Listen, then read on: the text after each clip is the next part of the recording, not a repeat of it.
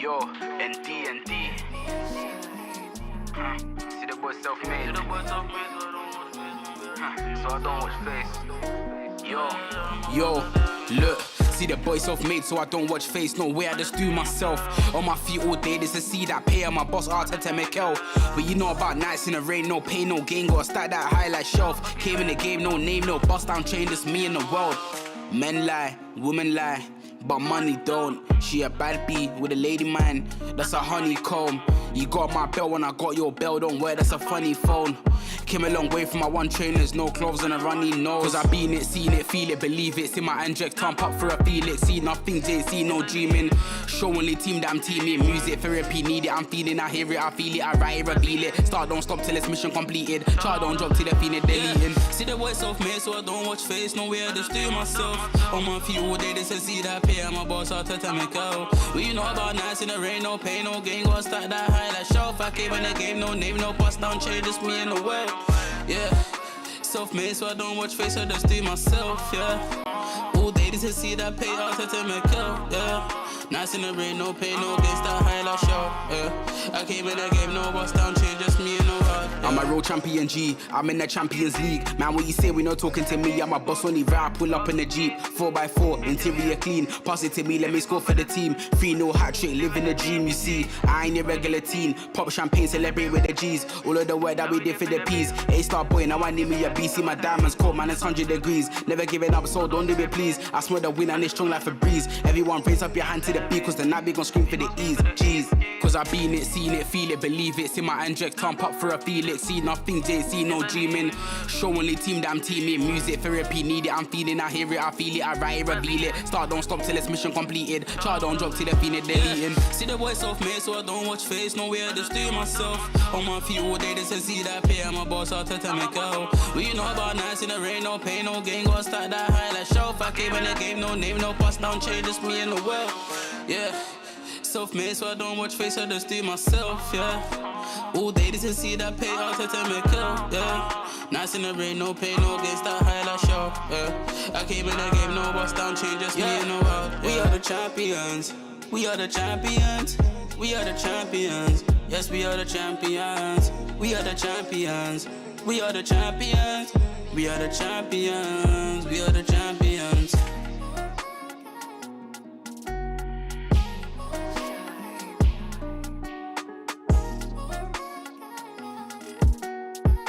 We are the champions, we are the champions.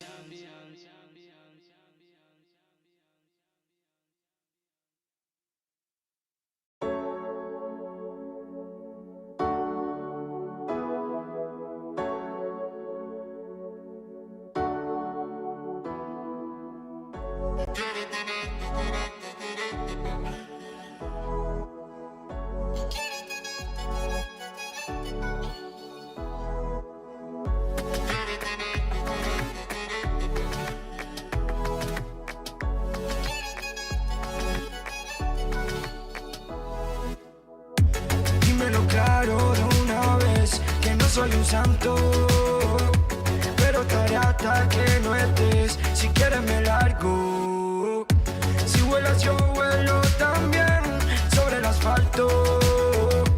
Más vale mala que buena conocer, por eso aquí te guardo.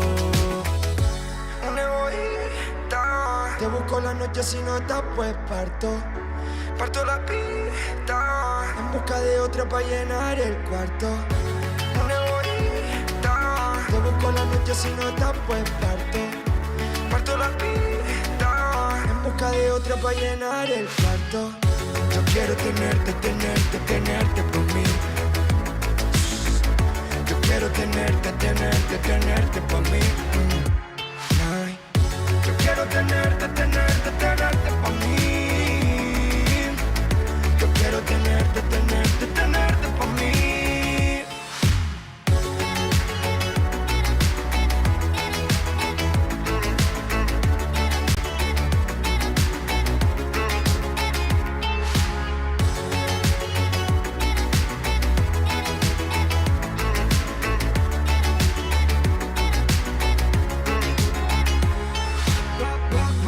Tú lo malo me saca, si me ves solito no ataca. Como se me saca, sé que mi cara me delata. Yo te visualizo con la tata.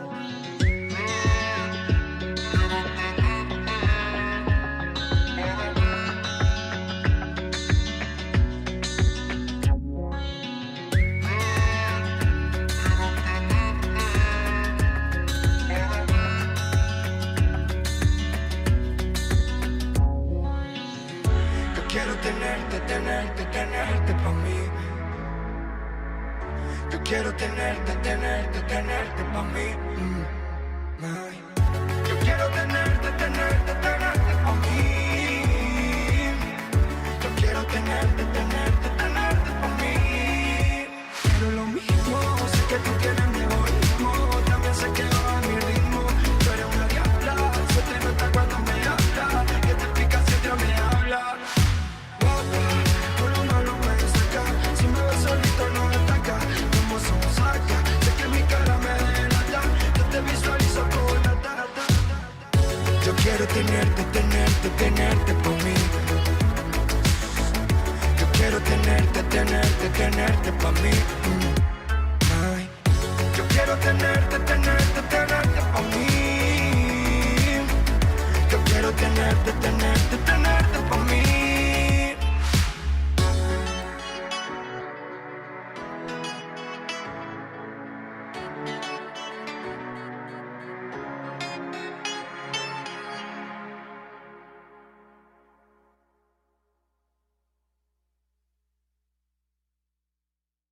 Da-dum, da-da-dum, da-dum, da-da-da-dum, da-dum, da-da-dum, da-dum, da-da-da-dum.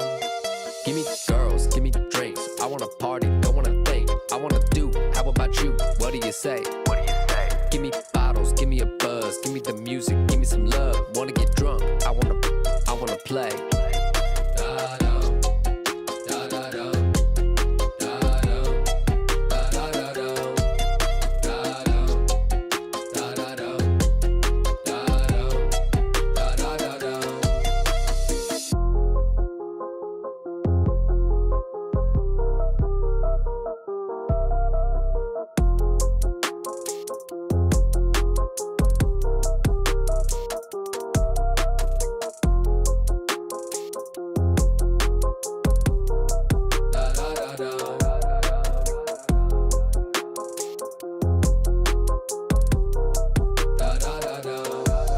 Give me girls, give me drinks. I wanna party, don't wanna think. I wanna do, how about you? What do you say? Give me bottles, give me a buzz. Give me the music, give me some love. Wanna get drunk, I wanna play. Da-dum, da-da-dum, da-dum, da-da-da-dum, da-dum, da-da-dum, da-dum, da-da-da-dum. Da-dum,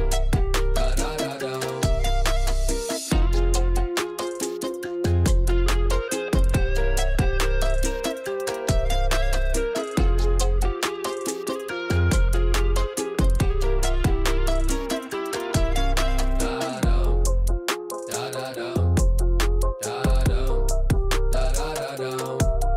da-dum, da-da-da-dum, da-dum, da-da-dum, da-dum, da-da-da-dum.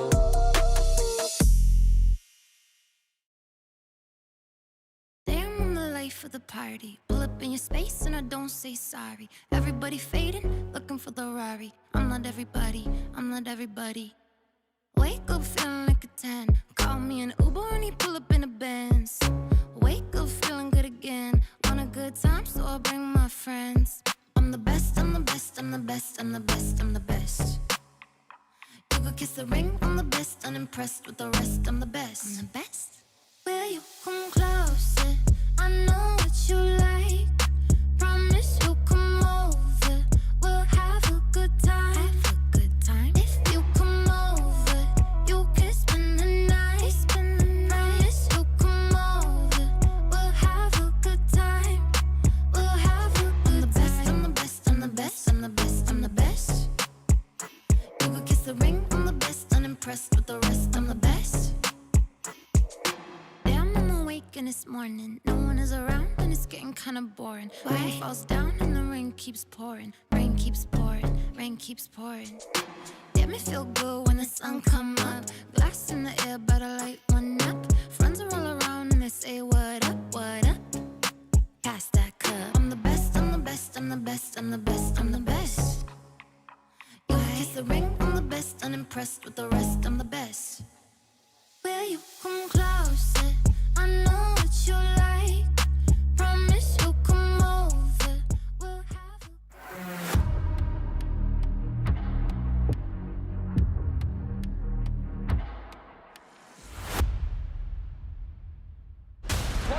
It's a read on it. Wants the challenge. Oh! With the shotgun. Are you kidding? Prevails from the front. Stops the most of our keep from hitting. Wolves are going to be your COD Mobile champions.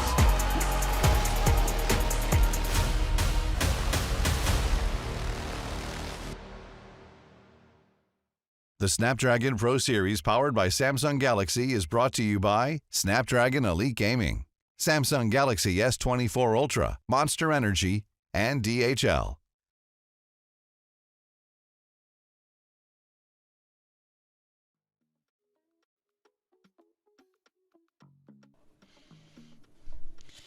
We talked about it for weeks. We watched hours and hours of gameplay, and it all comes down to this weekend.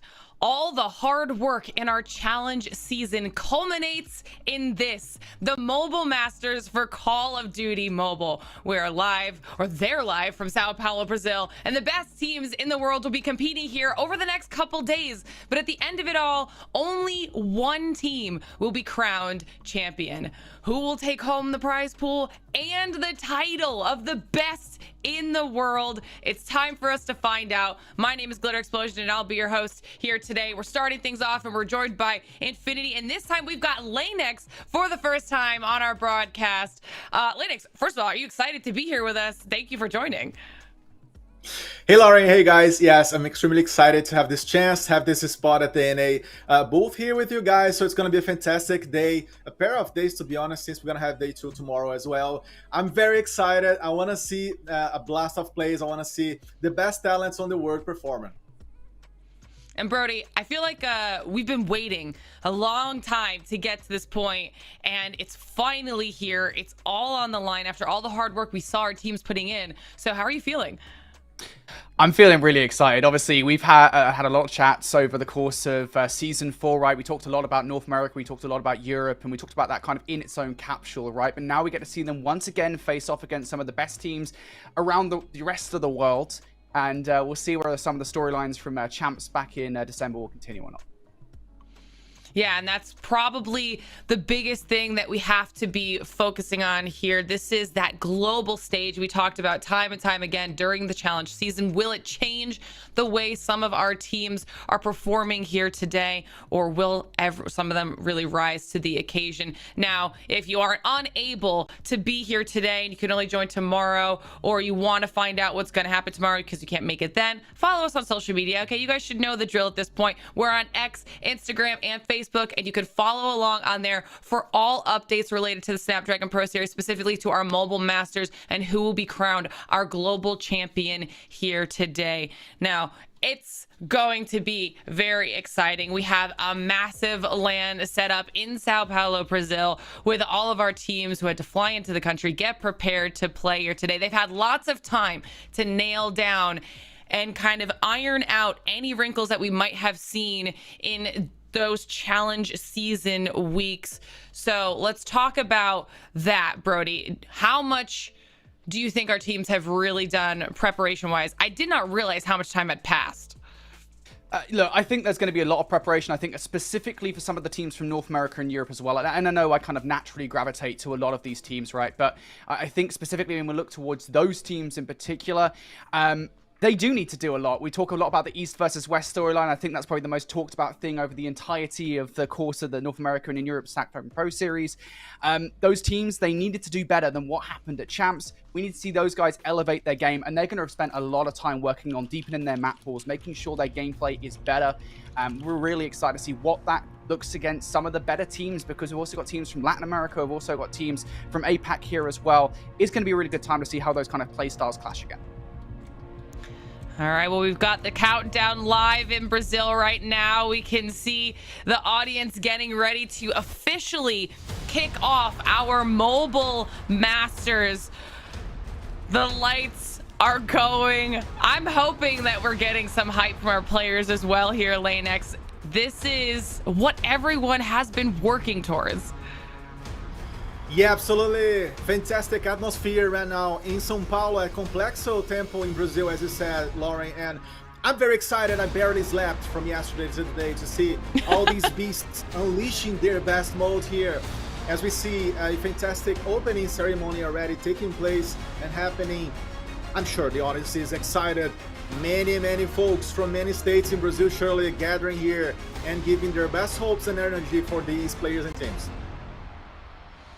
Obviously, we're getting some shots, some first looks at that trophy in the center of the stage as well. And that's what all of those players want to be hoisting above their heads when it is all said and done here this weekend. Like Lanex mentioned before, we've got 2 days of competition here for our Mobile Masters. So we'll get through 5 matches here today, then we'll go into our semis and our finals tomorrow. More information on that. We'll break it all down for you guys as we get to that point.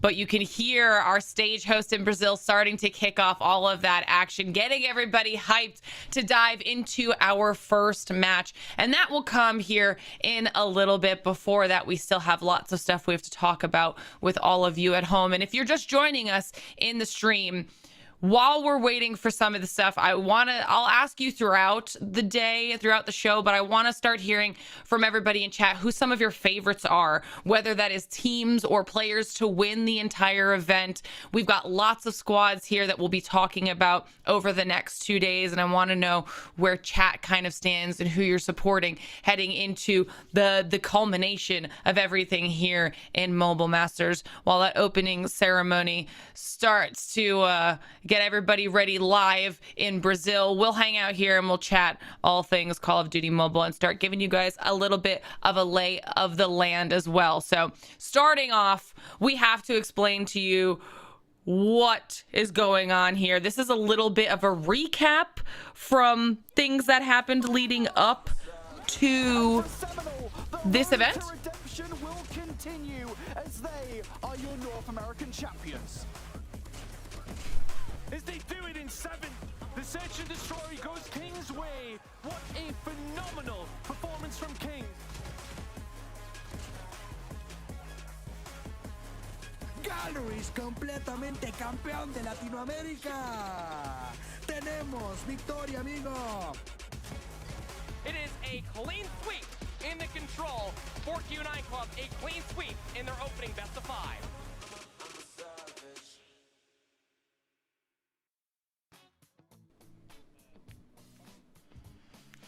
Little bit of a hype reel there to get everybody prepared and also kind of refresh you on some of those pop-off moments that we got to see in our challenge seasons, obviously coming in here to Mobile Masters. And for anyone on the English stream who might not be familiar, we've got Lanix here as our resident Brazilian expert, kind of bringing you all that LATAM knowledge for today. What were just quick hits, like highlights maybe from LATAM that our viewers might not know? Which teams came out on top, the performance, things like that? Yeah, Laurie, we know that these two teams that initially were going to represent LATAM and Brazil here, I'm talking about specifically Galleries and Amigos. They came from a very tough, I would say, competition on the last season. They have actually had different ways. Galleries, they have been establishing themselves since last year. They dominated the first semester during 2023, being a very, very winner team on the region as a whole. And then they fell a little bit during the second semester.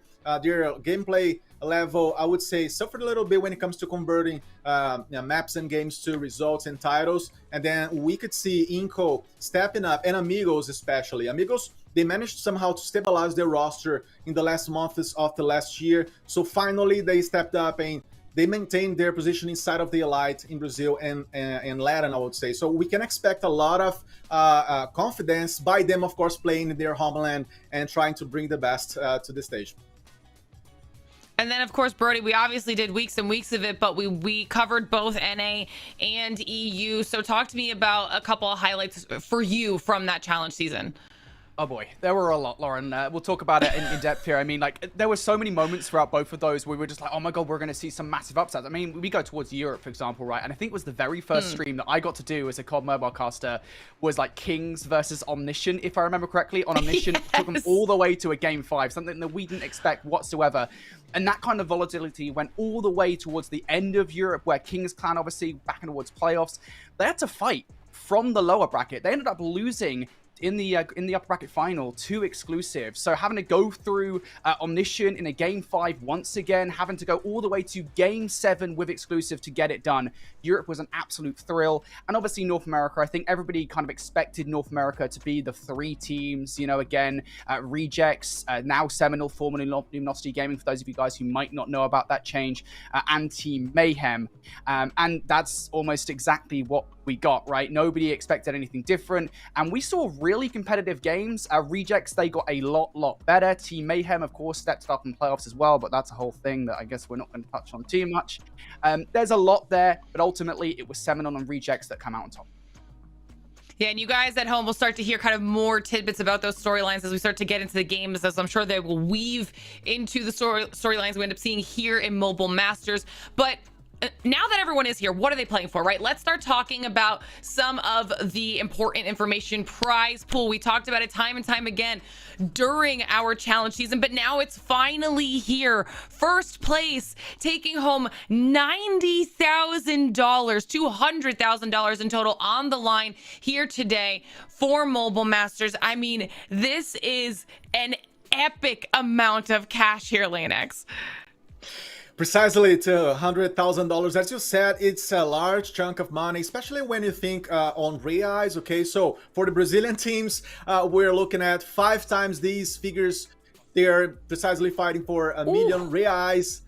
So the currency is gonna motivate surely the Brazilian players to deliver their best. And let's see what's going to happen. As we've seen, Lauren, such a nice international recap with some of the best moments. And I'm sure that the international audience is going to be thrilled to learn more about other regions and other teams, especially the Brazilian Latins, who are going to have the majority here, right? We knew before, was invited that we were going to have like 2 teams, as I was trying to say before. And then we moved into 3 teams from Brazil, Latin. So, I mean, this region is totally excited, I guess. Yeah, and a little bit, not in a bad way, but obviously first place, $90,000 goes down to $40,000 for second place from there. So, you know, everyone's going to be fighting to try and get into those top spots as much as possible. And with the level of competition being as high as we expect it to be, now that we're here on this global stage, it's not going to be an easy journey for any of these teams. It'll be interesting to see what type of a leg up some of our teams get, putting themselves in a little bit of a snowball situation, starting off really strong on the first day, because that will be one of the most important parts of this entire competition. But now that everybody at home knows exactly what is on the line for these teams, what they were fighting to even get to, let's talk about the teams that are here with us at this event. We'll take a look at the groups participating in the competition here today. This is Group A, Brody, and talk to me about some of these squads. Yeah, this is a really exciting group. I think, you know, a lot of people's eyes would immediately be drawn to Q9, of course, the team from China that did spectacularly well at Champs, made it all the way towards the semi-finals. But it's not just them in this group, of course. Galeris from Latin America, from Brazil. They are going to be a supercharged team now that they've got Lucasin on side, and I think that's going to be a team that really people have to watch out for within this group. They are joined by Kings Clan from Europe, which I think a lot of people have had kind of issues with, if only because of the fact that Europe has been relatively disappointing internationally over the last couple of years. And then, of course, the team that was gifted the lifeline in Inco Gaming.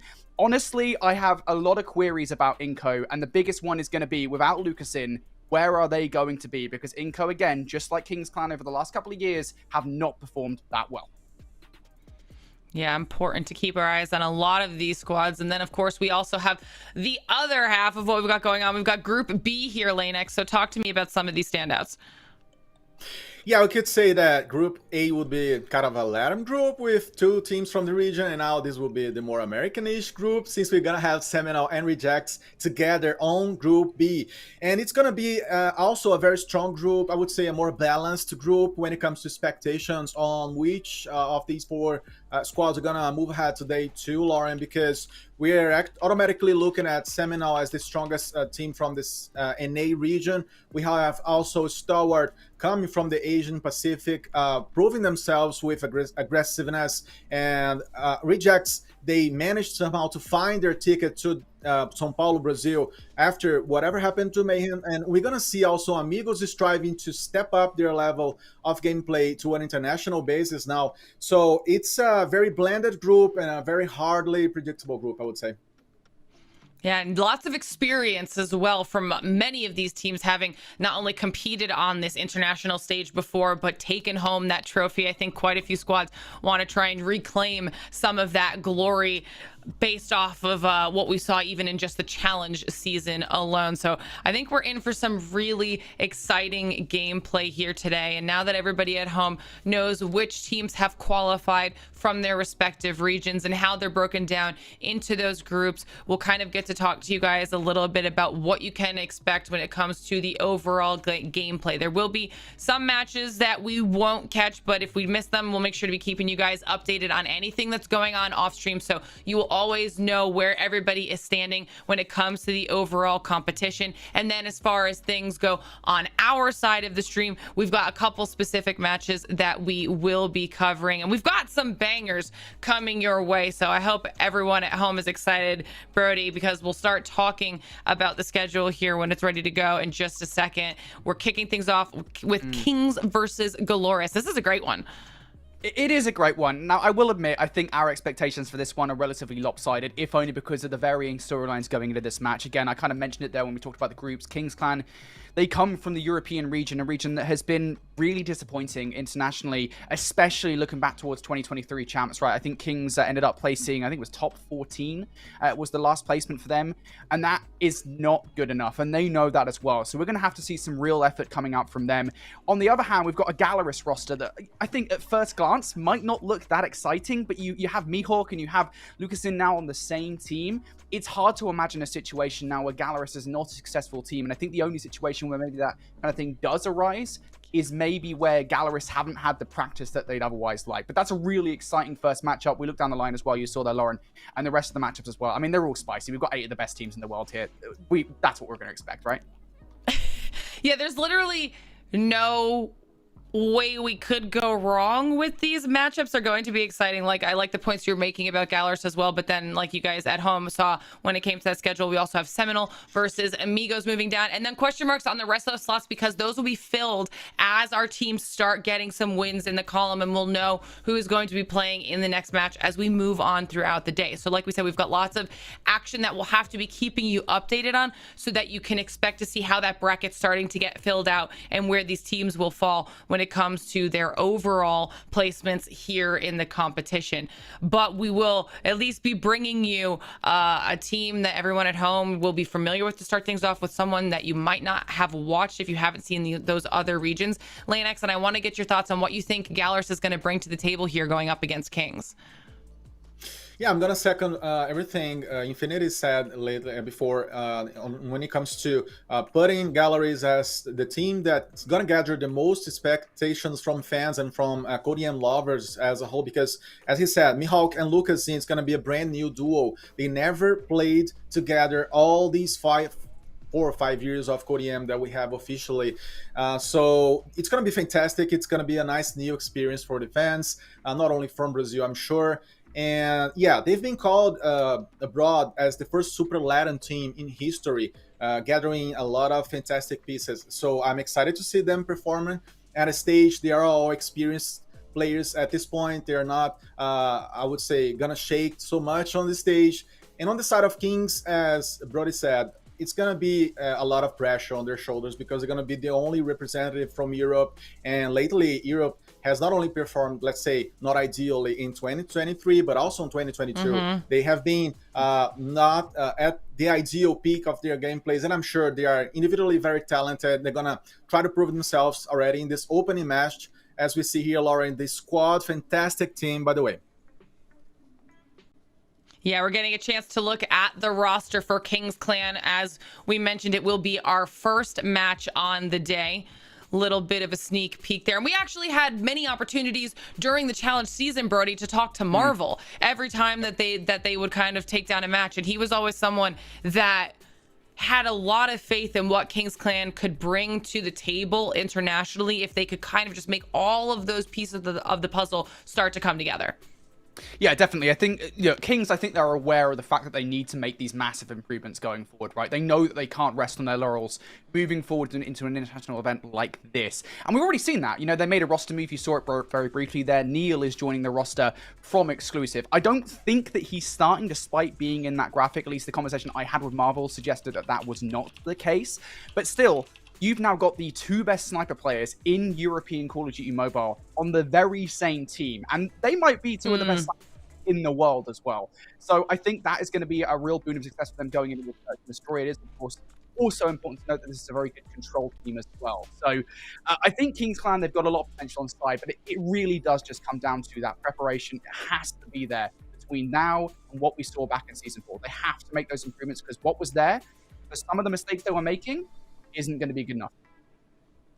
I like the call out though, Brody, that potentially some of the best snipers in the world. This is where they prove it. This is this is that opportunity to put themselves on that leaderboard of greatness. I'm excited to see what they are able to bring here up against Galores, a team that obviously they haven't had a chance to go up against during the challenge season. So it'll be new for them, which is my favorite part about this competition, which means that they are probably starting to get ready for the first match of the day. I guess if we talked about the Kings roster, we might as well also start to touch on the Galores roster. I know you mentioned a couple things about them already here, Lanex, with that new duo, but anything else you want to kind of expound upon a bit, but while we wait for our players to get ready for their walk-ins?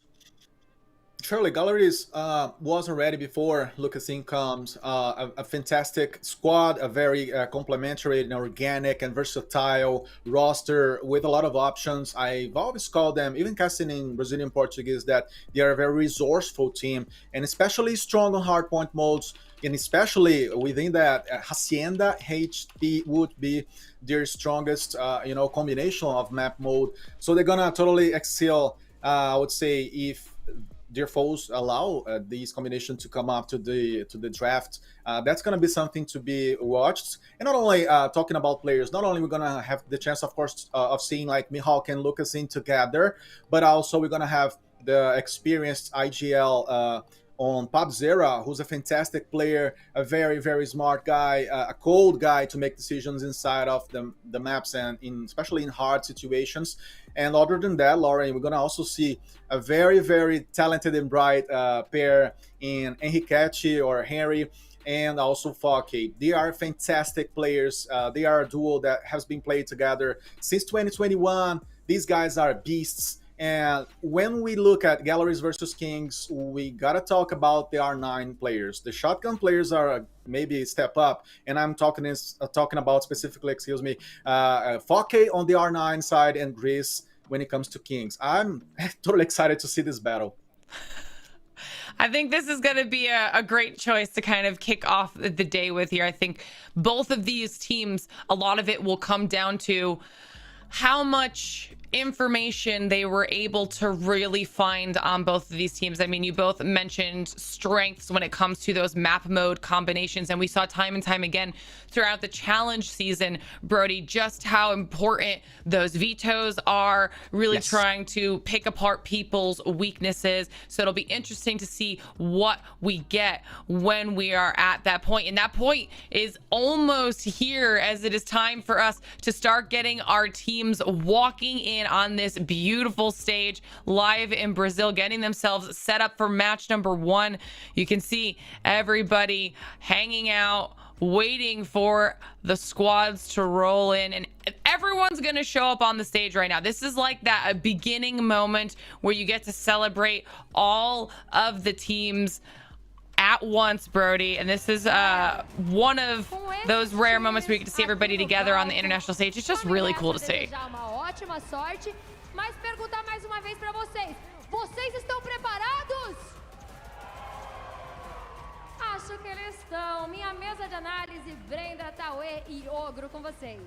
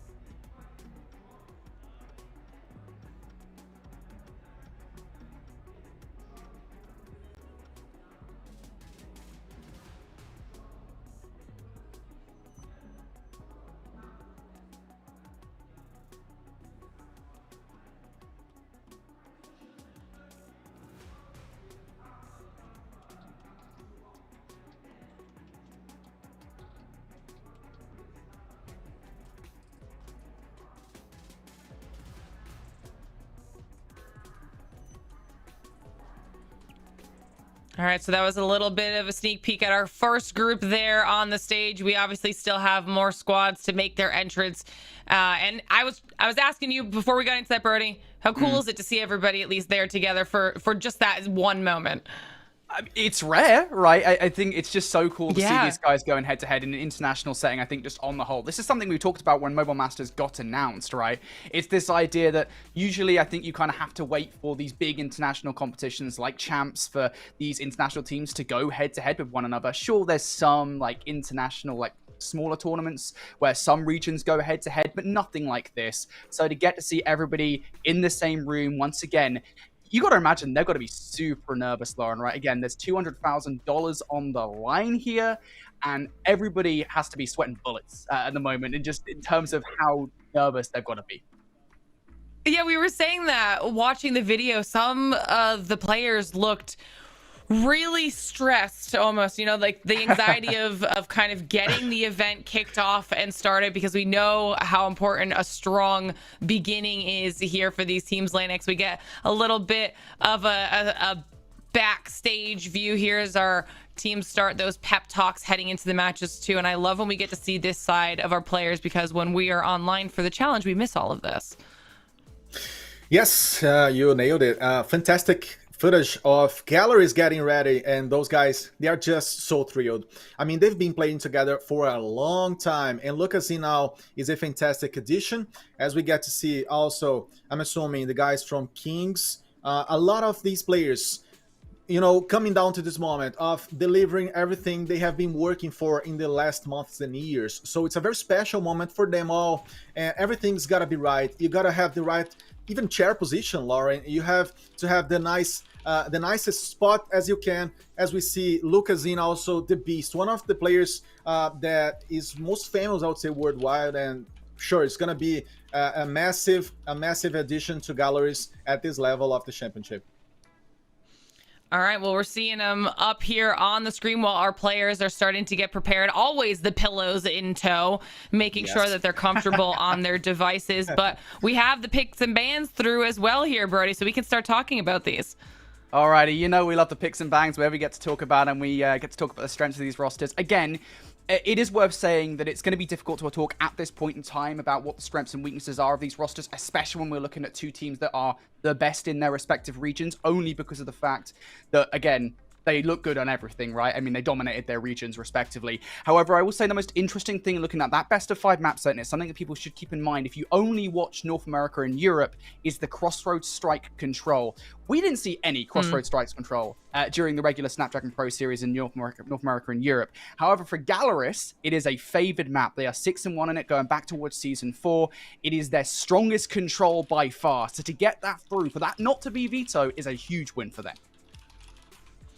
All right, and as you were taking a look at those picks and bans as well, Lanix, did anything jump out at you in favor of Galeris? Yeah, I would say definitely the Crossroads control is going to be fantastic for them. It's their best map, to be honest, on the control mode. But the beginning of the series is going to be challenging for Galeris, since Summit is not their strong map for Hardpoint, even though they are very strong on the mode itself, but the map has not been delivered to the fans at their best. So I'm very, very eager to see how the Brazilians are gonna get things kicked off here in this series, Lauren, to be honest. And moving forward with that, I think a search and destroy is gonna be very balanced, between both sides. All right, well, while we're waiting for Kings and Galeris to be ready to dive into match number 1, you could see that our entire group is getting set up on this stage and prepared. And like I mentioned earlier, any matches that are happening off stream, we'll make sure to keep you guys updated on the outcomes of those so you can keep track and kind of stay up to date with some of your favorite teams if they aren't the match that we are currently spectating. And as we prepare to get into match number 1, it's time for Brody's favorite part of the day. I want to get some predictions out of everybody for how they think match number 1 is going to go. Chad, I want to hear from you as well. I want to hear your thoughts if you think it's going to be Kings or Galeris that take home match number 1 of the event as we kick things off.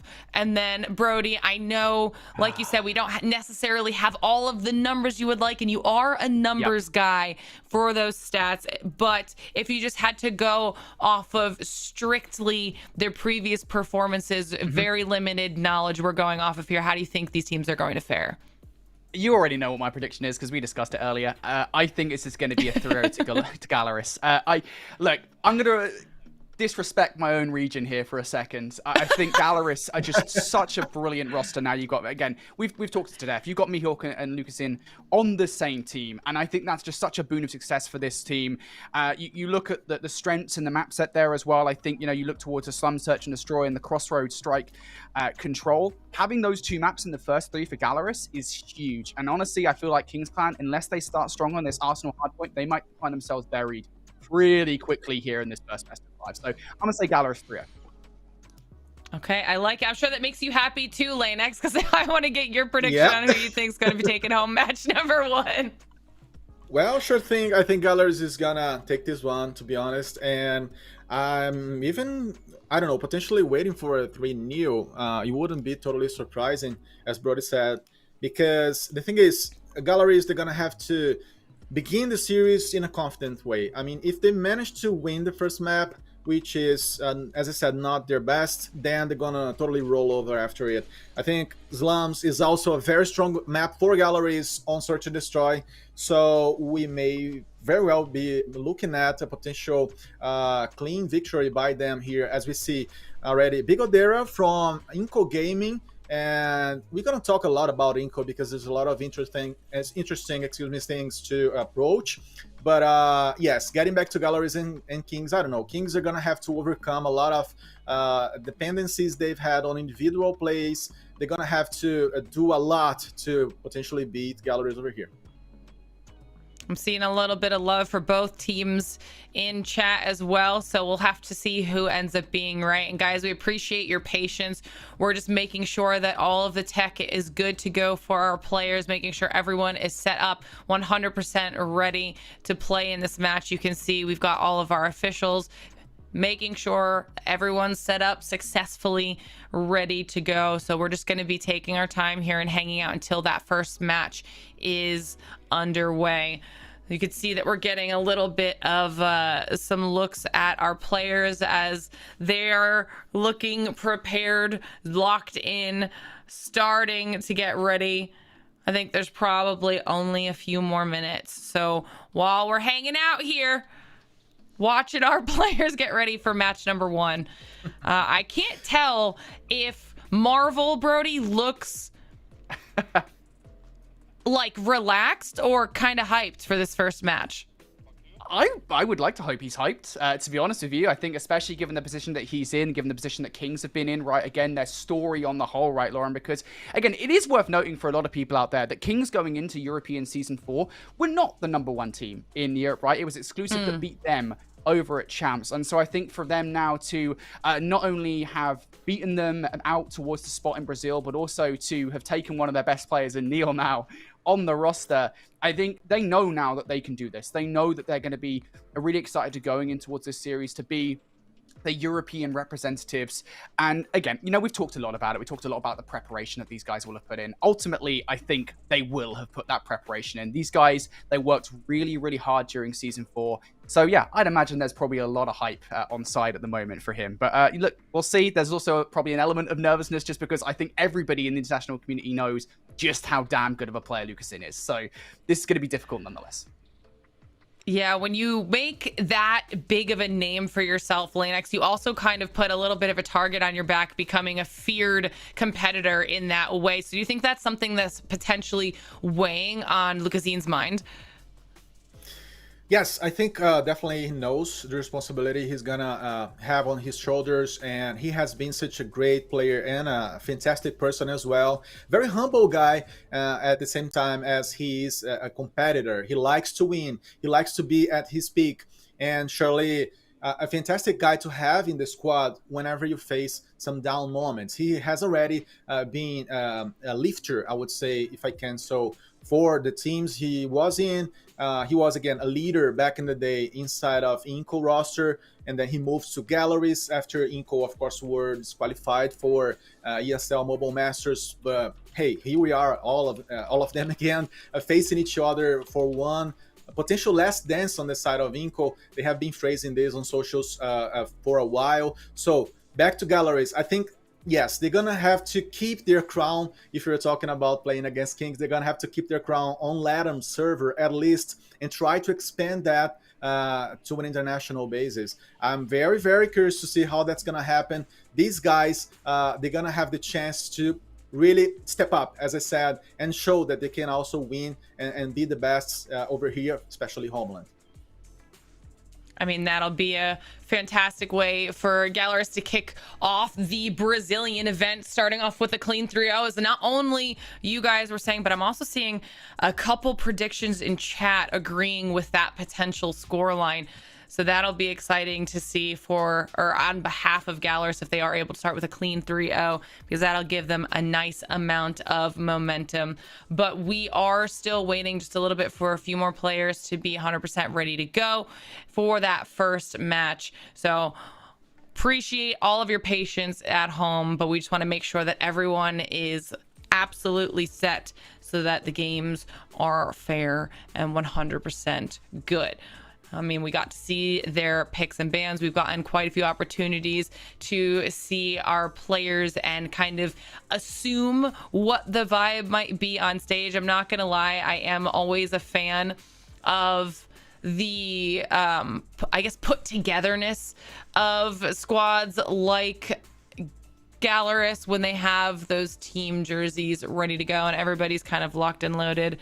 But for now, we appreciate you bearing with us. I think match number 1 is ready to go. So let's get straight into the game, though. Let's kick off Mobile Masters. Brody, Lanix, let's go. Alrighty, thanks, Lauren. Really appreciate that. We're ready to get into this game. Galleries versus Kings. It's the first game of Mobile Masters. And again, the best team from each region going head to head. There are a lot of storylines going in this matchup, Lanix. We're so excited. Oh yeah, man, it's gonna be exciting to see them perform at a high level, as I said. Number 1s on each of their regions, and the first gunfight already coming to top and also to P1, but Galleries seems to regain the reign over here, invading and, of course, already locking the potential entry points. We see they're very dominant over here inside of the objective as Kings are pushed away. I'm gonna have to we're gonna have to see actually how they're gonna manage to retake this one, Brody. It's looking already kind of complicated. Yeah, I think P1, just on the whole, it's always a very difficult hill to get a wealth of time away from. Galleries doing a really good job at it at the moment. You can see the kill feed pretty much consistently lighting up blue, and 3 players on Kings Clan at the moment sitting on donuts, so they want to start to get themselves moving sooner rather than later. Summit's one of those maps that can really snowball away from you pretty quickly, and this is a wealth of time that Galleries are able to steal away from P1, but finally you see a couple of kills now starting to come through from Kings Clan. They might well have a shot at garnering some time from Hill, but already you're starting to see why this Galleries roster is so powerful. You're already starting to see streaks on the board. Oh yeah, they already are playing on a massive level. We can see that the prep for P2 is gonna begin to happen, and Kings manage to maybe get reorganized here in the backline, but let's see how that's gonna be able to be converted into an actual objective control as Galleries keep moving ahead. I mean, they have not been challenged hardly so far in this first map, and we see Kings attempting to get into the point.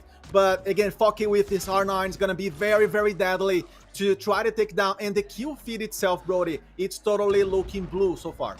Yeah, this is not a good position to be in if you're King Clan whatsoever. You're losing kill feed. You've got R9 control for Galleries too, and, well, you've got map control for Galleries as well. It's all looking up if you're a Galleries fan at this point in time. Kings Clan, there's still 15 seconds worth fighting over in Old, but you cannot get it done, and now you're starting to see that snowball effect coming through. Hen sitting inside, has the Purifier ready to go. Going to throw that Hunter Killer drone into the sky as well. Galleries are getting every single second away. I mean, Sazen Infernal, double chow for the hill, but Lucasin is not allowing it. Galleries are having a hell of a start to this game.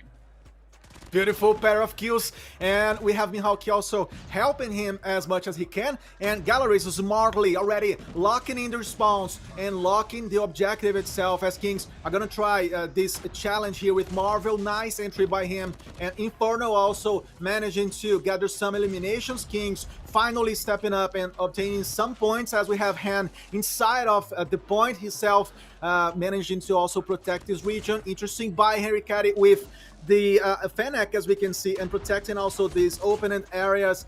Galleries managing to get to the first 100 points here, Brody. Such a fantastic and massive ride so far against Kings.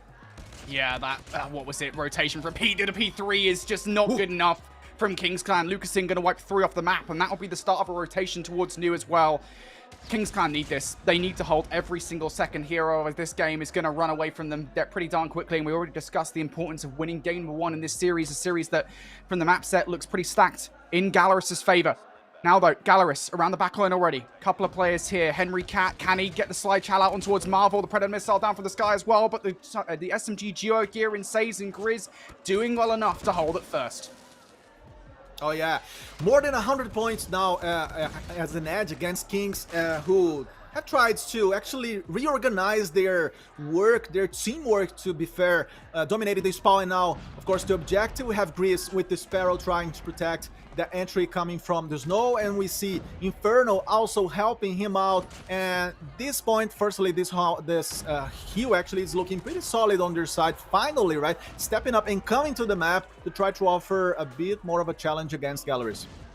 Yeah, you can't even afford to give this back 30 away, though, and I think they know that as well. That's why you're seeing a couple of players run up towards the line. Fokke, though, he's going to be inside with a couple of kills with the R9, make that 3. Mihawk also getting number 4 as well, and towards the top line, Mihawk has whipped the claw out to ensure that this scrap time does go the way of Galaris. They know how valuable that early lead they built up is, and they do not want to let it slip away from them. Grizz looking for Smetic frags towards the new heal here as we go towards the second set. Fokke, Pabzera not allowing it whatsoever as they find 3 between them. And again, we're in that same kind of position here, Lanex, where Galoris in control of P1 once again. Yes, once again, and not only in control, but like using these points against Kings, already rolling the scoreboard against the Europeans, which is going to be even harder for them to overcome from now on. Galleries managed to use the last few seconds, scrap seconds from P4 to already prep the second P1, as we see Says trying to gather back again. Kings needing desperately points now, and it's already looking a very complicated map for them, as we have Raid also managing to step in. The Galleries doesn't give him a shot, doesn't give him a chance over here, Brody, and it's looking very, very one-sided so far for the Brazilians. Oh man, Kings Clan, how about this for finding a depth pretty quickly in the game? Galaris not only again building up time from P1, but they've built streaks, they've built operators ready to go for the next hill, and Kings Clan have absolutely nothing to speak of. They have to get it with their weapons alone, and the kill feed just doesn't look favorable whatsoever. Mihawk already over here, as is Lucasin. Ready for the gunfight. Lucasin going to jump up top, has the help from Henry Cat as well, and then Galaris, excuse me, already inside. Kings Clan, they just feel like they're constantly getting wiped out. You need to see something right about now, and Fokke just comes through with a triple with the equalizers. That is damning. Absolutely astonishing by Fokke, keeping his streak, trying to move even ahead. As we could see before, Brody, a very smart play. Again, Pablo with the Pred being fantastic as well, but like I was gonna try to say, Lucasin on the top, being the strongest play when it comes to trading. So it's very smart by them to place him at top to offer the respawn, offer comfort on this P2. Galleries moving ahead into 200 points. And the main question is this map gonna last to the third rotation, or we're gonna keep seeing this ride by Galleries so far against Kings? I don't know, dude. At this point, Kings need something special. I mean, look, they are trying things. You can see that on the minimap as well. You just saw them attempt to put Raiden towards the flank, but he immediately gets shut down by Fokke, and, well, Mihawk in towards the hill is able to clear a couple of players. And what you generally speaking expect, which is to see players try and make their way around the backline and flip the spawns, Kings just can't do it whatsoever. And now you're forced to go through the front of the hill. You've got Henry Cat here with the Purifier as well in the water setting. He's just cooking all of these players alive, looking for more kills. Slides out for Inferno. And, well, Inferno will survive the engagement, but, I mean, it just doesn't matter at this point. Kings Clan cannot find a way in. Perhaps Grizz can get it done with a Sparrow again. Just, it's nowhere near as good as what Galaris are doing. Absolutely crazy job by Galleries, especially with Lucas moving ahead to 40 kills already. And it's gonna begin to look like a countdown in favor of the Brazilians, who are massively dominating the map against Kings. Marvel brings up his Annihilator to try to, of course, escalate the level of damage, making a pair of kills but then falling ahead. We see Kings not even managing to get to the 100 points, so the next P4 is going to be a very, very open skies battle between both sides, but Galleries managing potentially to drop this one already in the next hill. It is important to note that last hill on this rotation was, this hill on the last rotation, excuse me, was where Kings Clan managed to get a wealth of time, but they've already got a couple of spawn-in players from Galleries. The first few kills are already in for them. They just need 4 seconds, and goodness gracious me, I mean, this is not the bang that we wanted to open in the tournament with. This is a whimper for Kings Clan, as the hype is there for Galleries, and for good reason. The Latams have come through, mate, and they absolutely just destroyed them.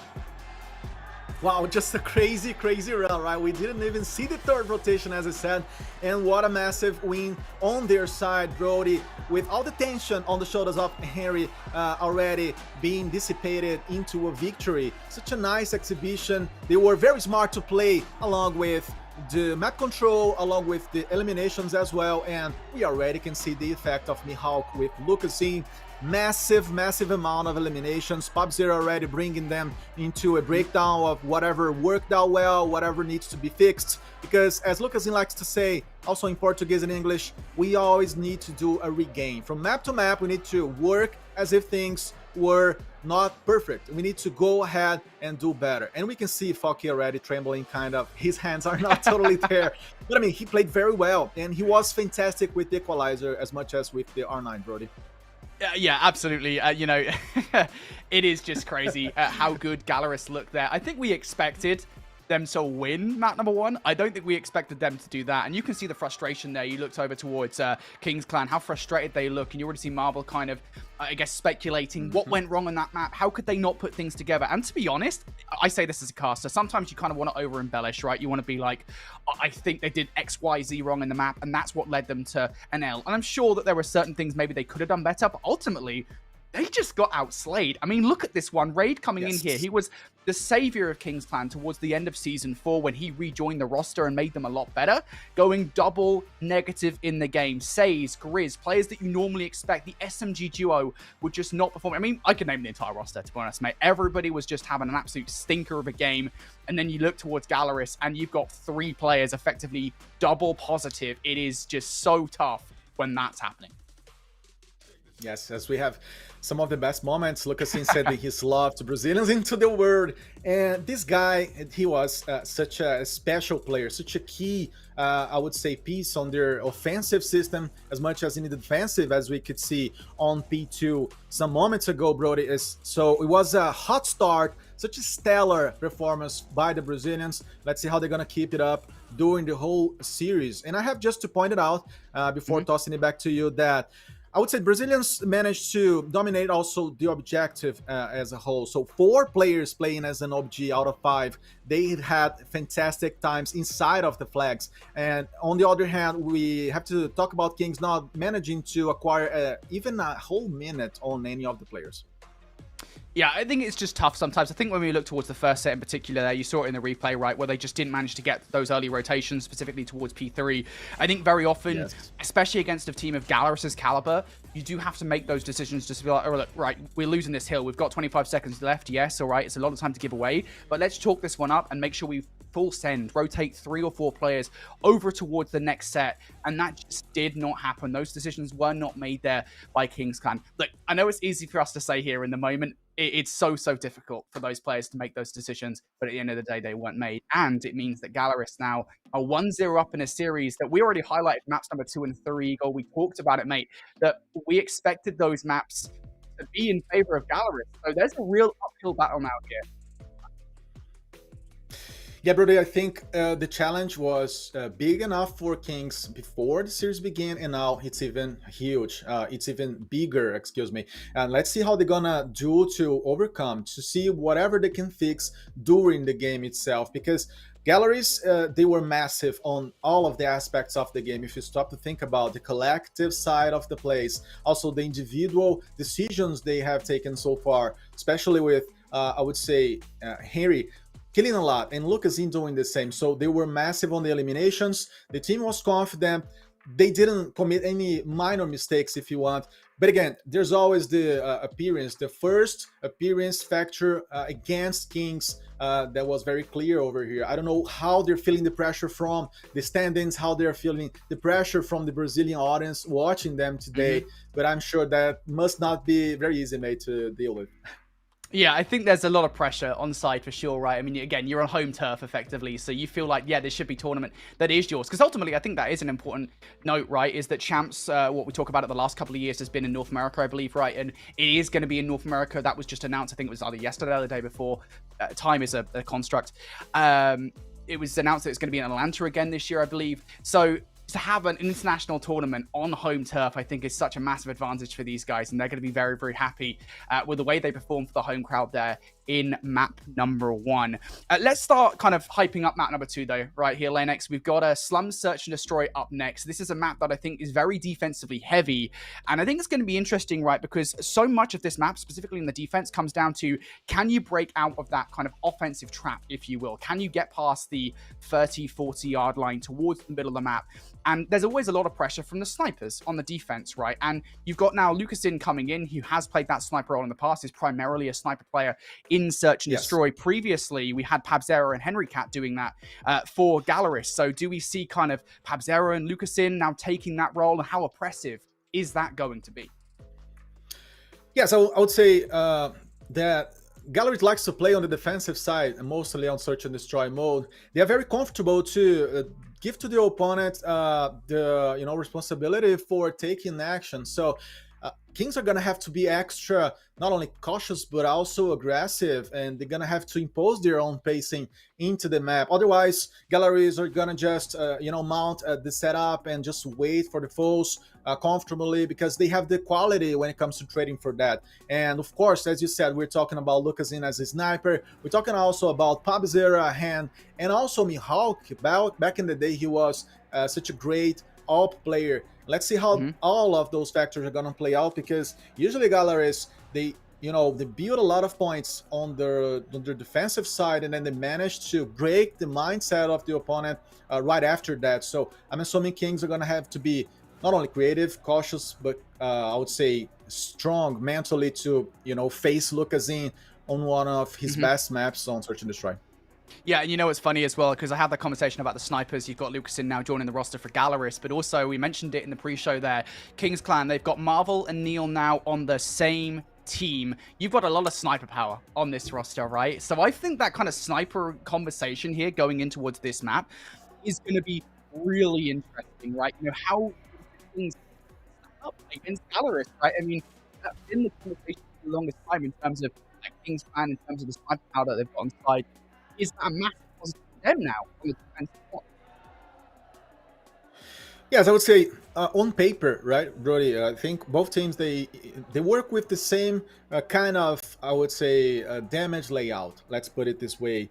Both sides liking a lot to combine, of course, 1-2 snipers with a lot of assault rifle players, and also with a special R9 player here or there in the case of both teams. So they usually bring up the same kind of damage setup against foes. Let's see how that's gonna help them, of course, inside of a Search and Destroy map such as Slums. As you said, it's a very much defensive map, meaning that the defensive sides usually they're more comfortable to rotate on the back lines, to use the middle portion of the map to reorganize their lines again in their efforts. So all of that, all those factors are gonna play as a challenge to both teams. And Galeries, they know that as much as Kings. Kings are gonna have, again, to be extra aggressive because they're playing against the best Brazilian and Latin team in their own hometown.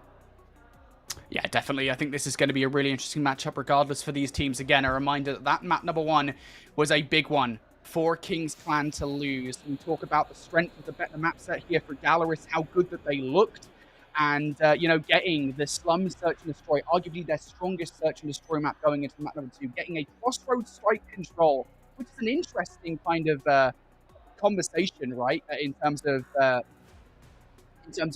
fact that European and North American teams apparently just really like Crossroads strike control. getting those maps in the next couple of this best of 5 is really peculiar. So yeah, we'll see kind of what's going on here as we get into the next couple of maps. Currently, I sound kind of bad. I don't know, like a robot or something. Lennox. Yes, we're gonna see all that playing out, man. As you said, and we know that Kings, they have worked on their psychological side as well. We've seen Marvel talking on socials, especially on ESL profiles, stating that their greatest strength is going to be their mindset, their willingness, to never step down, to never give up. And they were mostly anxious to face Q9. Let's see if that's going to ever happen from now on. But again, Kings are also ready for longer matches, for long series. So let's see if it's going to be the case today, as we already have action rolling on. So you guys are going to hold my hand, you're going to hold Brody's, and let's see what's going to happen. Round 1 already happening in a very fast pace, I would say, mate, with Galleries having the numbers on their side. There was just massive losing, just one player, and we are looking at already 1-0. And that's a big round for Galleries to take, ultimately, right? You talk about how defensively this map actually is, and to win an offense is like gold dust. So for Galleries to come out the gates and do exactly that is really particular. We'll see whether Kings Clan can respond in kind. That's a nice start coming out from them, as Grizz and Ray going to draw double first blood. And I love the aggression coming out from Grizz as well. He is going straight for these kills. Lucasin gets cut short. Meekork will trade on out, but the numbers here definitively in favor of Kings Clan. Very quickly, it all falls apart. Pabzera, 1 versus 3. And this is very difficult because I don't think Kings Clan are going to give him anything for free. Yes, only Pabzera to deal with this problem, right? 3 opponents in this clutch situation, and Kings reorganizing themselves and creating a very smart line from B to A to try to reduce the space the Galleries had to work with. And Pabzera is very, very strong on this kind of play. He's gonna try to, of course, manage the cover and try going for the scope against players from Kings. And Pabzera, especially with Tundra, very deadly. I don't know, let's see how he's gonna manage also to use the weapon itself, using the core area of the map and try to come for the right flank, using, of course, the grenades here, trying to cause that preliminary damage that allows you to not have to face your opponent always. But there he comes, coming to the middle of the map. Tundra again on his hands, trying to use the best he can, the time as well, because clock is ticking, Brody. There you go. Inferno's going to take him down. So nicely done from Kings Clan. And yeah, that's much more standard. What we kind of expect when it comes down to these defenses, you expect teams to be drawing those first bloods, and Galleries here to be stuck behind that kind of half wall that you see towards the offensive side. Those first bloods are everything here on the defense. Let's see whether or not the same thing can happen once again. You're seeing aggression coming out here. Henry Catton towards the middle of the map needs to draw that first blood. He does exactly that. Grizz goes down. There goes Saze as well. And Galleries coming out the aggression, but Raid and Marvel, they answer back. Oh. Marvel, double kill, yeah, fantastic work by him, trying to see what else is gonna happen. And Inferno coming for this battle here in the corner of the map, 3v2. We see Inferno trying to, of course, do this gap closing against Galleries players, but Lucas comes and steps up. We're gonna have to see how that's gonna be played out. 2v2 for a very interesting round number 3 after the equalizer. So both sides very, very spot on from this moment on, and the C4 is right at the core. So it's gonna be hard for Galleries to get close to it, since the protection level by Marvel is very, very there. And Raid is also close to him. So I would say King's looking very much different from the beginning of the map over here, Brody. Galleries have done basically a full 180 of the map at the moment. Marvel just laying in wait in the middle of the map here, trying to be all sneaky like, all cheeky like. I think the players might have just run straight past him. A little bit of COD timing on Marvel. Maybe hasn't seen him exit through Garage, and that's not going to work in his favor whatsoever. But he is actually going to get over towards A. Spidey senses tingling. Unfortunately, again, the COD timing not in his favor, and Pabzera will win that 1 versus 1 with the snipes. Man, what beautiful, what a close elimination by him. He was right there, and again, using the Tundra, as I said before, very talented on this kind of elimination of contact. 2-1 for Galleries, and somehow the regain is already happening. You see that they have reorganized their lines, and they're gonna move onwards to the A. This is gonna be a very heavy hit on the Brazilian side for a 4 versus 4 again. So very balanced round when it comes to the lives. 4K bringing the C4 down to the ground, and Marvel is going to be the closest player to get over there when it comes to looking at the objective. Mihawk is behind the cover. Many battle situations happening, and Kings also killing, also delivering the bullets in a very interesting way. They're not offering their, let's say, most not focused sides here. They're trying to fix some situations, Brody, as we see the 2v2 on rounds now. Yeah, I think just in that round there, Galaris, they managed to get the bomb down on towards A, and they kind of pushed back through blue, intended to keep an eye on it from there. But as Kings Clan do get a couple of kills, they get the numbers, they feel confident enough to jump on the defuse, and, well, it works out in their favor. So 2-2 now. Galaris once again looking to draw first blood by playing aggressive. That's how they've won their rounds in the past, and it happens once again here. A 2-for-1 trade off the start, now make it 3-for-1. It's just down to the snipers left alive for Kings. Oh yeah, Galaris already hopping into B and showing who's the boss in this region of Slums. Inferno coming for this battle. He's gonna try, but Pabizera delivered him right on his face. This very precious bullet. And Kings now totally low on numbers. Just Marvel against 3 players. He's gonna have to be extra smart also to understand what is gonna be the play by the Brazilians, how they're gonna do this one. And he carry already playing on the B, and we see Lucas eliminating Marvel for another wrap-up of a round. So Galaris 3-2, looking fantastic, looking strong, but Kings are also offering a nice challenge. They are doing what they should do, Brody, and always stepping close to the Brazilians. Honestly, I'm going to go ahead and say I'm not happy with Kings at the moment. You know, you're losing 3 offensive rounds or 3 defensive rounds away to Galaris. That should not be happening on a map such as Slum Search and Destroy. Seeing over aggression coming out from Grizz there. The R9 battle going to be won out by Fokke. He was actually going to pop a second as well, and that's just egregious coming out from Raid. Inferno will fall too. And now Kings Clan left to the last couple of players. And again, it feels like so many of these open engagements are going Galaris' way. They are simply outclassing them at the moment. Lucasin going to cap off that round. And my oh my, as we switch sides here, Galaris 4 offensive rounds there on Slum Search and Destroy. That's insane. That's insane. And it shows how much Galaris understood their mission. They needed to be ahead. They needed to have better numbers when it comes to rounds against Kings on the first half, which was a very, I would say, mobile beginning of Slums. A lot of movements, and now Kings, of course, setting up a line and trying to be patient, but Fokke doesn't let that happen. He comes for Grease. He's gonna try to double it up. Taken down by Raid. We have already Mihawk coming to the middle. Nice battles over here to see how this round's gonna end up. And Says with the DRH trying to also get close. Kings trying to make a decision. I would say they're more leaning towards the B.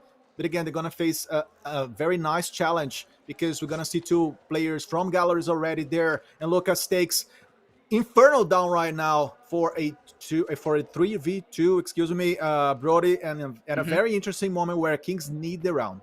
Yeah.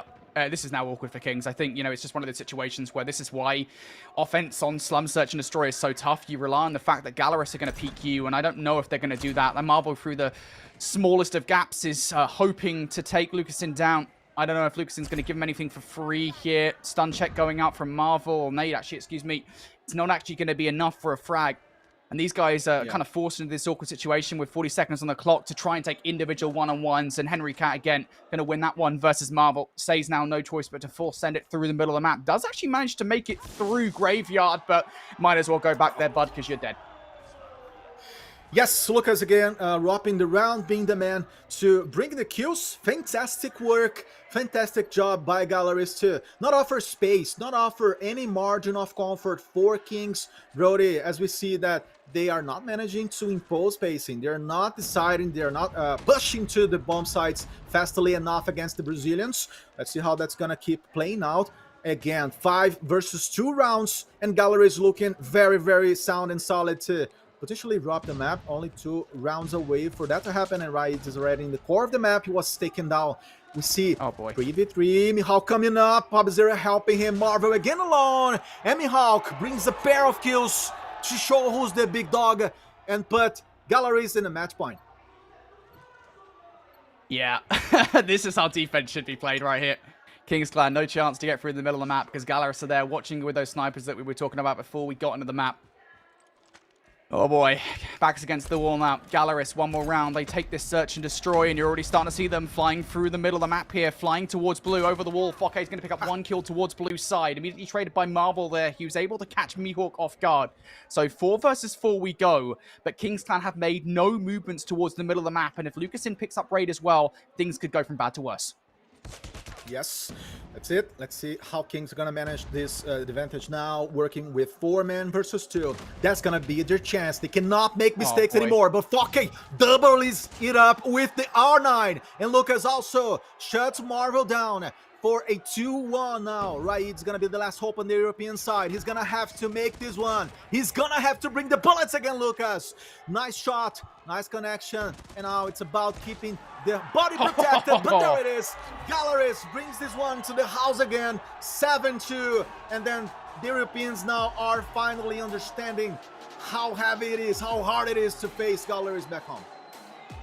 It's so difficult, isn't it? Galeris are just those guys at the moment, and internationally speaking, Kings, we've already talked about how Europe have struggled. Oh boy, how about that? Really struggling in the Search and Destroy. And I think we kind of almost knew that was going to happen because of the fact that obviously Slum Search and Destroy is one of the strongest, if not the strongest Search and Destroy maps that we see from Galeris as a roster. And that's pre-Lucasin as well. That's pre-adding another strong sniper player to the lineup. So yeah, I think, again, just playing it so well. I think, honestly, if you go into a switching side off the back of a defense and you've given away 4 offensive rounds to the opposition, you already know you're going to have an uphill battle when you yourselves are going to go towards the offense. And that is almost exactly what happened. You cannot let Galeris get those 4 rounds early on. You just nailed it, Brody. We have seen Galeris winning a lot of rounds, and Kings suddenly, they just could not win the map anymore. At some point on, it was not just possible, physically speaking, anymore. And look as he managed somehow to bring this 12-3 eliminations. Fantastic KDA. What a player, right? I mean, Galeris, anyways, would have, on my opinion, won this one against Kings without Lucasin, because they've shown a lot. It's not only about Lucasin, but it's about what other resources this squad showcased to us, and they have done this massively on both halves of the map.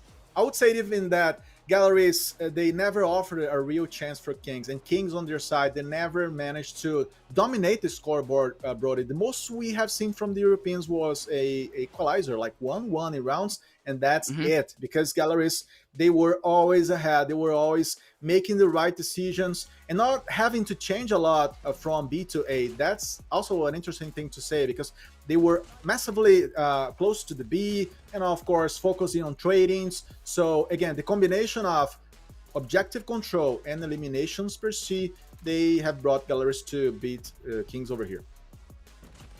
And you can see in the replay some of these early offensive rounds that Galeris managed to steal away, and very often it does just come down to who can win those first bloods out. Can you get aggressive, and can you get towards the middle of the map before Kings put you back in your offensive spawn? And again, they did it 4 times over, where Galeris was able to win those first bloods, and the response from Kings is just not good enough. And honestly, the what was it, 2 or 3 rounds that Kings managed to steal away from the start, at least one of them, maybe a couple of them, actually did feel like rounds where maybe Galeris should have won anyway. I look back towards that round, I think early on, where Galeris managed to get the bomb down over towards A. They retreat back through blue and effectively give up the bomb site away to Kings.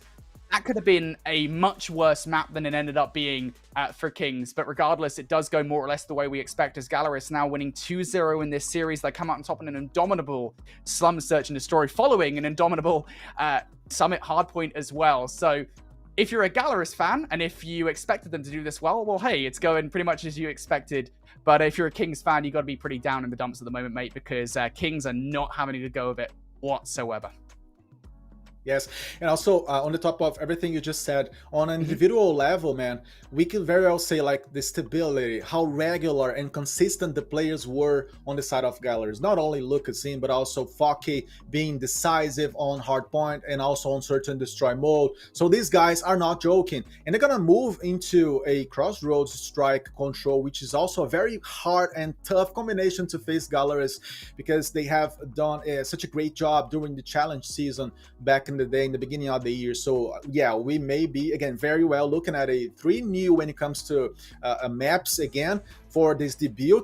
which has not been the ideal for the Europeans. I don't know what they can try to do here, Brody, to try to overcome this.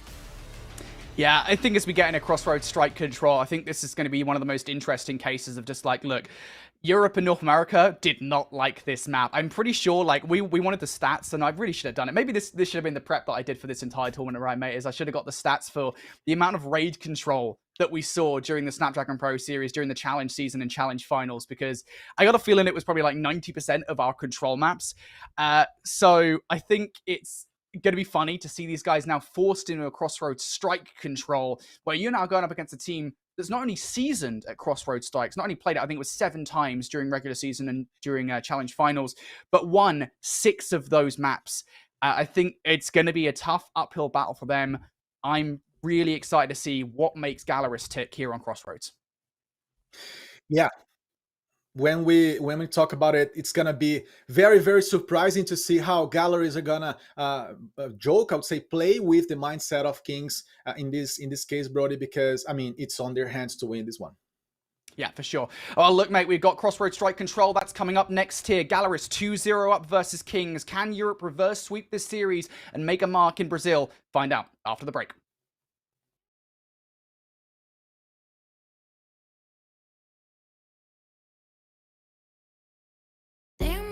For the party, pull up in your space and I don't say sorry. Everybody fading, looking for the Rari. I'm not everybody, I'm not everybody. Wake up feeling like a 10. Call me an Uber and he pull up in a Benz.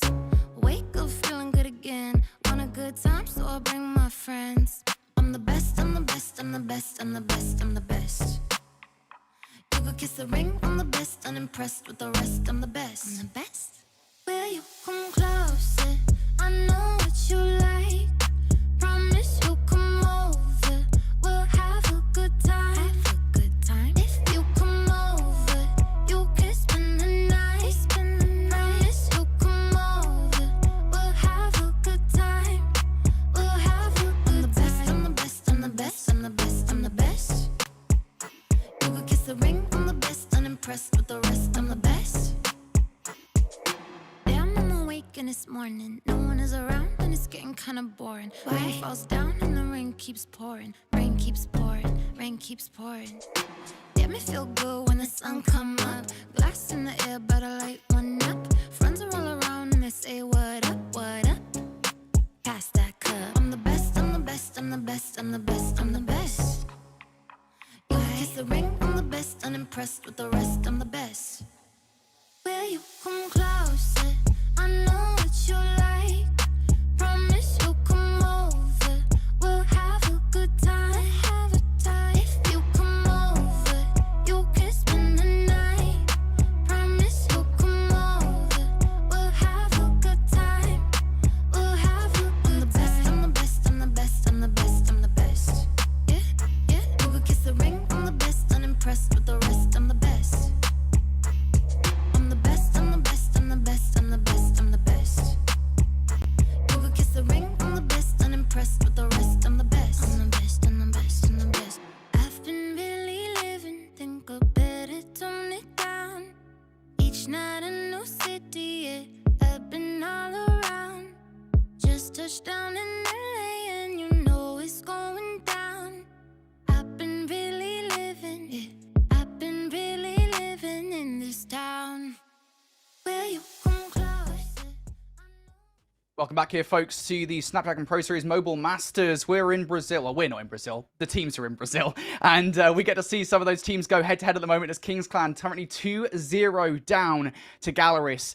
Look, mate, we set this series up as the best of Europe going head-to-head with the best of Latin America. And I think so far, I don't want to say it as a European, but Latin America is kind of winning that. Yeah, looking very, very strong, right? And I would say the chances of Kings diminishing a lot over the series. They're going to have to win this map. They're going to have to find a way to rebuild this gameplay, which has been suffering since the last 2 maps, Brody. I would say on an individual basis, we have not been able yet to see the potential of these players. As I've said before, the fans are looking at stars like Marvel, like even Greece and other guys they have played so far so well to this point. So it's time to really step up and show that they can do a little bit more. And now, as we could have analyzed before the break, Galleries likes to offer a very, very tough first round when it comes to Crossroads control. And then using the advantages, using the operators, they're going to totally go for a respawn or for a spawn trap, as we say, following up with the map. So, I mean, Kings needs to make the points to begin with. Otherwise, this is going to be just another 3-0, but now in rounds for Galleries. Yeah, and I think for me, the key differentiating factor between what this map needs to be and what, for example, map number 1 was, right, that the other respawn in this series that we've seen so far, we need to start seeing some slaying out of Kings, to be honest with you. You can't have 3 of your key players. You can't have basically your entirety of your SMG lineup double negative in a game. That can't happen. And with how good these guys are, with how good we know Kings can be, right, I think, you know, we're sitting here and we're seeing it kind of, I guess, in this capsule of Kings Clan versus Galleries, excuse me, one of the best teams in the world. It makes Kings look bad, but I watched an entire season of European Snapdragon Pro Series where Kings were coming out and they were just destroying a lot of the competition. They look so good. And I think it's that kind of, again, formula that we want to see from Kings, that kind of performance that we want to see from Kings in this series. It doesn't feel like that same kind of venom, that same kind of confidence is currently there with this roster. I wouldn't be surprised at the moment, Lennox, if they're rattled somewhat by the first couple of maps. Yes. I don't know. What I keep thinking, actually, Brody, when it comes to this point of the series is that Kings, they have not been very lucky also on the map pool or on the draft side of things. And lately, as we know from challenge season, they have been struggling against picking the best maps for them and also the worst ones for the foes. And it seems pretty much the case here that, again, this is happening. They have not so far showed up when it comes to being strong in a map and showing that, okay, this is our map now. Let's just create some level of uncomfort to the Brazilians. So Galleries is looking very comfortable and they are at their peak. The players were, of course, nervous before, but that's for all of them. That's not just for the Brazilians in here. So now let's see how they're gonna bring all this inside of Crossroads Strike, which again, as you said, it's not a pretty much frequently played map or combination out of LATAM, but in LATAM has been dominant when we look to the control mode. I mean, if it was raid control, then things could go totally sideways eventually for Galleries, thinking about how strong NA and European teams are usually on this combination, Brody. Yeah, you know, I imagine I would have liked to have seen the picks and bans for these teams, because I would have found it somewhat funny if Galleries did do their homework and they did ban Rage Control in preparation for what Kings Clan would look like on that roster. Of course, it is important to note that pretty much all European and North American teams are great at Raid Control, and I don't think Kings lost a single Raid Control throughout the entirety of Season 4. So, yeah, I think it is good for them to get Crossroads Strike Control in this series. I'm excited to see what Galleries look like moving forward in towards this one, because at the moment, I think just looking on paper, this looks like it should be a 3-0 here for Galleries. And I think, given what we predicted, Lanax, we both said 3-0, right? So it just means that we're gods at predicting. We know what we're doing. Well, yeah, we know the stats. We know how things can go eventually, since we have been covering these games and these players for a long, long time. So when we actually look in an overall way to the map pool, I would say, or to the modes pool, if you want, Brody, we can say that both sides, they begin very strongly on the hardpoint modes. Then moving into Search and Destroy, we get to the control modes, where usually control mode is not that much played. So we have less numbers. I would say we have a smaller amount of performances on everybody on control mode usually. But again, I mean, whenever they had to play, they stepped up. And I would say that Galleries are going to have to prove our points here, or whatever I said before. Like, they're going to have to show that they are the big dogs, not only on a statistical level, but also on the gameplay level when it comes to control inside of Crossroads Strike. And speaking specifically about some minor decisions they may do actually from now on in this next combination of map mode, I would say, Brody, they're going to have to be extra careful and cautious, of course, with Sparrows, with whatever Kings can bring, and they can bring like an open and nice, very wide, clear wave power, because that's how Kings are gonna try to explore this map, maybe using the open areas versus galleries, because galleries, they're gonna want to go for the single target positionings, and especially inside of the houses, with Lucazine being very strong on this one. I mean, I have to rephrase that. He already managed to obtain like 8, 9 kills as a streak on the challenge season against LATAM teams. So this guy, he knows precisely what he has to do on a personal level inside of closed areas. So the houses may be dominated by Mihawk or Lucazine. That's going to be eventually a key way of playing for galleries. Yeah, for sure. I think for me, when we look towards Kings Clan, right, it is important to note that they were pretty successful in this mode. It was their best one during Season 4 over in Europe. I think they had a pretty successful win rate. I think it's I've got the numbers here, so I don't think I know I've got the numbers here. It was an 83.33 win rate on Control in Europe. That was the #1 across the board in European Snapdragon Pro Series. So they're pretty good at Control. So if they have a chance in this series, it's probably going to be here. But again, I kind of do throw a side eye somewhat at the map choice. Are they going to be any good on Crossroads Strike, given how little we've seen from them on it? Well, we're about to find out the answer here, Lanex. We're about to get in what could be the final map in this series. Galleries currently 2-0 up. Can they have just a good of a go of things here on Crossroads Strike? Oh yeah, we're gonna see all that being played out by both sides, as Galleries already steps into B, trying to bring a heavy stack to this region. We see Mihawk being the only one kind of isolated from the rest of the team. But again, the house control is paramount to Galleries, and that's precisely why we get to see 2-3 players on the core portion of the map, as the kill feed's looking more Brazilian right now. Greece tries to rebalance that, and Kings are gonna have to respond on B. They're gonna have to come here and try to push the Brazilians away from this region, and they manage somehow to do that. But again, Galleries is very close to converting this B already. Yeah, it's already been a brilliant start from Galleries. So we'll say here, while they are about to capture B, I don't think anybody from Kings Clan can do anything about this. It is important to note that Kings Clan, technically speaking, haven't given away anything over towards A just yet. As I say that, though, it's time to Fokke to get on towards the point. He has lost his teammates around him. So relying now on the coverage from Pabzera and what he can produce with the R9, that's not going to happen here. Raid's going to find him. A couple of kills now starting to come through from Galleries here. So maybe they're going to be able to get out of this spawn trap, but now Kings an opportunity to put that said spawn trap together. Oh yeah, Kings totally reversed this one with a lot of quality and I would say ability, surprisingly perhaps to Brazilian fans, but they somehow, overcame, coming from the backline to a more of a mid-map positioning, dominating the Brazilians and showing that, the round's not over until it's really over. They got the numbers. Now things are looking more equalized, as we have Greece trying to eliminate Fokke. He managed to do that. Inferno coming as well. Kills again, favoring Kings to this point, as we see that the Brazilians are trying to maybe create some havoc on the backline of Kings. I don't know if that's going to be even possible, but we have also the clock ticking against both sides. 5v5, very, very interesting moment of the round. And again, all the level of cautions they can bring is not going to be enough, because we are talking about an international match over here, Brody. Yeah, indeed we are. Now coming down to a 2 versus 2 here in this first round of play. Now just down to Inferno for Kings. You don't really want to lose this defensive round. Pabzera and Fokke have a couple of options here. Do they want to hunt that player down, or do they want to go straight for the point? Inferno is playing as if he's going to be hunted down. Now is he ready for this double chow coming on through? Switches to the melee, and oh, goodness me. Oh, I don't think the melee is going to beat out Fokke's R9 there, as the first round goes the way of Galleries. Man, he even beautifully managed to slide away, but then for a second, because no more than that. It's Fokke we're talking about on the other side, and he managed to bring this one to his team.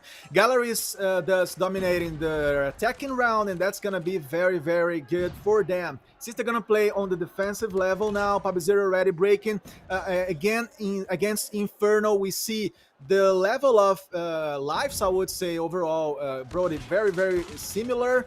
When it comes to killing, when it comes to trading, both teams are operating on the same basis. But again, Galleries, they somehow got back on track. They were almost defeated on round number 1, but they managed to bring this one based on killing eliminations, based on their ability to face opponents. And we've seen Lucazine manage to build up, piling up some corpuses over the map. Fantastic kill feed control by the Brazilians. Totally coming and escalating over here to a massive lives amount. Oh no, and this is the problem again. When you have this early advantage that Gallerist did, the start in which they did, they've already got some of their operators ready to go, and Fokke is causing so many problems in the spawn at the moment. He's watching them spawning, and he is taking every single player down. Finally, he himself will end up falling, but the damage you have to feel is done here in this round. We're in a 6 versus 18. If you're talking this from King's Clan's perspective, I don't know if there's any way back into this round. Generally speaking, as a caster, you always want to be in a position where you can say, hey, look, Team A can beat Team B in this situation. Yes. But honestly, mate, I don't know about if I can save this one. Raid 1v16. I tell you what, if he pulls this off, best play in COD Mobile you've ever seen. We see right here coming with the prize fighters to try Hans face. But yes, Brody, it was, I would say, a very interesting round to say the least. With 2 halves or 2 chapters inside of the same history, we've seen a very balanced first half of the round number 2, and then Galleries just pushed it up against Kings. They managed to, you know, stack eliminations and then move the line ahead, beginning even to do a spawn trap and put Kings on a very complicated position here for their first matches. We see 2-1, and Kings are going to be forced to do precisely what you're doing now, like pull out all the operators you have. Can you buy additional operators? Can you land? Can you go to the market and bring some more? Because we need them, and that's what Kings need to do. They bring the damage in the right moment. Let's see how that's going to last against Galleries. All right, well, maybe a way back towards this game is starting to use some of your utility right off the rip here. Raid is going to land that Predator missile down on a couple of players. He's also still got one of the most powerful operators in his back pocket, and that was the equalizers. Unfortunately, that will move away from him. But the problem is that Galleris, after the first couple of rounds, the dominant fashion in which they've won them, they've also got utility ready to go. A couple of Predator missiles coming down from the heavens to re-establish map control for Galleris. And they've got players in multiple key power positions as well. Hen from afar is going to get that pistol kill, making sure that B is being covered while Pabzera is starting to make that progress. I mean, look, it's relatively even in terms of the lives, but the map control for Galleris is daunting if you're Kings. Yeah, it's getting complicated. Says he's trying, he's doing his best behind that box. Let's see what else can they do? Let's see, Marvel also trying with the Annihilator, but who was taken down quickly. Galleries with this already 13v7, looking very solid to wrap this up. And Kings, they're being attacked on both flags at the same time. That's a very complicated position to be at, as Marvels tries to get close to Fokke. He managed to obtain the kill. Let's see what else is gonna happen. Mihawk bringing the hunter kill, and that's over. 3 new on rounds, 3 new on maps, and the crowd goes wild over here, Brody. Since the Brazilians managed to make a fantastic first appearance, dominating the series as a whole and being very, very much more stronger than Kings in the very last map. Lucasine with the Brazilian flag. I mean, this footage is gonna roll over the next week. I'm sure of that. Yeah, for sure. That's the start that you wanted if you're a Galleris fan. Again, we didn't know what to expect necessarily from this new look team with Lucasin joining the roster. We kind of knew that Lucasin was a very strong player and that he would definitively improve the team, but you've always got kind of that thought at the back of your mind, right, that maybe this could be something that ends up not benefiting the roster, despite the fact that Lucasin is as good as he is. Maybe the lack of preparation stumps them a little bit coming into this event, but it doesn't look like that whatsoever. It looks like this roster has been together for the longest of times. And, you know, I'll not be kind about it. I think Lauren and Tun know how unkind I can be sometimes. That was a stomping. Europe got absolutely pooped on in that first match of the day, and I think they're going to know that as well. They've got another chance, of course. The way that this tournament is set up means that we are looking at GSL-style groups, so there is a lower bracket here within the group itself. But, I mean, that's not the start that you wanted whatsoever. Yes, fantastic numbers on both sides. Now, Kings getting better at that aspect, as we can see, right? Marvel being positive. I mean, the team played well. They tried to, of course, get out of the traps set by Galleries, but from a certain point on, that was just not anymore possible. And Galleries did whatever they had to do. Fokke stepping up, dominating the kills, Lucasin being more of a collective play, but also eliminating a lot. So we have seen such a great squad work, as you said, and Lucasin coming to this team, of course, joining the guys and not feeling the pressure. Absolutely not. Kings, I would say they're going to have the chance now to rebuild their strategies, think about whatever happened now, and they're going to have to urgently, try to beat the next opponent here, Brody, because they're gonna have 2 more chances and they cannot lose anymore. Yeah, that's just not what you expected out of Kings whatsoever, to be honest. I mean, I say that, but I think in the context of the matchup, in the context of what we knew Gallerist to be when you looked at the roster change that they made, I think this is more or less what we expected. I think we expected a 3-0. I just don't think we expected it to be that dominant, where Kings didn't even really look like they had a chance. And here's the replay package from that control. And I'll say this much. I think the control out of the 3 maps that we saw between these two teams was the map where it felt like Kings were at their most competitive point, right? We saw on the defense in particular, they looked okay. They would get themselves in the right positions, and you were seeing glimpses why they were the #1 team in control in the European region. But then, following through on that and actually picking up the kills and making sure you maintain that map control, it just frankly wasn't there. Gallerist was outclassing them over there. Yes, and on the top of that, I would say Kings, they have upgraded their levels during the series, so they can be very well proud. I would say that 3 new on control mode does not at all reflect the efforts of Kings, and they managed to keep, I would say, Galleries behind their lines and playing safely during the first 2 rounds out of 3. So they can be proud of themselves, and they can use that as a point of coming back to the next games potentially, Brody.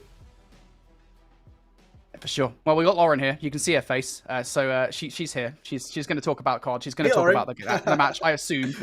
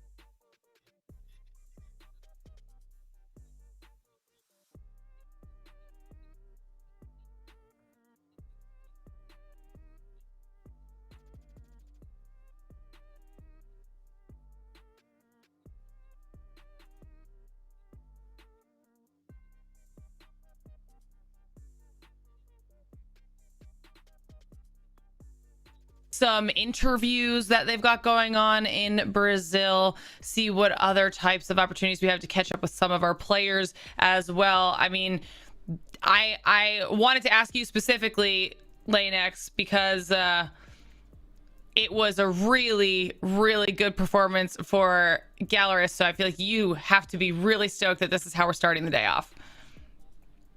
Yes, as an analyst, I would say, Lauren, it was a very, very nice match to analyze. I think the Brazilian fans are going to be very happy with Galleries right now. The European fans are trying to understand whatever happened. As you said, it was such a massive free ride by Galleries. I think that Galleries just showed the whole world what you're capable of. Again, on the collective side of things, also individually, they were just shining. We could see a lot of solutions and I would say nice duo works, trio works as well during the series. But we're going to be able to see more of that during the whole event because, to be honest, the series didn't last as much as Galleries could have, I don't know, tanked. They are able to play in a very nice level for longer, as much as Kings are. So this first match, I think, was much of an emotional settler to begin with, and now we're gonna have to see how those teams are gonna keep working on because, again, the event is far from being over. Oh, absolutely. Still lots of time for our teams to set themselves up to potentially be, or to absolutely, at the end of it all, one team will be the best in the entire world when it comes to our Call of Duty mobile competition here in the Snapdragon Pro Series. Like Lennox just said, we're just getting started, though. If you're just joining the stream for the first time, our first match of the day here on this stream has wrapped up. It was Gallerist in a clean 3-0 victory, toppling Kings, who still have one more opportunity to try and keep themselves alive in in the competition. If we have any updates from the B stream as well for those matches, we'll make sure to get those over to you guys as soon as we know how those are turning out. So don't worry about that. If you're trying to keep up here on the English broadcast with what those squads got going on, we'll have all that information here in just a short while. And then we also have some more matches to be looking forward to because we've got some coming around the corner. But I was wondering if we'd get an MVP, and we have one, Brody. What a shocker. What a shock. Honestly, personally, I was surprised when Lucasen showed up. Look, mate, Lucasen is one of the best players in the world, if not the best player in the world. And I think this right here, that performance in the matchup showed exactly why. You put him in a roster like Galeris, and he is going to supercharge that roster. He did exactly that. Here's a look over towards his KD for the entire series. I don't think this is entire KD. Surely not. Since he got 23 and 10. I think that might just be the control, perhaps, given how short it was. But yeah, Lucasen, he was so good. And I think it's just the way in which he just basically flies around the map. As an AR player, by the way, just flies around the map and kills absolutely everything he sees. He's a threat. He is a problem for a lot of teams, and he's going to be a problem for a lot more teams as we go further and further through the tournament. All right, well, fantastic choice here for the MVP. He's got to be happy with that, at least to kick off not only the tournament with a team win, but now also getting a nice little series or even round MVP to add on to that. So fantastic start on behalf of Galeris. But now we can potentially start looking towards the future, maybe. I mean, we said that we've got some good matches coming up around the corner. We also saw that schedule at the beginning of the day. If I'm not mistaken, we've got Seminole versus Amigos for match number 2. So don't deep dive it too much, but potential thoughts on that one, Brody. This is going to be so awkward for me, I think, when we look over towards what the match actually is and, you know, the teams on side, because I think we've got two very different rosters in very different positions going head-to-head. First of all, you've got a Seminole roster that I think coming into this tournament, had they been at full force, I would potentially be arguing, hey, look, Seminole, given the fact that Wolves aren't playing in this tournament, given the fact that Godlike aren't participating as well, I would have said I think Seminole would have won the entire thing. But no Tectonic on side, it makes them, I don't want to say weak, but vulnerable to a number of other teams. And Amigos are also a very good team. We've talked a lot about Galeris and how good of a roster they are. Well, how about a team that took game number 7 in the grand finals of the Latin America region? So I think Amigos, they are going to give them a real tough time. And I think for me, the question is, have Seminole prepped enough with cartels inside in place of Tectonic that they may actually beat? Are there any weaknesses potentially on the side of Amigos Lane X that you could foresee Seminole possibly exploiting? Yes, I think Amigos, they have struggled mostly to begin the series on the hardpoint mode. That's going to be eventually their weaker moment during the whole game, because when it comes to search and destroy, especially in slums, but in other maps as well, also in control mode, they excel. So I would say Seminole are going to have to use that to their side, as Brody said, without Tectonic, but with cartels. Is cartels going to be able to perform to the same level with this new team, as Lucasen just did with Galeris, for example? So those lines, they begin to be comparable from now on, from side to side. So yes, we're going to have to see what's going to happen. But again, as we just did from the first game, Laura, I would say Galeris are looking as the top dog here. They were looking as the top dog against Kings, and Seminole are gonna be looking at the same, against Amigos, because they come as a very undefeated team from NA. I would trust more my coins on them if I had to bet, if it was possible to bet on CODM. I would say they would be ahead on expectations compared to Amigos. All right, I like it. I like it. We'll deep dive these teams and individuals a little bit more. But before we get into match number 2, it's time for a short break. So don't go anywhere. You're watching the Snapdragon Pro Series. Pull up in your space and I don't say sorry. Everybody fading, looking for the Rari. I'm not everybody. I'm not everybody. Wake up feeling like a 10. Call me an Uber and he pull up in a Benz. Wake up feeling good again. Want a good time, so I'll bring my friends. I'm the best, I'm the best, I'm the best, I'm the best, I'm the best. You could kiss the ring, I'm the best, unimpressed with the rest, I'm the best. I'm the best. Will you come closer? I know what you like. Promise you'll come over. We'll have a good time. Have a good time. If you come over, you can spend the night. Promise you'll come over. We'll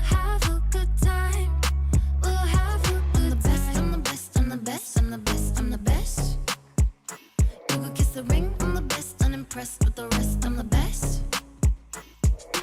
Damn, I'm awake and it's morning. No one is around and it's getting kinda boring. Rain falls down and the rain keeps pouring. Rain keeps pouring, rain keeps pouring. Damn, it feel good when the sun come up. Glass in the air, better light one up. Friends are all around and they say what up, what up. Pass that cup. I'm the best, I'm the best, I'm the best, I'm the best, I'm the best.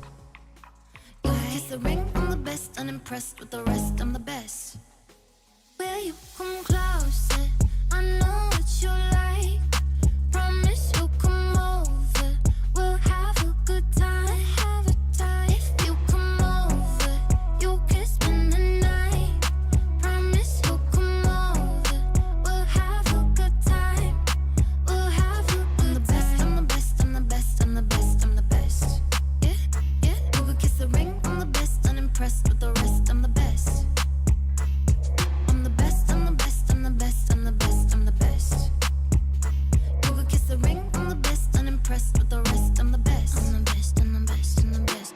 I've been really living, think I better tone it down. Each night a new city, yeah, I've been all around. Just touched down in LA and you know it's going down.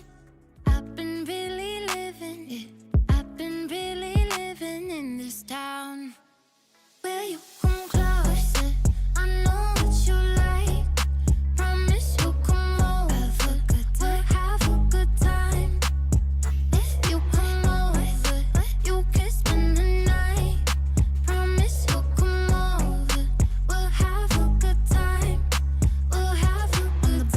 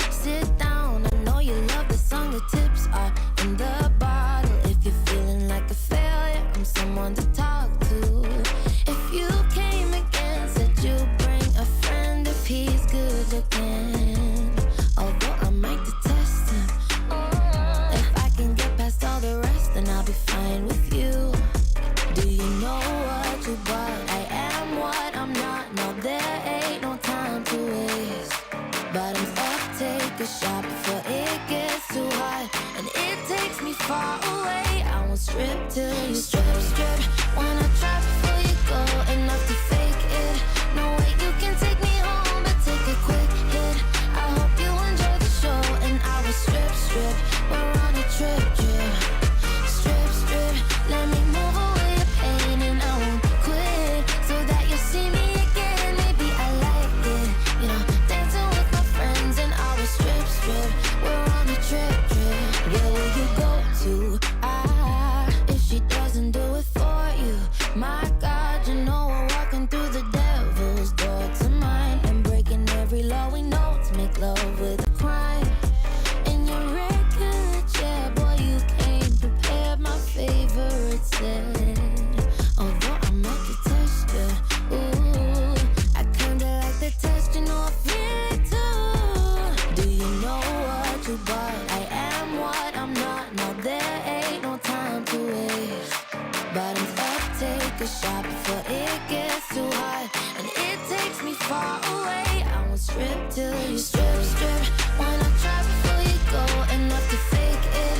No way you can take me home, but take a quick hit. I hope you enjoy the show, and I will strip. We're on a trip. Strip, let me move away your pain, and I won't quit, so that you'll see me again. Maybe I like it, you know, dancing with my friends, and I will strip. We're on a trip.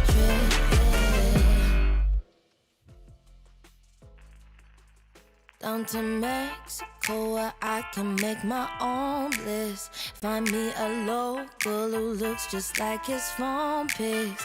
Right where the city lies is where they all sit, trying to cast their eyes on all the girls who visit. No, touch me in places I can't see. Lie down in the sand, getting bruises on our knees. We know what's gonna happen when it's time for me to leave. I say we just enjoy it, cause here nobody sleeps. Late nights in Cairo, no tomorrow. He got me loco when he goes slow. And I'm told he's on the down low. This guy that I know from nights in Cabo.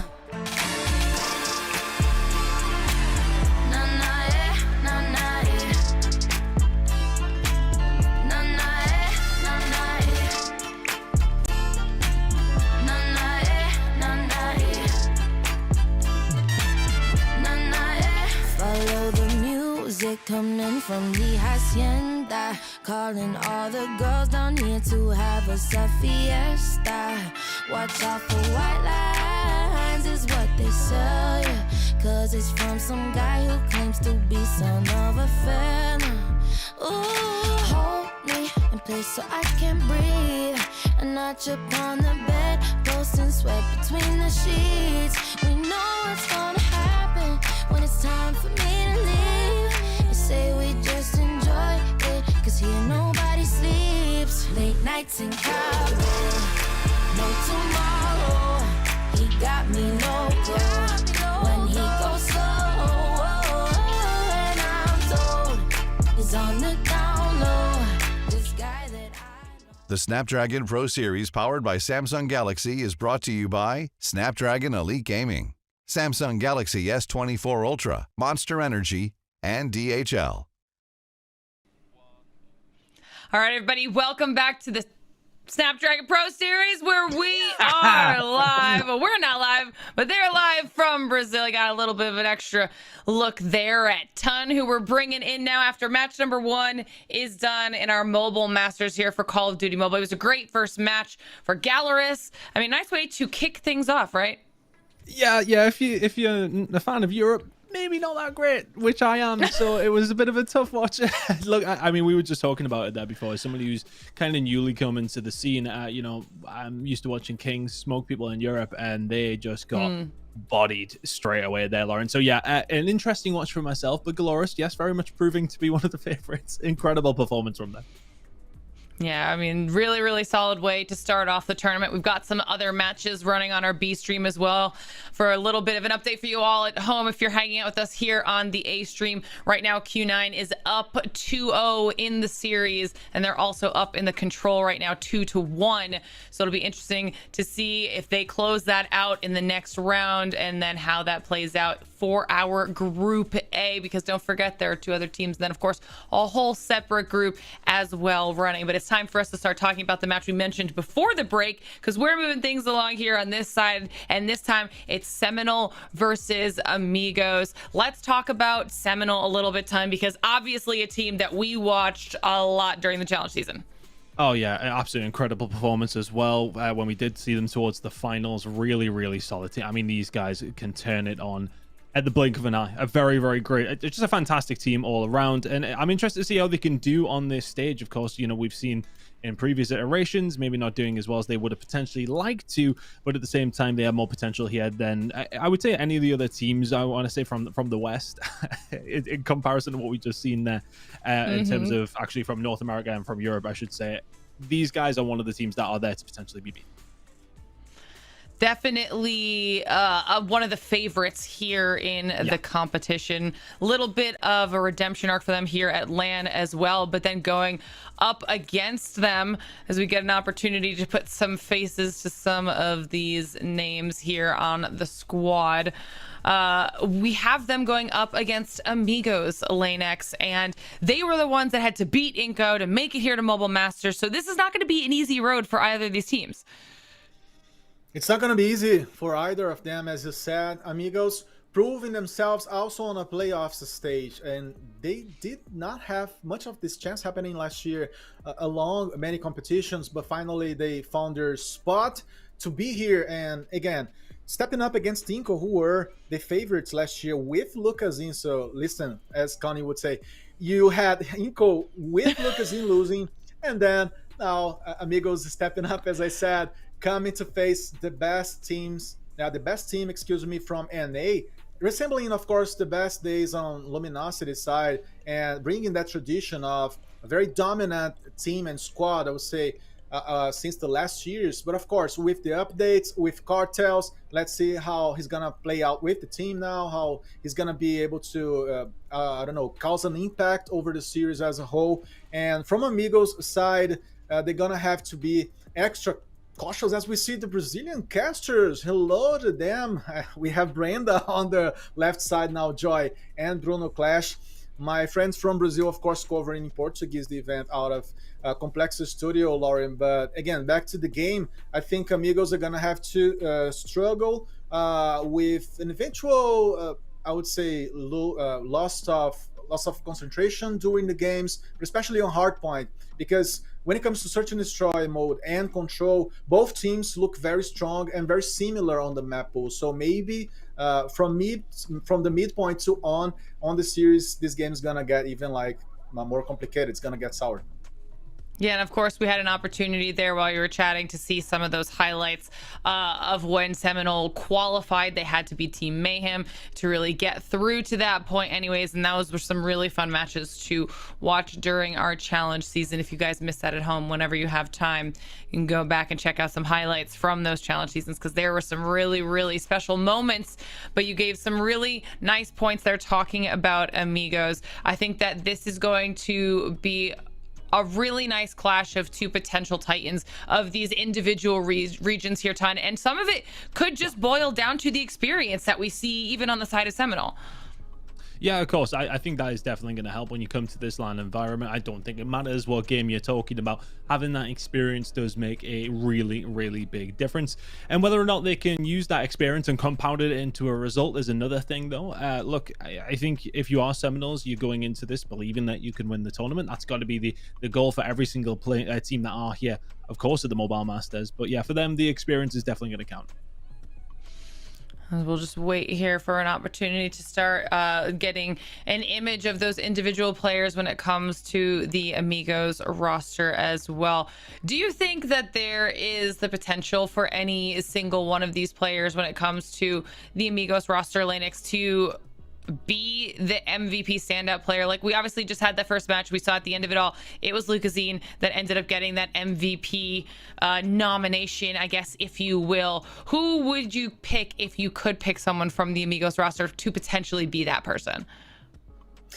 Yes, I think I would say that we could have like 3 potential candidates on Amigos side, and they would be precisely Zeus, the sniper, one of the most experienced players we have from the Brazilian side, as such a leader from the squad to make the decisions. But also GTO is a very recently praised player coming from tier 2 to tier 1 for a while, and he has been improving himself as a nice captain to this squad. So he could very well be also the MVP, because he's also has shown such a nice and massive impact on games. But on the other hand, I would say Insane could do that as well as an R9 player. So we're going to have a lot to see here, because Zeus as a sniper could be decisive. He could, like, bring the game to his own positioning, to his own side. But then the other 2 guys I mentioned, they can very well be the MVPs. So it's a very, very, I would say, balanced on the top squad on the side of Amigos. Definitely lots of players to be keeping our eyes on. Do you think, Tun, 2 matches in a row, will it be LATAM that continues on this insane start? I know this is what Lanex wants here, but they're going up against Seminole, like, what happens? Look, it's a different story. I want to say, look, Seminole are a very, very good team. They will be coming into this, and, they're not going up against the #1 team in LATAM. So, I mean, there's got to be some sort of positivity that you've got to take from that. At the same time, we have seen some very, very close games towards the last stages of that LATAM side of things. So, look, they're all very, very good squads. None of the teams here are a bad team. Although Kings are looking at this now and saying, well, okay, we look pretty bad there, but they were going up against one of the best teams. There's still a lot of competition to potentially come through. And I always kind of try and sort of say it, that losing is learning. You're going up against some of the best teams in the world time and time again here at the Masters. It's the time to try and take some things on board from what's going on against you and try and move forward in the rest of the tournament with that knowledge. Yeah, that's why, we were saying it's one of those things where our players have to try and either really smash it coming out of the park, or in this case of Kings, whatever you did wrong in that first match, just instantly try to apply some minuscule changes that you can to try and boost your chances of winning that next match when it comes to moving on through this bracket. Chat, I asked you for the first match. I'll ask you for this match as well. Some of you even nailed the score line when it came to match number 1. I want to know who you all at home think will be taking home match number 2. Will we see another Latin American win? Okay, will it be Amigos, or will Seminole start off their competition with a really strong win? And if you are so inclined, give us those score lines as well, because I want to hear your thoughts on this one. There's lots of potential for this one to go the distance, depending on how some individual players and just the team as a whole face off against each other. Lane X, I want to get your totally unbiased prediction for how this game is going to go. I would say that Seminole is gonna bring the first map to their side, and we're gonna eventually be seeing like a 3-1 on maps. Amigos, they could do a lot again on search and destroy and control. I think that's gonna depend on how both sides are gonna begin the series, but I am actually inclined to agree with Don in this one. I think the Americans are gonna be looking stronger, and they're gonna be maybe producing more. But Amigos, I mean, they should just remember that Inco have just lost to Q9, and Galores have won. So I mean, as a Brazilian, you need to step up. You need to show who's the owner, who's the host here, or who's the owner of the homeland itself. Yeah, that's a good call. A little bit of a final update there. That series did go the way of Q9, so they'll be taking home that win, which is going to be a great start for them. Inco will drop down into that potential elimination match, so that will be up against Kings. So we'll keep on top of where that goes, which means Q9 will then be facing off against Galores. So things are already starting to heat up for some of our squads. We're just waiting for our players to get themselves ready for these walk-ins where they are live in Sao Paulo, Brazil. everyone looks like they're having a great time too. They had that outside desk set up ton in the gorgeous weather. I mean, that looked quite cushy. Yeah, we couldn't do that in Poland during the winter. That would have been a little bit tough, I think. But yeah, no, it's one thing to be sitting here in my bedroom and looking at all the palm trees and everything going around there in Brazil. It's a beautiful country, I've heard. I've never got to visit, and it looks like I won't ever at this stage, Lauren. This was the perfect opportunity. We'll have to organize something. Maybe Lanix can go with us and take us around, show us, because I've never been either. So you might have to play tour guide for us here, Lanix. No problem. It's going to be a pleasure. Come to Brazil. Let's go to Brazil. To be honest, I'm not in Brazil right now. But yeah, Lauren and Tan, it's going to be great to see more events happening also in Brazil. As we have to state, taking this chance to say this, that ESL Mobile Masters happening in São Paulo, and not only in São Paulo, but in Brazil and at the Latin region, is just very, very special. It's the first time this kind of choice happens when it comes to organizing and setting an event at this scale. So again, much of appreciation to ESL and Activision to provide this, along with all the other partners, of course. Such a fantastic chance to see, players and teams coming from all over and gathering at São Paulo. I mean, the city is totally looking pretty, looking actually tense when we saw the live footages, kind of a cloudy weather. But again, inside of the arena, that doesn't matter much. You have to just do whatever you got to do inside of the maps. Yeah, and we've seen just how amazing the LATAM community has been for Call of Duty Mobile, just how much everybody really loves the game, how fantastic the level of competition has been in the region, and that's just illustrated by the very first match that we get a chance to catch here on the A stream right out of the gate. So it's really exciting for Mobile Masters as it continues to kind of move around the globe in these different locations and just continue bringing Call of Duty Mobile to all of these different countries in these live LAN events, which is a totally different vibe and experience, whether you are a spectator, whether you're the commentators, or you are the player yourself. Being on stage in that live atmosphere is just, there's nothing like it, Ton. Yeah, of course not. I think, as talent, we love being in those kind of venues, right? When you've got the crowd behind you and everything, there's nothing better. As a commentator, as a fan, you get to see your players there. As the players, you get to feel that energy from the crowd as well. It's one of those things though where you can sink or swim though. It's about the pressure on you. It's about all these eyes who are in the venue. People might be giving you some stick. I mean, that's especially something we can kind of talk about in terms of these Brazilian teams have that home field advantage. A lot of people will think, oh, well, you're just playing COD Mobile, you're right? It can't be that much of it. No, it will be. I mean, look, if they are screaming every single time you get gunned, then does start to feed in. You start trying maybe just that little bit harder. So yeah, the home field advantage is definitely there, and it's definitely a real thing. So guys, we're just waiting for our players to get ready for match number 2. If you're just joining us here in the A stream in English for the first time, we're waiting on a Seminole versus Amigos matchup, our second matchup of the day. And this is going to be a really exciting one between some of our top teams in some of the more dominant regions.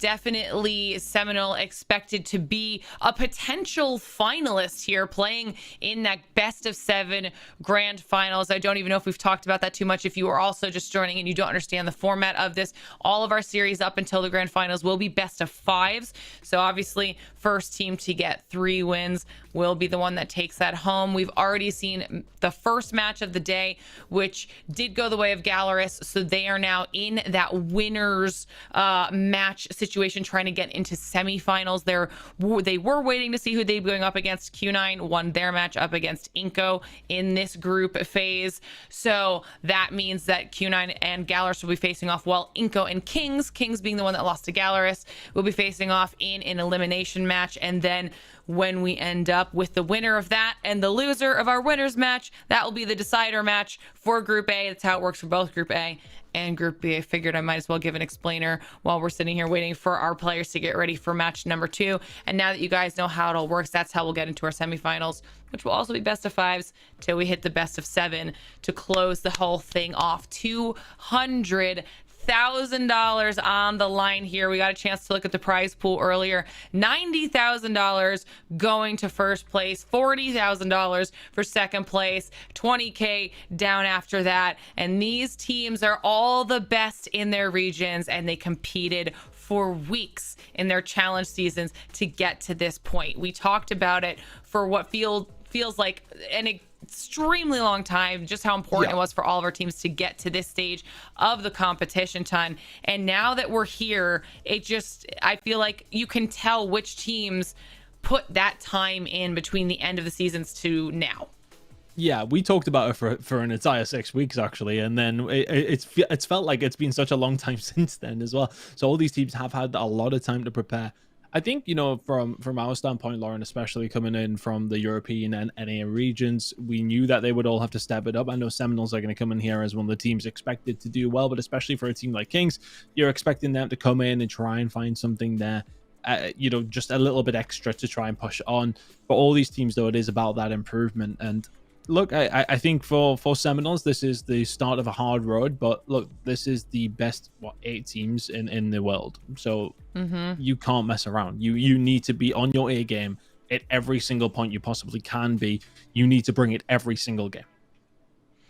Yeah, it's probably one of the hardest things that some of our newer players will have to deal with as a competitor is moving into this high level competition and trying to deal with everything that comes along with it. I believe we've just got some interviews going over on the actual land stage that we're just waiting on before we get into our second match. And just for clarification, we've now moved into Group B. When we're talking about Amigos and Seminole, that's the other group of teams that we're taking a look at. The remaining 2 squads in that group are Stalwart Esports and the Rejects. So those will now be the squads we'll be keeping our eyes on moving into this next match. We'll also be able to provide you with then those score updates coming out of the matchup that happens between Stalwart Esports and the Rejects. And I just want to get some thoughts from you on that one as well, Lanex, even just quick thoughts on what could potentially happen between Stalwart Esports and Rejects. Yes, again, I think Group B is one of the most balanced ones, and Seminole surely are gonna keep being the favorite to grab one of those spots today too. But just like you stated, we're going to have other 3 teams to talk about and to talk with. So Amigos, Stalwart, and Rejects. As we see pretty footage from São Paulo. Live footage, guys. So yes, I think when we look at the other game, at the other match, Stalwart again, Rejects, we have to know that these teams, they are used to fight. And they are resistant. They endure in long series. So Stalwart, trained by the Brazilian coach Zampes, I would say they are pretty much used to having a lot of combinations on meta and on informations based on whatever he learned on other teams that he trained. So it's another very talented coach from Brazil exported to the world. And Rejects coming again, since Mayhem were not able to come to the event, Rejects, they stepped up and managed to also do what Amigos did during the playoffs, regionally speaking. So we're talking about Amigos and Rejects here as teams that stepped up when it was necessary. They did not miss the chance of grabbing their spots, and they did whatever they needed to do, losing first matches, but then recovered during the series.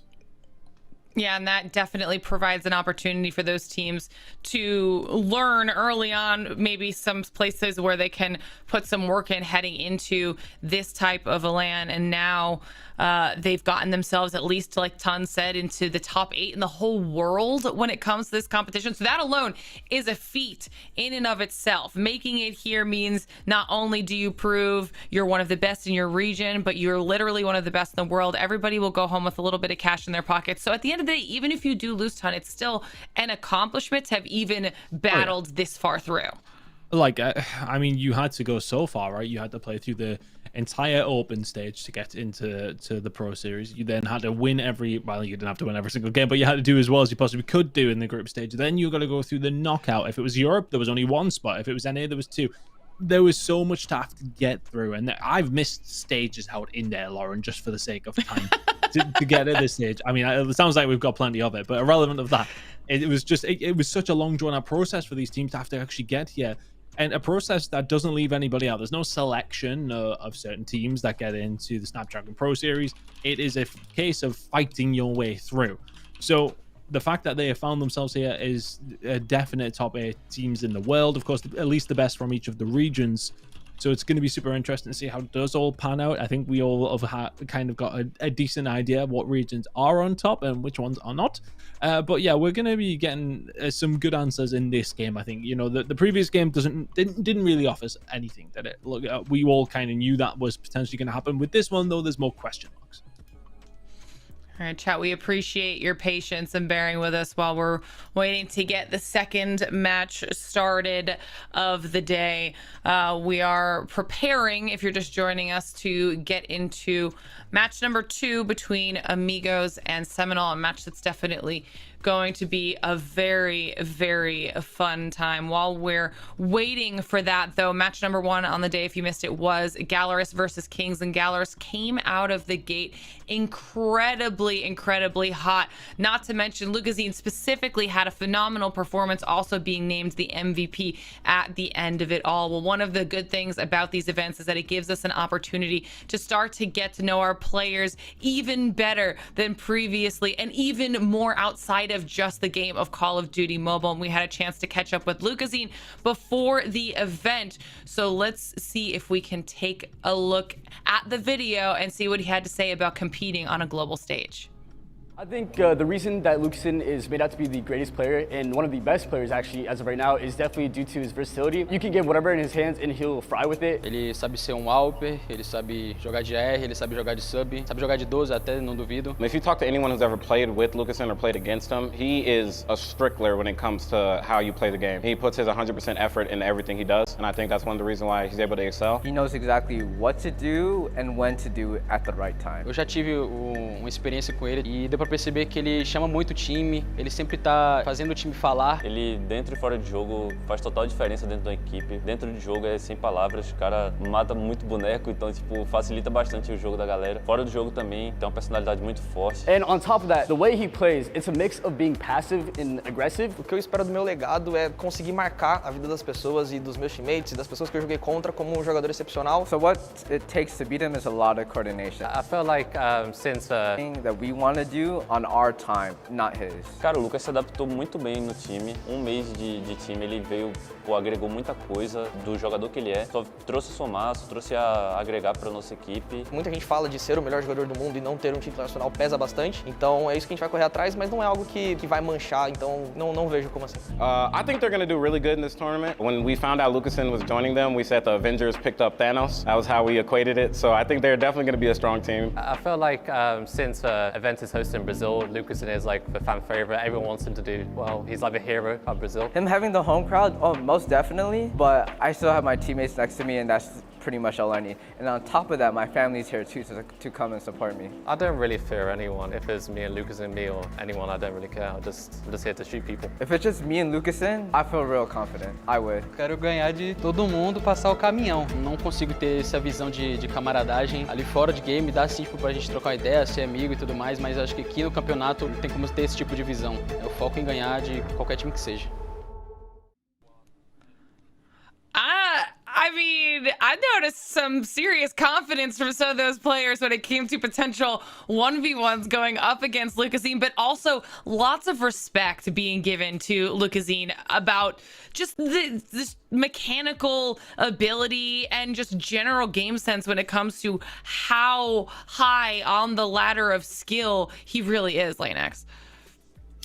Precisely, Lauren. It's such a fantastic video we just saw because it reflects precisely who he is inside of the pitch and out of the pitch as well. He has such a great versatility when it comes to using the damage options. Just like the lad said, he's able to pickpocket from the distance. He's also a very complicated burst player to face. No matter the weapon he's going to be using at any point of the game. So he's decisive.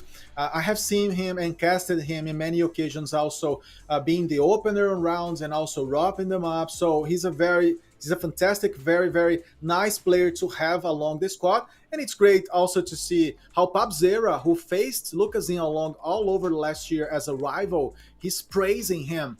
Not only because, of course, he's playing with Lucazin, but also because the respect, as you said, that Lucazin has built over his name over time. Yeah, we love to see that, and now we're getting an opportunity to see those walk-ins for Group B onto the main stage. So we'll let our wonderful team in Brazil do their thing, and when our players are settled, we'll jump back in. E agora vamos chamar os nossos próximos confrontos do dia. O que vocês acham que vai vencer aqui agora? Vocês estão torcendo para alguém? Porque a gente ainda tem brasileiros. Quero saber se vocês estão torcendo pro Brasil, galera! So taking the chance here, Lauren, Nivi, the fantastic Brazilian host, internationally known, asking the audiences if they're cheering for the Brazilians or not. She's being very, very excited on this communication with the folks present at the event. Such a fantastic, also experienced host, managing to keep the hype up at this moment of the event. Com vocês, quero que vocês recebam com uma salva calorosa de palmas a equipe da Seminal versus Amigos. I love to hear just how much early on support we're getting for some of these teams as well when it comes to the audience. We even heard the players saying in that Lucazine video that some of them managed to get their families to travel internationally to support them in this event, which is just, that's just another level of support in my opinion. And now we're getting a first look here at our teams that we're going to be seeing in the next match around the corner. Of course, we've got Seminole right there, and right before that we got a chance to see Amigos. They'll be the ones at the bottom of the stage, as we're now getting rejects coming in to start getting the third squad in Group B in, and then of course that will all be rounded out by Stalwart when they make their way in as well. Love this.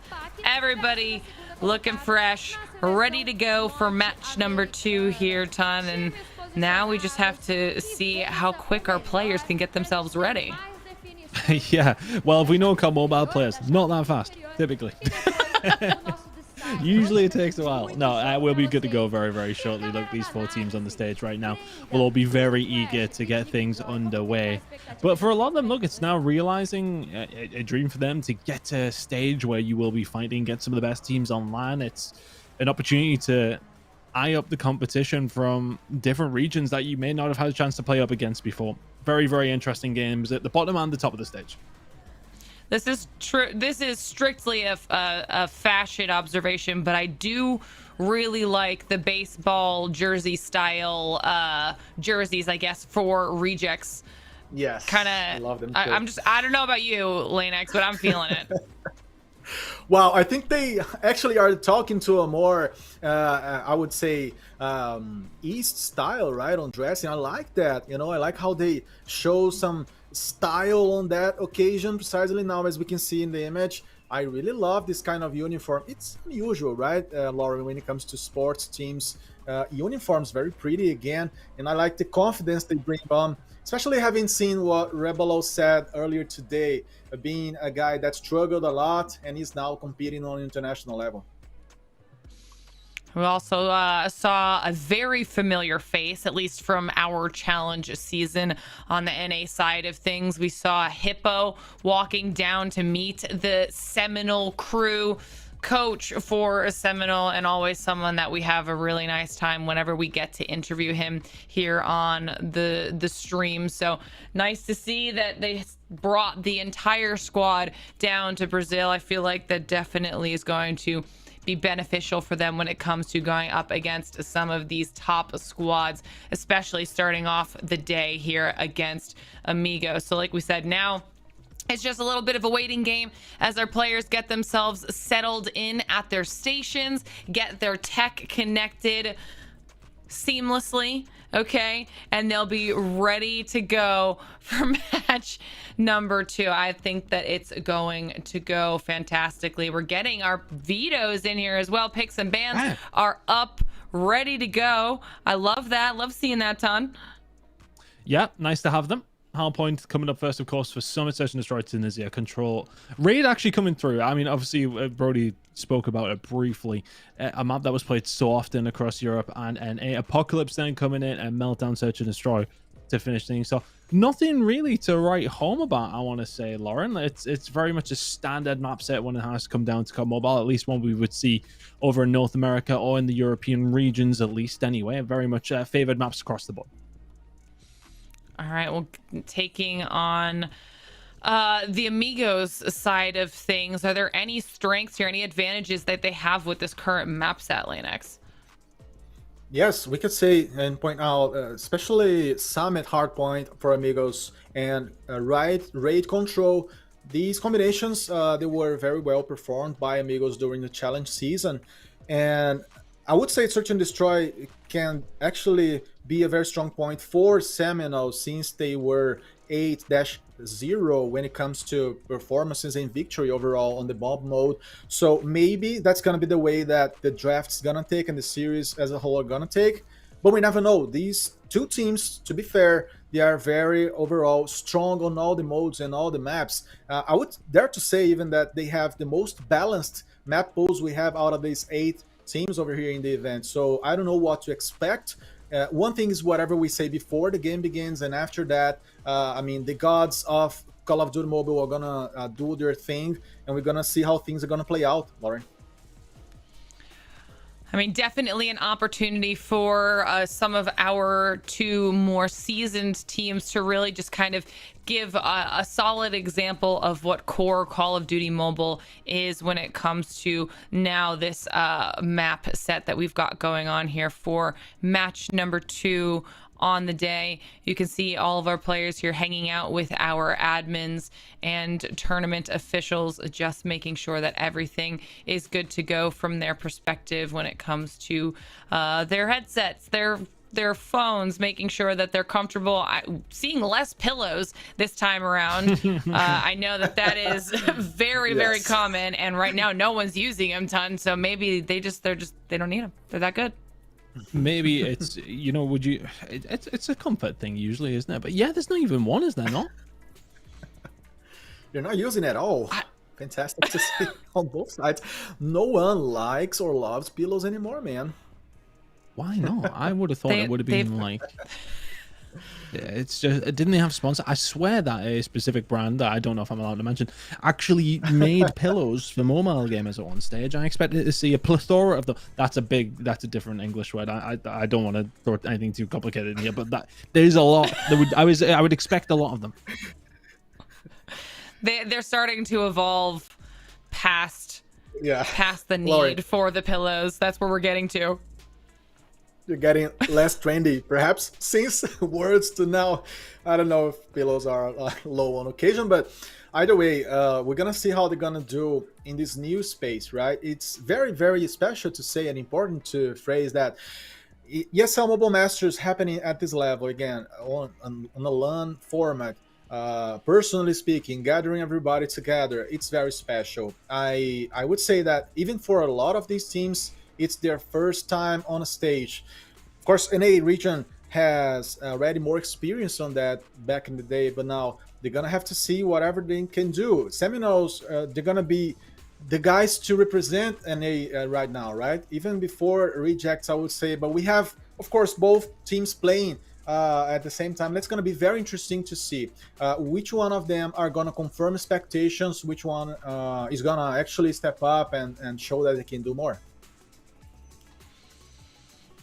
I love to see that. I think our players are prepared to bring a lot to the table here today, knowing just how much is on the line. You see Solo, at least one of our players from that top down, that's still using that pillow setup for himself. And like we said earlier, these games will be running at the same time, but don't worry, we'll make sure to give you guys updates on what is happening between Stalwart and Rejects, how that matchup is going with those two teams, and who will end up in that winners match versus who will end up in the elimination match. And then as well as the other matches from Group A, as those continue on, if we don't catch them, we'll make sure to give you guys the score lines and updates for those as well. Meanwhile, we're just waiting for our two teams to get into it. And as I say that, we're ready to go. So Ton lane next. Let's dive into match number 2.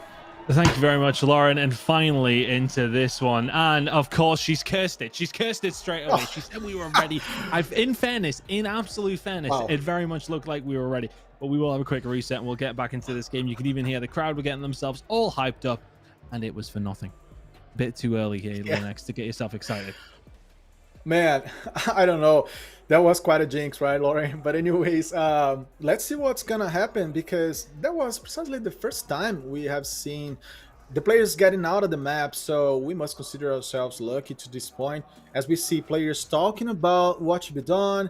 And when I look at precisely Vague, you know, it comes to my mind everything he lived with the team last year, how words went down, and of course, the potential he's got to make a mess during these kind of games. So yes, if I was into Amigos steps and sides, I would be very, very, very careful to whatever Vague's gonna be able to pull out, because he's such a player that can mess up with your mindset, and he's gonna be one of the definitely most dangerous players on the side of Seminoles.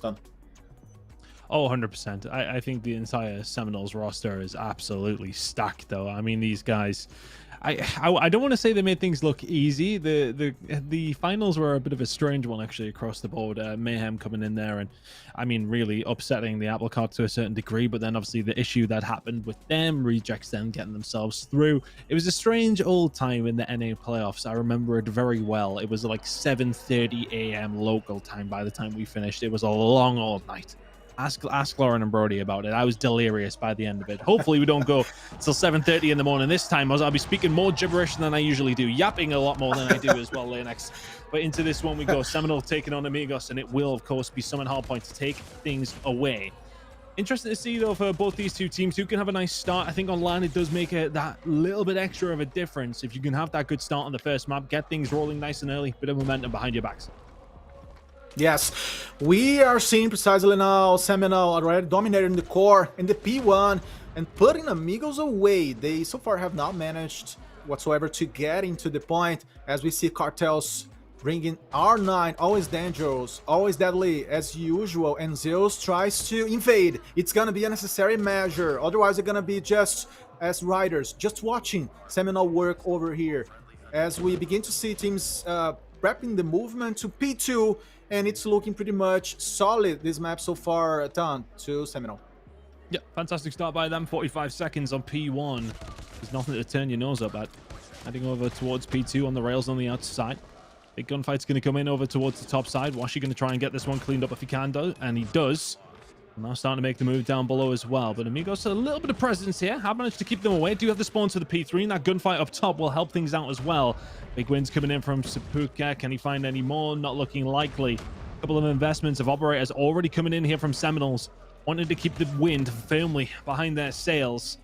You can see a break potentially going to be coming through over towards the P3 side. Seminoles on the rotation already.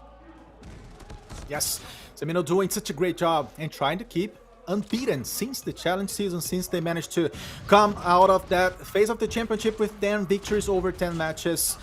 Things looking very solid for them against Amigos over here, who did not, on their hand, manage to get into the hill. And thus, P3 is going to be an obligation for them. That's precisely why Illusion is already holding on their spawn. But he was taken down fastly by Cartels. So again, a very, very complicated match so far for the Brazilians, who try to step up, try to bring more to the table against Seminole. And Seminole is already with players inside of the next hill. So Vague, precisely they are trying to blockade this entry. There it is. The response for Brazilians was fantastic. Nice movement by Sapuka, with Zeus also bringing damage, and Sapuka is gonna even spread that Sparrow out in this lane. Yeah, very well played. Find the break in through the back, couple of kills. Fold on through, and then of course the investment from the Sparrow. Coming in and finding a break for Amigos. 40 seconds to play for here over towards the P3 side. Zeus now just trying to lock this one down. Spawns still working out for the side of Amigos. 30 seconds to go. The kill feed still lighting up yellow.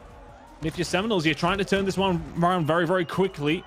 Illusion will find a couple of kills back as Band is going to be able to find one time to buy. Looking like the break is going to come through from Seminoles, but the spawns have switched again. Amigos will be the ones who benefit the most. 15 seconds to go here for scrap time for Seminoles, which they will pick up. But that rotation, importantly, belongs to Amigos. Smartly by Amigos, as we could just see in this P2, they managed to obtain the points and get back on track without having to do a heavy commitment. That was very, very well played by them, without losing a lot of players, and of course without having to feed Seminole too much. And after that, they rotated with a very, very nice pacing to P4, as we see Seminole having to fight better at this one. Seminole went before, then Amigos to P2, but they did not manage to acquire all the possible points. And Amigos are looking even more solid now. It may be very well a very interesting turning point for them inside of the map. Done. Big wins from Marshy. He's actually found 3. Massive. Going up the cliff side, managed to find a 3 to break it open, but Insane and Sapuka combining as well. They will answer back. 30 seconds to go. One spawn towards the back here for the side of Seminoles. Maybe they can find a route on through. Vig will be there to find one at the GTO. But just so far, Amigos are holding and holding strong. It's a bit of a mix-up, to be honest with you. Keeping an eye on the spawns. It's all over the place, but the gunfight's coming through from Amigos. It's feeling like for the first time, they're going to take the lead. A really decent hold over towards the P4 side. Back over towards P1 we go. A great first half for these two teams. Amigos, after that first start on the first hill, would you have expected them to be in the lead? Absolutely not. Yeah, and that's what they managed to do somehow. Let's see how Seminole are gonna take this one from this point on. As you said brilliantly, both teams doing a fantastic first rotation, and Ben is already inside of the machine drone. We have Amigos trying to take over the top region, with GTO trying to use well this window, and Illusion's gonna do the gap closing to try to help with the firepower. It's gonna be a necessity for Amigos to do more, and of course pass Seminole eventually in the scoreboard. The kill feed was very good for Seminole, but it has become more hybrid over the last seconds and minutes. Done. Yeah, you can see that in terms of the actual kills that have went down, it's pretty even, but Amigos definitely waking up after that. I want to say it's only really been the first hill that they really struggled on. After that, the second was kind of 50-50. They were definitely the beneficiary over towards 3 and 4. Really good job from Amigos so far. Seminoles back into the lead, though. Some decent time over towards P1. G2O gives a quick jab in the face towards Band. Can't find the second. Gonzalez will find a couple of his own. Now heading over towards the next hill very, very shortly, over towards the rails. It's all about trying to get some control over towards P3 once again. Seminole were the first ones there at P3 on the last rotation of hills here, though, Ego. And can they be there again? But can they make it count this time? Yes, Amigos reestablishing themselves in P1, fixing whatever did not happen properly on the beginning of the map. It's very interesting to see them scaling up in points against Seminole. But it's curious to me not seeing Insane yet, bringing his R9, perhaps not confident to use it today. As we know, he's decisive with that weapon, and Vig is taking the chance to bring up a pair of kills. Insane is also using the equalizer right now. Such a fantastic P2 as well. Marshy dominating with the R9 as well, doubling it up. Vig helping him a lot, and Seminole out of a sudden doing a fantastic job at this hill. Really good job. But it's about this rotation. Look like the gunfights are going to go the way of Seminoles, though, as we head over towards P3 in just 15 seconds. Very, very even game. Couple of kills going to come in, though. Insane will get himself a Predator missile. It files its way through. Washi will get taken down. Spawns now. A really good job coming in from Amigos. The 20-point lead for them. The rotation's looking like it's going to be theirs as well. What a wonderful time to get the spawns. Investment at the right time. The perfect time from Amigos. There's 60 seconds that could potentially be theirs. Well, what a nice rotation, mate. You just said it. Amigos ramping up to 150 points and dominating not only the spawn, but the objective. Wow. Trying to set up a line against Seminole and push them away. What a moment by Amigos, stepping up. And of course, showing Seminole that they steal and they also have bullets and have quality to offer against the Americans. Now, a combination of Annihilator and a War Machine on the side of Seminole to try to regain this, but it was not enough. Look at this. They did not just last, and Amigos are very happy with it. 27 seconds to play for. Amigos have had every single one before it. Marshy trying to find a way through, and eventually it's looking like the break is potentially going to come through here from Seminole. Illusion will find 2. Cartel shuts him down. Zayos finds 2 more. Ooh. The spawn still held, as is the hill. 15 seconds to go. The scrap time will go Amigos' way. And it's a race over towards the next hill. If you're Seminoles, you're going to find yourself at least a full 60 behind. They must find a good hold here. What a fantastic break it was from Amigos, and an equally as good hold Over towards the next hill we go. Cartels and Code gonna have to lock this one down. They need some good time. Gigantic response on the side of the Brazilian stun to get back on track, and also, of course, put points against Seminole, who are gonna have to do an almost perfect P4. We see them scaling to 150, but again, Amigos looking solid and dominating spots, now losing some fights. Maybe that's gonna be enough for them to decide to rotate already to the third B1. But Marshy is opening this fire line here very interestingly, as we see a nice camera on the left showing the Brazilians very focused, still very cold to try to get back to the game, because Seminole, hey, they just done a fantastic job, man. Really, really good job. They needed that hold, didn't they? Yes. Absolutely, after what happened with Amigos in the previous hill. Fantastic breaks coming through. They find the full 60. Seminoles are going to do the same, pretty much in 10. Over towards the next hill, and well, where they have had most of their, I want to say, most of their success, P1 has been pretty good for them. They're going to need to be good again if they want to retake the lead, but looking over towards it now, it is a 20-point game. As we head into a third rotation of hills, Marshy, though, is going to find 2 with the Predator Missile coming on through. The streaks are starting to add up now for Seminole. Getting some good time here over towards P1. Fantastic battle over P1, precisely as you said, being switched from side to side over here, and we're going to see teams prepping for P2 in a bit. But again, the side battles are also, you know, catching our attention, as we can say. Many battles happening at the same time. Very interesting game so far, and Amigos trying to put up with a nice performance against the best team on an A. We have Cartels getting in, taken down by Insane. Nice movement by him. Zeus in there, taken by the back position by Bandit. He comes up, also eliminating more. The Americans looking sound in this machine roll. Nice job by Bennett. Using the Fennec. He's going for more. He's not over yet. Getting excited. Getting ready for the battle. Heading over towards P2. Really big players coming in from Band. That was a big moment. He found 3 or 4 on his own. All of a sudden, after what was an 80-point lead for Amigos, Seminole find themselves in the lead by about 12. It probably won't end here over towards P2. It can be so scrappy, but if one team can get a decent hold, maybe something can get going. Marshy here with the R9s trying to get something done. Cartels is with him, as is Band. Trying to lock this down. The Honda Killer drone doing the business, and now here come the Operators Purifier out. Insane should be getting absolutely fried. It's going to be about rotations as well, but it's a very close game. Seminole still 12 away. Amigos trying to get some sort of control here. 20 points away now for Seminole. Very even game, as we can see, and Amigos are going to need to do a fantastic P3. As we know, GTO is already anticipating things, trying to use the Annihilator. They are scaling to 230 points. Amigos not losing the pace, not losing the confidence. Seminole inside of the hill as well. It's a dark battle. It's a blind battle inside of the smokes. And they, again, trying to push up for more. Cartels, the R9 beast, as we can see to this moment. But Seminole potentially managing to get very close to the rock here, Tan. Oh, it's the full rotation coming in from Amigos, though. They managed it again. P3 is really being their moneymaker. It's going to make it easier if Zeus keeps finding 2 pieces like that. Cartels can find 1 to just ease that pressure. Amigos need 20 seconds. Seminole just need 8. Here comes the break, though, coming in from Vig. Straight through the front door. The smokes are going to give the cover. Can they find the kill? Seminole coming in to clean up shop. It was a scary moment, but can Amigos find themselves a way through? Insane Illusion going to be able to do something. Marshy left to find the 3. Phenomenal from Marshy. Seminole, map number 1.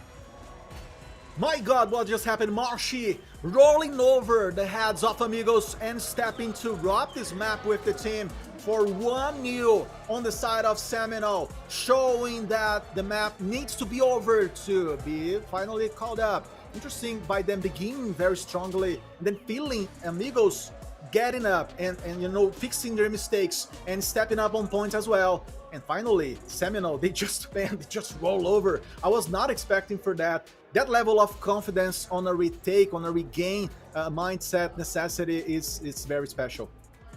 Yeah, honestly, I think after you've seen how well Amigos held on at P2 and how well they'd been doing at P3 over the entire map, you thought when they had the rotation over there, they may have been able to find something. But the break comes through. Marshy finding 3 to solidify the game. A brilliant map number 1 for both these 2 teams, but just a little bit better coming in from Seminole. Then we'll find a 1-0 advantage here in the best of 5, and It's a good start for them. A little bit of momentum on that main stage will make the difference, but here is the scoreboard to end the game. It's a huge one from Marshy coming in with 45. You look at on the other side of things. If anything, it was a slight outslayer coming in from Amigos, but not able to make it count. Yes. And I mean, they had their moments. They struggled. It was a very back and forth map overall. And Amigos did a good job by dividing the time or splitting the time, better to say, between them inside of the objective. Excuse me. But Seminole, they had their chances to regain confidence and adjust some hills. Precisely, the P1 was the most notable one on this matter. And then after that, they managed to simply undo the whole advantage, the whole amount of points that Amigos they have built up. I think, Amigos really found some momentum, though, but it was all about the rotations for the most part, wasn't it? Whatever team were there first, they were the ones. I mean, look, that can be the case when it comes down to Summit anyway. I think, if you look at P1 and P2, very, very mixy, but P3, all about the rotation. P4, all about the rotation. Whoever was there first was really starting to cook and did really, really well every single time they had the opportunity. Amigos were very much, I mean, I couldn't see it, but I would presume they were talking their smack when they were up a decent amount. The Seminoles came back at a full 60. We head into another rotation. Seminoles do a good job at P1. They keep them at bay at P2. And then finally, for what feels like the only time a decent break came through was in these final moments for Cartels, for Marshy, who found 1, 2, and the third as well. The R9, ridiculous in that man's hands. Fantastic performance coming in from Seminole on map number 1. They will take a lead in this series. And they're going to be feeling confident now, right? We talked about it beforehand. Amigos would be feeling confident about a map on Summit to kick things off. Don't get the win here. Does that put them in a really bad situation now, or do they still have it in them to find something in this series? Todd, I think based on whatever they've just showed to us on Hardpoint, they definitely going to have the power to get back on track. I mean, they've done this inside of Summit. They're going to have the chance to do that again in case Seminole, of course, have a better start. Now, from Seminole's point of view, I would have to say that they struggle a little bit with some timing decisions, not managing to get to the spawn before the Amigos, and also not being able to make their operators last longer than whatever happened. Amigos, on the other hand, they managed to smash Seminole down, on that matter, actually acquiring some key positions and trading better over the haul. But again, in the end, Seminole, they managed to get back to action and dominate and show that literally they would deserve that because of the individual qualities that they have. As you said, Marshy, we've seen other players doing a great job and stepping up and bringing solutions when the team looked kind of jammed. Yeah, look, I think it was just those moments towards the end, wasn't it? Finding those breaks that we hadn't seen. And Marshy's being that guy for them on so many different occasions. So they find the solutions that they needed, as you point out. But heading into a search and destroy now, we're going to be heading over to Tunisia, if I remember correctly. How are you feeling about this map for both these two teams? Seminoles notoriously pretty decent at this one, of course. How are you feeling about Amigos? I think Amigos are gonna try to explore the qualities they have when it comes to sniping, especially on the hands of Zeus. He's gonna be trying to be the guy to stay on long distance lines, whenever they are possible for them in the map. And I don't know if Amigos are gonna be feeling confident yet to this point in the series to change or swap quickly from bomb to bomb whenever they are the attacking team. I don't know how Seminole are gonna explore that.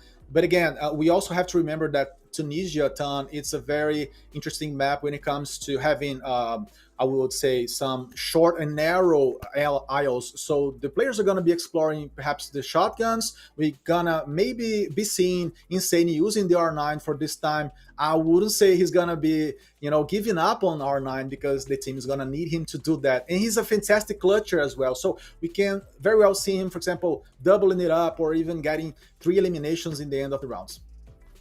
Yeah, I think realistically, you think about the short lines, you think about the long lines. For me, the long lines on Tunisia is just so important. It's really about your snipers being able to lock down that B side on their own and having everybody else putting the trust in them over towards that B side. Of course, the defensive side definitely, well, at least in North America and Europe, feels like the stronger side. See which team can take more of an advantage from that side of things when it does come down to search and destroy. Of course, we do 6 rounds one side, 6 rounds the other. You got to win by 2 or first to 7.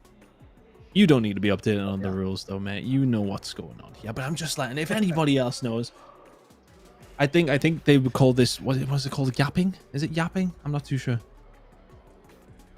I wouldn't know either, man. I don't know. Let's see. But I just wanted to point out, Tan, that it's going to be a very tricky map, perhaps. We have been seeing in many regions Tunisia Search and Destroy be explored in many, I would say, creative ways, and in a very tricky manner as well when it comes to using those covers and getting out of the covers as well. And we already see round number 1 rolling on with players spread out, and Amigos are gonna come to the attacking side at the beginning of this game, and Seminole are looking to protect equally, I would say, both A and E. It's good stuff from Seminoles. Getting the first blow on the defensive side always helps out. A second, even better. Gonzalez just trying to lock this one down. But now it's an awkward one, isn't it? When you don't have the numbers on attack on Tunisia. It's a difficult position to be in, isn't it, Linux? It's very much one of those things you all just have to hit one site, and hopefully you find the first gunfight and a couple more after that as well. Yes, and they are moving. I would say trying to sneak into A. They're gonna face a very interesting opposition with just 2 players on Seminole's side, so that's gonna play eventually out to their side. And we're talking about Amigos trying to make this hit. Bennett almost saw their weapons, and no, they're not gonna try this one. They actually lost the C4, so these last minutes and seconds of rounds are gonna be better for Seminole potentially, since they're gonna play with a 5v2, and Sapuka is already there trying to rotate with Illusion. They cannot just leave the C4 behind. That's precisely why Sapuka is trying to put his hand over the objective, but there it is, Fake. Oh my god, such a fantastic multitasking by Seminole, taking down 2 Brazilian players at the same time. Done. What a patience, I would say. What a level of coldness from the Americans. Very cold indeed. Very cold. Seminole so defensive there, but like, it's just about finding those first blows. Like, we know how much of a difference it can make, especially if you're that defensive team. You have the numbers. Even if you lose the first blood, just keeping that map presence for this defensive side, that's all you got to do. Let's see now. Amigos not losing anybody early, which is a good start.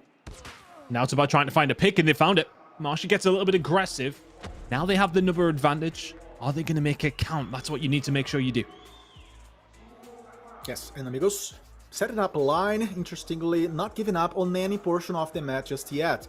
You're considering eventually a rotation to B, as we have Big looking up again, up top, trying to see if someone from the Brazilian side is gonna come out of there. But we see Seminole doing the same work as Amigos, being patient and trying to set and trying to make the marcations. Now Zeus taking Illusion, also brought to the ground. We have Zeus coming up. Washi trying his luck. Oh my god, many kills happening here in a row.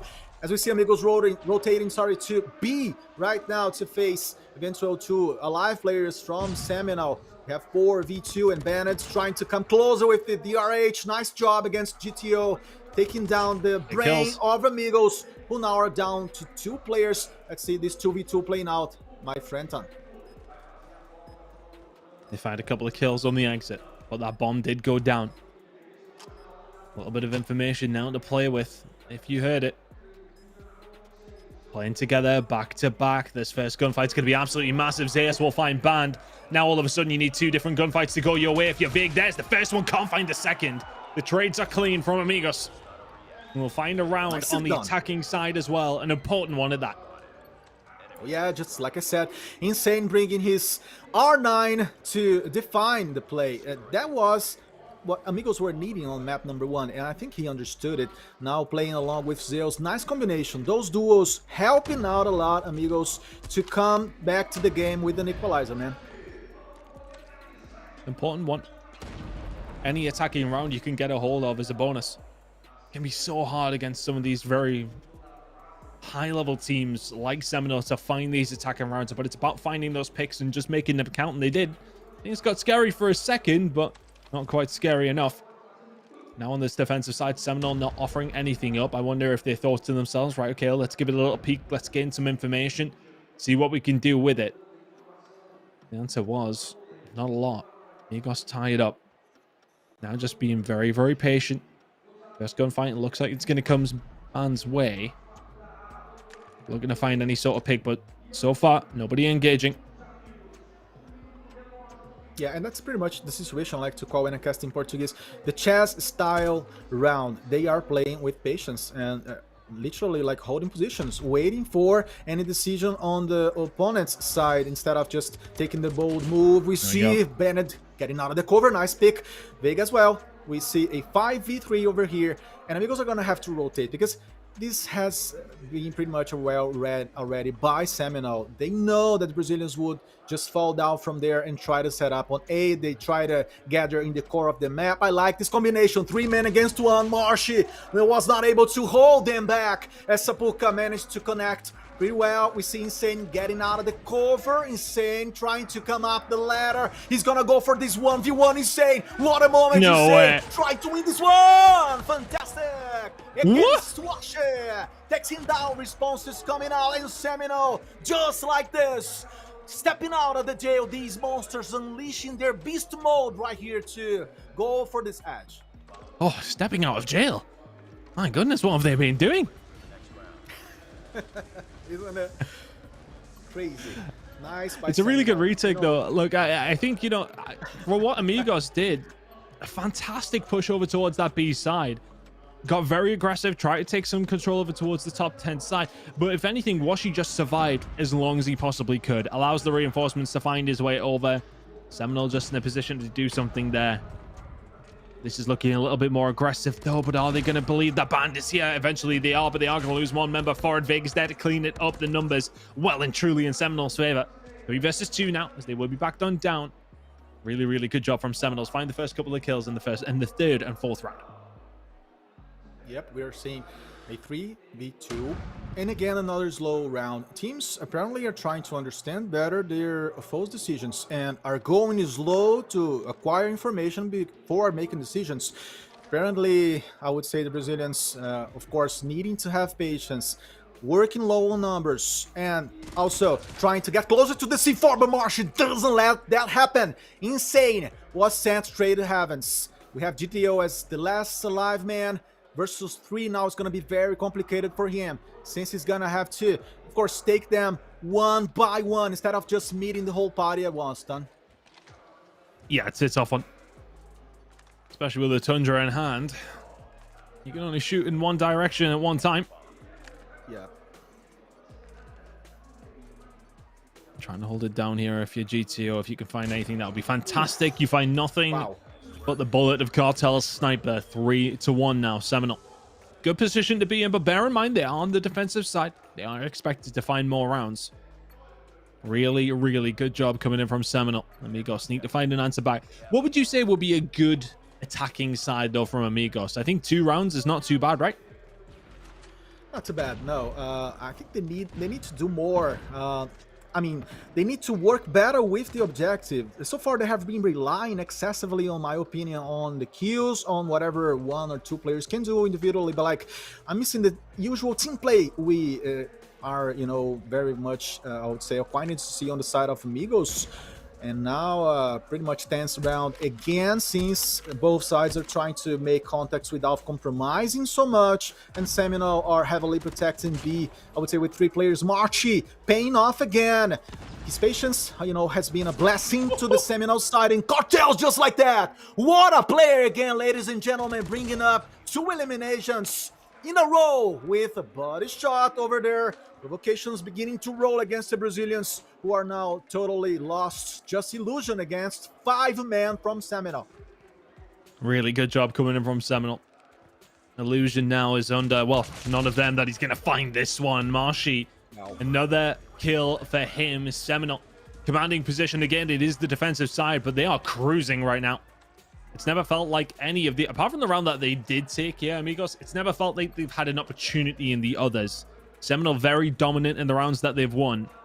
Grenades now over towards the top side. That's going to be heading over towards that A point. It's not going to hit anybody by the looks of things. Big push coming in over towards A, but look at this aggression from Seminole through B as well. If you Cartels, you got to try and find something, though, because the bomb site is being lost. They rolled the dice. They took a risk. Hasn't paid off yet. Yeah, gigantic first half by Seminole. totally annihilating, I would say, countering Amigos' decisions. And Amigos are gonna have to do this one. They're gonna need points desperately as Ben tried to come through this corridor. He was not able though. We see Vague taking Sales down. And again, 4-1, Amigos are gonna have to fight better. Sapuka in a very strategical position. Let's see what he is able to do.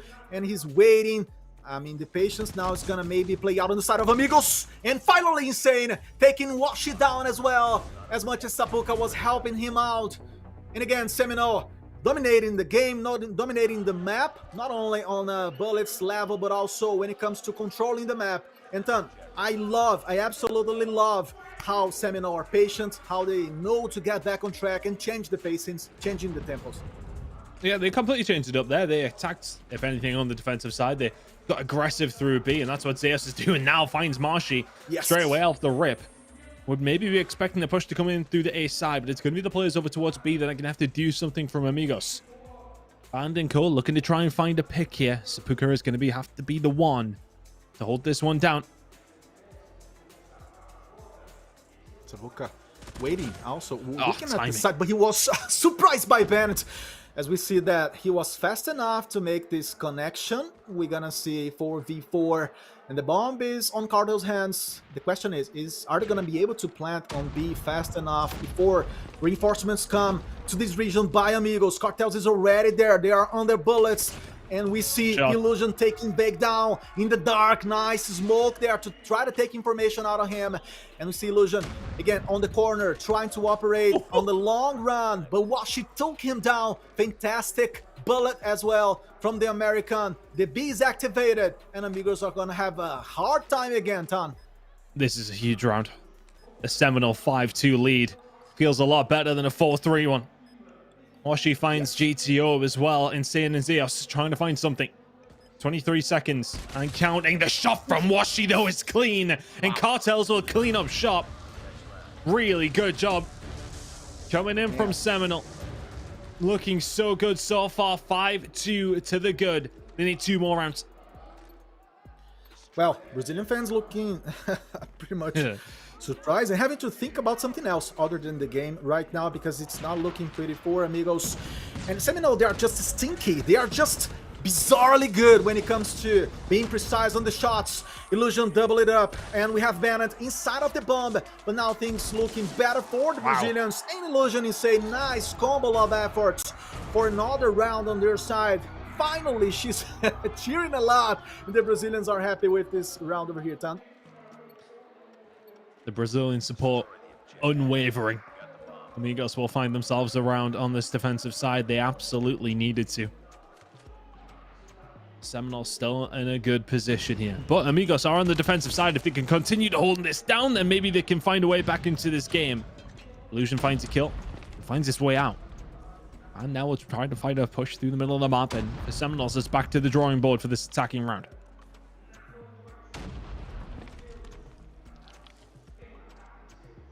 Illusion now trying to set the middle, as we could see. And Seminole, I would say, respecting a little bit, you know, the level of defensiveness that Amigos can bring. Amigos set up a very nice line. They spread apart. They try to offer a challenge, but Bennett comes into the closed position. Nice pair of kills. Sapuka is trying to go for him.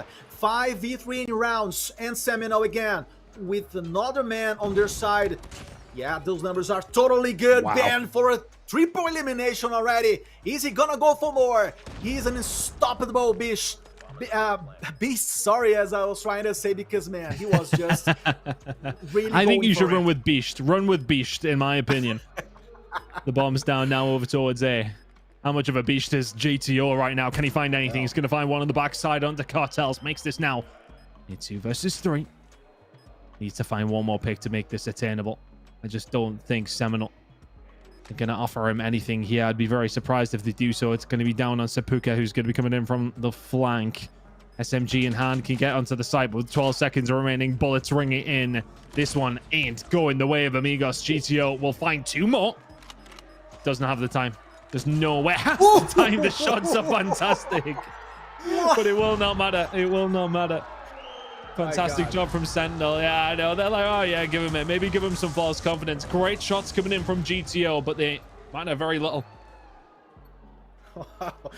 GTO fantastic, right? As you said, Seminole stepping up and acquiring the round. Individuality has its caps, has its limits to help you on some occasions. And amigos, they have just discovered that again against Seminole, who are already making a heavy rotation to be, you know, amigos are going to have to bring reinforcements because, I don't know, Seminole, they're looking very solid to put up this one. We see Illusion taking Banner down. The round is rolling on their favor, but again, losing players and the Brazilians, yeah, they found the trading power over here without losing no one. So it was a flawless round by amigos. Really, really good job. They needed it. They needed it, and they find it. It was an aggressive push from Seminole. They actually managed to find some decent purchase around the site, but could not get the job done. Really, really good job from amigos still in this game. And on the defensive side, Insane now finds his way pushed up. Marshy will put some bullets in. Will back on down. Doesn't want any of that smoke. Doesn't want to give away his life. Having a disadvantage in terms of numbers is... yeah, it's okay, but on the attacking side on Tunisia, it is less than ideal. GTO finds a few kills in that previous round. Can continue here as well. We're going to try and find some more, but 5v5 still. Seminole yet to find a route through. Yeah, fantastic job by Seminole. Working with patience here. And of course, you know, biting pixels. They are waiting for amigos to do something.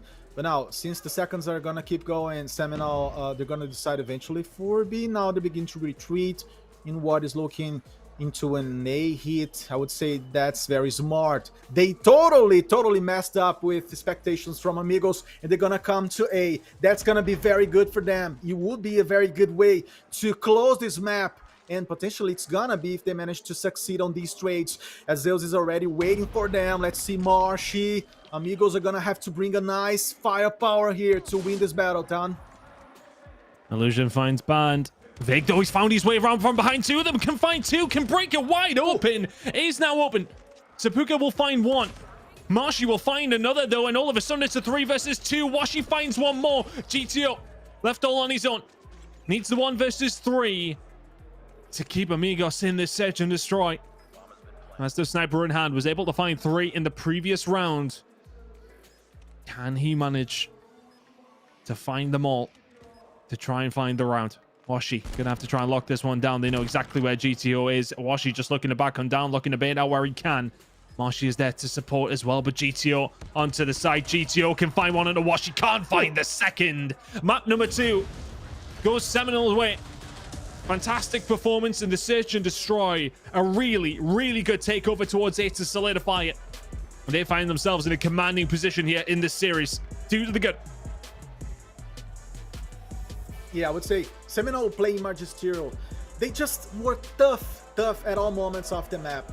Honestly, amigos, they never stood a real chance to step over and pass Seminole when it comes to the scoreboard. I would say Seminole, they were really tough on the trades. They were always like playing together with a very tight positioning, and amigos, they just had one chance. They had one chance to make that perfect retake, as we could see on B.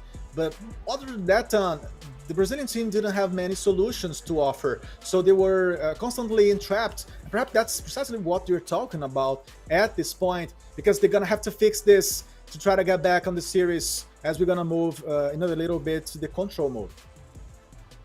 Yeah, look, Seminole are really, really good position now, and heading over towards Raid as well. They've got to be feeling good. We're looking at the scoreboard again. It's not so much of a huge outslay, but I think that comes down to Seminole when they won their rounds where they were comfortable. When they didn't, it was close. So that's why you see the scoreboard the way it is. But Seminole 7-4 victory here in the search and destroy, a little bit safer than what we've seen in the Hardpoint. Really good job coming in from Seminole, though, and very much the kind of start they would have wanted. This could have been a very, very tricky game, still could be, but a 2-0 lead in this series. Got to be feeling good about their chances, about advancing through to the next round. 2 to the good here. Is this where the comeback potentially starts for amigos? Yeah, because at this moment in time, it's looking like they're getting outclassed. Yes. It's going to be very hard for them, surely, to get back on this one, because it's going to mean that they're going to have to be able to execute a full reverse sweep coming out of 2-0 behind Seminoles, who are looking very, very strong. And I say in every aspect of the game. They were playing like this on Hardpoint, and then Seminole just brought the same standard, this way of working with patience, also to search and destroy mode in what we're seeing to be or to eventually become another 3 new over here ton. I don't know if Amigos are gonna be able to overcome this one, because as we know, Control is usually a very strong mode on the North American scene, and we're gonna have to see how that's gonna be played out. Yeah, let's see how it breaks down for them. Got to be able to find something here if you're Amigo. So is it going to be about Seminoles closing this one out? Yes, okay, it was a very, very nice triple kill from GTO that came in there, but it wasn't enough to find around. Fantastic job coming in from Seminole, though. And as I mentioned, this could have been a really, really tricky game. It's not over yet. It's not over yet. But they're looking really, really good in this series so far here, Linux. And I don't know if I see a route back for Amigos here now. It's feeling like Seminole may well walk away with this one pretty convincingly. We've only seen 3-0s on the alpha stream so far. And is that what we're going to get again? We will be heading into Control very, very shortly. We'll be sticking on Raid. What do you think of Amigos' game on Raid Control, though? Are you thinking positive about it, or are you just thinking Seminole are too good?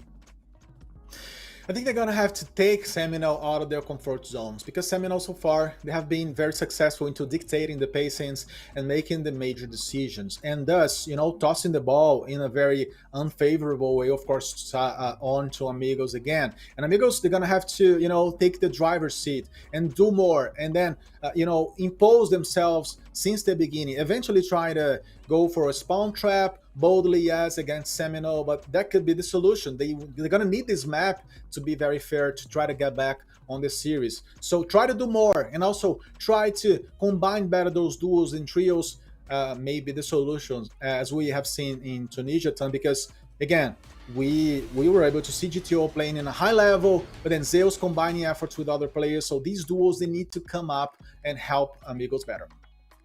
Yeah, let's see if they can do it. I mean, if there's any time to do it, it's going to be Raid Control. When you're 2-0 down, you need to bring it back. We're going to go for a very short break, but don't go anywhere. The conclusion of this series right after this. Down to Mexico, where I can make my own bliss. Find me a local who looks just like his phone pics. Right where the city lies is where they all sit, trying to cast their eyes on all the girls who visit. No, touch me in places I can see. Lie down in the sand, getting bruises on our knees. We know what's gonna happen when it's time for me to leave. But say we just enjoy it, cause here nobody sleeps. Late nights in Cabo, no tomorrow. He got me loco when he goes slow. And I'm told he's on the down low. This guy that I know from nights in Cabo. Na na yeah, na na yeah. Na na yeah, na na yeah. Na na yeah, na na yeah. Na na yeah. Follow the music coming from the hacienda, calling all the girls down here to have a fiesta. Watch out for white lines is what they sell you, cause it's from some guy who claims to be son of a fella. Ooh, hold me in place so I can breathe, a notch upon the bed, posting sweat between the sheets. We know what's gonna happen when it's time for me to leave. You say we just enjoy it, cause here nobody sleeps. Late nights in Cabo, no tomorrow. He got me loco when he goes slow. And I'm told he's on the down low.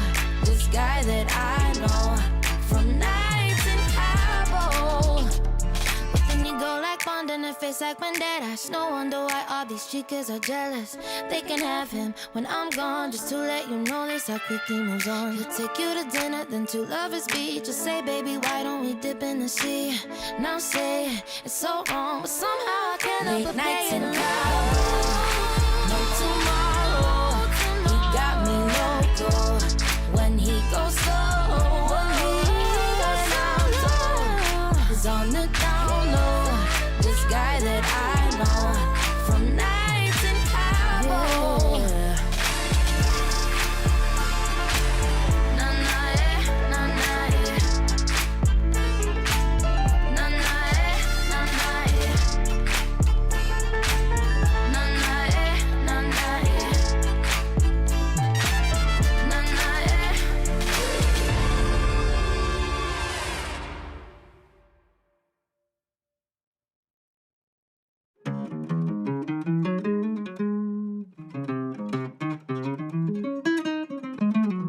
I don't care what they want, I got what you need. I don't care, no, well, I don't care. What you get's what you see, it ain't nothing to me.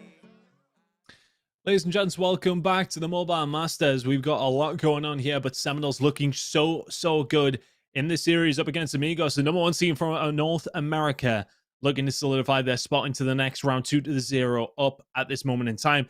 It's myself joined by Igor here, Lanex. This is going so well for the North American side, but not too hot for the lineup side.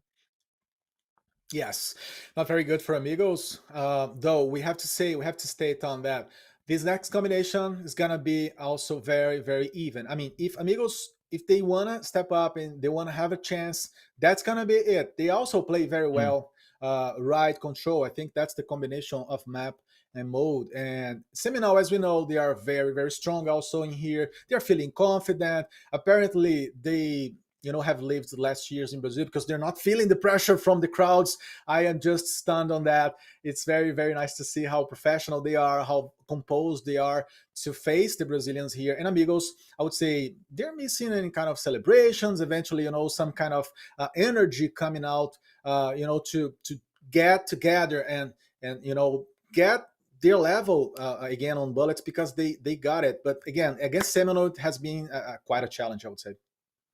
It's been a real challenge so far. It hasn't necessarily been a problem with, slaying or kills coming up at any stage. If anything, I believe they outslayed them in the first map. Amigos outslayed Seminoles, I should just confirm. But in the Search and Destroy, there hasn't been necessarily a problem for them. It's those moments in game that you need to make sure you're making the right decisions, finding the breaks at the right time when it comes on Hardpoint. Can that all accumulate into something here on Control? That's what they need to try and find. There's still a route back for them into this game. We know that there is potential. Map 1 was ridiculously close. I think it was a 10-point game in the end, 10, 12 points, something along those lines. The Search and Destroy a little bit more one-sided, but there's still some potential for Amigos here in this series, but Seminoles still looking very good. Can they close it out here with a 3-0? I think a 3-0 for Seminole here would be a huge win for them. Heading forward into the next couple of rounds, they've got to be feeling good about themselves if they can find this 3-0 win. So far, we've just seen 3-0 matches, right? We have not seen any kind of reaction on the losing sides in the championship over here. But it's interesting to be able to compare those styles, Tom, because Seminole, I think they have been doing such a great job combining the long shots, especially with two snipers. They have just shown this. Also with the R9. And on the side of Amigos, they have improved their bullets when Insane just brought the R9 to Search and Destroy, as I was expecting to see him using already on the beginning of the series. But again, he did it, and the team appreciated. He's going to have to keep on that kind of choice, I would say, to try to get closer to the players of Seminole, who are feeling pretty much confident. And on the top of all that, Seminole, they never get out of the spot without knowing what to do. They are always very conscious of whatever they need to bring out before getting out of the head glitch. Sorry. So that's paramount to me. That's why Seminole is ahead. Yeah, they're just a very, very well-oiled machine, and when it comes down to slaying ability, it's very much there. They just clutch up so many times too. And there's so many of those search and destroy rounds that were looking dead and buried, and then they would find something. They would find a route. They're so patient when they need to be. They're just such a good squad, and we're seeing them come out here and kind of prove that so far. Let's see if they can continue to do so, though. It's going to be Raid coming up next. If we do need to see it, we will then see Apocalypse. So I'm interested to see how this one's going to go down. It's a tough one. It's a really, really tough one. I think if you are Amigo still, can you manage to find this one back? It's very, very difficult. There's still potential in this series, but I don't know. I think for Amigos, as an overall in the tournament, Linux, what do you think would be a good result for Amigos? Where do you think they'd be looking to try and find themselves? Yes, I want to take the chance to also talk about whatever you mentioned about Apocalypse, because okay, we're gonna have control, right? It's gonna be even, but yeah, more than that, if Amigos ever win this map number 3, we're gonna be seeing them suddenly having another chance on this series, because Apocalypse Hardpoint for Amigos is just fantastic. They play very well in this map, so that could be tricky for Seminole. And I say this because Amigos, they managed to beat Inco, for example, back in the day in the challenge season. Back when Inco had Lucasine, they did beat Inco, with a very, very small margin in the end of the scoreboard. So I'm talking about a fantastic, reverse against Inco. They did something like 250, 248 or 249. So that's, that totally destroys your mindset whenever you have a long series. So I'm very, very eager to see if we're gonna be able to see those two teams playing out Apocalypse. But Raid is gonna be very interesting again. I think whomever is more aggressive and is faster to bug the opponent, to poke them into their bases and spawns, may come out as the victor. Maybe it's difficult to say, isn't it? We're hopefully going to be getting into map number 3 and find some answers to all these questions that we are asking. But we should be finding out exactly what's going to happen so far. But how are you enjoying your time on the English broadcast? I think we've all had the discussion. You're doing very, very well. Your English is a lot better than my Portuguese, because my Portuguese just doesn't exist. So you're doing really well to be casting in a different language. Good job. Thanks, man. Thanks. It's very lovely to have the appreciation from you, from Brody, from Lauren, from our crew here. Yes, I'm having a challenge. My mind has not been melted down yet so far, so that's a good sign, right? I take that we're doing a good job. So thank you for the gentle words. It has been a challenge, has been very, very good. Again, I want to thank ESL and Activision for this opportunity. But let's go. Let's hop into the map and see what's gonna happen here at Raid Control, as we see Seminole on the defensive side and already trying to counter Amigos. Apparently, Amigos did a kind of a B push, and that was not successful. Wasn't successful at all. No, I'll continue to be nice to you, Linux, and I'll just continue to be mean to Infinity. I think that's usually the way it should really go. He does deserve it at all stages. Seminole, a really, really good start, though. Lockdown B, and I think if you're Amigos here, you gotta just kind of count on going over towards A. You gotta give it up. If you don't find that first initial push over towards B, the second and third is just a lot harder as well. They can find one, can't find the second. Insane were able to find it, so they have been able to find this push over towards this B side. Can now start to get something going. Marshy, though, has found a route behind. This is going to be a problem now for the side of Amigos. The kill starting to fall on through. They clean them up once again. Marshy here with the R9 now will start to put pressure on the spawn. They're still pushing over towards B. I'd love to see Amigos trying to make a beeline over towards the A side. Yeah, as you said, you stated very well with quality, of course. Amigos trying the first round on B, they were not successful. They're going to have to change this strategy, because trying again is going to just eventually feed up your foe, and that's not what they want. This round number 1 is actually looking like a disaster already when it comes to the live side. Against Seminole, who managed to protect very, very well all the positionings and all the regions of the map. See, they keep just cartels on the B, and even so, they managed to push Amigos away. That's a fantastic level of gameplay, I should say, man, because Amigos not only are down on lives, but, I mean, it's looking like kind of late to obtain this B. It is a little late, isn't it? 13-5 now. We've seen some things in Call of Duty history, but this would be maybe at the top of the list if they managed to make this one count. 3 versus 10, 5 seconds to go. Can find themselves 2 ticks and will pretty much be dealt with. 1 player remaining, 2 players remaining, I should say. GTO Sapuka. Can you do anything? The answer is absolutely not. A very, very good defensive round coming in from Seminole.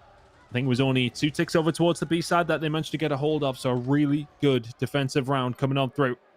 Nicely done. Yep.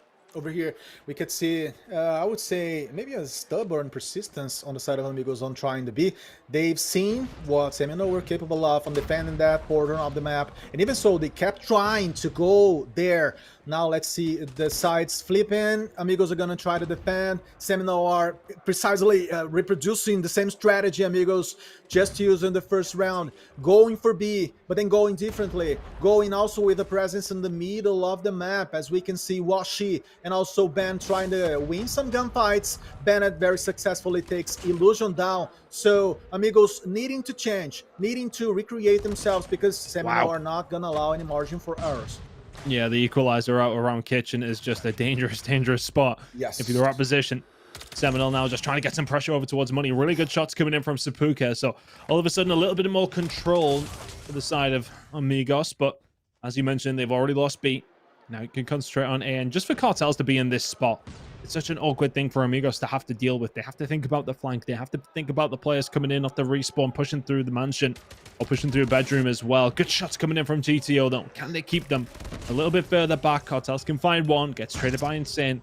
Decent hold from Amigos so far, but still 1 minute and 45 seconds to continue hold over towards A. Yeah, and Amigos successfully and smartly, you know, getting back on track and managing to somehow counter Seminole, or at least I would say buffer, you know, their intentions and energy. Yeah, as we see Seminole taking down, nice build up over here. Seminole finally taking down the region of A and controlling this whole portion of the pool, as we see Amigos now striving to get back to the A, and it's gonna be hard for them, but Seminole somehow are beginning to fall down. Sapuka, nice Sparrow, a play over here, GTO with the Annihilator. You know, Amigos doing precisely what they did on Hardpoint and Search and Destroy, trying to even Seminole during the game, and they may very well find this equalizer. The thing is, though, if for Amigos there, they've had to invest a couple of different operators that they may well have liked to keep a hold of, but they had to invest them. They had to use them. And now it's 9v9. 1 minute to go. Seminoles have found a route through here as well. Vig will find one. A couple of body shots just to make sure as well onto Insane. One player inside of the pool, though, is going to be G2. Oh, can't find the second. Vig making sure to shoot the bodies here as well. Is he going to find a third? Not quite. Sapuka, Insane combining, though. Now 5 versus 7. Amigos have managed to do it. Washi now has also invested something himself. It's the Annihilator, and it is crispy as hell. Finds 2. Marshy can find another. There's snap coming in from Washi. Make it 3 in a row. It's a 5v3. They're under the point. Seminole could close this yet. Yeah, Washi suddenly gaining wings and flying over the map to bring this round to his side. What a player. My God, what a fantastic player we have just seen executing CODM. Man, Amigos, they had the chance. Again, Ton, this is so complicated for your mindset. When you see Vig body shooting, when you see Washington doing whatever he just did, you know, that's going to mean perhaps a defeat, because Seminole are looking so overly strong. Now managing to find an attack and a defense here for Seminole. Marshy now getting things rolling with the Sparrow, just trying to slow Amigos down as quickly as he can. Full investment here actually coming through from the side of Seminole, using absolutely everything to kick off the round. Marshy with the last arrow will find a kill. GTO finds one against Band, so a little bit of breathing room here for Amigos over towards this B side. Zeo's trying to get some control through the mid-map, but plain sailing for Seminole so far. Not too worried about this push that's coming in over towards B. A couple of players now on, but here comes the equalizer. Out finds absolutely nothing with it from Vig, who's been shooting nothing but straight the entire map. Finds absolutely nothing with the equalizer, and Amigos should be getting a hold of B because of that. You know what drives me crazy absolutely when it comes to looking at how Seminole plays CODM? It's like they're not even breaking a sweat. They are right now just, you know, playing in a very express, economical way, perhaps, if you want, against Amigos, and they're not suffering. They're managing to balance the kills, though Insane just acquires a pair of kills, and they begin moving slowly but steadily towards A. and dominate the kill feed precisely. Also using the kitchen, potentially Illusion takes another one down. Nice movement by him, and Amigos suddenly, just like that, they acquire a nice number of lives, Dan. Nice number of lives, and B alongside of it. Seminole still have an opportunity here. Need to find a few kills unanswered, if at all possible. Band will find one into Illusion. Can't find anything else. These lives starting now to leak for Seminole, as did B. But they just need to hold on for another minute. Zeus can try and find a kill around this outside. Washi finds one unanswered. But a good amount of presence from Amigos over towards this A side so far. Yep, and both sides now at a very critical moment of the map.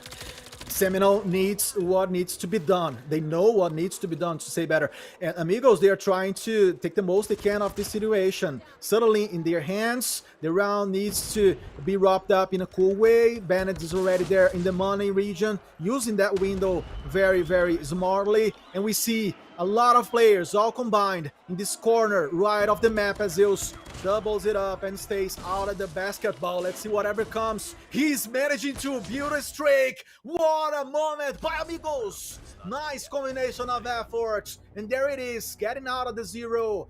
Was a very uncomfortable zero, to say the least. 2-1. They managed to find something back. Yep. They needed to. And now they have a potential of finding something here. Is that the War Machine straight off the rip from Zeus? Doesn't find anything over the top. There's that potential waste. Amigos looking to try and defend this one now as they find their own attacking round in the previous. They need to now defend. A huge investment coming in from the beginning of the round in terms of operators from both two teams. Amigos haven't really found a great deal. Red MSL coming in. Zeus will invest this to get the players off over towards B. Aggressive players coming in from Amigos. Lives all but even. But look at this push coming in from Ban. Now can find himself over towards the backside. Finds the kill into Illusion. And all of a sudden the door may well be open over towards it. Smart enough, Seminole managing to, you know, take simply a War Machine down and a Sparrow. Those operators, they were not effective enough as Amigos have wanted. And Seminole appearing to bring a lack of commitment, but that's just, you know, that's just smoke for them. They are coming in heavy for A, as we see GTO trying to push the team up. It's a very complicated stage of the series as a whole. Amigos now subtly managing to win some trades and perhaps reopening the series. Big kills coming on through. Washi more than aware of what's going on down this side though. Couple of kills is all Seminole need to break this one open. Looks like they've sent a bit of a split over both two sides. B now under their control. Players from Seminole now starting to find a push over through from the middle of the map. Big gunfight going to go down in the middle of the map. Actually, it is going to be Zeus to find that. So the pressure's starting to come in through. Seminole really struggled over these last couple of rounds. The shots coming in from Seppuku, not that good, but his teammates are solid. Cartels can find one, not before he gets taken down. One player from behind, that's going to be Washi, who's actually found himself a bit of a flank here. The lives not working for Seminole. The time not working for Seminole, but they can find a couple here. Maybe they can get something going over towards this A side as the kill feed's starting to light up blue. They've got to do something quickly. Yes, they got to bring this one back as soon as possible. We see also Amigos gain confidence, gain momentum when it comes to killing more, and also trying to hunt Seminole players down. We have Cartels at money again, trying to hold this position, trying to create a condition for them to steal A, and that's gonna be looking as possible. It's totally gone, as you said, and now it's gonna be a rotation to B necessarily, and Amigos are gonna have to play this one for their lives. This is gonna be tough. Yes. Still a very, very hard break over towards this B side. Seminole do have 3 operators. Amigos also with the 3. Which ones are going to be invested better? Do you trying to make the decision of which way they are pushing from? A couple of players on Amigos have found themselves very, very weak, and now they're finding themselves dead as well. Vague will find one with the equalizer, and here comes the push. Amigos, they held for so long. Illusion can find 2. He may well just slow them down enough for Amigos to come in off the respawn. 5 players now left. You cannot lose any lives. Van locking down that side of the map now. Of course, with the Purifier, you don't run down that side. Cartels can find Zeus. It's looking like the 3-0 may well get locked in unless the boys and Amigos can find something. 3 players remaining. 2 remain. It's a 6 versus 2, and Seminole mark their card unless Illusion. Can he do something all on his own? Not going to happen. Surely not like this. It's not going to happen. Seminole finally mark their card and find themselves into the next round. It's a 3-0 impressive win over Amigos. Astonishing win by Seminole, of course, being patient, playing well, dominating the map, and not allowing Amigos to grow on confidence. And I would say keeping that proportion, that ratio was just crazy on the side of the Americans a ton. And by ratio, I mean whenever they managed to use one player to kill like 2 or 3 on the side of the Brazilians. So, you know, these kind of combinations, they show that Seminole are a big dog on this competition, managing to win their first one. And Amigos are gonna have to talk about a lot of things here, because I can tell they tried, they offered some level of challenge, and I liked how they were kind of homogeneous all over the series, meaning managing to score, managing to bug Seminole in the 3 modes. But in the end of the day, Seminole were the victors, were the winners, with a lot of merit. Of course, they did very, very well. And I mean, the North American fans, I'm sure they're quite happy now. Yeah, hopefully they're a little happier than the Europeans were after their first game anyway. Seminole, a really, really good job there. And that's a big win for them to find, right? Look, I know Amigos are coming in, not necessarily as one of the teams that could potentially go on to win the whole entire tournament, but they still would have been a tough one. I think Seminoles finding a 3-0 win is a real statement. Going to be heading into the next round in their group, where it's looking like they're going to be going up against Stalwart Esports, who were 2-0 up against the Rejects. That game looked like it may well have actually finished, so we will get that confirmed which way that one went. But a huge win coming in from Seminole. And look, they've come here to win this tournament. That's a good way to start it. Yes, you said it all. I think whatever they have shown so far shows that Seminole are definitely among the favorite ones to not only, of course, step into day number 2, but also eventually raise the trophy. We see a lot of nice decisions by them, changing the pace whenever it was necessarily, and of course taking Amigos by surprise, making them cool off, and then surprising out of the cover. So Seminole knowing how to play and knowing how to manage and especially break Amigos expectations over here. Now let's see how Seminole are gonna keep working on the event, of course, thinking about the second match. But on the side of Amigos, as a Brazilian, I would expect a little bit more of energy on their side to, try to step up and try to bring more on the next matches. Just have a confirmation, actually. Stalwart 2-1 up now. Rejects winning standoff control 3-1. So we've got a series on our hands over on that side of things, but interesting to see how that one ends up playing out. But North American side and Seminole doing the job. Devastation in the crowd for the Brazilians, but Lauren, Seminole here to play a 3-0 in their first game. Looking real clean while they do it as well. So that's gotta feel good for Seminole, a team that we'd mentioned quite a few times earlier on as one of those potential teams that could end up in those grand finals. No strangers to that stage either. So starting off their competition so far in a really, really solid fashion. I know that they will be happy with that. And like you were saying, Tom, we've definitely got a series going on over on that B stream right now, 2-1 in favor of Stalwart, but the S&D went to overtime 10-8. So that was a close one as well. So if you guys are trying to keep up with Rejects or Stalwart, you can check out the B stream and see what they've got going on over there, because they're preparing for their next Hardpoint. And if things stay as close as they have been in the last 2 rounds, that could be a good one. And Rejects need to get a win if they want to keep their hopes alive to continue on in that series. So lots of things going on right now in the competition. We'll try to keep you up to date with everything that's going on, but that will be the opening matches for both of our groups now done and dusted, which means it was Galaris and Q9 from Group A that won their first matches. Now it is Seminole joining them, and we're just waiting on that final match between Stalwart and Rejects to round out all of our teams. And then we'll start to kind of see which squads are going to be making their way through to tomorrow once we start seeing who wins the winners match in each group, and then we start knocking teams out in our elimination matches, and that's when things start to get a little bit sad. But so far, some really solid gameplay across the board out of a lot of these squads. Clearly, they came to play here in our Mobile Masters. So I've had a blast so far. Hopefully everybody in chat's had a good time. You guys crushed it on that cast, by the way.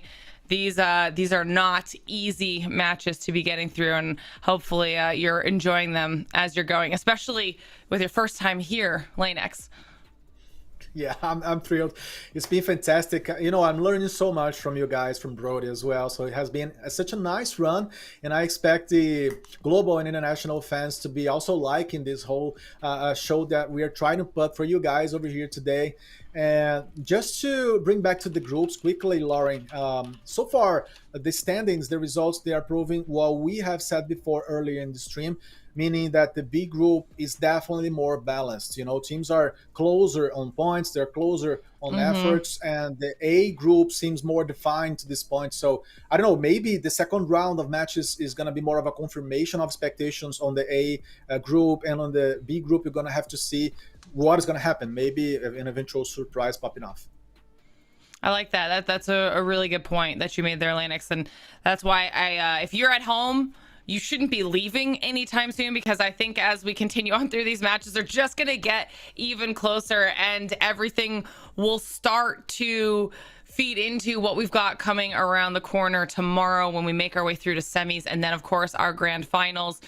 So just stick around, okay? You don't want to miss a single second of it. If you do have to step away, of course, you can check out our social media. You can, whether that's X, Insta, or Facebook, for updates for our entire Mobile Masters weekend. But now we have that the matches are done. We have our set matches that are coming up next. We now know Game 3 and Game 4. Game 3 will be another look at Galeras, and of course, going up against the other winners in Q9. And then Game 4 will be between Seminole and Stalwart.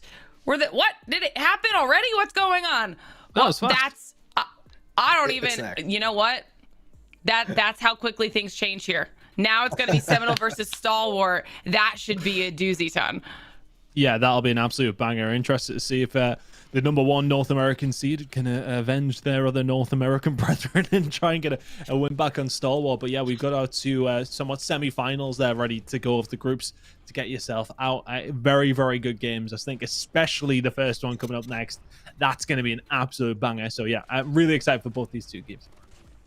And of course, everybody at home, remember, the winners of both of those next matches will be the first two teams to make their way through to semifinals tomorrow. So they will at least have gotten that first hurdle out of the way and made it through to the next day, where whoever loses will drop down and face off against the winner of the first elimination match. So they'll have one more opportunity to try and stay in the competition, which means every single time these teams are going to have to fight harder and harder to try and claim a spot on that podium if that's where they want to be. So like Ton was saying, we've got some seriously fun matches coming up around the corner, and we are getting a little bit of an update here as well. Stalwart's not confirmed yet, so we don't know if it will be Stalwart. It will be whoever wins that matchup going up against Seminole, though. So it's still up in the air between Rejects and Stalwart. We'll have to see what happens in their Hardpoint, and then that will potentially determine what is going on for game number 4 on the day. Apologies there for that, but we will make sure that when it's updated, you will be the first to know. Until then, before match 3, it's time for another quick break. So get yourselves a little bit of rest, get hydrated, and when we return, more Snapdragon Pro Series action coming at you.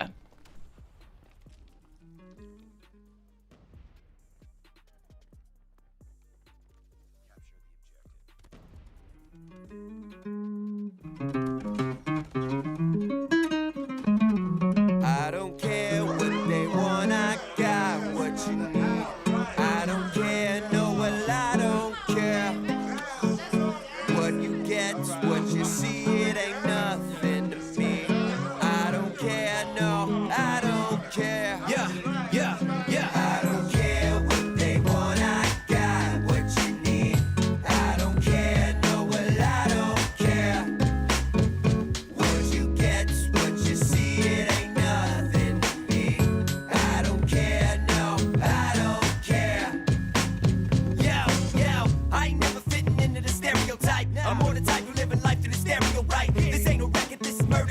you're hearing the weapon that separates the soul from the vessel. Now check it. I've been through the mud and blood to get it. Never taking the L. You might as well just forget it. I'm steadily wrecking on anybody who records. My checklist is checking and anybody can get hit. Somebody call a medic while I'm sipping on whiskey. Cops wanna frisk what? Chopped in a mince. What? Lies, little pips. What? So I'ma take my throne, cause y'all's light is on, but ain't no one home, and that's a dumb cat. Catch you in the alley and I dump that. Fun fact, always got the belly in the pump check. Run that. Only leave you asking where your lunch at. If you got a problem, I'll be there. Give me 1 sec. I don't care what they want, I got what you need. I don't care, no, well, I don't care. What you get's what you see, it ain't nothing to me. I don't care, no, I don't care. Yeah. I don't care what they want, I'ma give them what they need. Never gave a what and I never take a plea. Never gonna hear what they always try to say. Never really listen anyway, like I don't care what they want, I'ma give them what they need. Never gave a what and I never take a plea. Never gonna hear what they always try to say. Never really listen anyway, like hear what they want, I got what you need. I don't care, no, well, I don't care. What you get's what you see, it ain't nothing to me. I don't care, no, I don't care.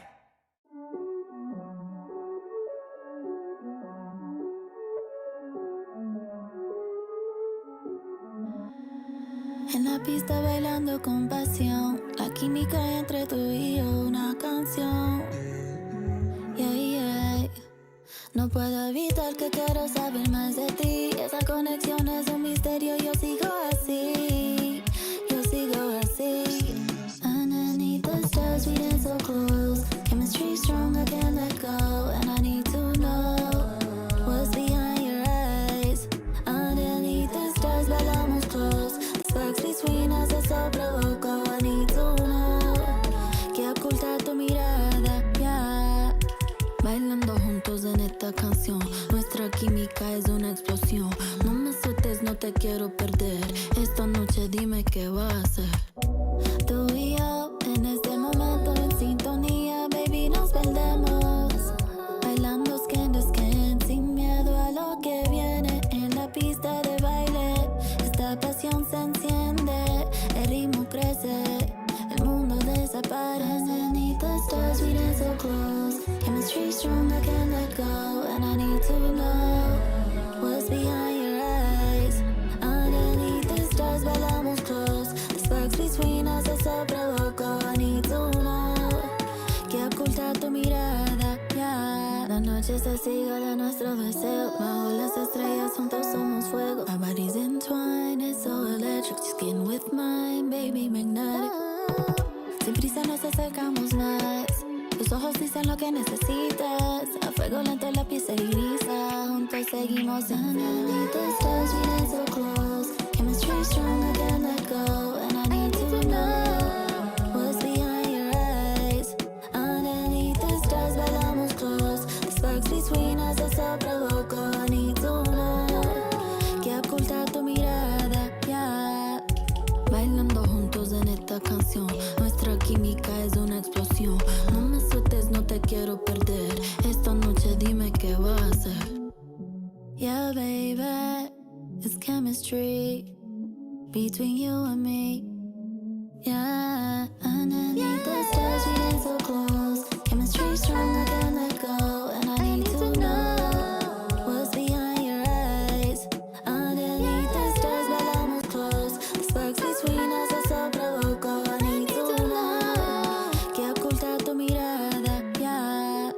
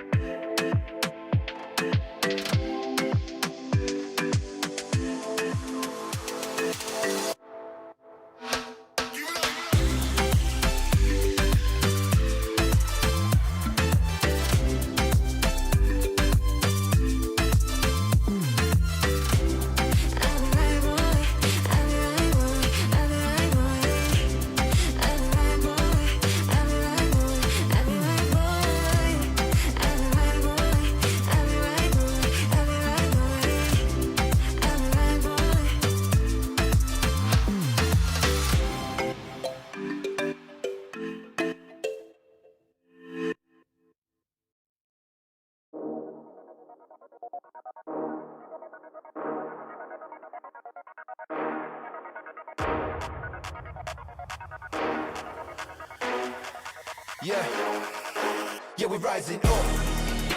No, nobody can stop me, can't fight this rush.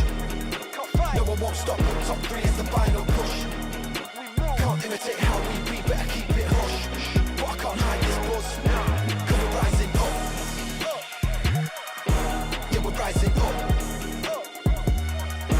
Yeah, we're rising up. Yeah, we're rising up. In the moment, stay focused. I smell the wind and it's potent. I remain the main component, cause they all know I'm the coldest. So cold that they frozen, overwhelmed by the notion. Pressure building, it's over when you feel the explosion. Yeah, they call me the showman. The way I'm shining, I'm golden, and I bring the commotion. My spirit never been broken, cause I got the devotion. No magical potion, you're just a drop in the ocean. I'm a tidal wave taking over. In the moment, stay focused. They all know I'm the coldest. So cold that they frozen. Pressure building, it's over. Yeah, we're rising up. No, nobody can stop me, can't fight this rush. No, I won't stop, top 3 is the final push. Can't imitate how we be, better keep it hush. But I can't hide this buzz, cause we're rising up. Yeah, we're rising up. Yeah, we're rising up. Yeah, we're rising up.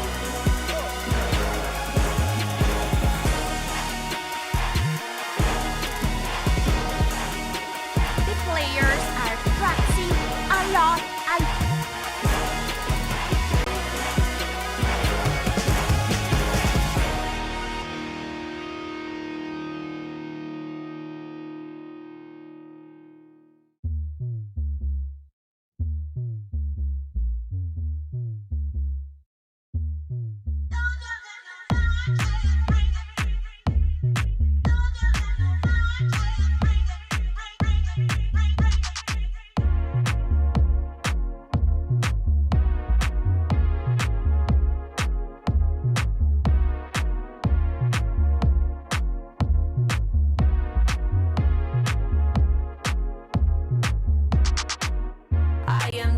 Energy, I am the force. I am the opportunity breaking down the door. Yeah, I am the life energy. I am the force. I am the opportunity breaking down the door. I am the end to the means. I am the final touch you need. I am the means that precede reputation.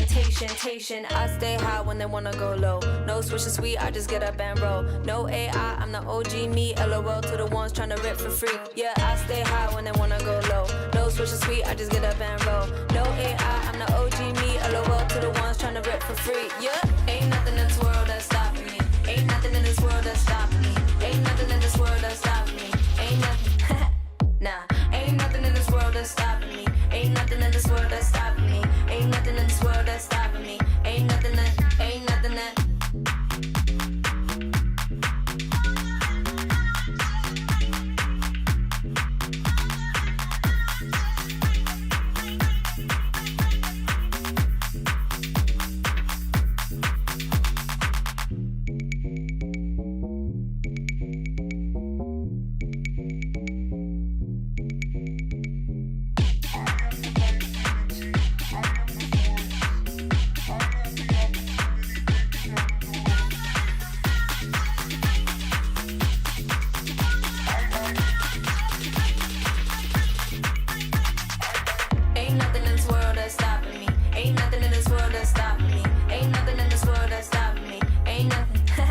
Nah, ain't nothing in this world that's stopping me. Ain't nothing in this world that's stopping me. Ain't nothing in this world that's stopping me. Ain't nothing that. I stay high when they wanna go low. No switch is sweet, I just get up and roll. No AI, I'm the OG me. LOL to the ones trying to rip for free. Yeah, I stay high when they wanna go low. No switch is sweet, I just get up and roll. No AI, I'm the OG me. LOL to the ones trying to rip for free. Yeah. The players are practicing a lot. Yes, I say a lot, but accepting galleries. What happened here, guys? Oh. We're just chilling. What? No, we were practicing and we decided to chill a little bit here. Oh, just to relax a little. I think you are sure, right? Yeah, of course. We're just chilling, just relaxing. it's a beautiful day for us. Oh, beautiful, beautiful. I like the style of Brazilian guys. So, you are winners here in Latin, and now you are, I think people have a little, some fear of you, right? Probably they should, right? You know, yeah, because we were Latin champions, and we brought Lucas in, and some people are scared of him. So yeah, I think some people are worried about our team. The people are talking about you like a promise, a big guy. Yeah, what are you thinking about this pressure on you? I just have the most best support in the world because my team is my support, my anchor. So I don't know, I just don't feel that pressure. Congratulations. Okay, I'm hoping for you. So lucky because okay, you are power enough. And you? Hello, I'm just chilling. We also have the two Latin MVPs in the history, which is Lucas on last year, right? Yeah. And Mihawk this year. So they're the two Latin MVPs we had in Latin. And so you are playing in a tournament in your country. And so what is it for you? I mean, I'm feeling very grateful. And I mean, it's a dream to play in my own country and to compete it. And I'm just chilling. I mean, we're gonna do our game. We're gonna just play our game, and yeah, no pressure. Just playing confident. Oh, perfect. So I will leave the guys to keep it relaxing a little. So thank you so much, guys. See you later, right? See you. Yeah.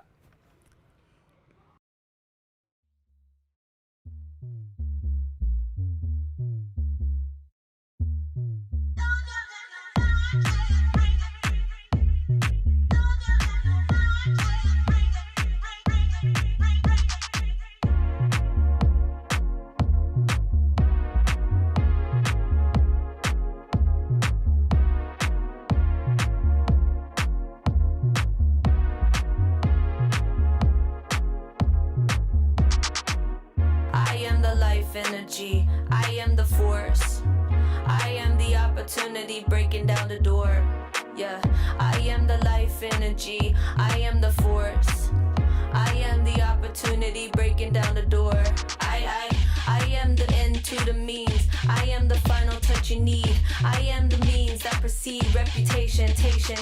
I stay high when they wanna go low. No switch is sweet, I just get up and roll. No AI, I'm the OG me. LOL to the ones trying to rip for free. Yeah, I stay high when they wanna go low. No switch is sweet, I just get up and roll. No AI, I'm the OG me. LOL to the ones trying to rip for free. Yeah, ain't nothing in this world that's stopping me. Ain't nothing in this world that's stopping me. Ain't nothing in this world that's stopping me. Ain't nothing, nah. Ain't nothing in this world that's stopping me. Ain't nothing in this world that's stopping me. Ain't nothing in this world that's stopping me. Ain't nothing that.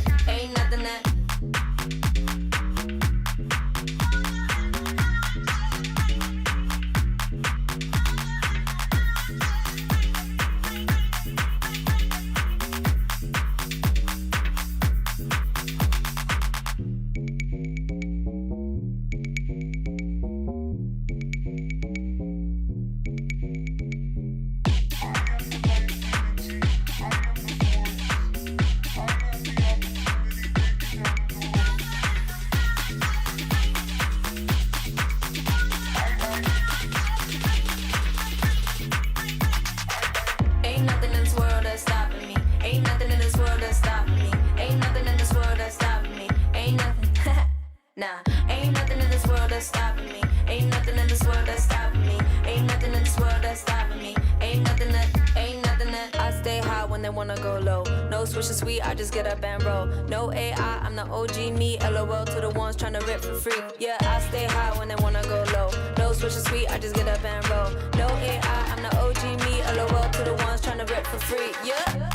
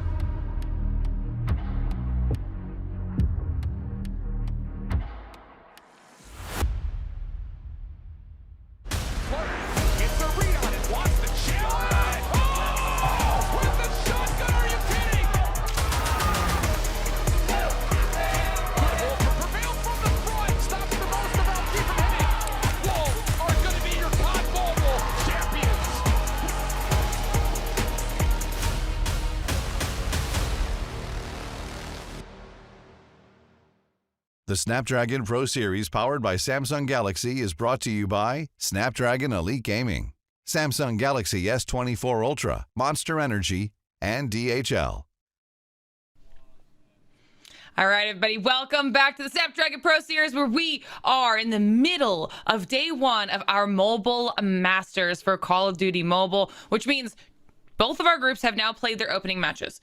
Both of our groups have almost completely solidified everybody. We're waiting on one more match on Group B stream to find out the last winner of those opening matches for our groups. Right now, we're focusing back on Group A. You might have seen that in the schedule before we went to our break. Next match around the corner is with the winners of those opening matches in Group A. So that's Galaris and Q9. Now, we got to watch Galaris to start off the day. We didn't get to see what Q9 did up against Inco, but it was a 3-0. So both of these winners had strong performances out of the gate here, Ton. Yeah, really, really strong performances. I think, to be fair, kind of expected as well. You know, we looked in terms of the roster and how they've been both looking and who they were going up against. Opposition definitely stronger. So coming in with 3-0 is going to put them both in a good stead. But now going up against each other, I doubt we'll get the 3-0 we had in their first games. Yeah, this should be a little bit closer this time around. And we saw Galaris go up against EU's best in Kings, and they knocked them down pretty easily. But now they have to go up against Q9, which is the region that currently holds the title right now, Brody. So is that going to be a difficult job for them to do? Yeah, I don't think Q9 should be underestimated whatsoever. I think while it's easy to focus just on Wolves, who of course are technically speaking the best team from China, as it were, because they won champs back in December, Q9 got to top 4 at that event as well. And it is important to note that China as a whole did very, very well back in that region. I think Standpoint, which was the other Chinese representatives, also made it into the championship bracket. So being 3 of the 8 teams there was a pretty impressive feat for the region. Q9 are a very, very, very good team. There is a reason they are one of the most feared rosters in international Call of Duty Mobile. They've looked so good for the longest time, and you've got some insane players on the roster as well. You can see some of the kind of the stats here. I think this is the stats so far in the tournament, I want to say. And you look to players like, I'm going to get the pronunciation wrong here, I presume, so I apologize to any Q9 fans out there ahead of time, but I believe it's Owling, who is just an incredible player. And I think for me, that's the story going into this matchup. You've got a player like Owling on one side and AR here for Q9, alongside Lucasin on the other, who is also, of course, an AR for Galaris. And that's just going to be, I think, an incredible matchup to hold. Yeah, and we saw after that first matchup, at least on the Galoris side of things, Ton, that Lucasine ended up with that mini MVP for that round. So, and we also saw during the break, there was that interview specifically around whether or not he felt like there was any added pressure, as a lot of players are keeping their eyes on him. And he seemed really comfortable with what had happened so far and doesn't look too afraid or intimidated whatsoever. Yeah, he's got a better mental than me. In front of your home crowd, playing like that, you're now going into a really big game. I would say, you know, in terms of the LATAM region, that's who their hopes are on. Not just him as a player, but for the team, of course. So the pressure he's got to be feeling it, but it's what he does with that pressure. Does it? I mean, look, we sometimes say the saying, it's very corny, but pressure makes diamonds. And in this sense, is he really being able to step up to that next level for his team? Is he able to actually convert what he can do onto the Slums stage? So far, so good, but it's hard to say. Like, based on his performance against Kings, yeah, great, but are Kings arguably one of the weakest teams here? Yes, probably. Now you're going into a much different game. It's about the games against the opposition, who you know are going to really, really challenge you. If you can have a good game here, that will set him on his way to have a good performance over the entire tournament, you would like to think. Yeah, absolutely. Not to mention whichever team out of these two ends up winning this first winner's match, if you will, of the day, means that they will move forward in the competition onto the next stage, which is tomorrow. So they'll be done for today, but then they'll at least secure a spot in semifinals and be that much closer to making their way through to grand finals, which is obviously where everybody wants to be, trying to take home that $90,000 prize pool, as well as the title of literally the best in the world. Will it swap regions? We've got a couple redemption arcs in the works. We just watched the second match of the day, which was between Amigos and Seminole also 3-0, nice and clean, Brody. And there's somebody that potentially one of these teams could see in a grand final situation. Yeah, definitely. I think it's a weird one, right? Because our expectations for who we're going to be in that grand final have changed quite significantly over the time, which we've kind of run up to this tournament, right? A lot of our expectations are on maybe if Wolves make it and they didn't, maybe they're the team that we'll be looking at, right? Godlike, and unfortunately, they weren't able to attend the tournament, so we're not going to be looking at them now. And even Seminole, who are a team that I think have kind of overcome a lot of our initial impressions with our expectations of what things would like without Tectonic. They still looked very, very good in that matchup versus Amigos. Even that is still, do Seminole look the same versus these titanic rosters like Q9 and Galaris? I think it's just going to be a very different situation without Tectonic on side. That being said, I do want to say Seminole looks really, really good as a team. Like the teamwork hasn't gone anywhere with that roster, with Cartels joining in place of Tectonic for now. So I still think they're a threat. I still think they're kind of not to be underestimated. But my opinion, I think, going into this matchup is I think Q9 and Galaris, I had to pick two teams that I thought would be in the grand finals. I thought it would be these guys. So we could probably get a preview here of what our grand finals. Oh, I like that. I like that, Brody.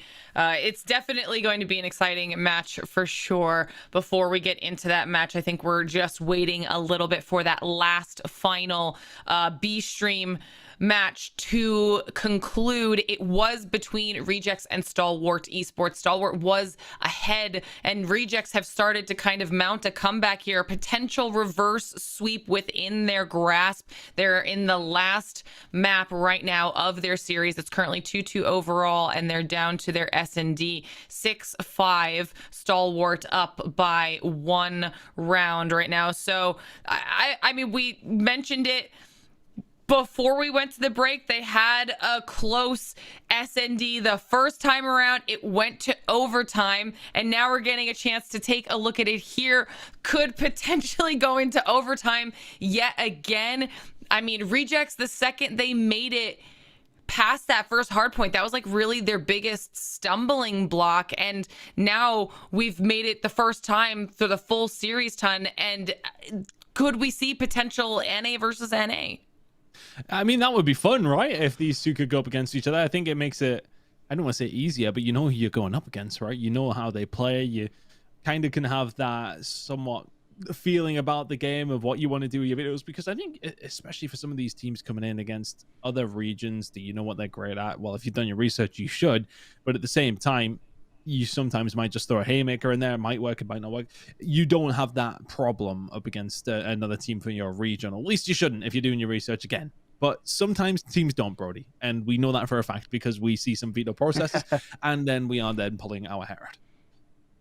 Yeah, definitely. I think it's going to be interesting, I think, in particular between Rejects and Seminole, because the amount of times they face one another, and I think the amount of improvements that we, over the course of Season 4, saw Rejects make if they do end up facing Seminole. They were a roster that were playing on par, if not better than Seminole at times. And I think that's the interesting thing here. It's not so much a Seminole are definitely going to win in that scenario. It's Rejects are a very competitive roster. They've also made the change of being a Blur on side as well in place of S-Thug.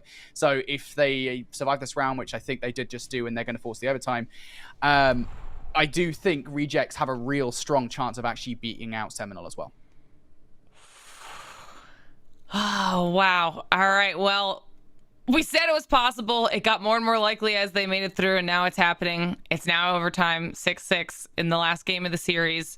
I don't even know what to do at this point. I guess we're gonna go through this and see what happens with the overtime, because it's too close to not keep up to date with what we've got going on here, Brody. I don't necessarily think after the first hard point, I think Stalwart might have thought they were going to be able to squeeze this one out, especially after taking home the first overtime when they moved into S&D. But Rejects have just absolutely turned a corner after the control.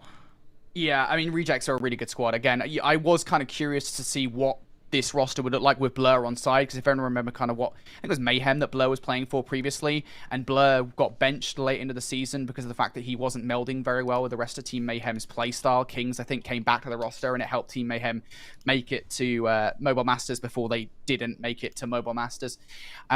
So I was curious to see what that change would look like, but it looks like he's been a really good addition to the roster. It feels like Rejects have kind of got that ability to perform under pressure. So bringing this all the way towards a game number 5, it's not uncharacteristic for Rejects. Just really excited to see kind of how the rest of this game goes, because again, Rejects are a very, very good team, but there's so many unknowns, I think, when they're going up against a roster from another region.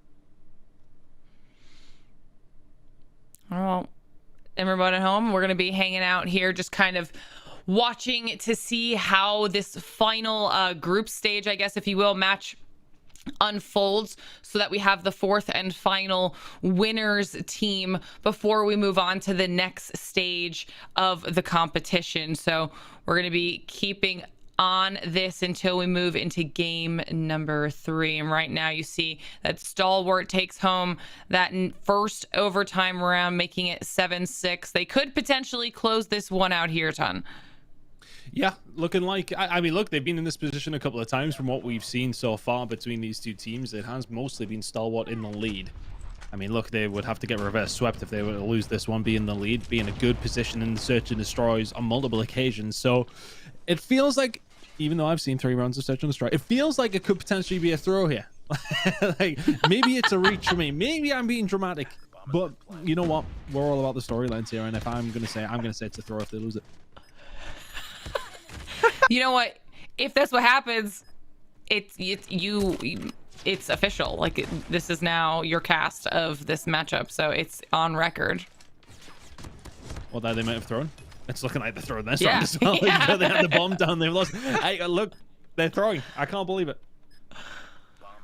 Oh, mate, I like it. I like the boldness, Tom, mate. I appreciate that a lot, but yeah, I mean, like, Stalwart aren't a bad team, to be fair. So, like, I expected a close match like this one. But like at the same time, I think how we got to this point in the series, right, with Rejects, basically they have reverse swept them, or they're going to if they win this game.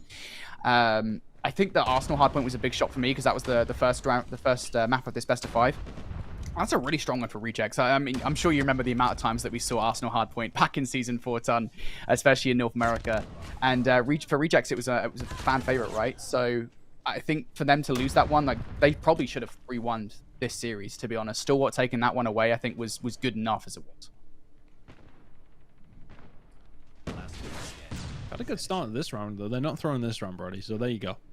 You managed to find Thanks, something. Pal. No, it's brilliant, mate. You're doing stellar. God's work. Good job. It's just the back and forth between these two teams, though, which, I mean, for every one that one team throws, I feel like they just kind of flip-flop and then it goes to the other one. And then that's why they've just been so dead even right now in this overtime. So we're back up by 1. Could get tied next, rounds. though. Yeah, it's defensive rounds coming through every single time for both these two teams. And, I mean, look, what was it? The second map went 10-8, right? So, I mean, this has got the potential.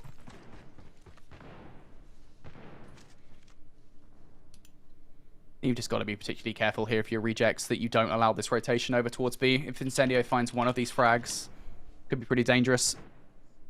And that looks like the game plan here, at least from Stalwart. I'm very surprised that there hasn't been an adaptation from Rejects whatsoever here. They've kind of pushed themselves in towards Wood, but they're relying very heavily on Envy finding something with the sniper rifle, which, to be fair, Envy's been pretty successful with the sniper rifle in the past, but still, this is a lot to gamble on one player.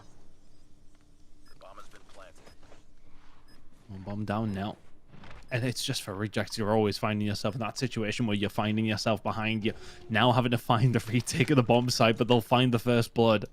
They just won't go away. Envy now trying to make the push through the middle of the map. A big round here for Rejects. You get to go on and try and find a fight up against another North American team to find yourself in a good spot, or do you lose it? Yeah, big kill going to come on through. Solo's there to answer back. They'll start to come through though for Stalwart. Oh, and they've all started to come on through. They're not throwing anymore. It's seemingly gonna go their way. Unless Rejects can bring this one back. Blur couldn't surely find 3. No, he will eventually go down, and there you go, Stalwart. Eventually. Go the long way about it, but get the job done. Yeah. And that was crazy. It's like I said in the final round, Lauren, it was just a bit like too much control given away, I think, to Stalwart there. Honestly, they look very happy about it too. I think that Rejects made that a lot harder than Stalwart would have liked to get to that final win.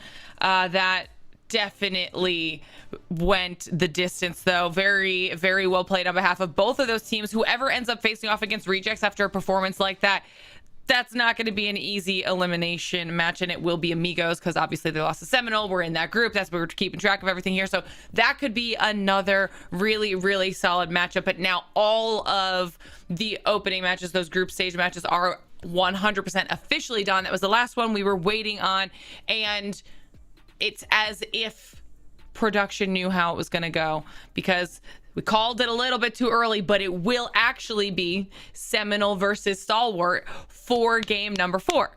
So what we showed you guys originally was 100% correct. That's what you can now be looking forward to when it comes to our next step in the tournament. When it comes to those matches, it's very exciting. And now, probably gonna have to wait a little bit to get our players off the stage to allow the next group to come back on and get set up. You can now see that visually reflected here in our bracket and how this looks. We've got Seminole and Stalwart in that upper bracket for Group B, Amigos and Rejects down there at the bottom. So this is honestly, even the elimination matches are still going to be really exciting. And now we look forward to match number 3. We talked about it a lot before we kind of got into waiting on that B stream final match, and we can go back to talking about that because now we're back on Group A and we're in the winners matches. If you forgot already, it's Gallerus and Q9. Another really solid matchup. And I think we might be waiting on some walk-ins for these teams as well. So while that's happening, if I'm not mistaken, we saw it a little bit during the break. Gallerus was able to chat with our team of amazing talent in Brazil. We got to hear a little bit about Lucasine and just the overall vibes on the team. Well, I think they did the same thing with Q9. They're able to chat a little bit. So I want to see what the players had to say. So let's check out the video. I think some players of Q9 are ready to some interview. Let's go. Hi. How are you feeling? 这是我第一次来到巴西，然后我感觉巴西的人民都很热情吧，然后我挺喜欢这里的也。Let me ask for you. There is some player that you thinking a lot about it. To oh my God, really want to confront with this player. 实际上我挺希望能在巴西看到高德 like 的，但是这回没有看到他们，确实很可惜。也。How are you feeling? 我是秦九战队的教练 ，Shine。我感觉很棒，因为来到了这里，感受了这里的风情，我们也很快融入到这里。And your team is very strong. So there is something that you feeling about it? 我觉得每一个队伍都很强吧，因为他们都代表着每一个赛区的头部。谢谢 ，right?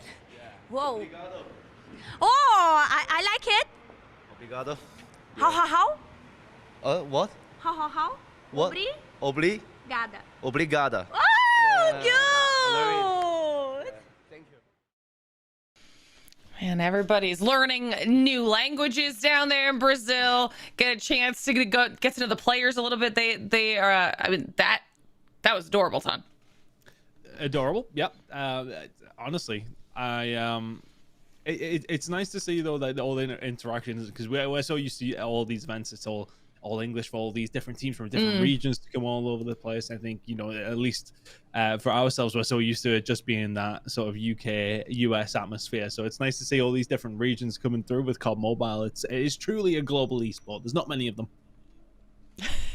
It's been a really exciting day here so far. We're not even halfway through all of our matches on the day. We've only completed 2 out of 5, so we're about to head into the 3rd match if you're just joining us here in the A stream on the English side of things, which means we've mentioned it a couple times, but it's time for us to start looking at the winners of the matches that we've already seen. Kicking things off with Q9 versus Gallerus. Just got to hear a little bit from Q9, just how they were feeling about the competition in general, and kind of get to see them in a lighter, more fun atmosphere as opposed to locked in and set and ready on that stage. And speaking of that stage, I believe we're going to be getting our players set up and ready on there soon. So we're just hanging out for a little while we get them set up and ready to go, which means we've got a bit of time for us to just be chatting here about the competition. I guess we could deep dive the teams. I don't want to jump too far ahead of what we've got coming around the corner with our squads, but generally this is the top of 2 respective regions going up against each other right now. So I think regardless of stats and numbers, which obviously Brody is the numbers guy. We don't have as many as we want right now, though. I think when you get the champions of any regions going head to head, you are always in for just a really solid matchup. Ton. Oh yeah, I think especially when you get those first rounds out the way, whenever you're in any sort of GSL style group, you're coming into that second game. Both two teams have won their first game in a group of 4. You're feeling good about it being a nice series. So yeah, everything going forward, I'd like to think is going to be like a pretty close game. You would like to think, at least anyway, both of them across the board should be fantastic. I mean, all 4 of these teams now in this winners bracket side of things, but you know what I mean, the winners round are the teams we were expecting to be here, right? They are probably the top 4 teams. I don't think anyone would really dispute that. So it's going to be interesting to see which way it actually plays out between them, because then we only have so many other teams that are going to be there. We're going to head to elimination rounds tonight as well. There's a lot going on. There's still a lot of Call of Duty Mobile to be played as well. Yeah, and chat, we want to hear from you as well while we're waiting. You obviously know who's going to be playing in this next match, so tell us your thoughts in chat on who you think is going to be taking it home. Will it be Q9 that moves on to the next stage of competition and solidifies a spot in the semifinals?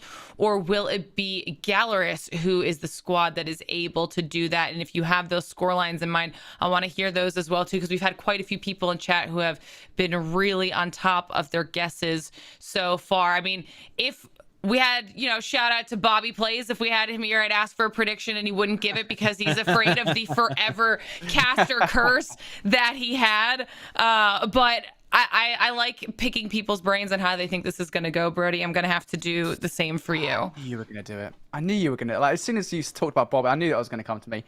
I knew it was going to happen.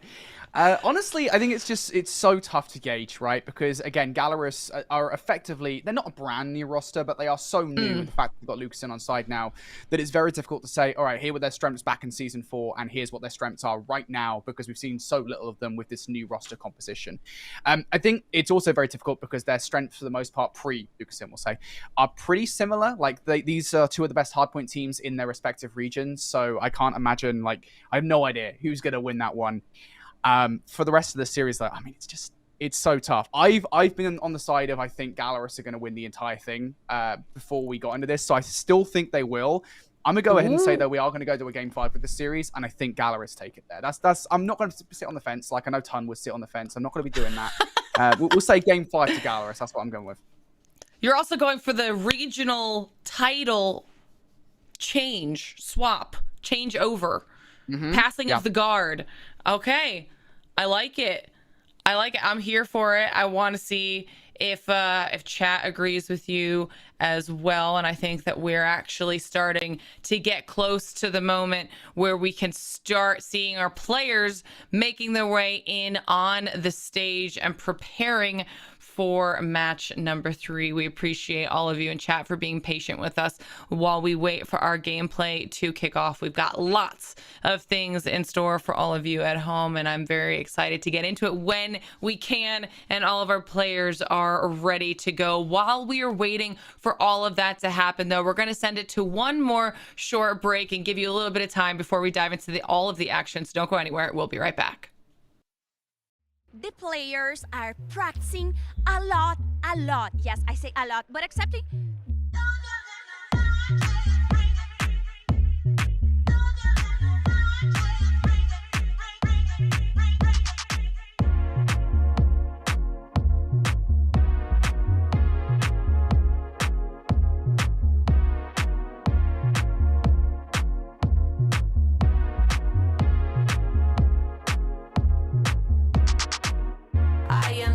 Energy, I am the force.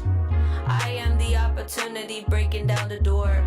Yeah, I am the life energy. I am the force. I am the opportunity breaking down the door.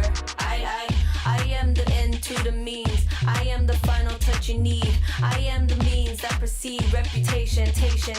I stay high when they wanna go low. No switch to sweet, I just get up and roll. No AI, I'm the OG me. LOL to the ones trying to rip for free. Yeah, I stay high when they wanna go low. No switch to sweet, I just get up and roll. No AI, I'm the OG me. LOL to the ones trying to rip for free. Yeah, ain't nothing in this world that's stopping me. Ain't nothing in this world that's stopping me. Ain't nothing in this world that's stopping me. Ain't nothing. Nah,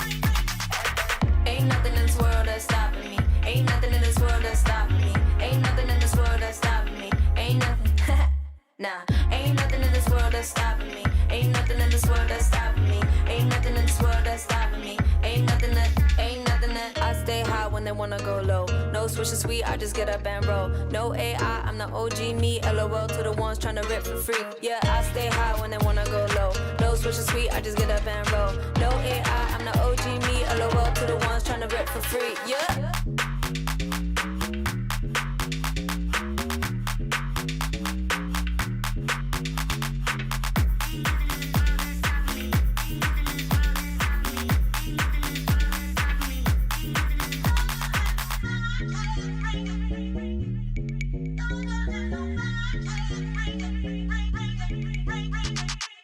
Ain't nothing in this world that's stopping me. Ain't nothing in this world that's stopping me. Ain't nothing in this world that's stopping me. Ain't nothing, nah. Ain't nothing in this world that's stopping me. Ain't nothing in this world that's stopping me. Ain't nothing in this world that's stopping me. Ain't nothing yeah.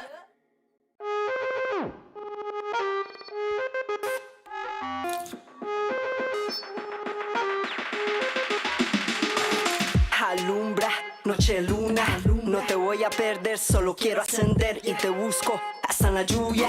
Corazón de mujer tiene su mal y su bien. Ternura, no te oculto, nada en weird, secretos son absurdos. Ain't got time for them y no me luzo. Desde que me enteré se volvió en lujo.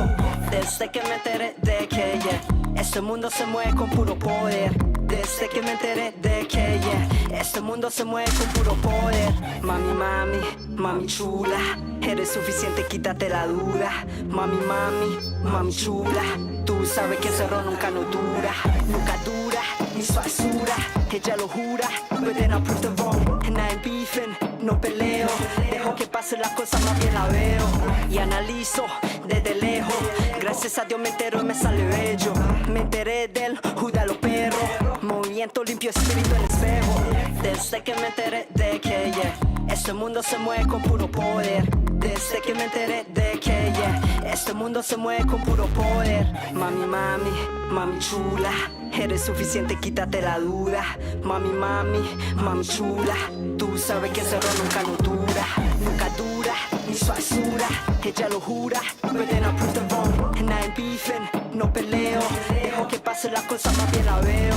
Nunca dura, mi suazura, ella lo jura. But then I prove the wrong, and I ain't beefing, no peleo. Dejo que pase las cosas, más bien la veo. Desde que me enteré de que este mundo se mueve con puro poder. Desde que me enteré de que este mundo se mueve con puro poder. Desde que me enteré de que este mundo se mueve con puro poder. Desde que me enteré de que este mundo se mueve con puro poder.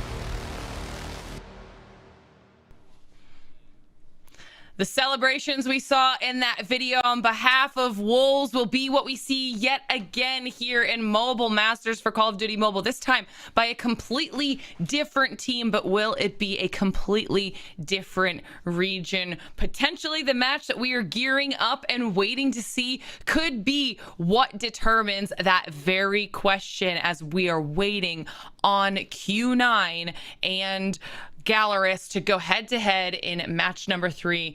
I appreciate you all in chat for hanging out with us while we wait to get into all of that action, but our teams are just getting themselves ready to get out on the stage so that we can continue on with the tournament. It's going to be an epic battle here for Group A. And then not shortly after that, after we made it through the match that we just saw on the B stream, we now have things lined up for match number 4 on the day as well. We did a little bit of not guesswork. We were premonitions. We were seeing the future, okay? It's Seminole versus Stalwart.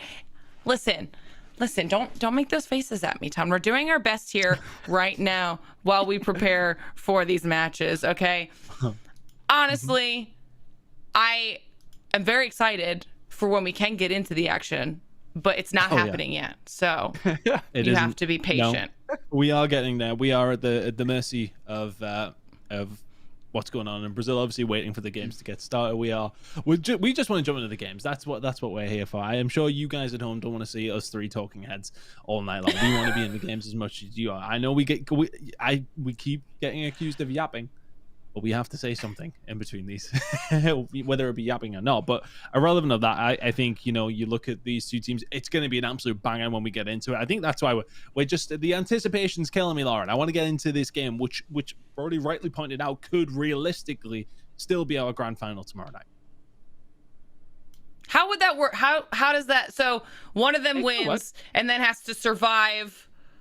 Yes. Have to survive the decider match. They have to beat whoever is in the decider match to then get through on the other half of semifinals, and then they have to meet up again in grand finals. But would they not have to fight each other in the semifinals? We'll figure it out. No, I don't think they put two teams from the same group in the semifinals, Lauren. Okay, that makes sense. That'd be 1, that'd be 3.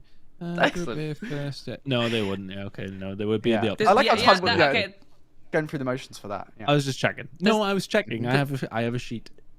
This is why Brody's here. Where'd you get that sheet from, mate? I don't know where. No idea. It's not yours, actually. If you want to. Is it not? No. I'm sorry, mate. I'm sorry.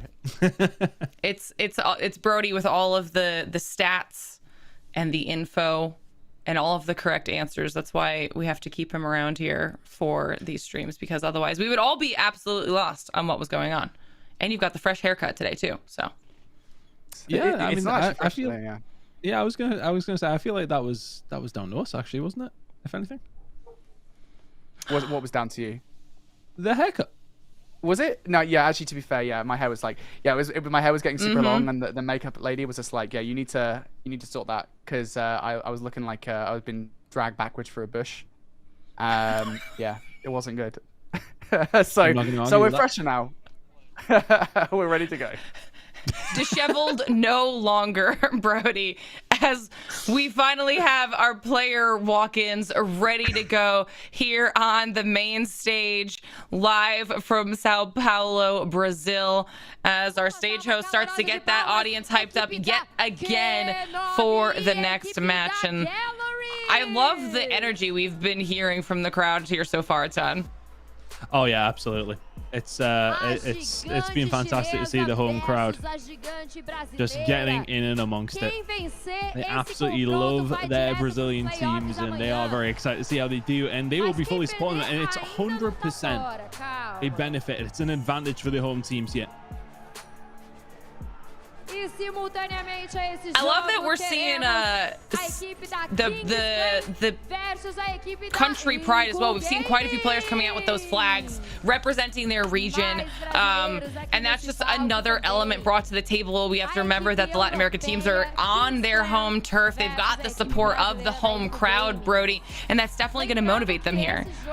Yeah, for sure. I just think, in general, I think it's high time that Latin America came out to perform, and this is the time to do it when you've got that home crowd advantage. You've got your fans cheering you on. I mean, you saw it during the first game, right, where every time Gallerus made a huge play, you could hear the crowd roaring. Every single time that Gallerus won a map versus Kings, which happened 3 times over in very quick succession, the crowd were there. They were hyping up their team, and if that's there during this matchup versus Q9, honestly, I think Q9, they're not going to be a roster that's going to crumble under pressure, let's be honest. But that's a big, big thing to have on your side if you're Gallerus. Well, we've got all 4 of our teams for the next stage of competition now up on stage, getting themselves at least mentally ready before they settle into their stations and start getting themselves technically, physically ready to go. Now, you see a few teams up here right now. Obviously, you can see that that's Kings in the back. They'll be facing off against Inco. So that is also the elimination match. We'll be keeping our eyes at least on those updates and letting you guys know how that's going, because that is an equally important match. Whichever team loses between Kings and Inco is out of the competition. That is one of those teams' last opportunities right now. Both of those teams' last opportunities right now in the tournament. So while we are focusing mainly on this winners match between Q9 and Galoris, because that will be whoever makes it through to semifinals, don't forget the match going on behind them, and we'll see how close that ends up being, as both of those teams did go down in a 3-0 fashion. So it's about that mental reset for them as well. Are they able to recover and bounce back and not let that bother them heading into the next match, Ton? Yeah, they can't let it bother them whatsoever. They've got to just keep their heads down, play whatever game you have in front of you, and go from there. That's all you have to be able to do when it comes to these tournament settings. You absolutely just have to concentrate on the game in hand, and that's the best course of action at all times. It doesn't matter what esport you're in or anything. You just got to get your head down and play your own game. Ooh. We saw a little bit of a poll pop up there on the bottom as well. Almost even in the prediction for who's going to be taking this home. Q9 slightly in favor of taking that home, according to the audience that were voting, at least here, Brody. So that's interesting to see as we get that team huddle that we saw the first time around repeated yet again, with some chance here on behalf of Galoris getting hyped up for the next match.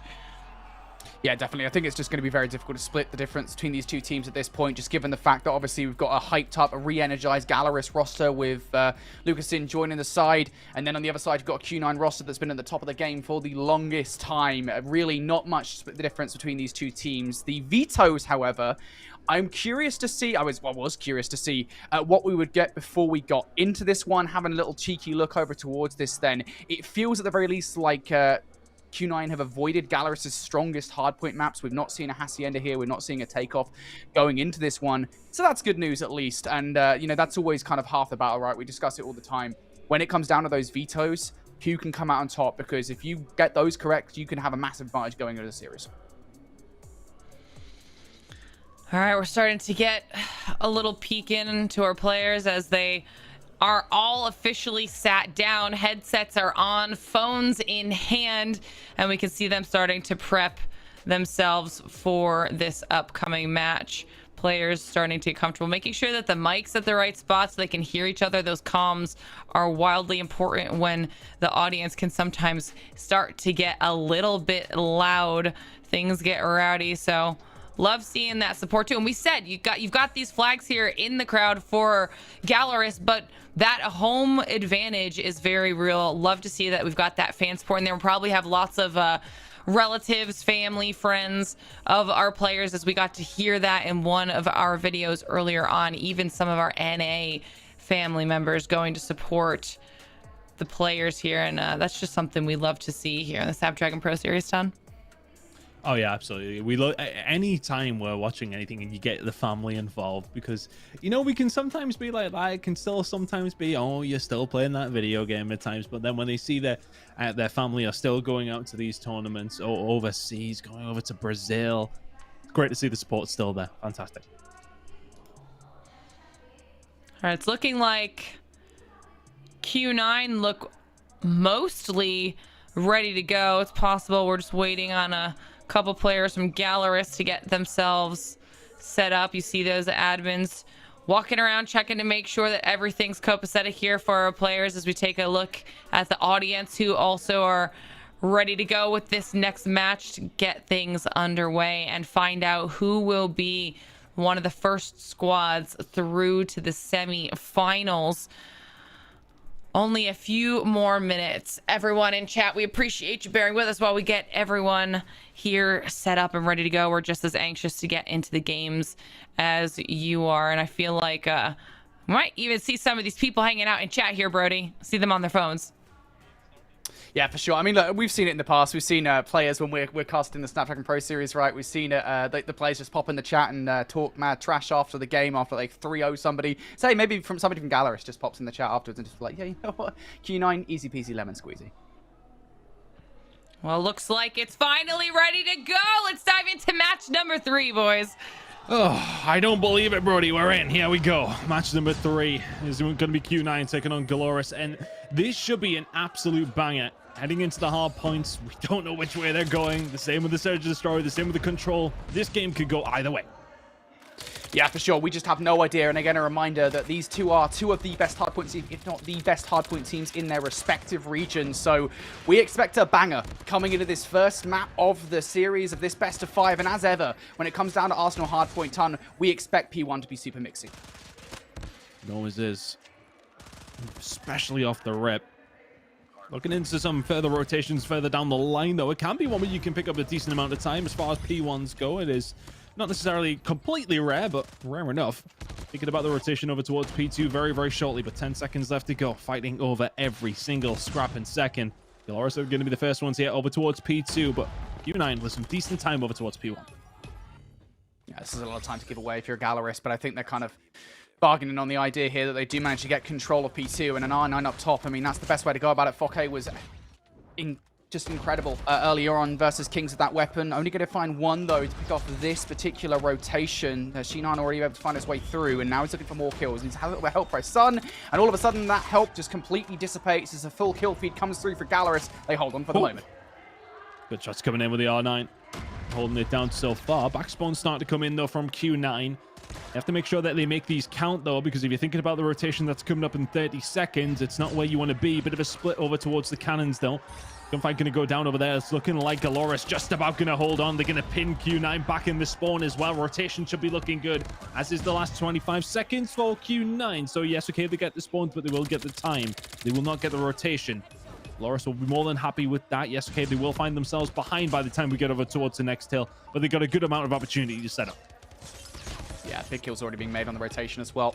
This is the right choice. If you're a Galoris, just don't push too heavily into towards scrap time. We see teams do it often, and it's a rookie error, but I don't think we're going to see any of those here in Mobile Masters. Fokke doing a really good job at keeping these guys at bay. Nicely read there, and that's an advanced position I don't think either Xenon or Sun expected in that moment. So Galoris will have first touch here. Streak already coming down from Fokke as well. An investment I didn't necessarily expect to see. Nonetheless, though, it does keep a couple of players away, as is now the R9 of Fokke sitting inside that connector. You can hear the crowd getting behind Galoris. Some good time coming on through here over towards this P3 hold. Annihilator out here as well. Shots starting to come on through, but the kill feed looking all Brazilian right now. Galoris getting the job done. Every single gunfight going their way. It's a 20-point lead and starting to rise. That rotation helping them out, and not really much of an answer here from Q9. Galoris a really good hold so far.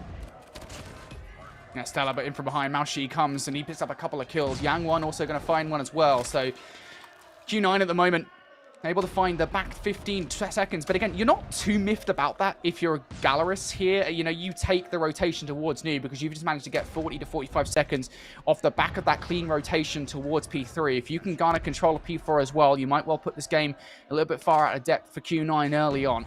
But they're now looking for the first wave of gunfights here. Yang One trying to penetrate through the middle of the map. He's going to get cut short. You have to imagine by a player such as the one on our screen. Mihawk and Lucasin looking for those kills. Fokke also trying to keep them away. The first wave of gunfights looking pretty good if you're Galoris. Yeah, looking nice. The next wave's the important ones, though. Can you continue to find them? Ling now from the window. Can't find any more. It just feels like the guns from Galoris are that little bit hotter. More kills coming on through. They're holding it down. Really good job from Galoris. Every single time we're on board with somebody from them, they're finding the kills. If you're on board with Q9, they're dying very quickly. Continue to lock this down. It's been a solid hold so far. 40 seconds. I don't think Q9 have touched the hill. Yeah, it's just been so hard for them to do so. They just cannot get through all these close choke points that Galoris are doing such a stellar job at keeping at bay, and now you're starting to see Lucasin pick up like a double kill. You can't just keep on pushing this. If a Q9, yes, I know you're getting those close spawns, but still you have to rotate, and that's 3 more kills now. That'll be a little bit of time. Make it yet another one from Mihawk. A full wipe in the feed here for Galoris, as they now have a real opportunity to swing this from that last hill in towards the next one as well. Q9 are not well set up for this just yet. Can they get some decent time, though? Bit of a pinch being set up here. If you lose the gunfights over towards plant pots, you got to win them from the backside as well. Ling now. Annihilator out. He's made it work as well. It looks like Q9 have just about held on, but the spawns might still be a little bit funky. Just about locking it down so far here, Brody, but the kill starting to come in now from Galoris. Make it 3. Predator missile in as well. I don't think you're going to find anyone. The pistol comes out, and as does the kill. Yang1 inside the point with the Purifier, though. That's an issue. And they aren't able to deal with this issue. Does find one, can't find another. Galoris can just about find a breakthrough. 20 seconds still to play for here, Brody. Yeah, I think you're relatively content with this. If you're Galaris, if you get the remainder of this time, that would be huge. Now you're going to see Maoshi, though, coming through with the equalizers again. One of the most powerful operators we have here in COD Mobile. And he's tearing the entire opposition away from the hard point. Yang1 also going to find a double of his own. And that means Q9 now should be spawning Galaris towards the backline. An investment coming out from Mihawk here. Bit of a suspect one, I think, especially losing your teammates. You now need to produce some more value with this one. And unfortunately, it's going to go down. Now the remainder of your team also starting to fall. And that claw that was an attempt to garner control in the middle of the map goes all right. It's all about the investment, though, isn't it? When you come in these top teams, these close games, the operators have to be clean.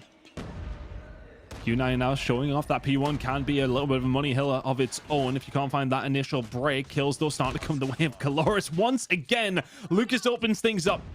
2 kills coming in with the Annihilator will just about break open the hold. Coming in from Q9. More kills to follow. They find the break once again. Galoris have been in the lead for the majority of this game.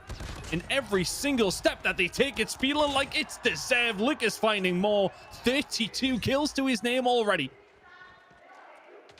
Yeah, I'm just not surprised at this point. I think this is just standard Lucasin things. If anyone was ever wondering, if you're maybe newer to Call of Duty Mobile, who this Lucasin fella is and why he's so well renowned in the scene, this is why, right here. 35 kills and we're only halfway through the game. Galaris in a stellar spot to maybe extend this lead here. They've already got a 50-point advantage and they already have control of P2 as well. They've got players pushed up towards the AA cannons too. So the positioning's pretty good from Galaris. Lucasin decides now's the time to use the Predator missile to create some space between themselves and Q9, but Fokke goes down, and that's the first player you need to take down. Sun now decides now's the time to bring the Sparrow out as well to try and break this hill. Q9, they need it. Yeah, absolutely need it. They can get rid of one, but Lucasin continuing his reign of terror. There's another 3 to add to the 35. Now sitting around 39 after the first 2 hills on the second rotation. He's having a hell of a game, as are Galoris. 70 points in the lead now. I thought this game was supposed to be close. Lucas is running the show. 41 kills above and beyond everybody else in the lobby right now. Starting to pin them in over towards the backside. 15 seconds to go on this hill. It's a perfect flip coming in from Galoris. They will more than happily take that one. Heading over towards the next hill, they'll be in prime position. And this is where they started to really extend that lead on P3 and P4. Can they do it once more? Find themselves now, Brody, still 60 points in the lead. Yeah, you talk about these key rotations, right?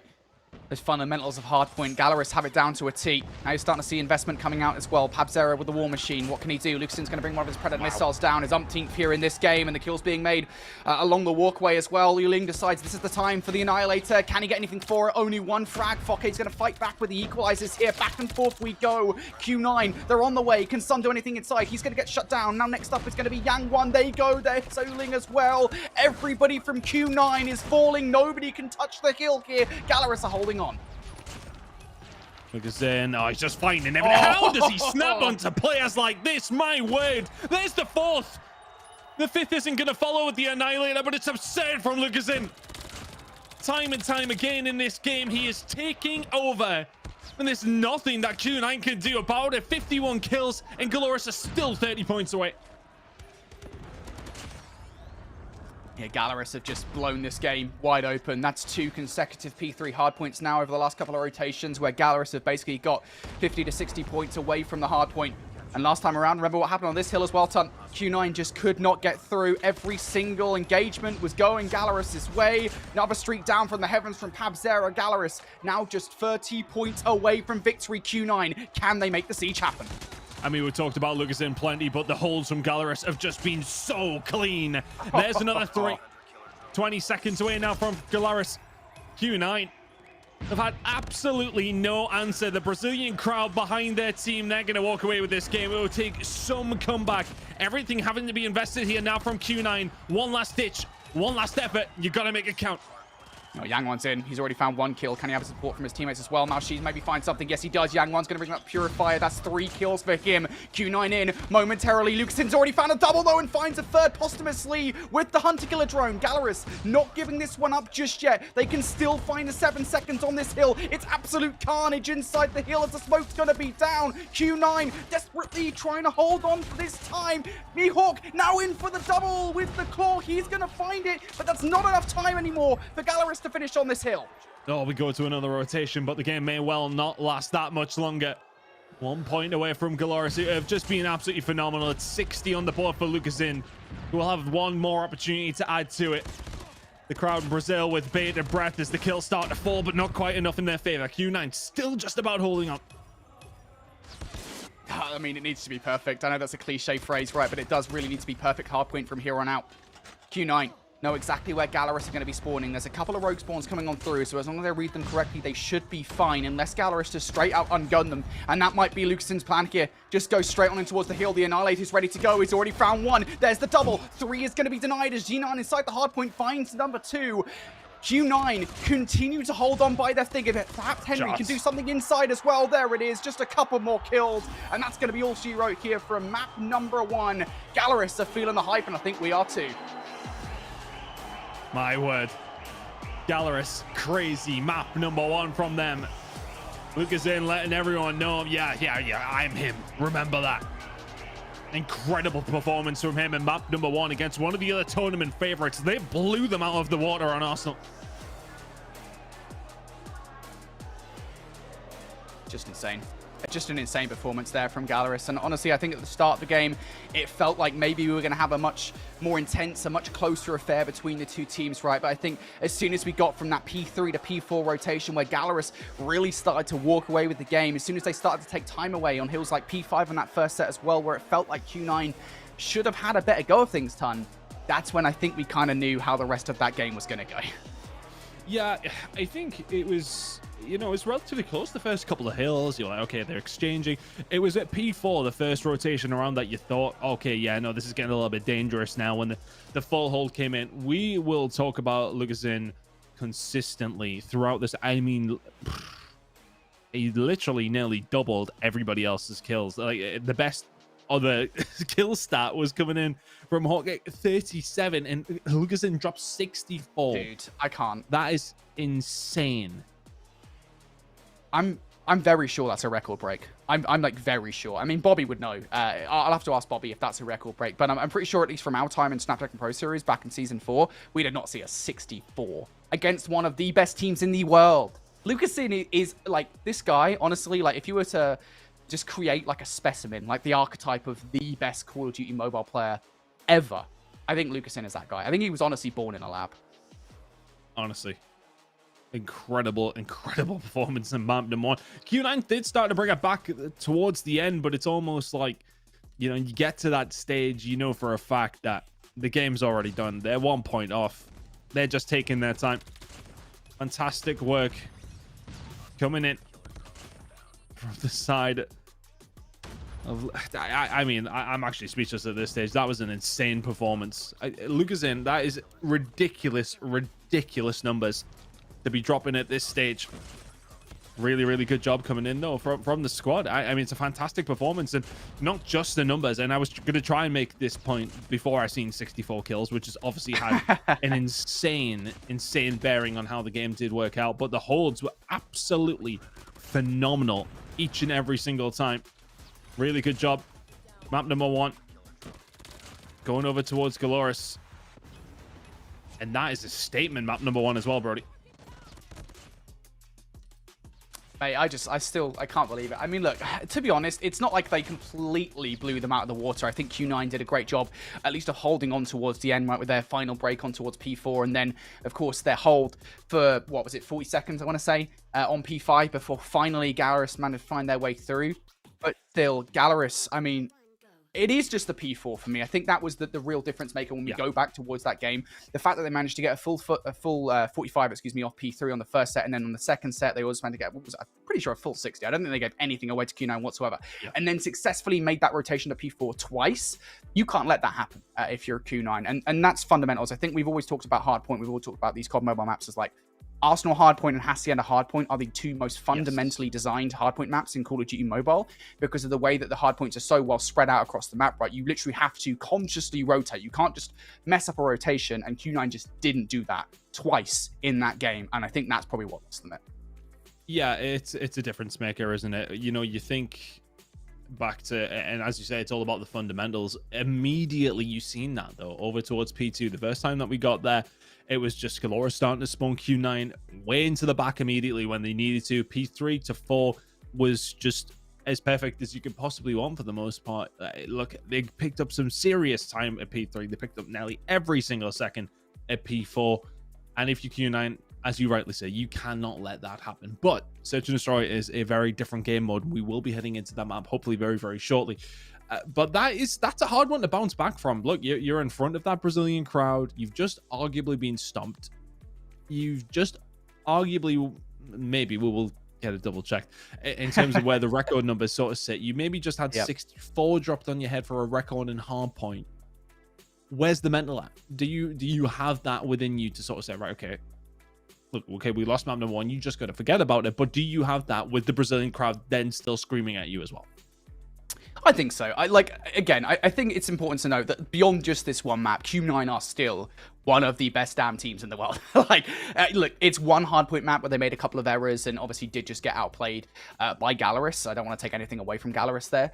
But still, like, Q9 are a very resilient squad. We saw that back at Champs, where, again, they made it all the way towards top 4. They made it all the way towards the semi-finals, I believe. They ended up losing, I want to say, to Godlike was the team that beat them. Oh, no. It wouldn't have been Godlike, actually. It would have been Wolves, excuse me. So Wolves beat them back there. You know, and Wolves went on to win the tournament as well, right? So it's just like Q9 are a very good team. I think they've got the mental to regain here. And we know they're also a pretty good search and destroy team. That being said, they do look pretty dejected right now. Either that or they're in a very chill moment of just like, I like how we just said that they're looking really like resilient and they're really chill. And then we go over to them and they do look, I think, genuinely a little bit miffed by how that game number 1 went. Yeah, we do try to be body language experts as casters. I know we do. And I will continue to do so because it's something to talk about. Yeah, don't necessarily look too happy, do they, at this moment in time? And again, it's that momentum you can get with the crowd behind you, though. You just feel like, I mean, I can't say or to claim I've ever played on a main stage with the crowd behind me, but the feeling when you watch them is that they can't lose a gunfight. Like, it's every single time. You know, in any history of esports that we cast together, most of us just Call of Duty in different iterations, but you see these teams who have the crowds behind them. It doesn't matter where you are, what game it is, it definitely helps. Like, it's crazy to see how out of hand that game got. Lucas in dropping those amount of kills. I mean, he is delusionally challenging everything in this map. There's no way that he's not. You do not drop 64 if you're not challenging absolutely everything. And he'd be doing the exact same thing here in map number 2, I would imagine. Is it delusional, though, if he knows he's going to win the gunfight every single time? It's not delusional, but it's the delusional confidence in the sense of that you're like, yeah, okay, now I'm winning this gunfight. And then I would say probably 99 times out of 100, he does it. Yeah, no, I agree with that. Yeah, it was definitely, I think, relative overconfidence, I want to say. Here's a look over towards Inco, by the way. I imagine with their reactions, they did just beat King's Clan. I'll try and keep up with what the score was from that map, or maybe Lauren can tell us if she's keeping an eye on it as well. But, you know, again, we've got that match going on. It should be noted that Inco versus King's Clan, again, I think Lauren said it before we got another one. It's one of those matchups where the loser of that one does go home. And I look over towards Kings and Galaris. And Galaris, Galaris them, right? Well, here we go into the search and destroy. Galaris getting very aggressive over towards this B side. Couple of kills aren't going to go Q9's way. Gonna have to back on down now. And now this is what becomes a little bit more difficult for the attacking team when you lose those first couple of kills pretty much immediately. What's the plan after that? I like the aggression coming out here from Galaris right off the rip. Yeah, Mihawk just coming out with a couple of kills through the middle of the map. A bit of a weird one for me. I don't normally see teams fly through the middle of the map like that. Yulings, though, going to answer back with a really good play, killing Foke. Got to be careful where you're taking this bomb. If you're Galaris, you're very lucky that you do get away with those kills. I mean, they found a few kills early doors, and now all of a sudden, Son is left all on his own. They found, what was it, 2 or 3? I think it was 2 kills came on through. Oh, and it's the shot into Mihawk. He's gonna have to back on down, but the bomb will go down. So now needs to try and find the 1 versus 2. Give the angle up, expecting the push to come in from the left-hand side, potentially. Needs a Chal, not gonna find it because it's Lucasen. Once again, 2 kills in the round. 1-0 to Galoris. That's an attack underneath their belt. And you know what's funny, right? We always talk about momentum as we go between maps from Hardpoint to Search and Destroy. I think you can definitely tell the way that Galoris played that first round. They are feeding off some of that momentum back into that round. Regardless, Galoris win round number 1 with that aggression.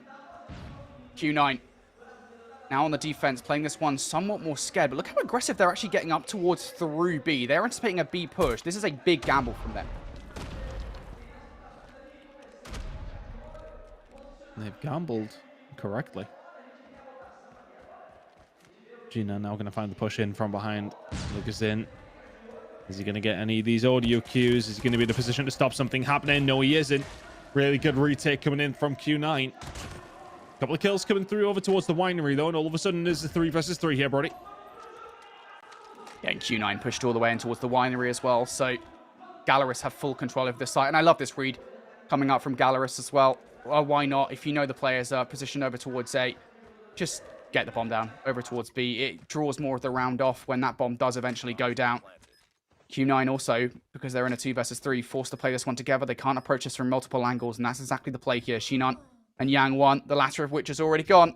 Now just down to Shinan here, 1 versus 3, runs out towards the site, looking for the kill. Pabzera's going to attack the feet, and Foke is going to finish him off.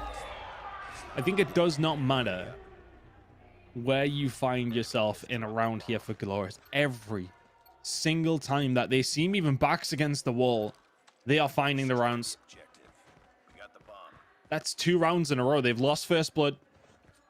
They've been down at least 1 or 2 bodies and still managing to find the round on the attacking side on Tunisia. It's very impressive so far. Q9 need to turn this around very, very quickly. It's another first blood that's going to go their way, but Fakiva will find himself a way through. And it's here as well, and they will continue to find these kills. First bloods be damned at this moment in time for Q9. And you've already got control of the site as well. Yeah, you're in a 3 versus 3 here, so you could well retake it for your Q9, but Galoris have got onto site 3 times now out of 3 rounds, 100% success rate. And now off the back of it, they're looking to stop the retake as well. Maoshi's able to pick up 1, but he's now the last one left alive as his teammates go down. Goodness me, Tunisia is a defensively sided map, for heaven's sake. Apparently. No, it is. You know, we've been talking about it in the previous series that we had it on. It's, if you're going into your defensive side, if you're winning 4 rounds on the defense, that's okay. So far, Q9 don't have any out of the first 3. It's not a good look so far. Galoris now setting themselves up for a push over towards this B side. It's going to be down to Sun to try and defend this. Shots from N already very, very solid. Sun's going to have to back on down. The reinforcements are on their way, but that bomb may well be down before that.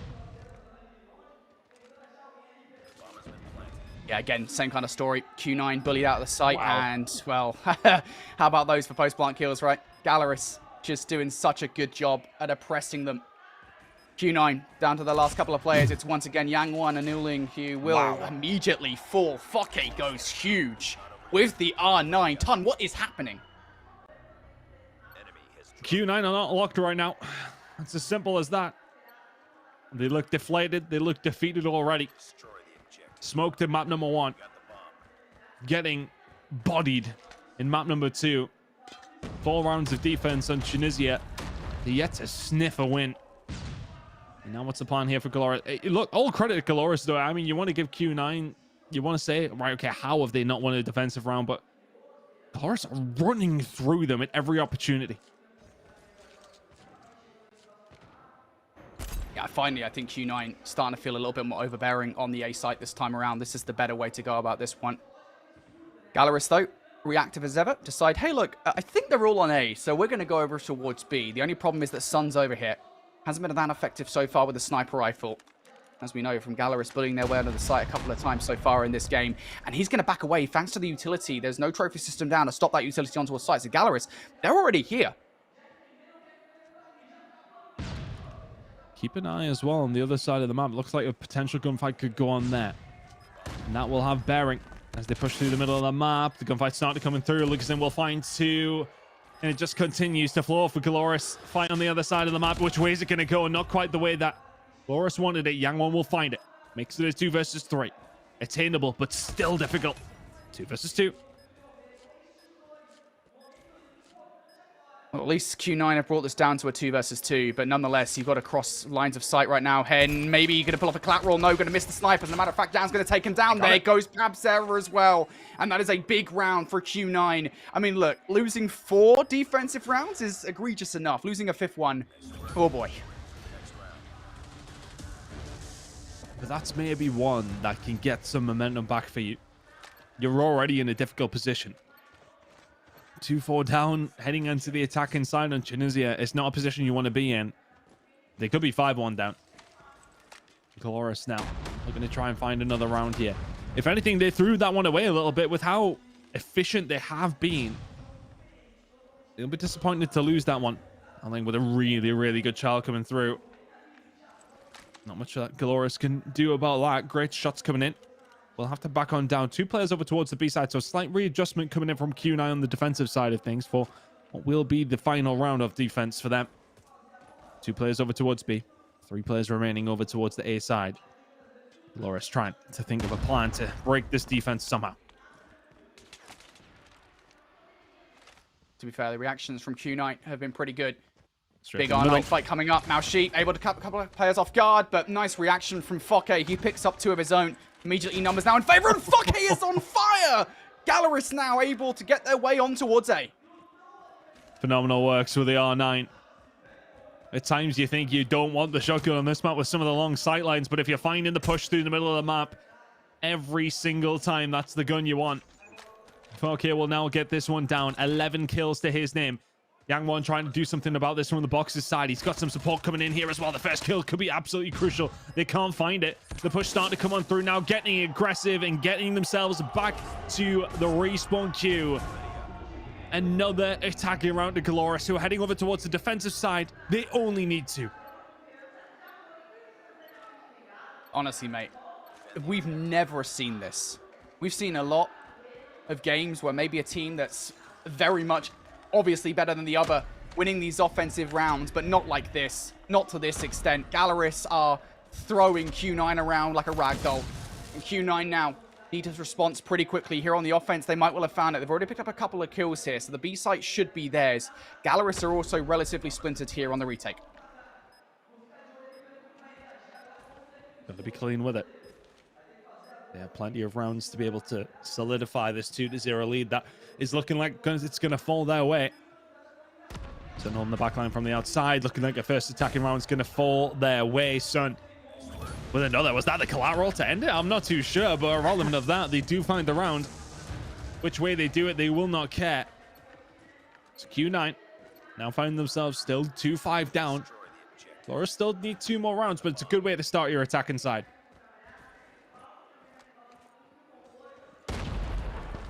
And Galaris, we saw them say in that little pre-match interview that we saw, people should be scared of them.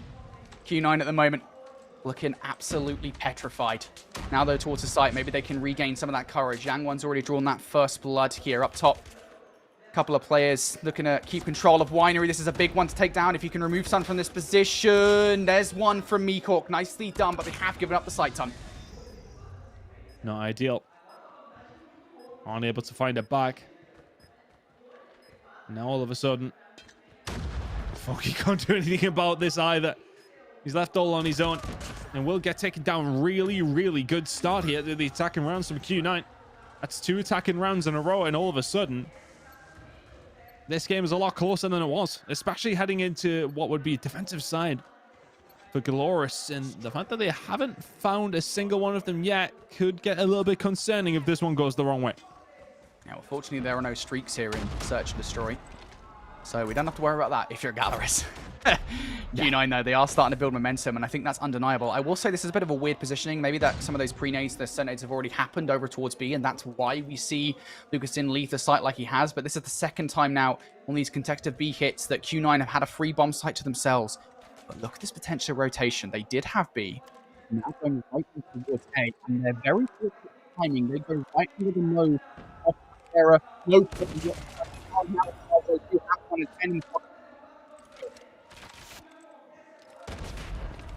Lucas in now.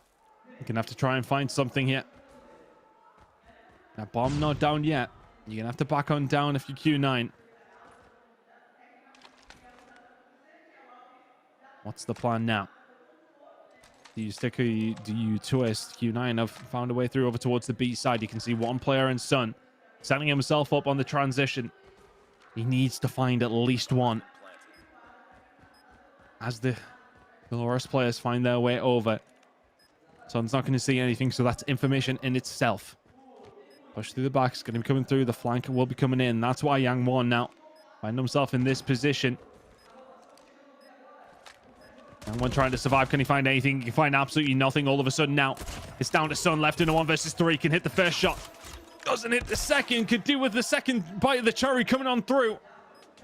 Sun can't find anything. Time running out. Bomb diffused. Galoris find themselves now 1 round away from going 2-0 up in this series.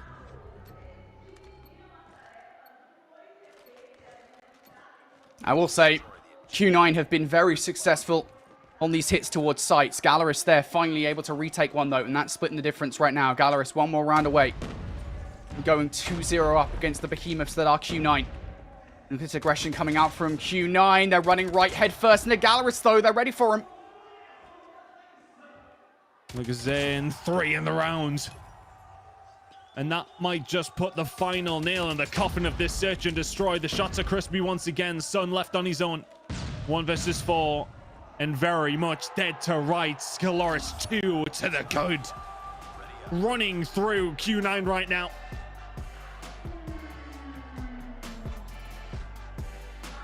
Hey, I don't even know what to say. I mean, to be fair to Q9, I don't want to say that it was so lopsided because of the fact simply that Q9 were doing pretty well on their offenses, right? I mean, they put 3 back-to-back as we switch sides, but then Galaris just came out swinging and finally put a stop to it. They managed to retake the site, what was in that penultimate round, and then finally stop them getting on one at all in the final one. I don't know, man. Galaris just seemed to be on something different. We never see that. We never see, what was it, 5-1 at the split, 5-1 as we change sides. We've never seen team be that successful before on Tunisia offenses. That doesn't happen.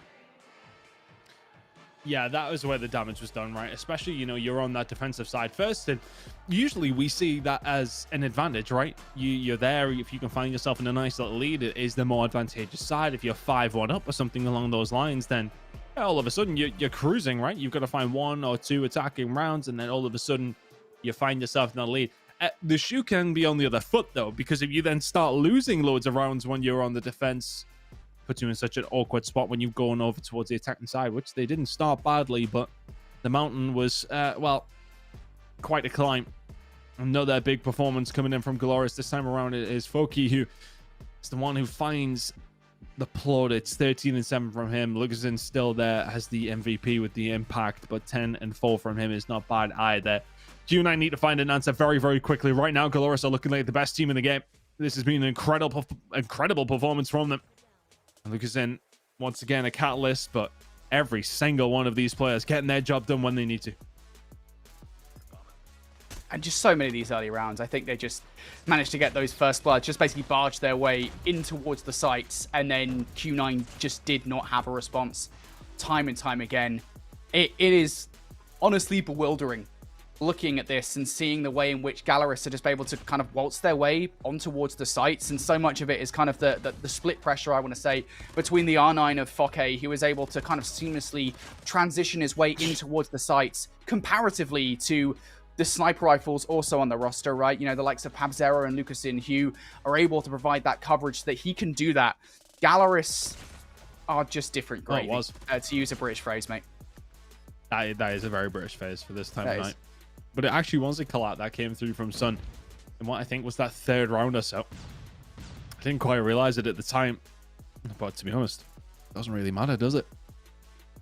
Collateral or not, they are currently getting smoked off the hometown favorites, who are looking so good. as being the first team to solidify a spot in the semi-finals. Things looking solid for them so far. I mean, Control, again, I tried to make this excuse for Q9 after the Hardpoint that S&D is a very different game mode. Control is, again, but at this moment in time, they just look to be massively outclassed. Yeah, for sure. And look, I will say this much. I mean, we go back to that Kings Clan versus Galaris Control, and that was the one where Kings Clan actually did find a footing. They just still fell apart versus Galaris, if only because of the pure slaying power of Galaris. So maybe if there is a game mode in this best of 5, it is going to be this one that we see Q9 come back on. But at this point, I'm not sure. I mean, I will say, generally speaking, Control is Galaris's weakest game mode across the board. So as long as Q9 have vetoed correctly, maybe they'll be all right, but I don't know at this point. I will say this much. I don't know what the vetoes are because they were on screen so quickly that I actually missed them. So I don't know what map we're playing here. So if we could, you don't know? Okay. I was hoping you knew. I didn't see the map. Really hoping you had me there, Tom, mate, but you didn't. So no, I didn't. I didn't check, commentating and stuff. But is this the route? Yes, okay, there's potential for Q9, but they haven't offered me anything over these first 2 maps that would offer me any reason as to why that might potentially happen. But we will be finding out what's going to happen in the rest of the series very, very shortly. We're going to go for a quick break, but the conclusion of this series will be coming up right after this.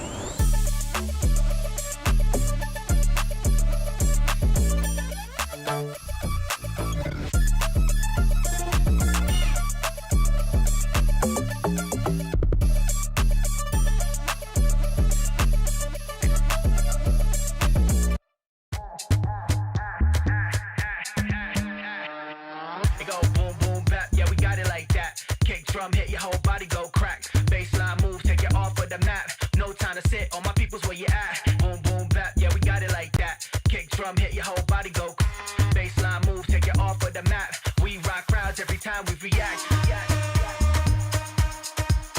Yeah, we got it like that. All my people's where you at. Whole body go. Yeah, we got it like that. It go boom, boom, bap. Yeah, we got it like that. Kick drum hit, your whole body go crack. Baseline move, take it off of the map. No time to sit, all my people's where you at. Boom, boom, bap. Yeah, we got it like that. Kick drum hit, your whole body go crack. Baseline move, take it off of the map. We rock crowds every time we react. Yeah, we got it like that. All my people's where you at. Whole body go. Yeah, we got it like that. It go boom, boom, bap. Yeah, we got it like that. Kick drum hit, your whole body go crack. Baseline move, take it off of the map. No time to sit, all my people's where you at. Boom, boom, bap. Yeah, we got it like that. Kick drum hit, your whole body go. Baseline move, take it off of the map. We rock crowds every time we react. Your whole body go. Baseline move, your whole body go. The baseline move.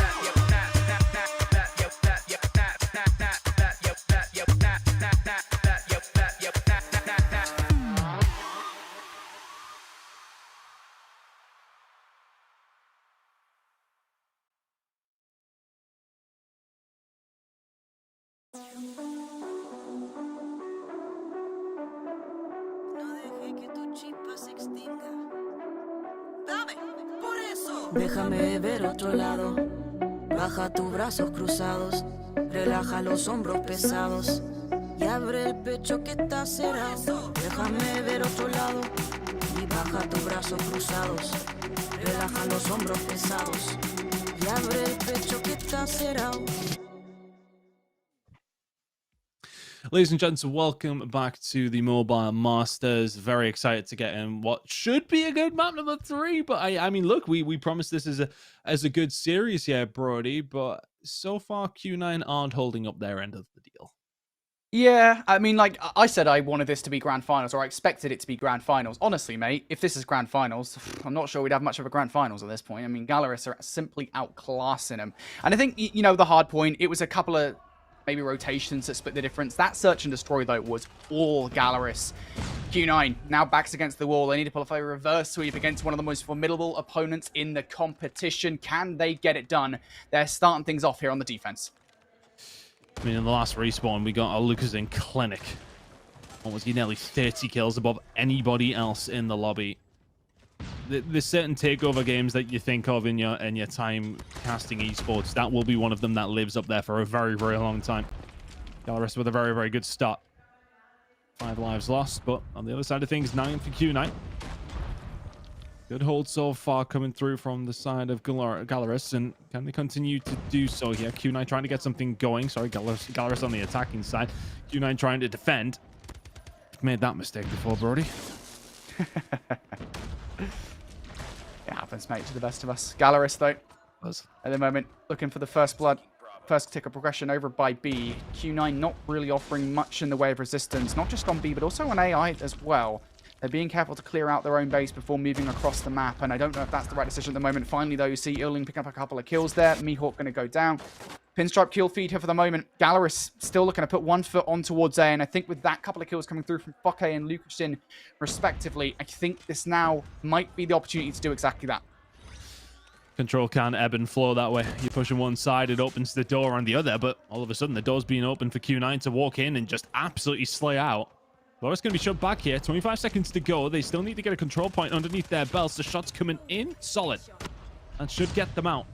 12v7, still attainable here for Q9. You just got to keep them off one of the points. Easier said than done. 15 seconds.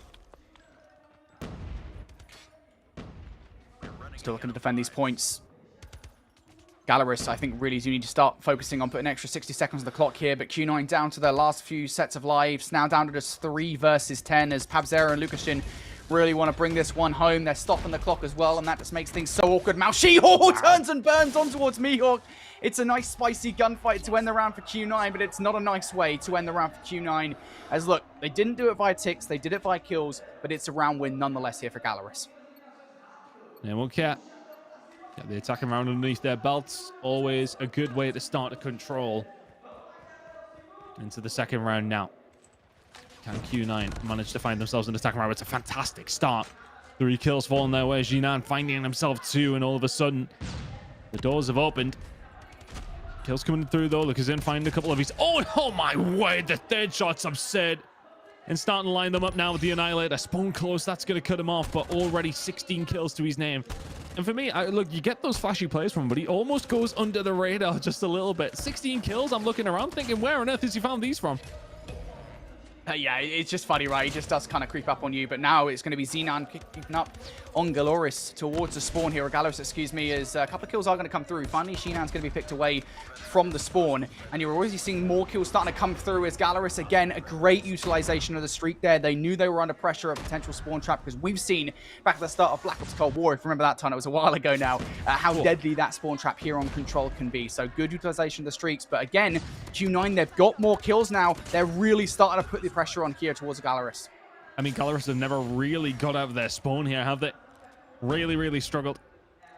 But we know how quickly it can change in Control. For all that Q9 of spawn trap Galaris, they can be spawn trapped themselves, but with only 6 lives remaining, Galaris need to be pretty much perfect from here. It's just been the aggression coming on through. Not going to win that gunfight if you're Yang 1, and now all of a sudden you're in a dangerous spot. Galaris finally removing these guys from that spawn trap. Q9 though, they want to add an extra 60 seconds to the clock here by capturing A. Shinan going to go for the reload, but ends up getting the kill against Honeycat anyway. Galaris have a lot of utility on side. I don't know if they actually opt to use it here, though. Again, Shinan's been such a nuisance over by this area. This spawn trap has been so frustrating for Galaris, and now they're down to the last couple of players, Henry Cat and Lukashin here. I don't really know if there's that much that you can actually do. Lukashin's picked up 1 kill against Yuling at the very least, but you have to be perfect from here on out. A couple of kills, though. They're still in it. Keeping them away. It's just time that's not on their side. If you're on that moment with 10 seconds to go, you can maybe make it work, but a whole minute, they can just pick you off. And for what feels like one of the first times, some life coming through from Q9. Galaris need to concentrate here. If they want the 3-0. They rightfully so kept a hold of their operators. With a couple invested there from Q9. So if Galaris can make theirs count this time around, then it's going to potentially be the difference maker. And it is for the first couple of engagements. 3 coming through from Foki immediately with the equalizer. And they're just going to be answered back pretty much immediately by Malkri as well. Is he going to be able to find any more? Not quite. Pretty much an even trade across the board. Galaris just about the better off. Oh, some with a sniper rifle in the respawn as well. That thing's deadly. It's showing why in the hands of a player on Q9. But Hen's going to bring out the Purifier here to try and create some space for Galaris. They're going to utilize that by putting a player on towards B and starting to put a capture together. But in behind is going to be Owling here with the Annihilator. He's already found 1. Turns and burns on towards Foki for the second as well. And these players are going to continue to spawn in and around him. He can be such a nuisance, but finally he will go down. But in itself there, Owling's play creates a lot of space for Q9 to move the map. Galaris just couldn't find themselves out the spawn quick enough. Now all of a sudden, you can start to get yourself pinned in just a little bit. Galaris trying to find some work, trying to get themselves on the way out. A couple of shaky shots, though, are going to open the door. 13 versus 13. B, plenty of capture time. Left to try and get a hold of that. The clock has been stopped. 12 versus 12. Progressive B. It could be on the cards very shortly. Hen just trying to lock this one down. Just trying to stay alive. He's got his teammates there to help him cover, but not cover that one. Yang 1 finds his way through. SMG in hand. He's going to absolutely shred from these angles. Lucasen's going to fall. Really good defensive hold so far from Q9. Yeah, they're just stopping that third tick coming through, but as Pabzera picks for double, Henry Cat going to follow up with number 3 now. That should be all she wrote for this point, unless Sun can do something about it. And Henry Cat is simply not allowing it. What a resurgence here from Galaris towards the end of this round. Now Q9 down to their final of lives here in this game. Lucasen. They're on towards Q9. I think that should be all she wrote here for this round. And yeah, that's going to be it as the B goes down. Shinan, have you got a 1 versus 7 in your back pocket? No, you don't, buddy. Galaris, again, that's the time to use your operators, and they did exactly that. They smelled blood in the water, and they just ran with it. Really good job from Galoris. And that can be the difference makers between the top teams, right? We talk about it so often. The investment of the operators has to be prime, and it was that. Galoris took the risk, but the risk paid off. 2-1 to the good now, but can they do better this time around? Last time around, it just felt as if they ran into the gunfire of Q9. They're doing the same again.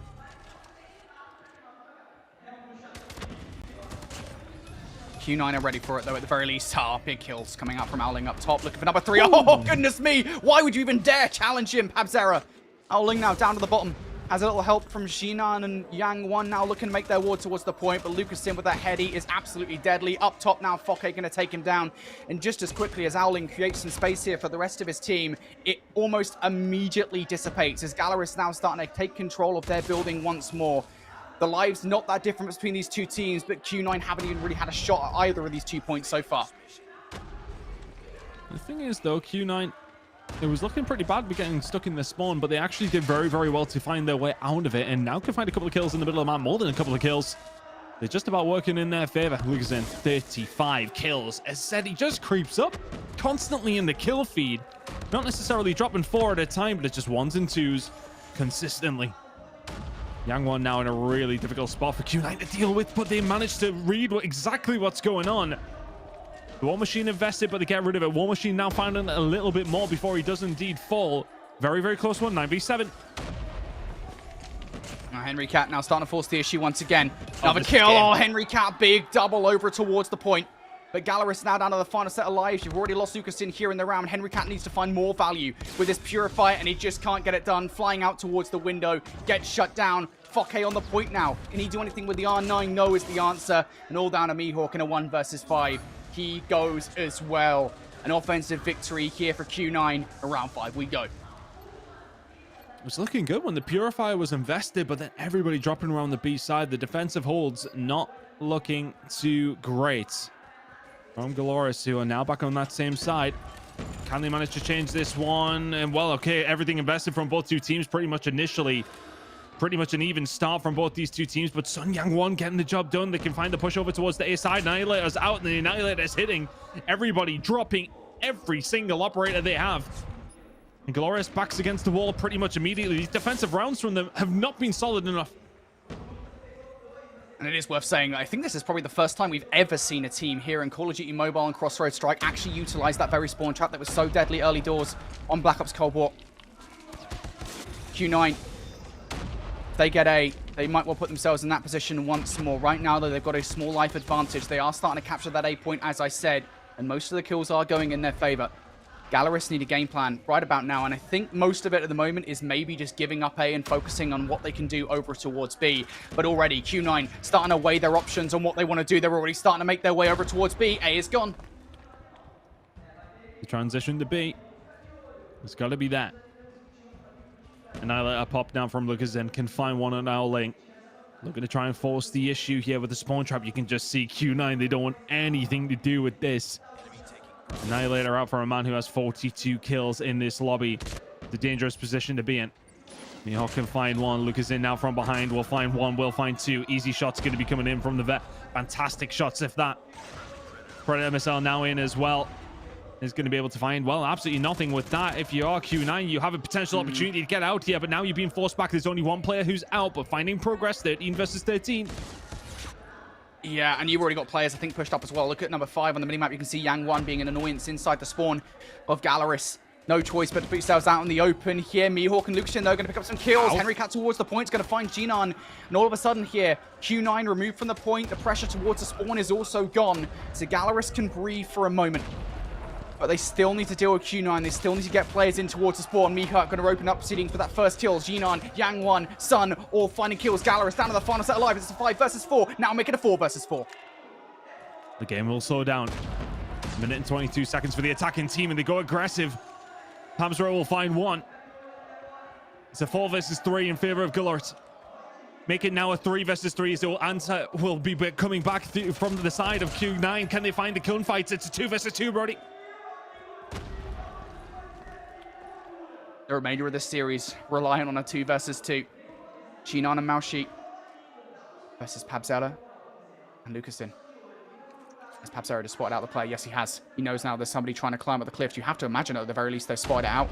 That should be communicated over towards Lucasin. Now's the time to get on towards the point, it would seem.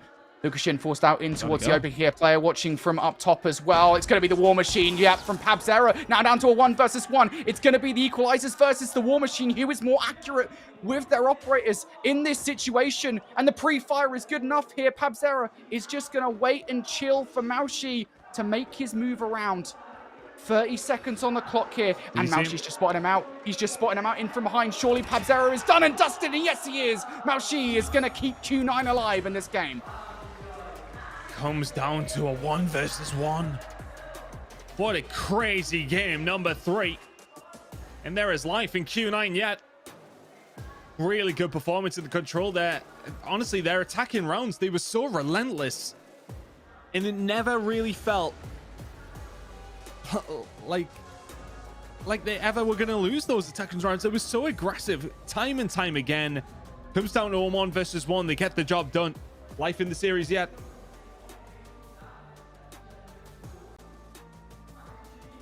Q9. I mean, look, when they won that round number 3, I honestly thought it was done and dusted. I was going to say, prior to that round number 3, even early on in that one where it felt like the defense for Q9 was pretty strong, I was going to say, look, you know, this is going to come down to who gets the ticks, who can get the most progression on these points so they can guarantee a defense for round number 9. And at the time, it felt like Q9's defenses were ultimately stronger.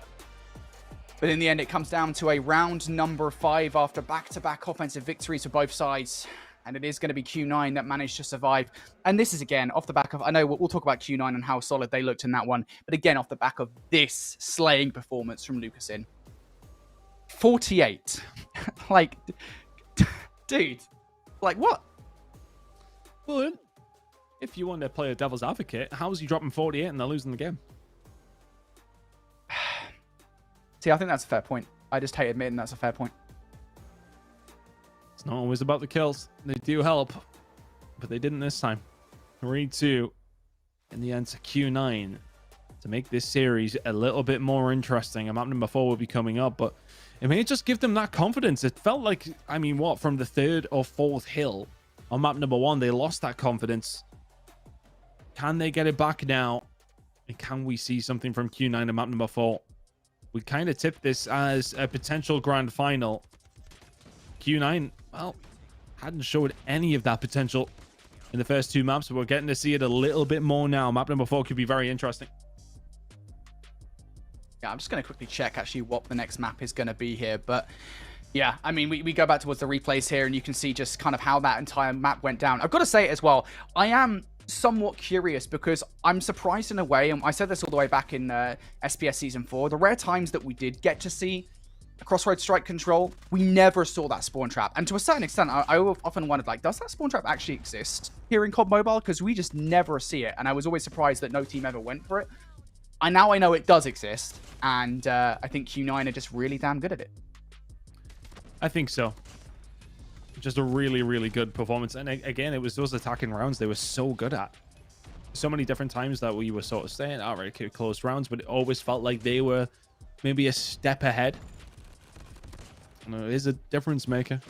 Just played I want to say they were proactive in their attacking rounds. They were always getting somebody inside that spawn building. They were always just being a pain in the ass, and that is what can sometimes make a bit of a difference. Just trying to keep people at bay, get those lives down. Lucasin can only do so much when he is left on his own, right? You can only shoot in one direction at one time. Big map win coming in from Q9, and now all of a sudden a series potentially on our hands. Map number 4, any ideas yet? I think it's Summit, but my memory's terrible, which you know, it is Summit. There we go. Yeah.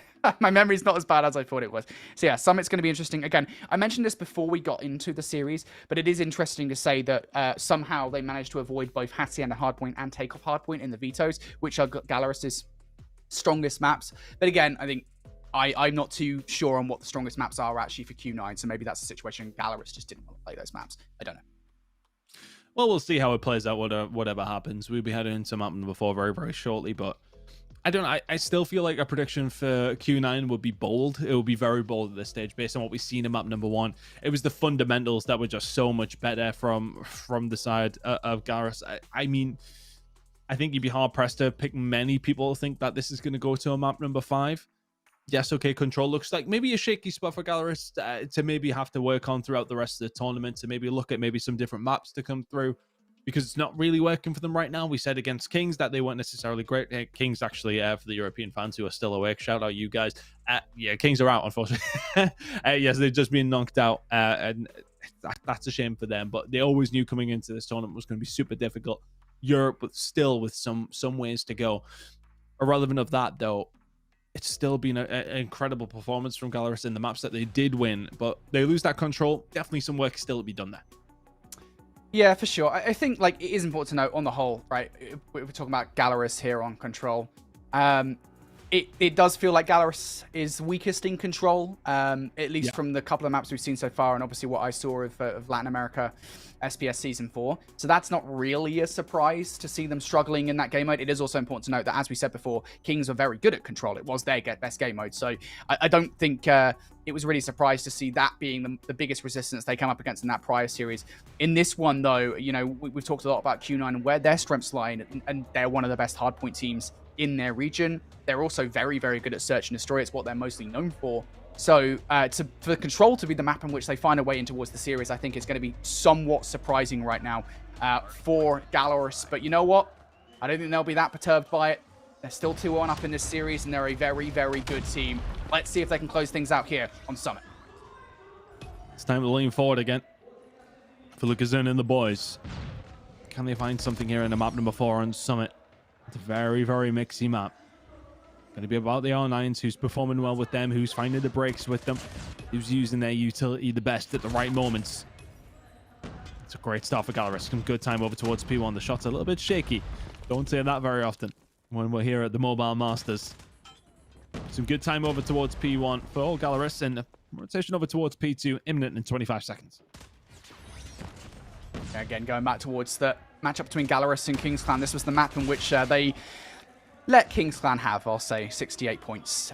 They destroyed them back in that one. So Galeris looking for that same kind of performance here, and they garnered a lot of time off P1 on both sets of rotations that we saw back in this map.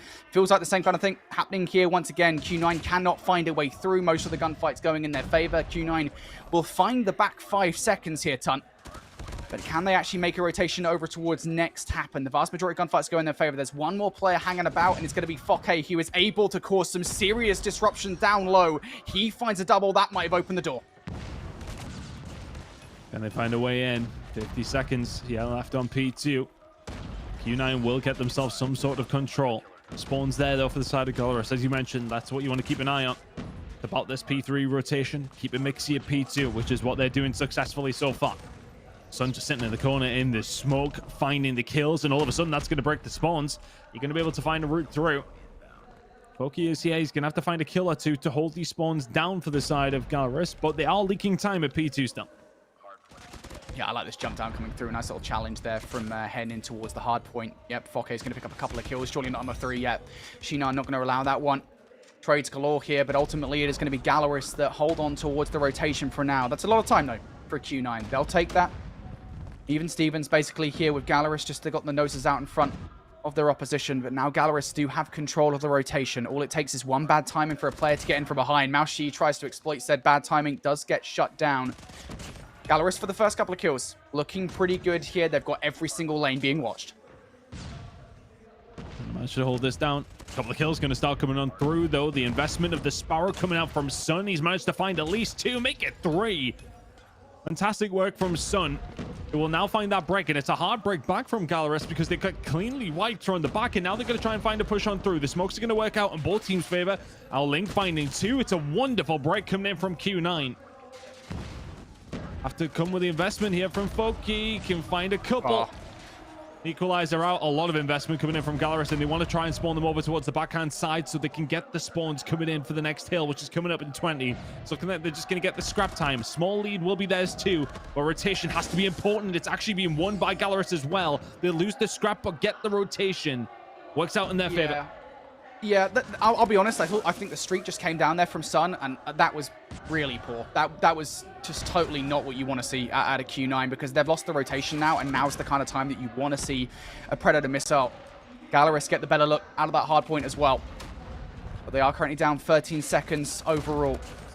Claw up top, trying to provide some coverage. Oh, goodness gracious me. Mihawk snaps on towards Shinan, and Fokke going to follow up with another kill. There's Henry Cat to completely wipe away Q9, but they do spawn close here. They'll continue to knock at the door of the hard point, and one player's managed to make his way all the way through. He brought the Purifier out momentarily there. That was Yang One, who does get shut down. I think Mao Shi also utilized their specialist too. So Q9 here, they're being battered away for the moment, but this is very far from convincing for Galaris.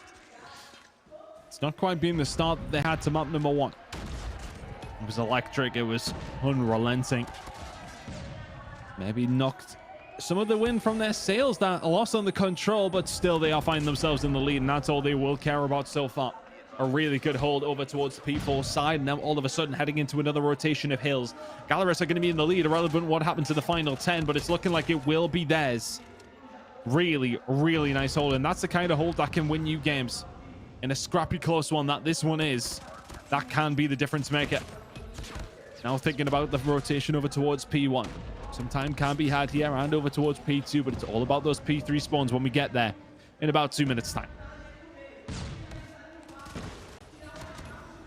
Galaris, that was a big hill coming up from them. They now hold a 35-point advantage or so over Q9.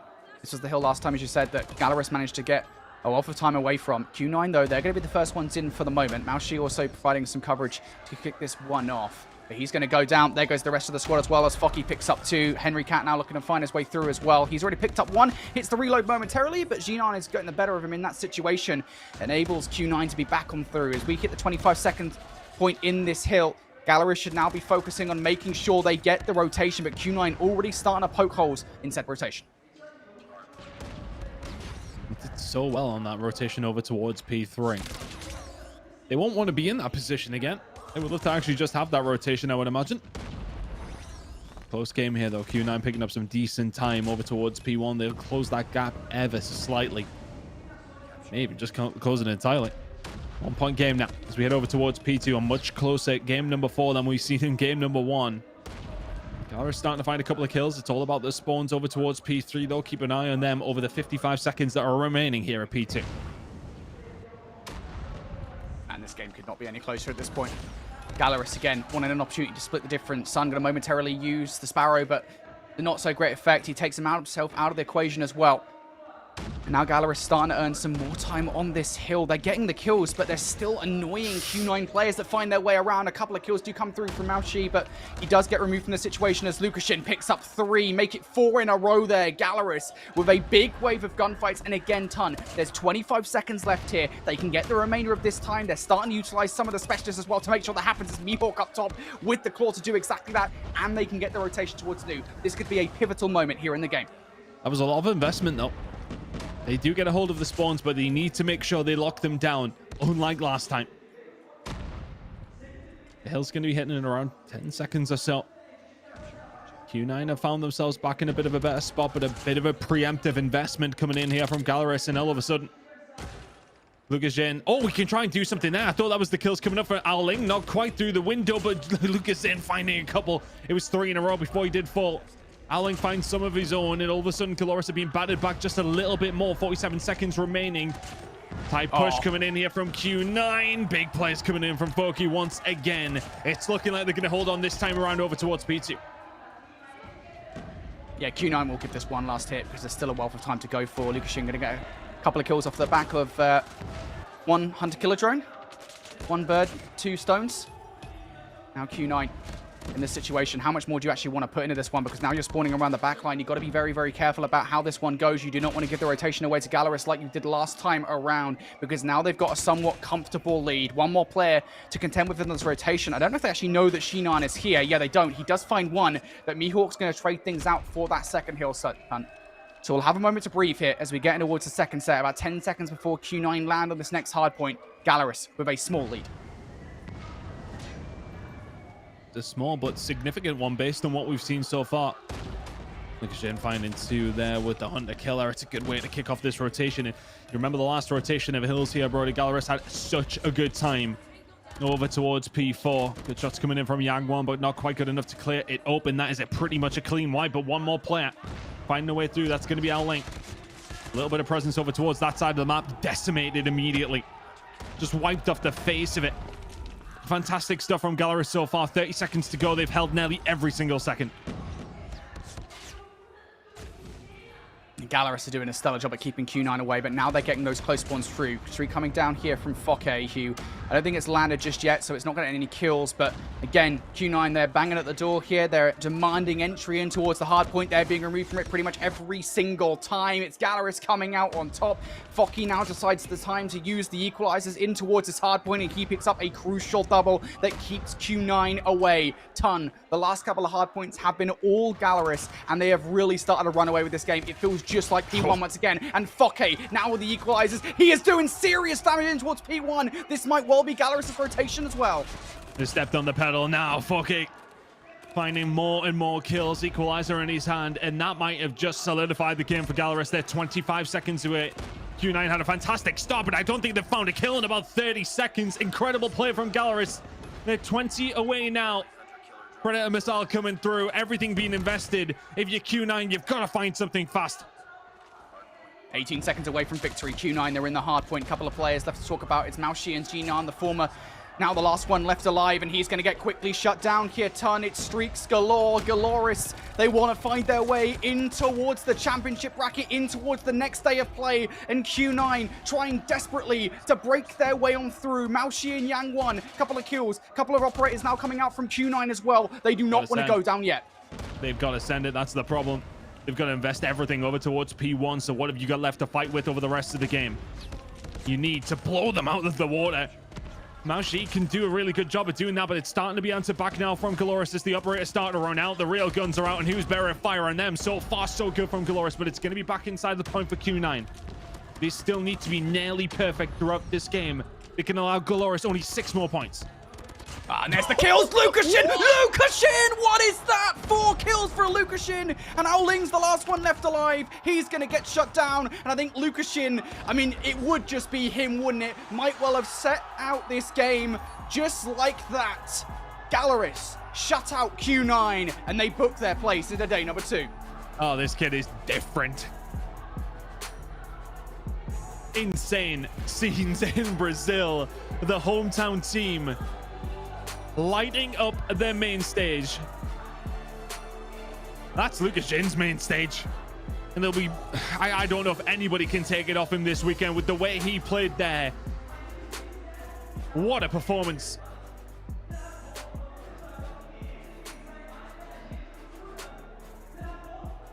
Bask in this one, Galaris.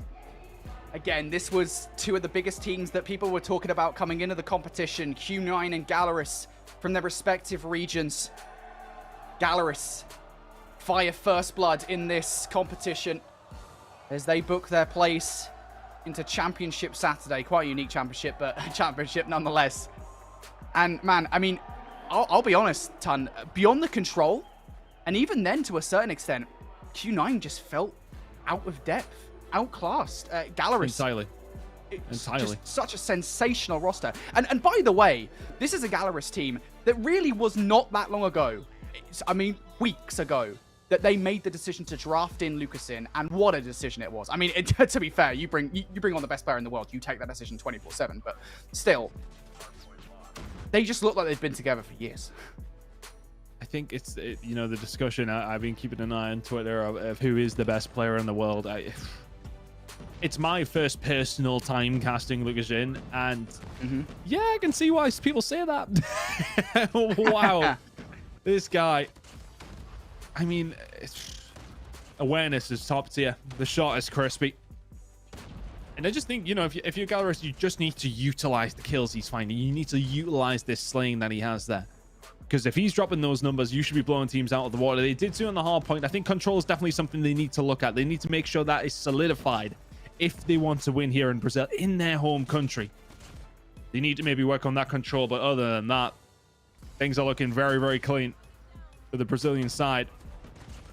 It's almost not exclusively from Lukashin, but my word, he's doing a lot of work for them. What is that, like 100 kills plus, 110 kills between the 2 hard points that we saw? Just on quick maths. It might be 120. Honestly, mate, it honestly is just unprecedented performance. And I don't want to make it all about Lucasin, because the rest of the team also made it there. So I do want to give them all their credit where it's due. But still, man, it's insane. It really is insane to see one roster change, giving Gallerus such power over their opposition. Gallerus, they'll be confident. As we said, folks, they are going into day number 2 of competition. We've got Lauren here. I imagine she was getting just as hyped as we were about that game. I mean, I think, like you guys had mentioned, we thought it was going to be a little bit closer than that. Gallerus just looked absolutely unstoppable. Now, to be clear for everybody at home, that was the winner's match. So Q9's not out of the competition yet. They still have one more opportunity to make their way through to semifinals tomorrow, and that will be facing off against who won the match between Inko and Kings, which, if you heard Tun mention during the cast, it was Inko that did defeat Kings 3-0, which means Q9 has to defeat Inko if they want to continue on their journey to the grand final. So there's still a little bit of hope for either of the squads, whether you are a fan of Inko or a fan of Q9. One more match on the day left for them. But Gallerus, like you had said, I don't even know how many hours ago at this point, Brody, at the beginning of the day, where they are a team that could absolutely not only be in the grand finals, but be the one that takes it home at the end of the day. And if they continue having not only team performances like that, but if Lucasine continues to be this consistently good, who is going to be able to step up to the plate and stop them? I think, to be fair, at this point, and I know it's early doors, so we still have a lot to go on here in this tournament. Sure. Looking over towards Group B in particular, though, I am still not quite confident enough to say Seminole are out of the conversation, only because of the way in which they handily dealt with Amigos, apart from the Hardpoint, which was really close. And it is worth saying that, again, we go back towards the Latin America Grand Finals, and Amigos almost reverse swept Gallerus. So we know that Amigos are a very competitive roster. We know they're a very like-minded roster comparatively to Gallerus. Again, though, that was without Lucasine. So there's a bit of an asterisk on that. But nonetheless, I think there is still competition in this one for Gallerus. I don't want to say they are 100% going to win it, but right now, man, dealing with Q9 like that, I mean, we said it in the game, and mate, that's different gravy.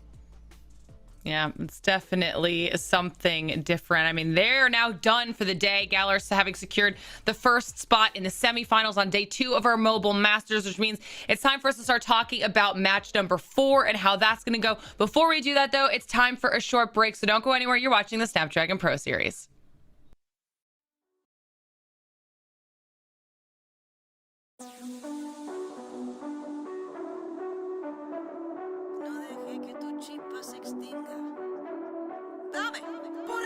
Déjame ver otro lado, baja tus brazos cruzados, relaja los hombros pesados y abre el pecho que está cerrado. Déjame ver otro lado y baja tus brazos cruzados, relaja los hombros pesados y abre el pecho que está cerrado.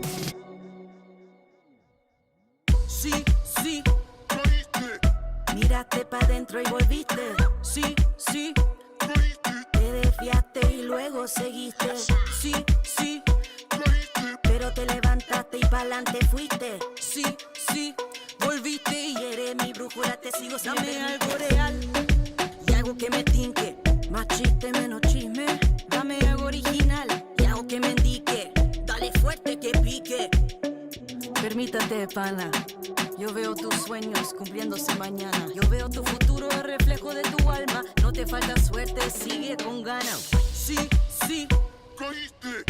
Miraste pa' dentro y volviste. Sí, sí, caíste. Te desviaste y luego seguiste. Sí, sí, caíste. Pero te levantaste y pa'lante fuiste. Sí, sí, volviste y eres mi brújula, te sigo si me permites. No dejes que tu chispa se extinga. No dejes que tu esencia se acabe. Siempre has sido tú quien determina si te levantas cuando caes. No dejes que tu chispa se extinga. No dejes que tu esencia se acabe. Siempre has sido tú quien determina si te levantas cuando caes. Déjame ver otro lado. Baja tus brazos cruzados. Relaja los hombros pesados. Y abre el pecho que está cerrado. Déjame ver otro lado. Y baja tus brazos cruzados. Relaja los hombros pesados y abre el pecho que está cerrado. Dame algo real, al, y algo que me tinque. Dame algo original, al, y algo que me indique que venga de corazón, son, y que me repique. Dame algo real, y algo que me tinque.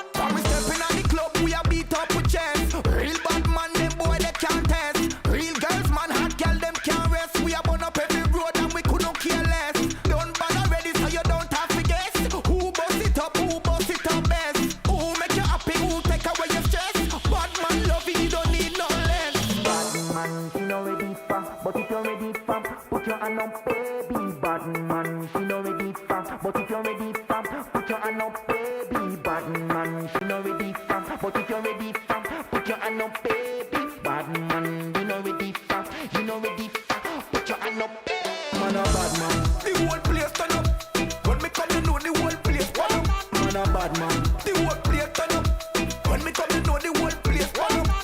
bad man. From sun come up, beat up and jump like a bomb. Man a bad man. From sun come up, whole place bad. Man a bad man. Body na the north and me body na the east. Body na the south and me body na the west. Man a bad man. Man a bad man. Man a bad man. Body na the north and me body na the east. Body na the south and me body na the west. Man a bad man. Man a bad man. Man a bad man.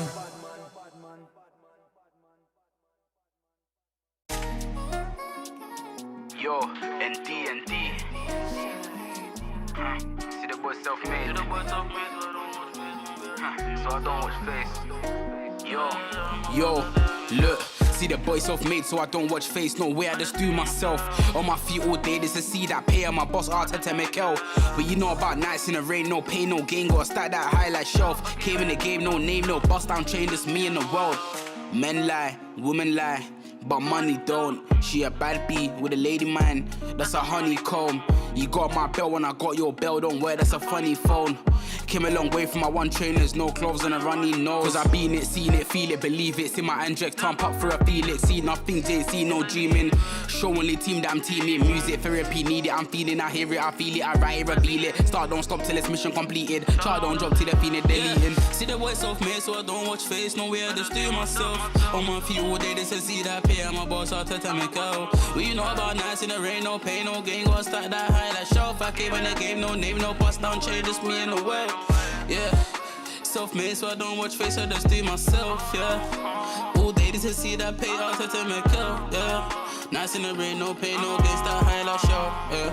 I came in the game, no bust down chain, just me in the world. Yeah. I'm a road champion G, I'm in the Champions League. Man, what you say, we not talking to me, I'm a boss only rap, pull up in the Jeep. 4x4, interior clean, pass it to me, let me score for the team. 3-0 hat-trick, living the dream, you see. I ain't a regular teen, pop champagne, celebrate with the G's. All of the work that we did for the P's. A-star boy, now I need me a B, see my diamonds cold, man, it's 100 degrees. Never giving up, so don't do it please. I smell the wind and it's strong like a breeze. Everyone raise up your hand to the beat, cause the night we gon' scream for the ease, G's. Cause I been it, seen it, feel it, believe it. See my inject, pump up for a feel it. See nothing, ain't see no dreaming. Show only team that I'm teaming. Music, therapy, need it, I'm feeling, I hear it, I feel it, I write it, reveal it. Start, don't stop till it's mission completed. Chart, don't drop till the feeling deleting. See the boy self-made, so I don't watch face. No way, I just do myself. On my feet all day, this is see that pay. I'm a boss, Arteta Mikel. We know about nights in the rain, no pain, no gain. Gotta stack that high like shelf. I came in the game, no name, no bust down chain, just me in the world. Yeah, self-made, so I don't watch face, I just do myself, yeah. All day this is see that pay out to Mikel, yeah. Nights in the rain, no pain, no gain, start highlight show, yeah. I came in the game, no bust down chain, just me in the world. Yeah. We are the champions, we are the champions, we are the champions. Yes, we are the champions, we are the champions, we are the champions, we are the champions, we are the champions.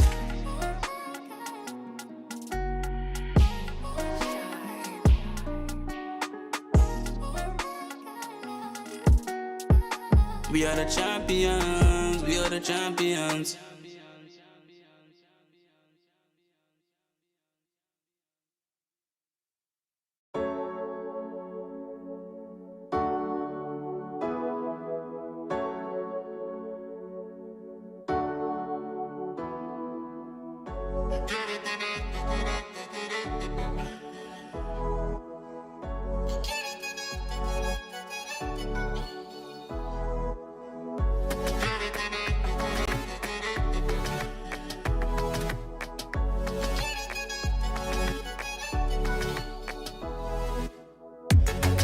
Claro de una vez que no soy un santo, pero estaré hasta que no estés. Si quieres me largo, si vuelas yo vuelo también sobre el asfalto.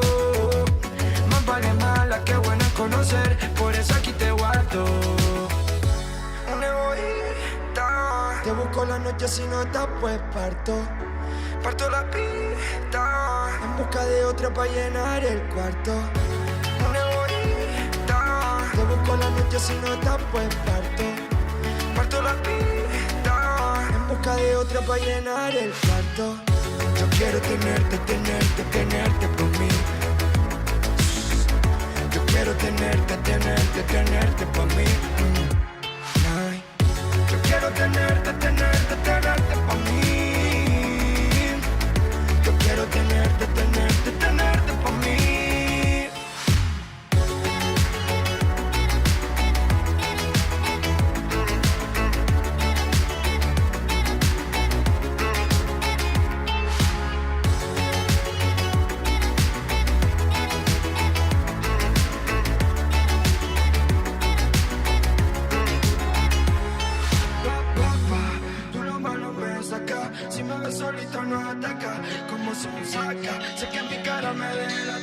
yo te visualizo con la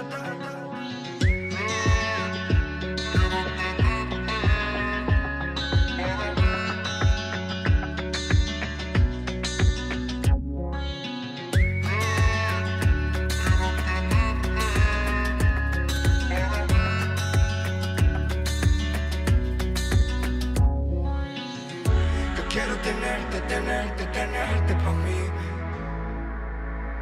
Yo quiero tenerte, tenerte, tenerte pa' mí. Ay. Yo quiero tenerte, tenerte, tenerte pa' mí. Yo quiero tenerte, tenerte, tenerte pa' mí.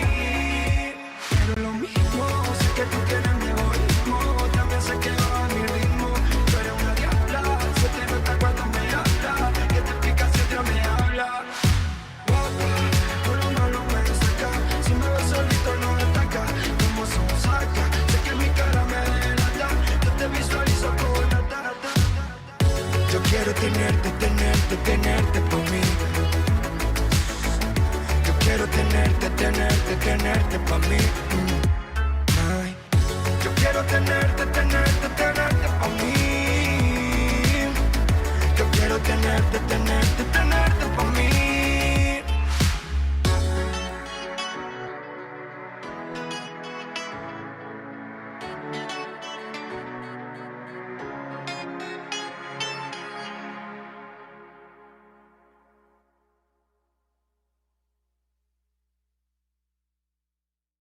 Da-dum, da-da-dum, da-dum, da-da-da-dum, da-dum, da-da-dum, da-dum, da-da-da-dum. Give me girls, give me drinks. I wanna party, don't wanna think. I wanna do, how about you? What do you say? What do you say? Give me bottles, give me a buzz, give me the music, give me some love. Wanna get drunk, I wanna play.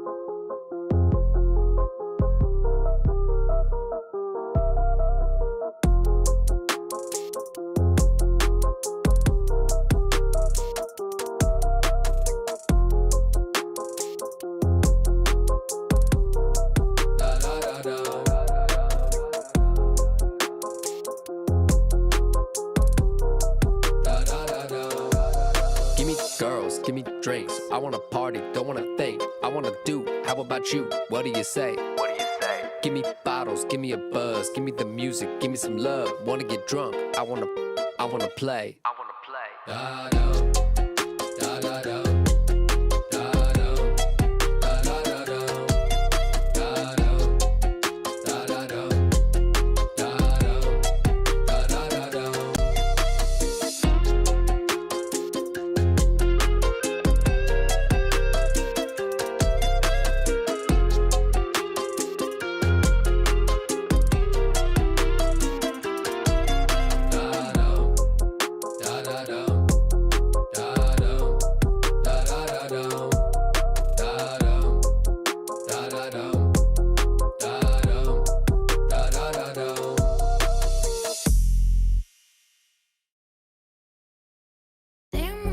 For the party, pull up in your space and I don't say sorry. Everybody fading, looking for the Rari. I'm not everybody, I'm not everybody. Wake up feeling like a 10. Call me an Uber and he pull up in a Benz. Wake up feeling good again. Want a good time, so I'll bring my friends. I'm the best, I'm the best, I'm the best, I'm the best, I'm the best. You could kiss the ring, I'm the best. Unimpressed with the rest, I'm the best. I'm the best. Will you come closer? I know what you like. Promise you'll come over. We'll have a good time. Have a good time. If you come over, you can spend the night. Promise you'll come over. We'll have a good time. We'll have a good time. I'm the best, I'm the best, I'm the best, I'm the best. You could kiss the ring, I'm the best. Unimpressed with the rest, I'm the best. And it's morning, no one is around and it's getting kinda boring. Rain falls down and the rain keeps pouring. Rain keeps pouring, rain keeps pouring. Get me feel good when the sun come up. Glass in the air, but I light one up. Friends are all around and they say what up, what up. Pass that cup. I'm the best, I'm the best, I'm the best, I'm the best, I'm the best. You can kiss the ring, I'm the best, unimpressed with the rest, I'm the best. Will you come closer? I know what you like. Promise you'll come over. We'll have a good time. Have a time. If you come over, you can spend the night. Promise you'll come over. We'll have a good time. We'll have a good time. I'm the best, I'm the best, I'm the best, I'm the best. Yeah, yeah. You could kiss the ring. I'm the best, unimpressed with the rest. I'm the best. I'm the best, I'm the best, I'm the best, I'm the best, I'm the best. You could kiss the ring. I'm the best, unimpressed with the rest. I'm the best. I'm the best, I'm the best, I'm the best. I've been really living, think I better tone it down. Each night a new city, yeah. I've been all around. Just touched down in LA and you know it's going down. I've been really living, yeah. I've been really living in this town. Will you come closer? I know what you like. Promise you'll come over. We'll have a good time. If you come over, you can spend the night. Promise you'll come over. We'll have a good time. We'll have a good time. I'm the best, I'm the best, I'm the best, I'm the best. You could kiss the ring. I'm the best, unimpressed with the rest. I'm the best. I'm the best, I'm the best, I'm the best, I'm the best, I'm the best. You could kiss the ring. I'm the best, unimpressed with the rest. I'm the best.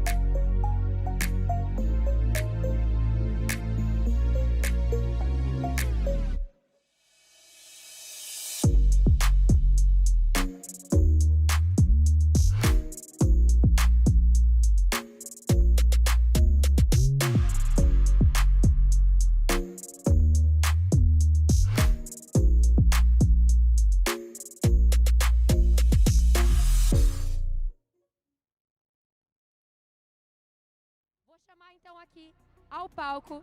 Quero saber se vocês estão preparados para receber mais brasileiros por aqui. Com vocês a equipe da Amigos versus a equipe da The Rejects. All right, everybody, welcome back to the Snapdragon Pro Series, where we're seeing our Group B teams making their way to this stage for our next round of gameplay. This is going to be an exciting one. We're going to have Seminole facing off against Stalwart, and then we'll have Amigos versus Rejects. And a little bit of a change up here. I know previously we told you guys we were going to be spectating that Seminole versus Stalwart match here on the A stream. Things have swapped around a little bit. We're going to be keeping our eyes on Amigos versus Rejects, which is, I actually think is going to be really exciting here, Brody, because we already watched Seminole have a really strong performance. Obviously, Rejects being that #2 seed in NA. I want to see what they can bring to the table against Amigos. Yeah, for sure. I think Rejects almost reverse sweeping Stalwart to me suggests that they are actually a very strong roster, and I don't think anybody who watched Season 4 of the Snapdragon Pro Series in North America should be surprised by that. This is a Rejects roster that already made marked improvements within their own region. They look like they could beat Seminole at times, and arguably there was that one time where they should have done had they not used the banned skin. But Rejects are a very, very good team, and they've just brought Blur on side as well. We've talked that to death, and I'm excited to see kind of what he looks like in this roster, because Blur, statistically speaking, is a damn good player.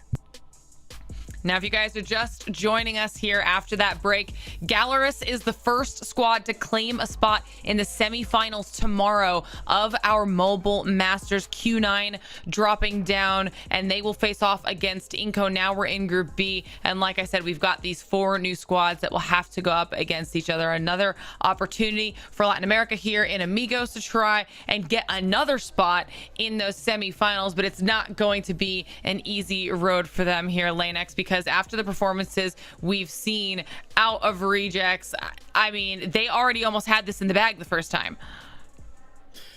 Exactly, Lauren and Brody. We have just seen Rejects fighting to the end, and of course trying the best they could against Stalwart. As Brody said, a very long series showing that they've got endurance. They're gonna show their best level against Amigos, who basically were defeated by Seminole in a quite shorter match, I would say.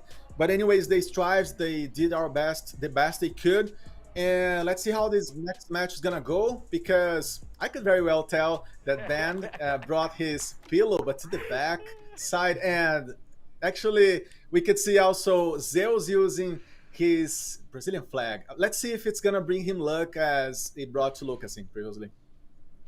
You know, Brody, there is a world where, since Rejects almost swept Stalwart, but then they didn't, Seminole was technically better than Rejects in the season. So there's an argument that Seminole could take out Stalwart, and then Rejects take out Amigos since they lost to Seminole, and then you get both NA teams into the potential of that semifinals portion of the bracket. And I think that right now, what we've seen, that might be the best opportunity to go up against Gallerus with the performances we've seen from them. Yeah, definitely. You know, I think this is going to hurt some of the East is best folks, but I definitely agree. I think that might be the likely outcome here. I think people really do underestimate Rejects, only because of the fact that Rejects, obviously, technically speaking, didn't qualify, right? You know, they qualified by way of the fact that Mayhem got disqualified. But they should have done. I mean, Rejects did so well during the regular season of Season 4, during the Challenge season, and then they just kind of pooped the bed in Challenge Finals. They just kind of disappeared out of nowhere against Mayhem for whatever reason in the Hardpoint. It does happen, but it was in the most crucial time, and for that, you know, we need to kind of put them down a little bit. But yeah, I think Rejects are a really good squad. They could absolutely make it towards playoffs tomorrow. They could absolutely be a competitive squad versus Gallerus. And then for Seminole as well, I talked about it a little bit already. Seminole don't look that bad. For not having their star player, it would be a lot like saying Gallerus without Lucas in right now, because that, I think, is probably the most apt comparison we can make to any other team in the competition. Tectonic is that good. It feels as if the teamwork hasn't really suffered whatsoever, and Cartels, if I remember correctly, is also the statistical MVP of their last series too. So Cartels is showing up, and Seminole don't really look like they've skipped a beat. So yeah, I think it's going to be interesting to sort of see if Seminole and Rejects do get through tomorrow, to see if they can actually be competitive versus the best of the best. But it's a big if, because they've still got to get through some pretty good teams at the moment. And I'm sure Igor will tell us here that Amigos are also pretty good as well. Oh, well, yeah. I mean, absolutely. Obviously, they stumbled a little bit against Seminole, but what do you think they can bring to the table now with a little bit of that time to reset in between each match going up against Rejects? I think especially thinking of what they have just faced against Seminole, they can very well take lessons from having faced a very strong NA team as much as such as Seminole, to be frank, and then surely they're gonna apply a lot of things against Rejects as well. But we gotta look at the maps that both teams, Amigos and Rejects, have already played so far, and these maps, they do not repeat themselves, meaning there's no correspondence between the two drafts that we've seen for these two sides. So I'm very curious to see how they're gonna actually work around that or with that against each other, because now it's going to be the first time they're going to be facing one another in this level of competition. It's going to be a very, very special match. The first time, literally, internationally speaking, that Amigos are going to face Rejects at these conditions, at this level over here. Now, earlier in the day, we actually got an opportunity to kind of hear from a bunch of our different teams and things like that. And that's what these LANs really provide a cool opportunity for.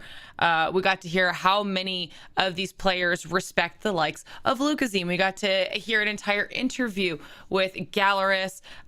So throughout the rest of the day, if we have an opportunity here, if we have the time, we'll see if we can maybe sneak some more things in for you guys to hear and get to know our players on a deeper level. Before we do that, though, the important stuff is coming through. We have our picks and bans here, Brody, and I want to get your thoughts on which team this could potentially favor. Oh boy, let me give me a second here to look over towards our map sets for what these guys are very good at. I will say both Amigos and Rejects, at least from the first glance, look like they'll probably be happy with the hard points, both Apocalypse and Arsenal, which is Amigos and Rejects' best maps respectively, make their way in towards the series. So I think this might be one of those cases where they're trying to play for their own strengths. For example, didn't quite catch what the map number 5 was up there because it was very brief. But Slums. we do see a fire and range search and destroy. It was a Slums search and destroy. Did you say, Yes. Igor? Yep. Okay, Slums. Yeah, okay. I mean, that's pretty interesting because both of the teams are relatively good at that. And then the standoff control is probably the most interesting thing of all because I don't think we saw Rejects play it once. I think it was a hard veto throughout the entirety of Season 4. So I don't know how that's going to go for Rejects. Honestly, this looks like a really 50-50 series just based off the vetoes alone. And Lanix, what are your thoughts on the vetoes?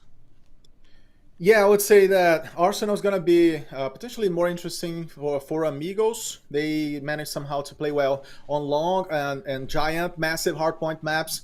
And going for firing range is going to be a new for both sides. We have not seen firing range, as far as I know, today yet, so it's going to be new for both of them. And then when we move to control standoff, we can definitely expect a very aggressive Amigos. It's one of their best combinations, as we have seen in LATAM easily this year. So they're going to try to do similarly to Galleries, like obtaining advantages on round number 1 and then pressuring, and then eventually building up a spawn trap during this show. So let's just hop into map number 1 in this series as we see already Amigos against Rejects moving to P1 for a first gunfight. And it's going to be massive. It's going to be interesting. We have already a lot of positionings being built up here, and both sides equally dominating the spot here, Brie. Yep, we're already into map number 1 here, folks, as Amigos taking on Rejects. Now, I did kind of hype up Rejects on this map mode combination, Igor, but I will say this much. Rejects did not have a good go on this earlier on today. They actually lost this map. It was the first map of their best of 5 versus Stalwart, and they lost it pretty handily too. So it feels like maybe Rejects aren't as well seeded as we normally would like to see on this map mode combination. Maybe they're just struggling with it today, and maybe that'll play under the hand of Amigos here moving forward in towards their best of 5. But already off the start of this one, Rejects here, they've got a very small advantage, but Amigos, they are on the better side of the map for that inevitable rotation over towards P2. Yeah, we should say that this has been a very good start on the map for Amigos, who on Summit earlier on, against Seminole managed to push and bug a lot. They actually produced 234 points against Seminole today, so maybe aiming to do almost the same or better than that against Rejects, who are already rotating to P2, as we have Sapuka doing a fantastic, beautiful slaying work here to protect the region and try to bring his team aboard. Amigos needing points, needing seconds, and that's precisely what they do. They step into P2 and dominate the hill fighting now for the back line as Sapuka slides in beautifully on the right flank to try to find more opponents on the side of Rejects, and Rejects at the same time it's out of theirs. They're trying to find their way, their route, finally finding these scrap points on P2 and thinking already on the second hill, as we're gonna see that Amigos are moving already to there, Brody. Yeah, Rejects will be very happy with the way that hill went. They managed to take crucial time away from Amigos. Amigos still actually looking for it. Sapaka is going to be the player to try and move in, but Envy, you had a stellar hardpoint there on 13 kills between the first couple of hills already here. Igor, he's going to be the one to take him out of the equation, and Rejects already starting to knock at the door of the rotation that was Amigos for sure. Sapaka and Illusion going to pick up the first 3 kills between themselves, but look at Rejects. They're starting to knock at the door in behind here. They've already got a couple of players ready to break those spawns. Yeah, fantastic job by Amigos, prepping, setting up their defensive line like a trench and preventing Reject from having comfort on this potential rotation. As we see now, the margin, the edge by Rejects is being melted down, and we see them, even though trying and getting up and getting in the P3, and okay, 4 players now, 5 players, that's awesome, that's good. That's a nice response to whatever Amigos just did on P2. Both sides, of course, studying each other. Amigos know they cannot lose. They need to fight until the end, so that's gonna be potentially a very long series. Since Rejects are also coming from this kind of a game, we have a very nice image of the last seconds on P3, and both sides are gonna be heading over to the next hill, Brody. And already you're starting to see the numbers somewhat weak for Amigos, to be frank. I mean, they'll get the old spawns towards scrap time. This is not a good position to be in if you want to stop Rejects before they can even get going. Now, though, 2 versus 4 for the moment here as close spawns start to come on through for Rejects. Envy has a lot to do, and he can only find 1 kill before going down. The pinstripe field will come and start in effect, and, well, Guto and Sapaka are going to combine for 3 as Amigos remove Rejects from the hardpoint momentarily. Rebalo, they're going to come out with a couple of kills with the War Machine. Zeus is now going to be the one to fire right on back through for a triple.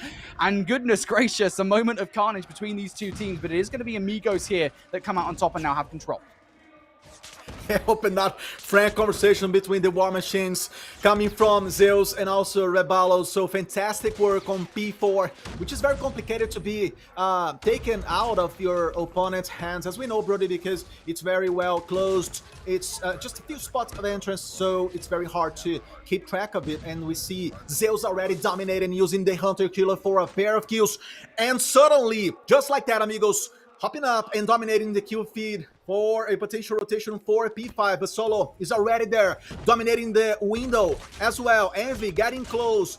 Such a great work, such a great job, and a great first map on both sides, as Amigos now are better. They have the edge on the scoreboard, and I'm very curious to see how Rejects are going to respond to this. Finally, they're bringing the reinforcements, 3-4 players at the same spot, meaning that they can very well escalate to 100 points. But Amigos are also driving there. They're trying to get to the positioning in order to regroup and attack.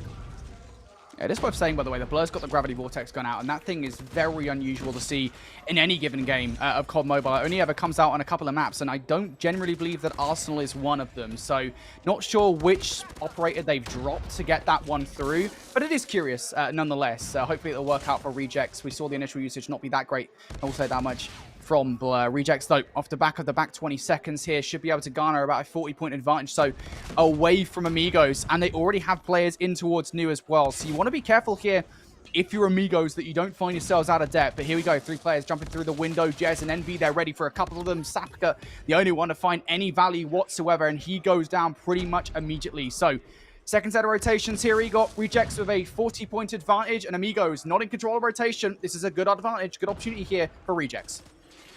Rejects executing their plan of almost focusing the eliminations on the hands of Envy, and he has been doing very well on this occasion, almost hitting 30 eliminations to this point, as long as we see Amigos doing something slightly different, I would say, spreading more the kills among the 5 players. So it's been more of a collective effort so far to finally get to the 100 points. Positioning on the scoreboard against Rejects, we see a margin of 30 points. That's very fragile. Rejects gonna have to keep working. They're gonna have to search and find this next hill in a more, I would say, idealistic and stronger way.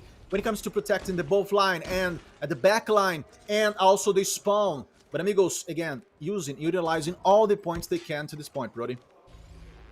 Yeah, that was a big kill coming out from Amigos. You couldn't really afford to give that one away, and they're already starting to challenge for new as well. It was Illusion towards the back line that does get shut down. Crucial gunfight to make there if you're solo, but now Rejects, again, they've got to be wary of these players that are going to filter their way through the AA guns. It's 4 players in the line of sight of Solo. He's got the equalizer again. This is the operator you want to deal with them. And, well, yep, he's dealing with them pretty quickly. He's also got a bit of help from Blur and Solo as well. These guys pushed away from the hard point, but keep an eye on that minimap, folks, because the spawns are looking pretty good.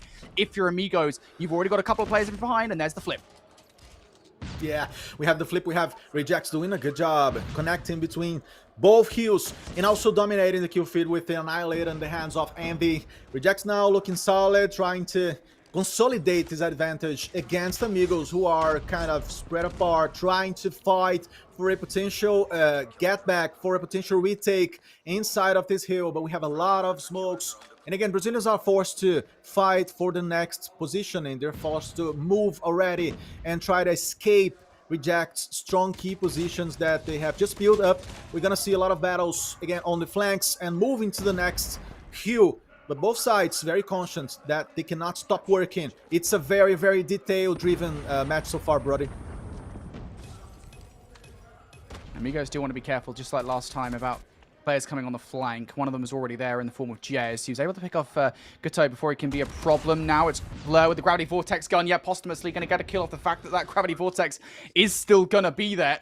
So Rejects now knocking at the door through the front. Raballo's already picked up a 3-piece. That is huge, insane. The only one to find any value. It's going to be a double. That's a hell of a value. Insane for 3. And the support fell from Guto as now Amigos in for this time. Rejects, they tried to fight their way through. They're denied. Insane again. Another streak of 3 eliminations. He even amps it up to 4 kills in a row. 5 bullets put on the back of the opponent's heads. Such a great job, but Insane, he's not dead already. And finally, Jazz brings him to the ground to a certain death. What a work from Insane right now to help his team and being a human tower on that positioning. Rejects, they managed to break in. Nice work, responding fastly, as I was going to say, against the Brazilians and trying to move quickly to the 200 points. We're going to see now the second P2, if I'm not mistaken. But Brody, the game is going fast, but again, based on details. Rejects now, again, that 30-point advantage they built off the back of a full 60 hold on P2. Still maintained despite what Amigos just did on the last kill. Now they're knocking at the door.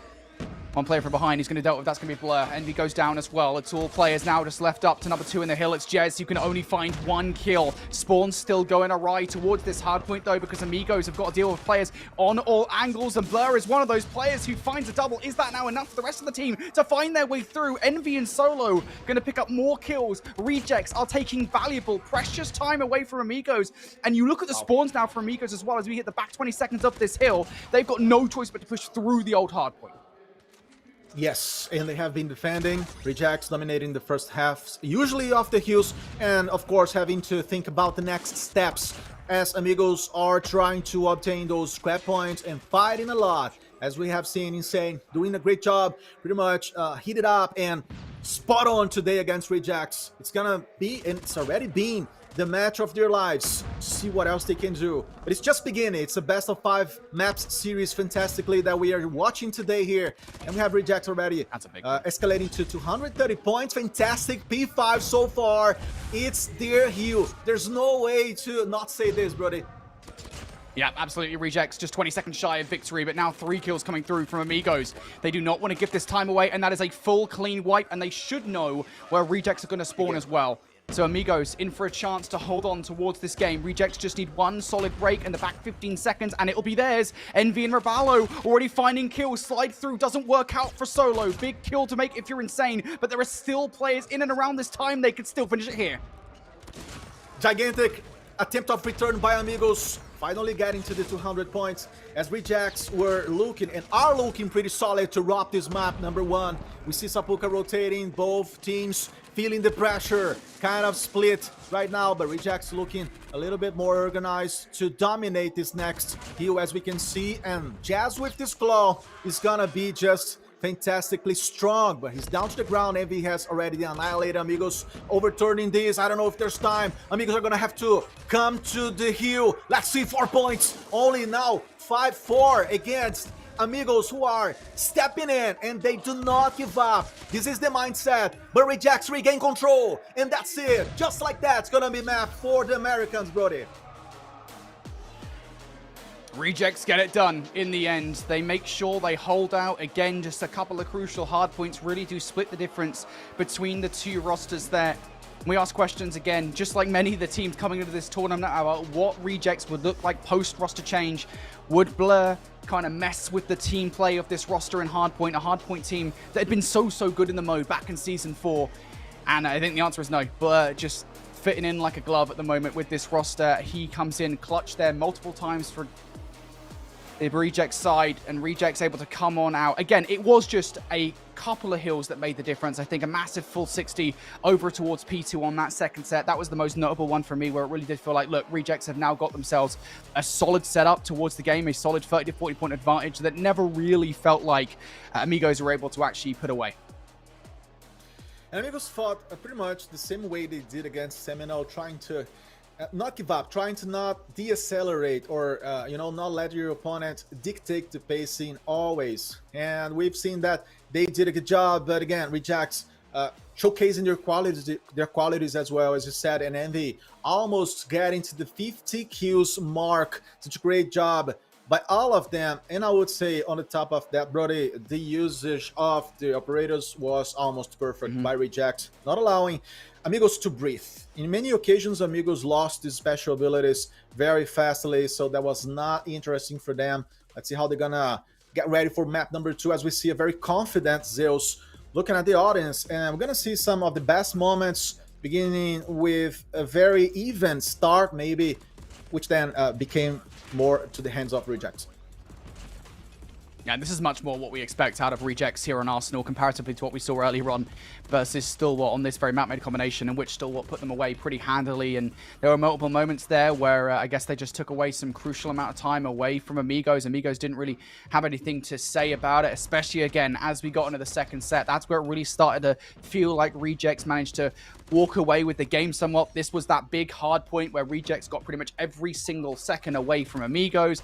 Then we moved to the rotation. Amigos also got contested over there, and it just started to feel like, again, Rejects were taking more time away from every single hard point they got control of than Amigos did. And you did mention it as well, to be fair, mate. The operator utilization from Rejects did feel just slightly better than what we saw from Amigos. And I questioned the Gravity Vortex gun. I was like, hey, this is something we don't often see. Is it the best operator coming out?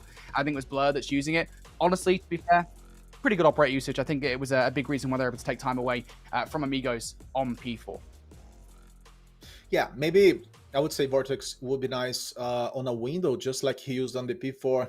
But just and whenever you have the chance to hide from the opponent, and then the forward's not going to see what is waiting for him. Again, it's rare, as you said, unusual, and usually it comes more to, I would say, smaller maps. We see a lot also on Apocalypse and other spaces. But again, Rejects doing a better job. And I would say beginning this series in a high note and changing whatever they did against Stalwart in the sense of winning the hardpoint mode and map. It's very important for them. It's paramount for them to get back on track. Yeah, for sure. Well, look, map number 1, that was a big one for Rejects. We talked about why as we looked over towards the earlier best of 5, because it is a map that, historically speaking, Rejects have been very, very good at. Again, I think it was 3-1 was their record back in Season 4 of the Snapdragon Pro Series, so they kind of needed to take this one away because no doubt it was their pick, and I think we did see those improvements comparatively to the Edo matchup versus Stalwart. Next up on the cards, though, is going to be a firing range search and destroy. This is always an interesting one. Again, Rejects were actually pretty good at this one back in Season 4. Not too sure kind of where Amigos fall on this one, though. Yes, let's see how things flow here, and of course how Amigos are going to use the snipers, how they're going to use Insane eventually with the R9, or if it's going to, flow back to a DRH or eventually an SMG. I'm very curious to see what's going to happen. Both sides, of course, very, very much conscious of what they need to do. And again, the margin for mistakes here is negative, if not zero, because it's their chance to move on the competition And now it's going to be the time for Amigos to prove that they can win a search and destroy strongly. They have already lost to Seminole earlier today from a margin of 7-5, 7-4, rounds. And it's time to reverse this story. It's time to change that and show that rejects are going to have to be cautious against Amigos over the series. Yeah, for sure. Just an update for you guys at home as well. I'm not that I'm checking the timeline while casting, because I would never do that. But I do have an update for everybody on the score of the other game that's going on right now. You guys might be aware that Seminole are taking on Stalwart Esports, and that's in the upper bracket side of Group B. That is for qualification for Championship Saturday. Seminole just beat Stalwart, map number 1, 250-89. On one of Seminole's worst hardpoint maps. That's Takeoff Hardpoint, by the way, a map in which they, I think, got 100-point club by top teams a couple of times back in Season 4 Challenge season. So for Seminole to come out and beat Stalwart like that is it's either an indicator that they put the work in, which could well be the case, or that Stalwart are just very, very bad at Takeoff Hardpoint, or that Stalwart just got absolutely trounced by Seminole, which, to be fair, it could be any of those things. Either way, there's the update for you folks at home. But going back towards the Search and Destroy here, Igor, I think it is important to note that for Rejects and Amigos, Search and Destroy is arguably in both cases, probably their worst game mode. Maybe not so much for Amigos, maybe Control slightly worse, I don't know. But for Rejects, certainly that is the case. They are much stronger at Hardpoint, they are much stronger at Control, and unless something significant has changed between now and back in Season 4 a few weeks ago, it does make this a little bit more interesting. Yes, I would say that for Amigos, Search and Destroy is complicated, or has been complicated lately. Rejects, they have, on the other hand, showed a little bit more on this competition since they have reached the 8 rounds against Sora today in Meltdown.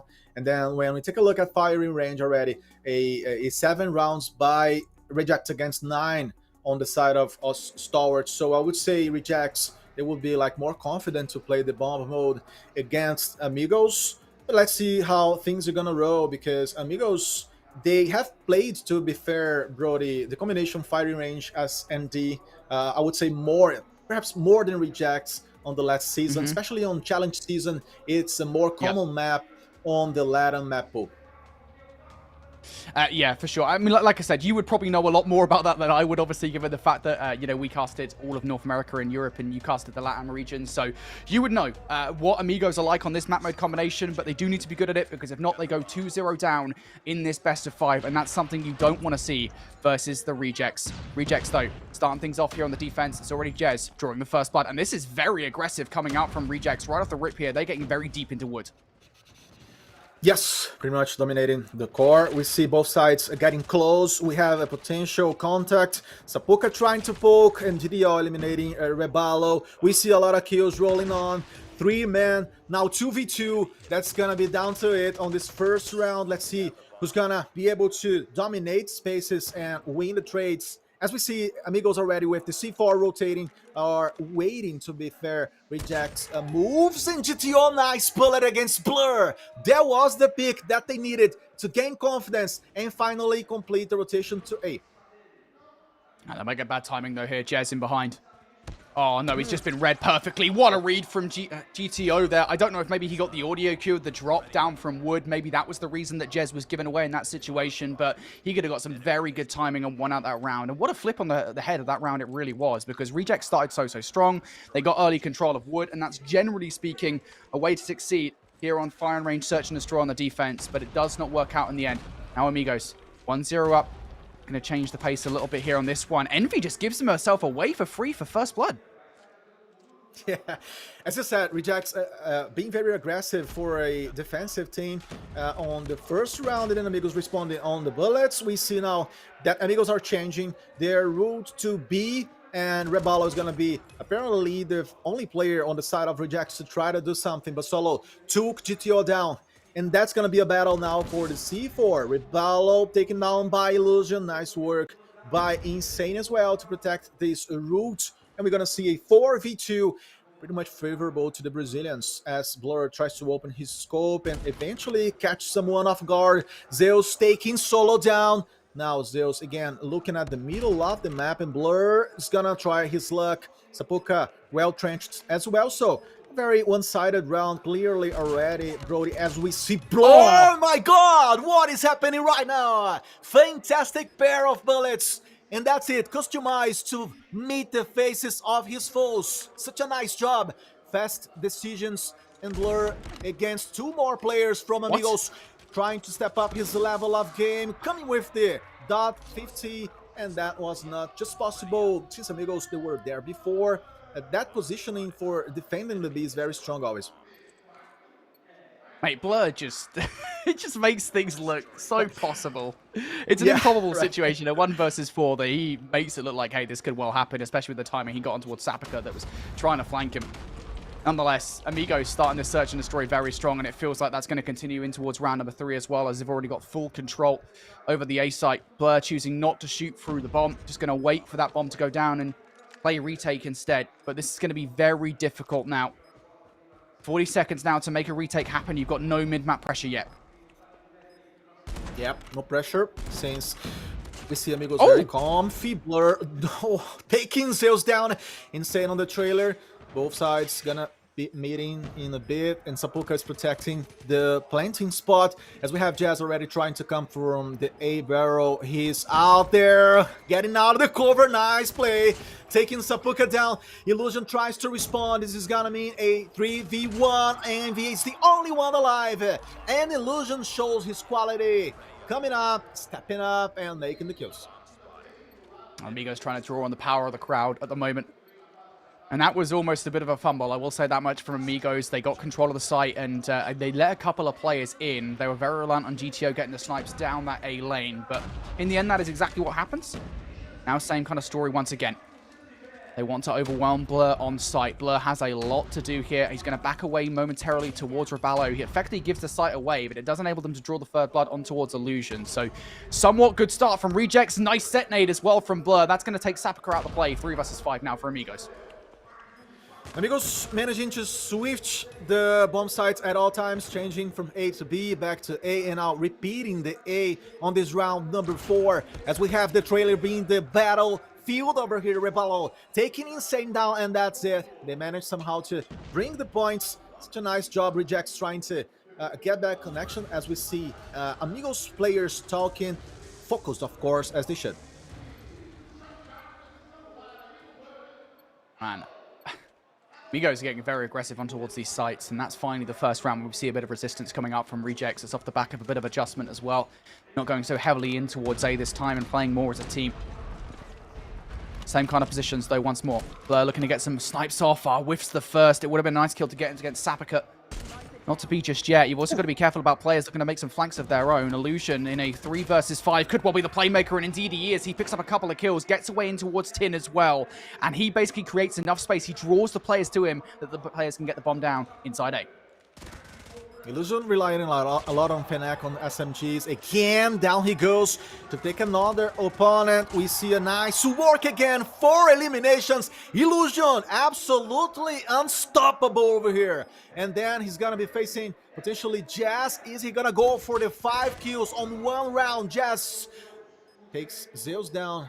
There's still a chance. There's a world where he's brought down to the ground. You cannot see because we had a fantastic dividing screen to, of course, offer us both fields at the same time. Brody, such a nice job by Amigos. They are very aggressive, and I can tell you, GDO on the camera, very hyped up. Yeah, Illusion did everything in that round. What a guy. 11 kills with the first 5 rounds, and of course 4 of them came from that last round. He basically single-handedly won that one, although to be fair, Rejects did solo Chalet, but you know, that's a whole different thing. Amigos, aggression pattern coming out from them, and it is going to end in disaster, as now just 2 players left alive. Illusion's not one of them, so a 2 versus 5, unlikely. Yep, Zeus and Insane. Insane stopping at this point over here. Jazz very precise again. Zeus, I could see that body shot. I think the Brazilian fans saw it as well. And Zeus just like that, doubling it up. He's gonna go for a 3rd one. There he comes on the jungle. Rebelo doing a better job and beating him on this 1v1 for a 4-2. And now we're gonna have the spawns flip. Very interesting first half by Amigos. Again, Brody, taking the game into their hands and saying, hey, we wanna play like this, and that's gonna how it's gonna happen precisely. Rejects pretty much feeling the pressure and their pace. Weird one. I don't know why Jez is shooting bodies in round number 6 when they're 4-2 down. Maybe just trying to get in the heads of Amigos somewhat and throw them off balance. It hasn't worked if that was the play, because Solo's already down for the count. That was down to a first blood from GTO. And map control firmly in the hands of Amigos. If Insane finds value with this R9, if he finds good timing onto Raballo and Jez, this round is done and dusted. But I don't think that's going to be the case. He's going to stay put for the moment here. Doesn't want to play too antsy. Doesn't want to give anything away for free. Rejects it. They are edging towards a rotation towards B. And Amigos are sitting patiently in wait. They do not want to be the ones to make the first move. It is going to be a 3 versus 2 on site for Rejects. Yep, Amigos working so well today in this map when it comes to looking at the objective and, you know, closing the spaces, not allowing for potential responses on the side of their foes, and Rejects feeling that. They tried to push. There they come. Blur trying to come for a 1v1. Nice work. Dominating this key position. Blur's gonna try again. He's gonna go for a jump shot. Is he gonna take this one? Again with the Tundra. Trying his luck, trying to get this info, which is so crucial for them at this point of the round. 3-2. Now, Amigos cannot step up. They cannot bring their head out of the cover because Blur is there. And he's very, very dangerous. But there it is. GTO, the IDL from Amigos, making this one. Nice decision. He picks him up. And just like that, we're going to see at the second half as well. Brody, such an astonishing exhibition by Amigos. Blur looked away. That's COD timing here. We still have it in COD Mobile as well, it would seem. Amigos, this is how you play defense. Look at the aggression coming out here from Illusion, straight through the middle of the map. Not a care in the world. He's just whistling his way through. And Blur gets shut down. And that's going to make Rejects rethink this entire play. They know that Illusion's around and they still can't deal with him. He's being such a nuisance in the moment. Solo going to get shut out by Insane as well. It is all going awry here in round number 8 for the Rejects. Raballo finally brings some order to the chaos. But at this point, it might be too late. Amigos working again very well with the duos and trios and waiting for the right moment to step out. That's just great to see. And Rejects feeling they are behind. They cannot make mistakes. And again, the Brazilians just 2 rounds away from dropping this map number 2. Rejects surely missing Arsenal, missing their aggressiveness from Hardpoint. Such a complicated game for them at this point, as Rebelo is looking from the trailer, trying to see if he can do something, and both American players operating kind of far away from each other. Very interesting choice by here, as Rebel also has the C4. But then Envy is going to be the one to try to do the clear and face check, to be fair, Brody on B, but he's already at the middle of the map to try to rotate to A. Once again, Rejects just in this disadvantageous spot. Zeus has just spotted out Envy as well. And he has no help from Raballo. Raballo is very preoccupied with push on towards A. Envy just drops straight down out into the open. I mean, fair play. He finds some value with the kill on towards Zeus, but nonetheless, this is difficult. Raballo popping his head up from the bomb plant. Gets shots in towards 1. Is he egregious enough to make this push out? Is he looking for some good timing, or is he being super cautious here? I think he thought about it for a moment there. Still looking for the timing, decides to go back towards the bomb. Sapuka and GTO, they're there. They're watching this door. They're watching for some kind of egregious push towards it. There's the double chow coming on through. Raballo gets the better of both players. He snaps. Oh my God, that's such a great play. What? Well, he occupied the right positioning on that moment. Being at the trailer alone, it's a very closed space, so he's got a chance of looking to all the potential entry points. And again, Amigos letting this one, escape away from their fingers. That's just unbelievable. And that comes to show the quality of the American players as well. As we see now, the next round rolling on, and Illusion trying to aim for the tower. You can see that there's a Rejects player over there. It's Jess. He's at this very privileged spot to try to have a broader view over the map. And Illusion is not satisfied. He's gonna try to take him down there. It's like, hey mate, get down. We need you on the ground. I need to face you face by face. Such a great work on both sides. Such an uneven match so far, Brody. Rejects still kind of looks stunted as to how to approach Amigos more often than not on these offensive rounds. Blur going to pick up Sapaka. That might be the entry they wanted. Jez has just found the perfect route in from behind. He's being watched by Illusion, though. Saturn's side, or Insane, excuse me, Saturn's side. That trailer, yeah, I mean, you take that, you'll take a 1-for-1 trade, as now that's going to give you access to a bomb plant. Migo's now down to a 2 versus 3. You've got to be careful about this one if you're Jez. He is playing some aggressive gunfights. Ends up picking up the kill, but now it's GTO here. He's already picked up 1 kill in this round, looking for a 1v2. 120 FPS performance meter by Snapdragon on the case of Jazz. Fantastic follow up on his first peak, I would say, coming from the tower down to the ground, but alive, standing up and facing the Brazilians. And now we're gonna have GTO coming out from the shadows. Try to play this one alone. It's very complicated. He was trying, but he managed to take Blur again. We're gonna see now he's gonna try to play against 2 players. And we see that Amigos fall to a very strong point on the side of Rejects, Brody, I would say, which is the multitasking. Rejects on many occasions are showing that they know how to work on multiple places at the same time. Yeah, again, it's Rejects. It's a roster that when they're well put together, they can really start to get themselves some momentum in these games. There we go again. Blur. Oh my goodness me. Blur is on one at the moment. That is a double right off the rip here. Amigos thought they could entry in towards Wood, and immediately they're rejected. Now Jez starting to work with that momentum for the kill versus GTO as well. Amigos have been fully ousted from A. Out you go. You've got your eviction notice. See ya. Never again. And now for Amigos here, Insane and Sapaka, they are split in this 2v5. Rejects momentum carried away or carried out and up by Blur's momentum and Solo's momentum. That's and Jazz momentums as well. So the whole team is operating as a machine. That's just great to see. They're searching for the game. I mean, they were behind. They were suffering with 2 rounds versus 5 against Amigos, and now they are managing to equalize this one. As Insane was the last player alive being taken down by Envy. So the draw is happening, and perhaps it's time for Amigos to focus more on the game. Brody, try to fix this mindset and reset. 3 rounds on the bounce now from Rejects. It felt like Amigos were out of the conversation, or Rejects, excuse me, were out of the conversation. Amigos had been responsible for that. Now we're all even Stevens here. A chance for Rejects to stop this before it goes to overtime as well if they win the next 2.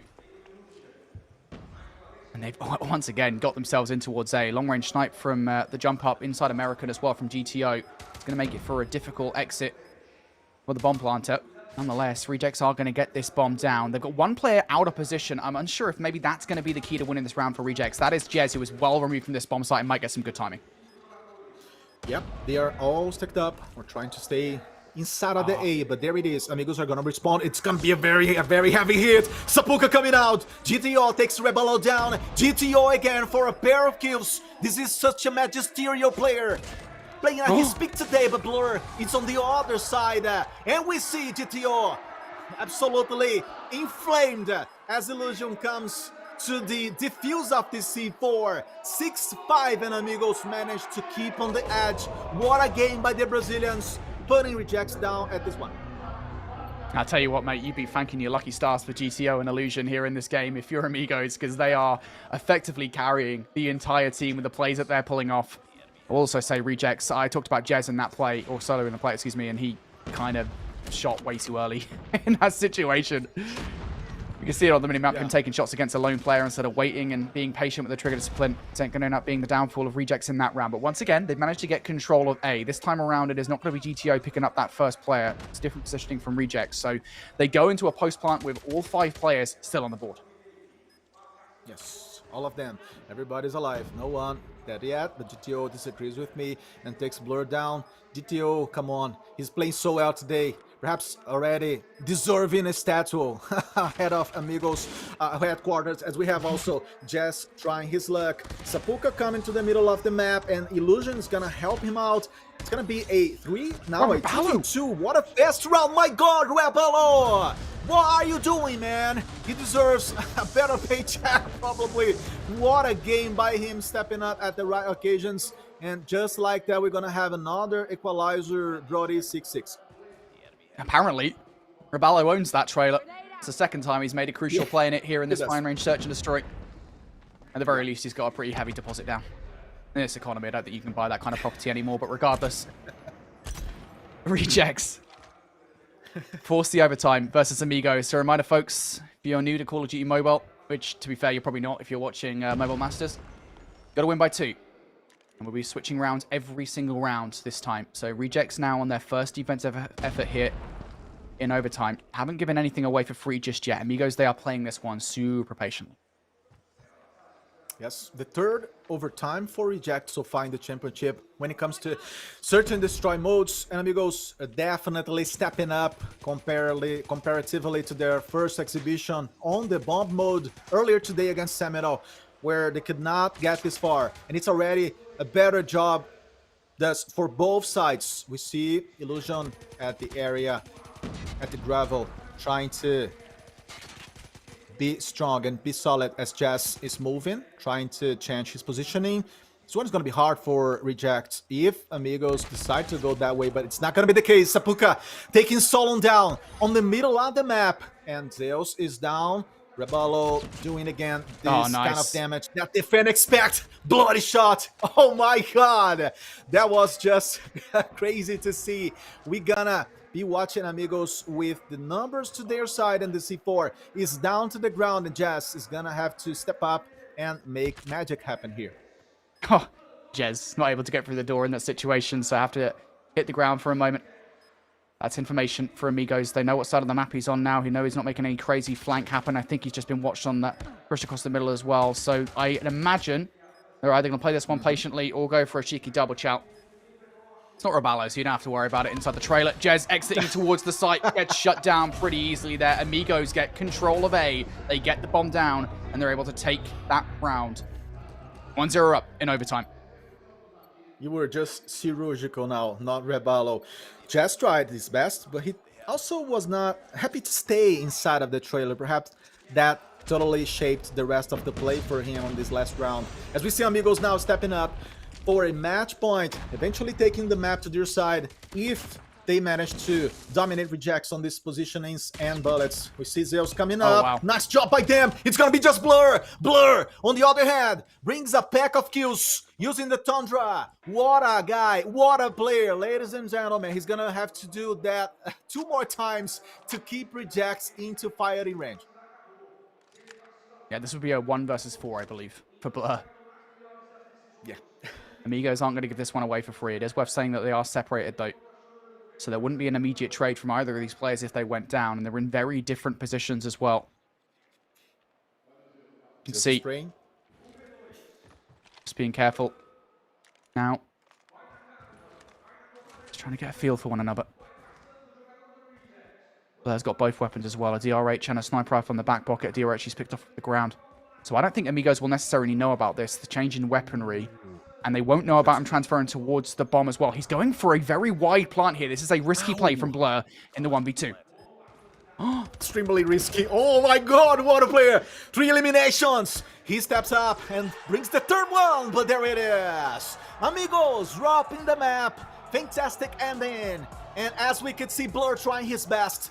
It was almost impossible, let's say, not for him, but at this occasion specifically, Brody to do more than he did, and he did a lot. There it is, Amigos, equalizing this game.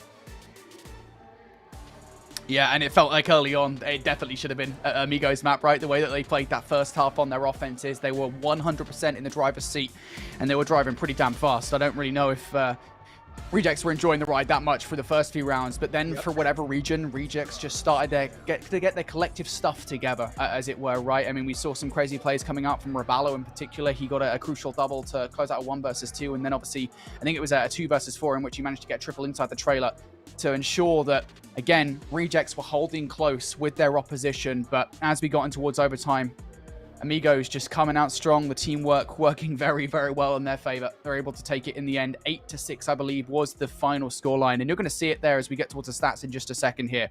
GTO and Illusion just had an phenomenal search and destroy. Here is a look over to that. And yeah, Illusion at 18 kills, GTO at 15 kills. Obviously, those numbers slightly inflated by the extra round that you get in overtime. But still, that is a worthy performance. I'm gonna tell you this, GTO and Illusion stepping up from Tier 1 Brazilian and Latin scene just recently, some months ago, to do what they are doing right now at this level of competition. It's just amazing for them, for the families, for their friends. And yes, they dominate in the field. They done a lot, as you could see, Brody, as we all could see. To be fair, we had fantastic couple of kills. They were just beasts, and they managed to stop a very aggressive Blur today. They've done this against Rebalo in the trailer. Jazz was also stepping up to the occasion, but he was taken down. So Amigos proving to be a stronger squad on this one, and it was perhaps surprising to the American fans. Here's a look, as you can see, that midpoint in the game where it really did feel like, hey, Amigos are going to win this one, and they're going to win it pretty handily. And then I think Rejects just really started to garner control. It was that 1 versus 2 from Rebalo that really did kickstart some serious aggression, some serious momentum on the side of Rejects, where, you know, again, the team play that we kind of know Rejects capable of, that we saw multiple times back in Season 4 of the Snapdragon Pro Series, it just suddenly came out again and suddenly appeared. And they looked so good for that collective 3 to 4 rounds they managed to put together back-to-back. But then this was the overtime in which Blur, I mean, look, a 1v4 for Blur, it's not out of the question. It's not that unusual. He almost pulled it off as well, but he was denied it in the end. And it does mean that Amigo is able to tie this series up at 1-1 now. We've got a series on our hands here, folks. Next up is going to be a standoff control, I believe. And this is going to be really interesting again, because I mentioned it very briefly when we looked over towards the map set here, Igor. This is not a map we've seen Rejects play once across the entirety of the Snapdragon Pro Series back in Season 4. They avoided it every single time. It was either hard veto or teams were hard vetoing it against them. Not sure which one it is. Brody, I'm going to talk a lot, of course, about standoff mode, control mode, but I've got, just to make a quick note, as we've just seen, Rejects managing to open 6 versus 5 in rounds against Amigos, and Amigos then, after that, just building and piling up 3 rounds in a row, stepping to 8-6 on the final score. So Amigos doing a fantastic job and smashing Rejects here in this last occasion. But again, that's not everything, so Amigos are going to need to keep working, since Rejects were the last winners on the last respawn mode, as we've seen in the beginning of this series, dominating the Hardpoint in the end, and they proved to be a very resistant opponent, going back and finding their spots. But everything else we're going to need to see after the break, so stay with us.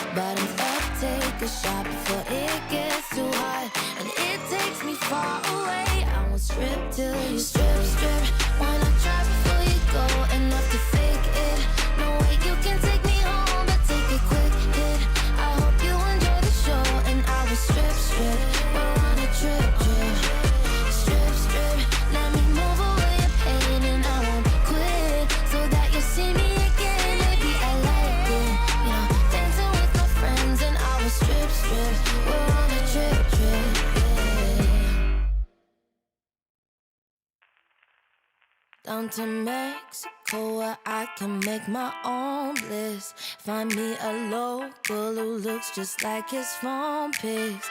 Right where the city lies is where they all sit, trying to cast their eyes on all the girls who visit. No, touch me in places I can't see. Lie down in the sand, getting bruises on our knees. We know it's gonna happen when it's time for me to leave.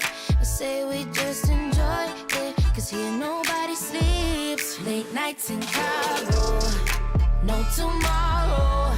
He got me loco when he goes slow.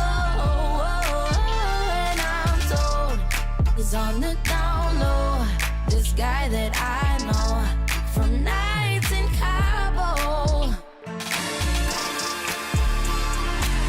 Na na eh, na na eh. Na na eh, na na eh. Na na eh, na na eh. Na na eh. Follow the music coming from the hacienda, calling all the girls down here to have us a fiesta. Watch out for white lines is what they sell you, cause it's from some guy who claims to be son of a fella. Ooh, hold me in place so I can breathe, a notch upon the bed, posting sweat between the sheets. We know it's gonna happen when it's time for me to leave. You say we just enjoy it, cause here nobody sleeps. Late nights in Cairo, no tomorrow. He got me loco when he goes slow. And I'm told he's on the down low. This guy that I know from nights in Cabo. But then you go like Bond and a face like Banderas. No wonder why all these chicas are jealous. They can have him when I'm gone, just to let you know this how quick he moves on. He'll take you to dinner, then to lovers beach. Just say, baby, why don't we dip in the sea? Now say it's so wrong, but somehow I can't help but pay it along. No tomorrow. The Snapdragon Pro Series powered by Samsung Galaxy is brought to you by Snapdragon Elite Gaming, Samsung Galaxy S24 Ultra, Monster Energy, and DHL. Welcome back here, folks, to the Mobile Masters 2024 from Brazil. Well, we're not from Brazil. They're from Brazil right now. And they're playing pretty darn well as we're 1-1 on our series at the moment between Amigos and Rejects. Eagle, we just saw a firing range search and destroy that went the distance and went all the way to overtime. But in the end, it was Amigos that took it. Amigos stepping up and bringing a lot of nice bullets and nice decisions, I would say. And on the other hand, Rejects, I would say they were hostages to a lot of individual solutions or plays attempt over the rounds in the map. So we could not tell, we could not see, to be fair, the Reject standards that we have seen along the challenge season. So they're going to have to improve on that. And I'm assuming that for their own good, Brody, they have watched a lot of Amigos last VODs on control mode, because Amigos, they like to be very aggressive from minute one. Yeah, for sure. Well, we are going into standoff control next. We talked very briefly about it before we went to the break, and I just want to get you kind of thoughts on Amigos when it comes down to standoff control, right? Because as I understand it, this is a very mixy map for them. It's not their favored control map by far. Whereas for Rejects, we haven't seen anything from them at all on this map mode combination throughout the entirety of the challenge season. So what are we expecting from Amigos here? Yeah, Amigos, they're going to go for a similar play that Galleries have already attempted today. I would say on their first match, when they try to collect the operators to already use them on the second round, combining this usage with a potential spawn trap. So that's going to depend on how Rejects are going to readjust their positionings, how they're going to not be predictable by Amigos, who are going to be trying to push their opponents to the base, to the spawn. I'm expecting a lot of this, and also from Zeus, I'm expecting a lot of talent since he's very strong with the War Machine in this map. So there it is, Brody. Let's hop in, because round number one is going to mean Amigos on the defensive side.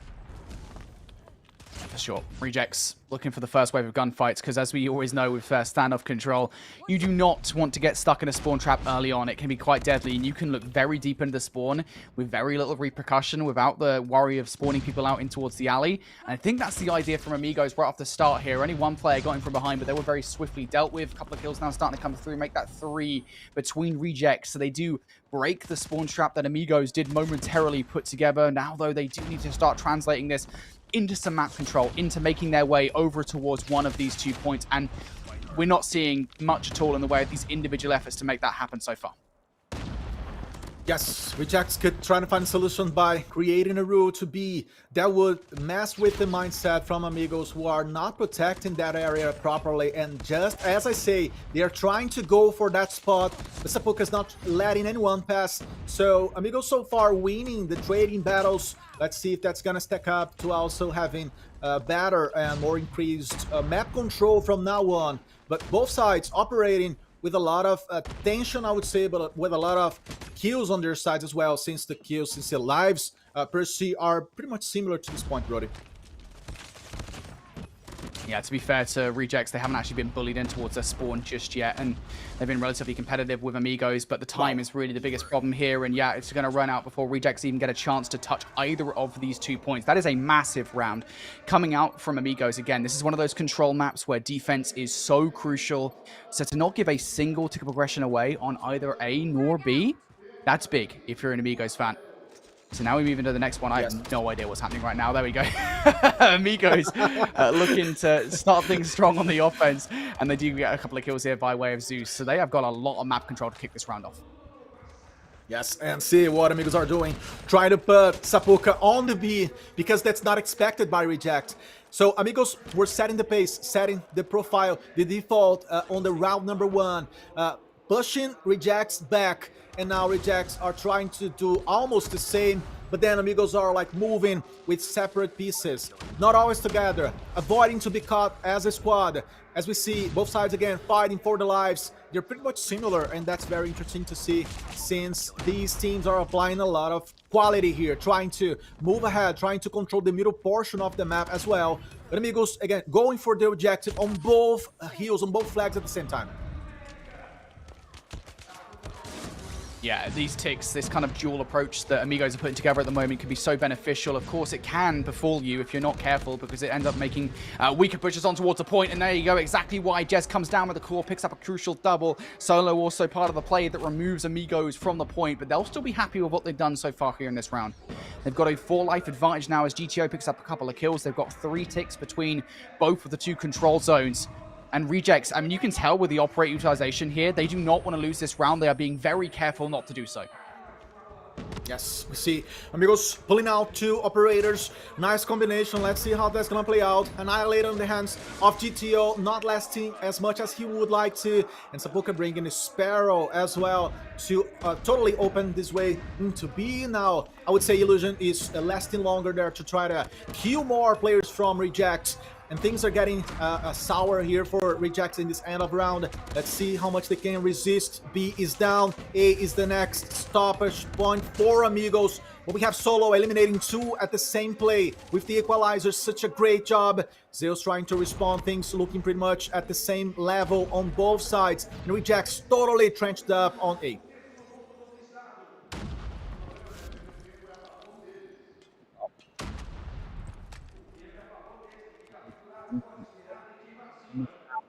One that would win them the entire only one. We see the end of the round, as Brody is having some kind of muffled sound things. We see that the A is still open, and Rejects they have 1 man more now. Things looking equal as we're gonna move to the end of this round number 2. Illusion coming to the middle of the map, and Amigos trying to also bring the claw. Very bold by them to try to push them. They don't want to lose this one. That's the mindset on the Brazilian side, crazy. And they managed to do such a fantastic job. Phenomenal one, Brody. As I was trying to say, the emotions are taking over my tongue here, man, and I cannot have words to express how strong Amigos are looking at the end of this round number 2. Again, a crucial round coming out from Amigos, and that's why you saw those operators coming out. They knew that, hey, look, if we use these operators now, we can effectively win the round and maybe even win this game. 2-0 up, winning an offensive round like that is huge for Amigos. Envy, though, did not use his, and that is crucial. He's going to use it right away in towards this round. That Annihilator, you have to find some value out of it. It's a true construct kill feed, coming out from the gate here. Envy only able to find one with the Annihilator is not what you wanted to see out of that weapon. And already the answer back from Amigos is very, very strong. They've got a kill feed that is entirely theirs, and they've got rejects trapped in their spawn. Rejects again dropped, and I mean, Amigos trying to do whatever they could not do on round number 1, meaning to be extremely aggressive to the point of being able to set up a nice spawn trap. They've tried again, but that had consequences since Reject. They managed to get out of there, and now they're spreading over to B and heading over to that flag as Zeus is spending his Hunter Killer to try to come and take solo down. A nice movement, but Rejects are gonna step over B. Let's see if Amigos are gonna be able to respond to this. Yeah, indeed they are. They're doing a really good job at the moment. A couple of kills here. They're trying to cut Rejects off at the source before they can do some serious damage, spawn trap them while also dealing with them on the point. It's now just going to be one on the point. It's going to be Raballo, who only finds one kill with the War Machine. Removed from the point are Rejects, but they do get 2 ticks before going down. And Amigos took such pressure in towards the point that now they're no pressure over towards A. They've got nobody on the defense to deal with it. So Amigos now looking to try and re-garner A. We actually have a player name on screen right now for some reason. There we go. Finally, we do. We know who we're watching now. Insane looking to go towards the point. He and his team doing a good job at keeping them away from the point, but they still can't get everybody off. And finally, Solo is going to go down, but that's not before, again, 2 ticks go the way of Rejects. Amigos 5 kills ahead. When it comes to looking at the numbers from Rejects and consolidated at the map, dominating the core, the backline. See, they mount up a line that it's almost unrespawnable by Rejects. And the Americans are trying to pierce that same line. I don't know if it's gonna be possible. They are looking behind. They're gonna eventually lose this map. Amigos, again, doing such a fantastic exhibition here. Managing to hold the pressure. Rejects are not able to steal, to convert any flag. No flag at all so far. They have stepped, and that's gonna be over. That's gonna be it. Solo, the last one alive. And Insane finishes him for another round. And there it is. We're gonna see Amigos 2-1 on maps. Such a great reverse by them. Totally energized now, my friend Brody. That's the kind of game we were expecting to see today, as we have talked before, a potential 5-map series. Absolutely, and it was that second round that won it for them. We'll talk about that in just a second, but you can feel the hype of the crowd at the moment behind Amigos, just like they were behind them in Galaris, because, yeah, I mean, it is, of course, a home crowd for Amigos, and I think they're just, again, like we talked about back in map number 1, they're trying to draw off the energy of the crowd somewhat here, Amigos. They're trying to get them kind of in sync with one another to feel that energy, and it is working so far based off what we've seen from the last couple of maps where Amigos just really coming out to play. But as I said there, Igor, we go back to that round number 2, and I think that was the key difference maker for both of these two teams. Rejects, they played that extremely close. I don't think the scoreline does justice how close that game actually was for Rejects, but still, that operator utilization coming out from Amigos towards the end of round number 2, that choice to bring them out to play and win the round was everything, and it is the reason that Amigos win that game. Yes, Amigos very confident and doing what they were needing to do, to be fair, in this series as a whole. And Illusion moving from the search and destroy mode to control, keeping quality, keeping pacing, and keeping the numbers on his side, being the MVP on both occasions out of the 3 maps we already had so far, as we see some of the best moments of this standoff control, which was totally one-sided. We have seen this from second 1. Brody and Rejects not finding their pacing, not finding their way to respond properly, or not in long-standing bases at least, and then being a victim against Amigos. And here's a look back towards that end play from Amigos that was basically everything Illusion, who has been a playmaker the last couple of games, really. He was the one that brought out that claw, got the double, and there wasn't the response from Envy. He was still alive in that situation that we expected. I was kind of maybe expecting the operator to come out of him. Instead, he chose to reserve it for the beginning of round number 3 and only found 1 kill. And it is really, I think it goes to show, right, just how crucial these small, in-the-moment decisions can be to winning these games here in Call of Duty Mobile, as game number 2 game number 3, excuse me, goes the way of Amigos. They now go 2-1 up in this series, Eagle, and we go into a rather daunting situation here for Rejects. As we discussed it, we're back into the vetoes. We talked about Arsenal Hardpoint being a map that will be positive for Rejects. How about we talk about Apocalypse Hardpoint being a positive map for Amigos? Man, that's just thrilling for the Brazilian fans.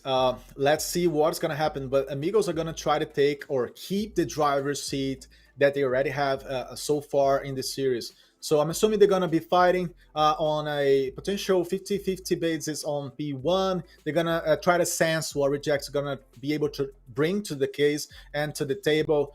But then the P2 is going to deserve all of our attentions because Amigos, they are so strong at this spot.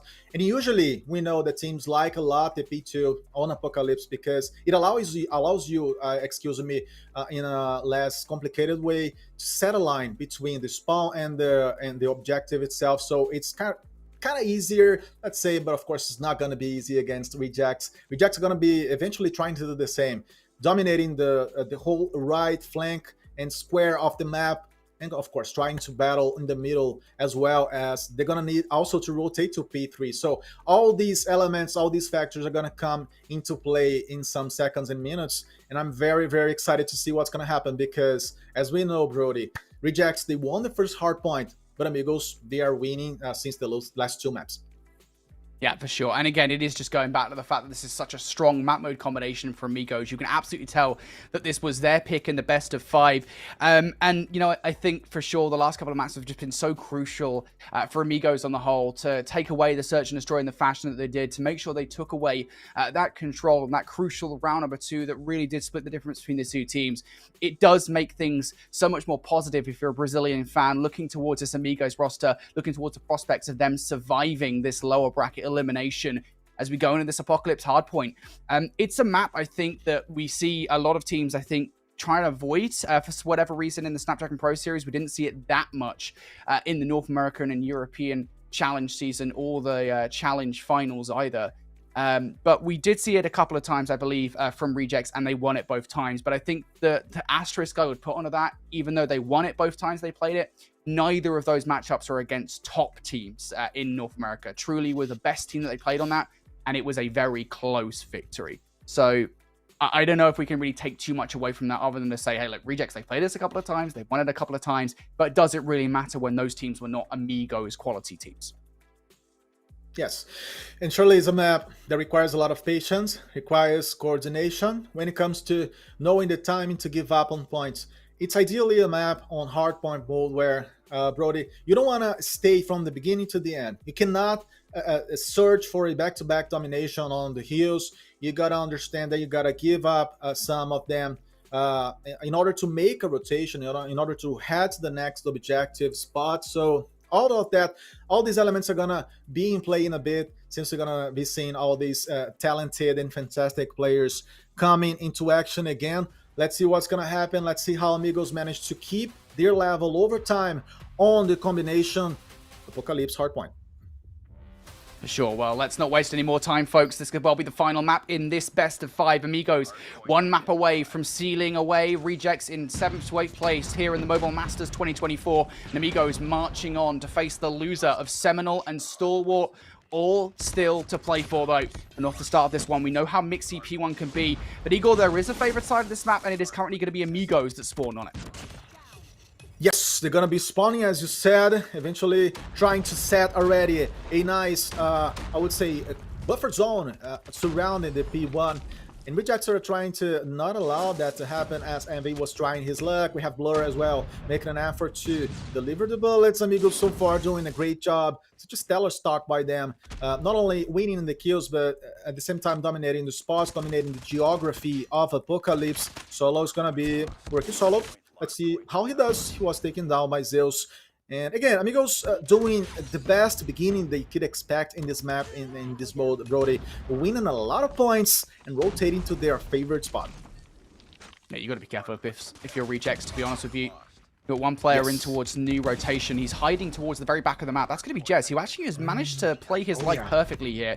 Influencer spawns enough now that Rejects will be spawning in towards the next hardpoint. Savage was the only player over here, and Jez is going to remove him from the scenario.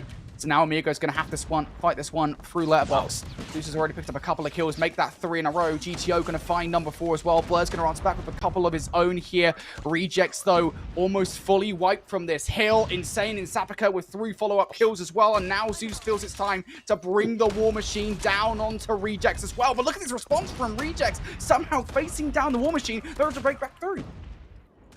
Fantastic response by Rejects, not feeling rejected from the P2, and of course reorganizing their backline to get that connection and applying the same level, the same concept that Amigos used themselves, meaning they moved as a block. They got in with a 4 or 5 man hit into the P2, and Rejects just some seconds after that did precisely the same thing. And now we're gonna be seeing Rejects already moving to the next hill since Amigos decided to stay a little longer. So that's precisely what we were talking about before, Brody. You have to decide, you have to make fast decisions. Are you gonna go, are you gonna roll to the next hill, or are you gonna stay a little more? And Amigos this time they decided for points. Rejects really do need to stop putting some time away on this hill. They cannot afford to give this one away. Now the Gravity Vortex gun coming out to play, of course. That was the decision made by Blur at the start of this game to try and get some value out of it. Unfortunately, it's not going to provide any value here for the Rejects as they do not get control. Kills now starting to come through from Amigos. And I said this needed to be a hill where the Rejects get a lot of time, and they've been completely usurped from it. Insane now going to follow up with a double. Not going to make it a triple, but he is going to be denied there by Envy. Rejects, they're fighting for the back 30 here, Igor. But nonetheless, the fact that Amigos are even able to get anywhere close to the hard point is pretty damning here for the Rejects.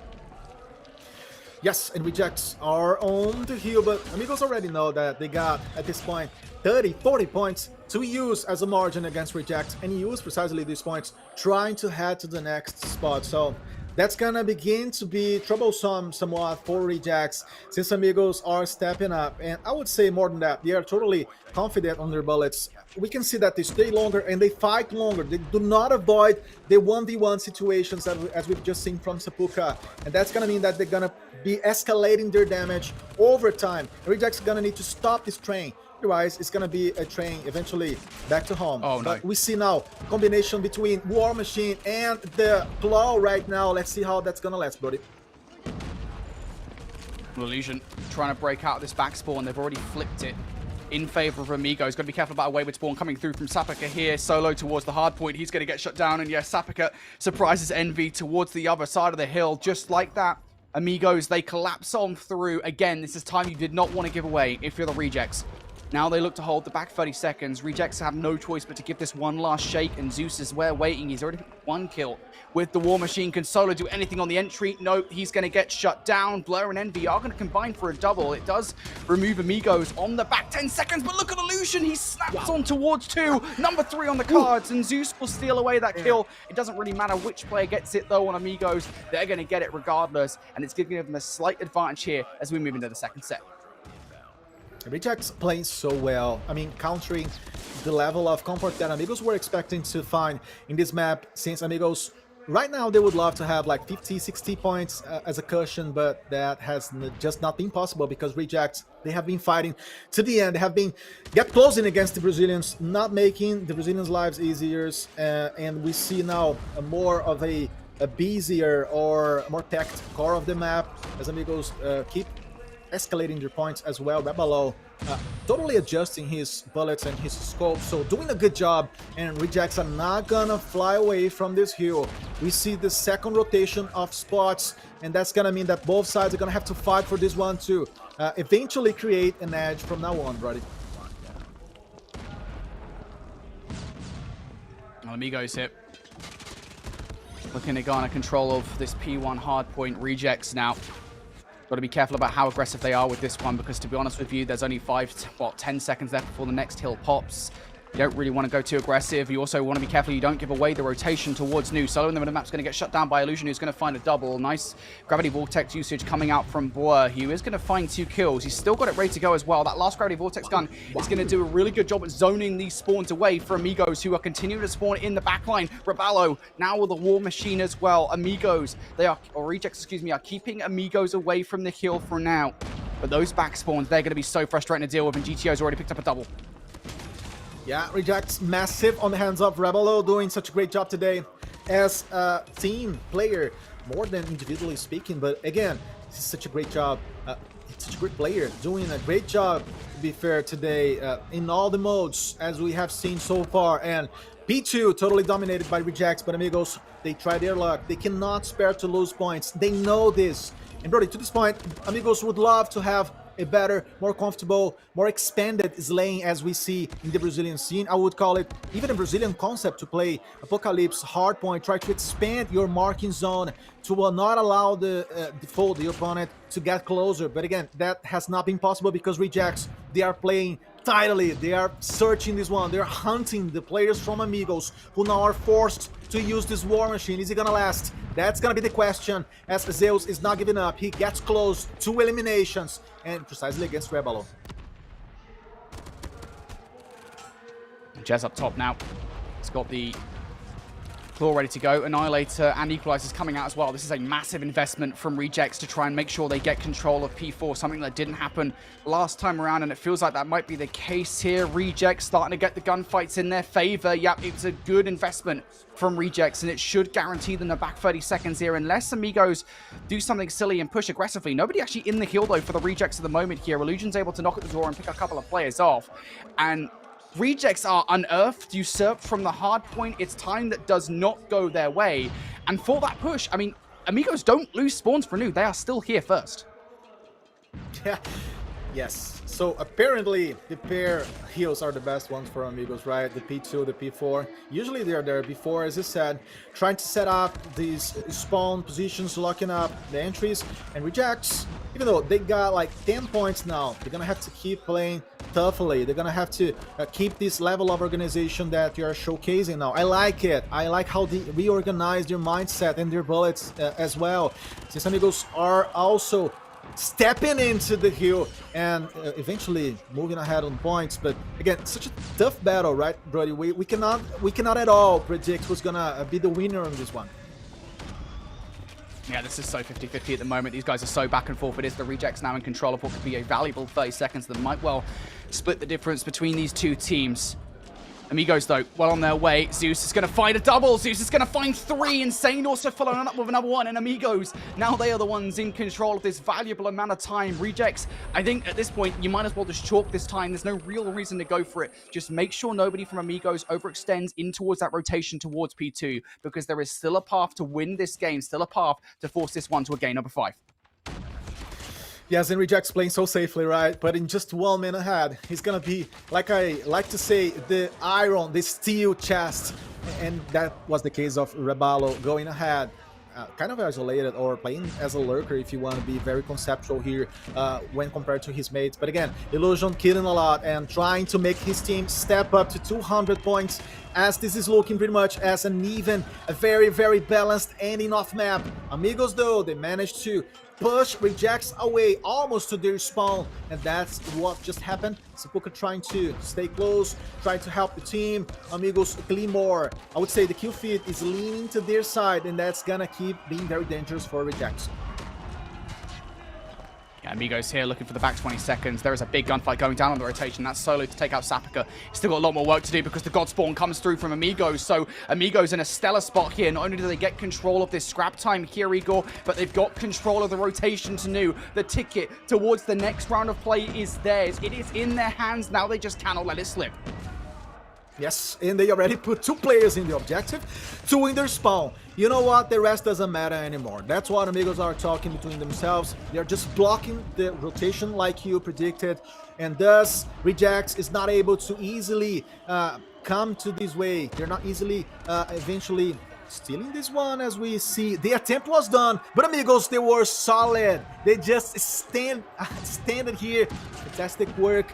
Oh my god, Insane again with the equalizer. GTO, Insane, and Zeus also bringing the operators out. That's the moment. That's what they should do. Only 5 seconds for now. Are Rejects gonna be able to take this one back? It's over. Amigos from Brazil, such a great performance to win this one finally. And taking Rejects out of the championship, Brody. That's just massive. Another team from Brazil performing well. You bask in that. if you're Amigos, you survive your brush with death. The home crowd once again proving a real buff here for the Brazilians as they walk away victors of that game. They walk away victors of that series. And Amigos just made the right decisions towards the end. There were a couple of moments where maybe it felt as if we could have saw more value out of the hard points being drawn by Rejects. A couple of moments where Rejects did just get outplayed on key rotations. Amigos, though, they made sure they were the ones on the better side of it towards the end as we look towards our scoreboard here. Zeus, I want to say, has been relatively quiet this entire series thus far, Igor. What a time to show up. 44 and 25, almost double positive at the end of that game. He was completely sweating and making the Brazilian national flag totally wet, as we could see in the previous footage. And you are right, he was more of a colder player, not being so out there, but again, also looking at the audience and trying to soak up any energy he could. And all that played out very well for them, as we see the selfie moment. They are celebrating as they should. And there it is. That's going to be the photo for the next days. They're going to have to keep fighting, of course. There it is. It's another step. At least they're not out of the competition yet. And Rejects, they are out of this one, Brody. Yeah, indeed they are. And they're all smiles at the moment. I think just looking more back towards the series, I think at the end of the day, Rejects will be happy with how they perform for the most part. I will say, I do think that Rejects still do have a fair bit to work on before Season 5 now, because now they know what the road to Champs 2024 looks like. I do think they should be putting a lot of effort into making sure they fix a few of the mistakes that maybe led them to a loss here in this game. Because I think unlike the last two, where it did just feel like, hey, in those crucial moments, they were getting outplayed, and albeit they were still here in this Apocalypse hardpoint, there were still moments where, at the end of the day, Amigos did take control of their own destiny. There were also moments where Rejects did just kind of chuckle. I was looking over towards their control of P4. They gave away crucial time that might well have split the difference towards the end of the game. There were moments there where it just felt like Rejects weren't fully being as communicative as you would like, English, as you would like in a couple of those crucial moments. And I think Rejects, again, if they can fix that moving forward, because they are now out of the tournament in top 8, they will be fine in the future. Because like, this is the thing about Rejects on the whole, right? This is the thing about them as a roster. They almost reverse swept Stalwart Esports. They could well have been in that matchup versus Seminole, and they almost, of course, won a couple of those games. I mean, it was only a couple of crucial moments in games number 2 and 3 that gave the win away to Amigos. So ultimately, it is going to be Amigos moving on, though, Lauren. They look pretty good.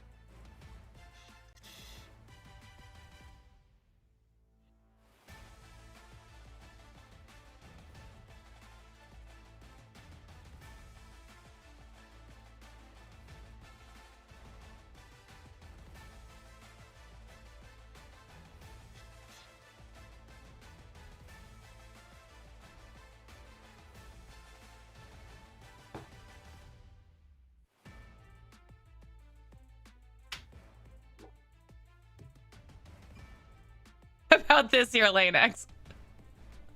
I'm very excited. Amigos proving their point and playing very well, as we see. And they, again, like you said, managed to step up. They've lost on the beginning, but then they managed to show their qualities. And I'm very proud of them. They fought so hard to be here. They managed to do it. And on the other hand, Rejects looking like a broken vase with a lot of elements on this last map. But these elements were not talking to each other. So a lot of pieces of a puzzle to be talked about, to be totally adjusted for next competitions. And I want these guys to succeed. I mean, we're talking about 5 very experienced players on the side of Rejects who are going to have to try again next time. Now, of course, Amigos will be waiting to see the results of the other match in this group, which is Seminole versus Stalwart. That match is still going on right now with Seminole in the lead 2-1, and they're currently on their hard point. So there is potential for Seminole to close it out right now on this map. We'll have to see how that match goes, but whoever gets knocked down is who Amigos will have to face off against and potentially defeat if they want to stay alive in the competition. So that's not going to be an easy matchup, regardless of who wins that one. So it'll be really interesting to see what we get at the end of the day. We've got one more match for us to be watching here on the A stream. But before we get into that final amount of action, we'll send it to one more break. So don't go anywhere. You're watching the Snapdragon Pro Series. Down to Mexico where I can make my own bliss. Find me a local who looks just like his phone pics. Right where the city lies is where they all sit, trying to cast their eyes on all the girls who visit. No, touch me in places I can't see. Lie down in the sand, getting bruises on our knees. We know what's gonna happen when it's time for me to leave. I say we just enjoy it, cause here nobody sleeps. Late nights in Cairo, no tomorrow. He got me loco when he goes slow. And I'm told he's on the down low.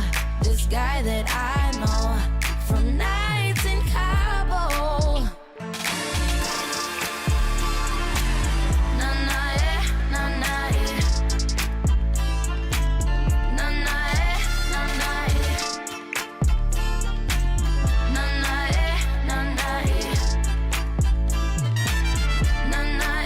Follow the music coming from the hacienda, calling all the girls down here to have us a fiesta. Watch out for white lines is what they sell you, cause it's from some guy who claims to be son of a fella. Ooh, hold me in place so I can breathe, and not upon the bed, posting sweat between the sheets. We know what's gonna happen when it's time for me to leave. You say we just enjoy it, cause here nobody sleeps. Late nights in Cabo, no tomorrow. He got me loco when he goes slow. And I'm told he's on the down low. This guy that I know from nights in Cabo. But then you go like Bond and a face like Banderas. No wonder why all these chicas are jealous. They can have him when I'm gone, just to let you know this how quickly moves on. He'll take you to dinner, then to Lover's Beach. Just say, baby, why don't we dip in the sea? Now say it's so wrong, but somehow I can't help but nights in Cabo. No tomorrow. He got me loco when he goes slow. And I'm told he's on the down low. This guy that I know from nights in Cabo.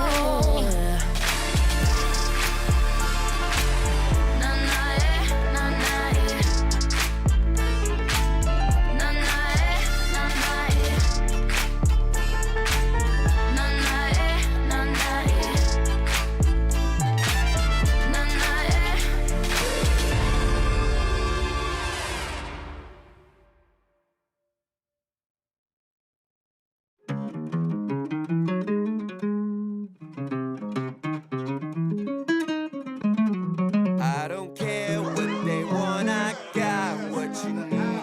I don't care, no, well, I don't care. What you get's what you see, it ain't nothing to me. I don't care, no, I don't care. Yeah. I don't care what they want, I got what you need. I don't care, no, well, I don't care. What you get's what you see, it ain't nothing to me. I don't care, no, I don't care. Yo, I ain't never fitting into the stereotype. I'm more the type who living life to the stereo, right? This ain't a record, this is murder confession. You're hearing the weapon that separates the soul from the vessel. Now check it. I've been through the mud and blood to get it, never taking the L. You might as well just forget it. I'm steadily wrecking on anybody who reckless. My checklist is checking and anybody can get hit. Somebody call a medic while I'm sipping on whiskey. Cops wanna frisk what? Chopped in a mince. What? Lies, little pips. What? So I'ma take my throne, cause y'all's lights is on, but ain't no one home, and that's a dumb cat. Catch you in the alley and I dump that. Fun fact, always got the belly in the pump check. Run that. Only leave you asking where your lunch at. If you got a problem, I'll be there. Give me 1 sec. I don't care what they want, I got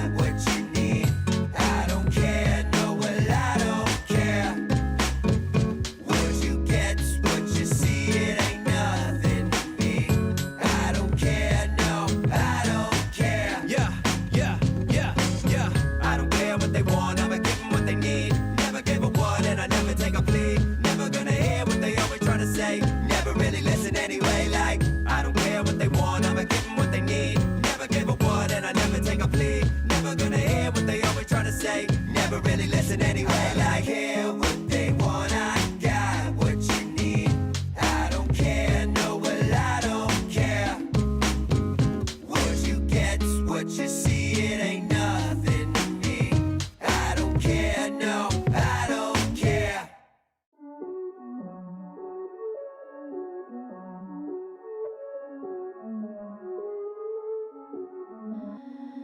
En la pista bailando con pasión, la química entre tú y yo, una canción. Yeah, yeah. No puedo evitar que quiero saber más de ti. Esa conexión es un misterio, yo sigo así. Yo sigo así.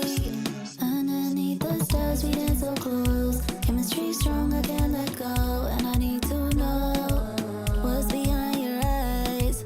Underneath the stars, bailamos close. The sparks between us are so provoco. I need to know que oculta tu mirada, yeah.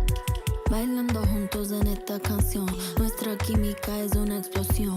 No me sueltes, no te quiero perder. Esta noche dime qué vas a hacer. Tú y yo en este momento en sintonía, baby, nos perdemos. Bailando skin to skin, sin miedo a lo que viene en la pista de baile. Esta pasión se enciende, el ritmo crece, el mundo desaparece. Underneath the stars, we dance so close. Chemistry strong, I can't let go. And I need to know what's behind your eyes.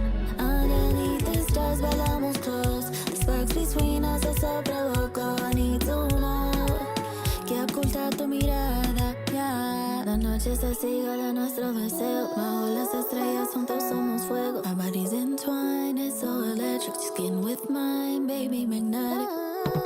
Sin prisa nos acercamos más.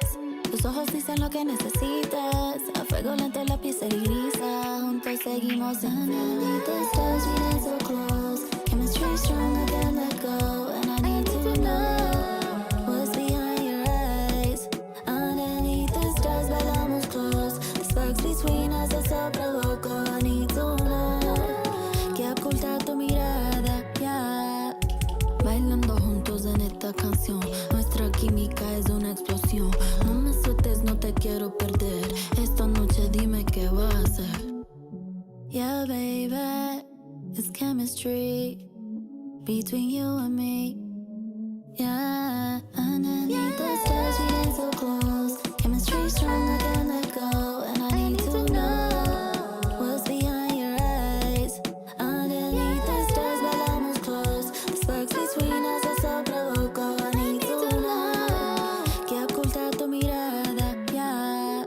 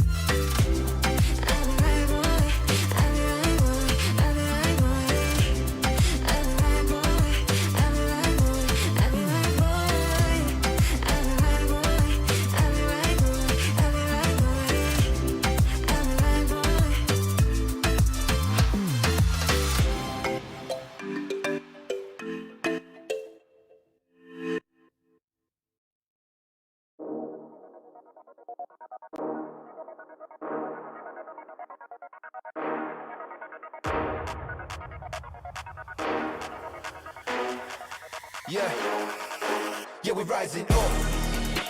No, nobody can stop me, can't fight this rush. No one won't stop, top 3 is the final push.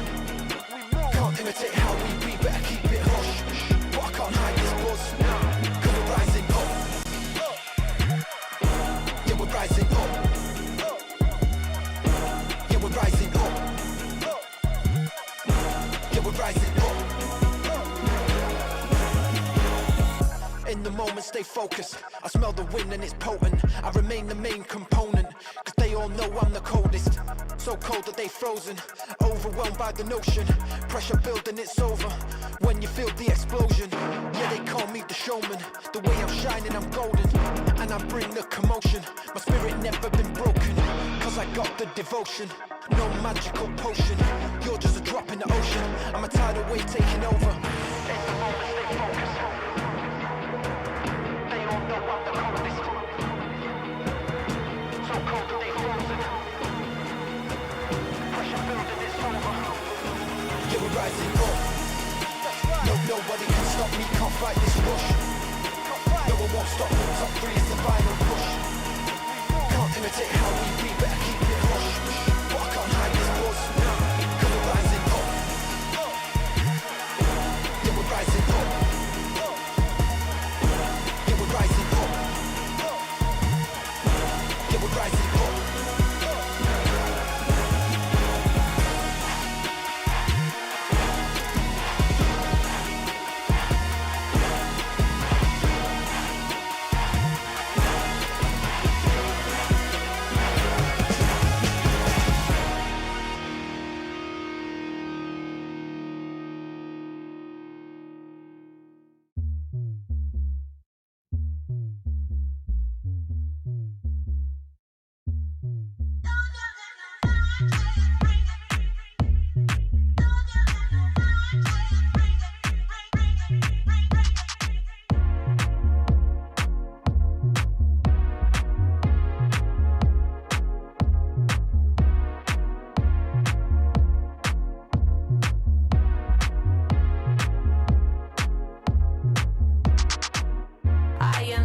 Energy, I am the force. I am the opportunity breaking down the door. Yeah, I am the life energy. I am the force. I am the opportunity breaking down the door. I am the end to the means. I am the final touch you need. I am the means that precede reputation. I stay high when they wanna go low. No switch sweet, I just get up and roll. No AI, I'm the OG me. LOL to the ones trying to rip for free. Yeah, I stay high when they wanna go low. No switch sweet, I just get up and roll. No AI, I'm the OG me. LOL to the ones trying to rip for free. Yeah, ain't nothing in this world that's stopping me. Ain't nothing in this world that's stopping me. Ain't nothing in this world that's stopping me. Ain't nothing, nah. Ain't nothing in this world that's stopping me. Ain't nothing in this world that's stopping me. Ain't nothing in this world that's stopping me. Ain't nothing that.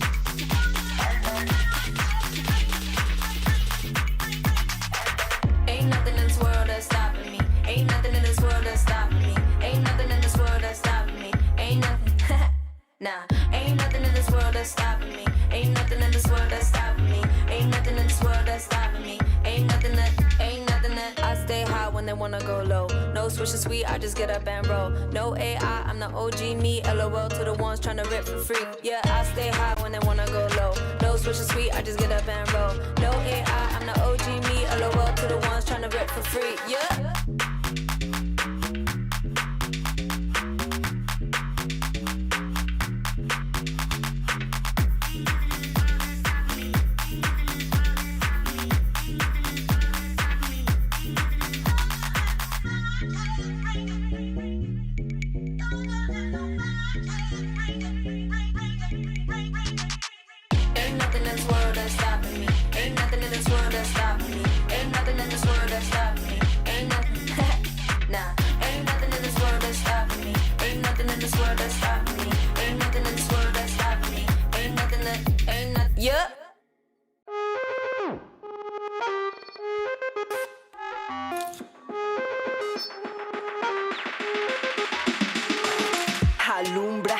noche luna. No te voy a perder, solo quiero ascender y te busco hasta en la lluvia. Corazón de mujer tiene su mal y su bien. Ternura, no te oculto. Nine written a secretos son absurdos. Ain't got time for them y no me luzo. Desde que me enteré se volvió en lujo. Desde que me enteré de que este mundo se mueve con puro poder. Desde que me enteré de que este mundo se mueve con puro poder. Mami, mami, mami chula, eres suficiente, quítate la duda. Mami, mami, mami chula, tú sabes que ese error nunca nos dura.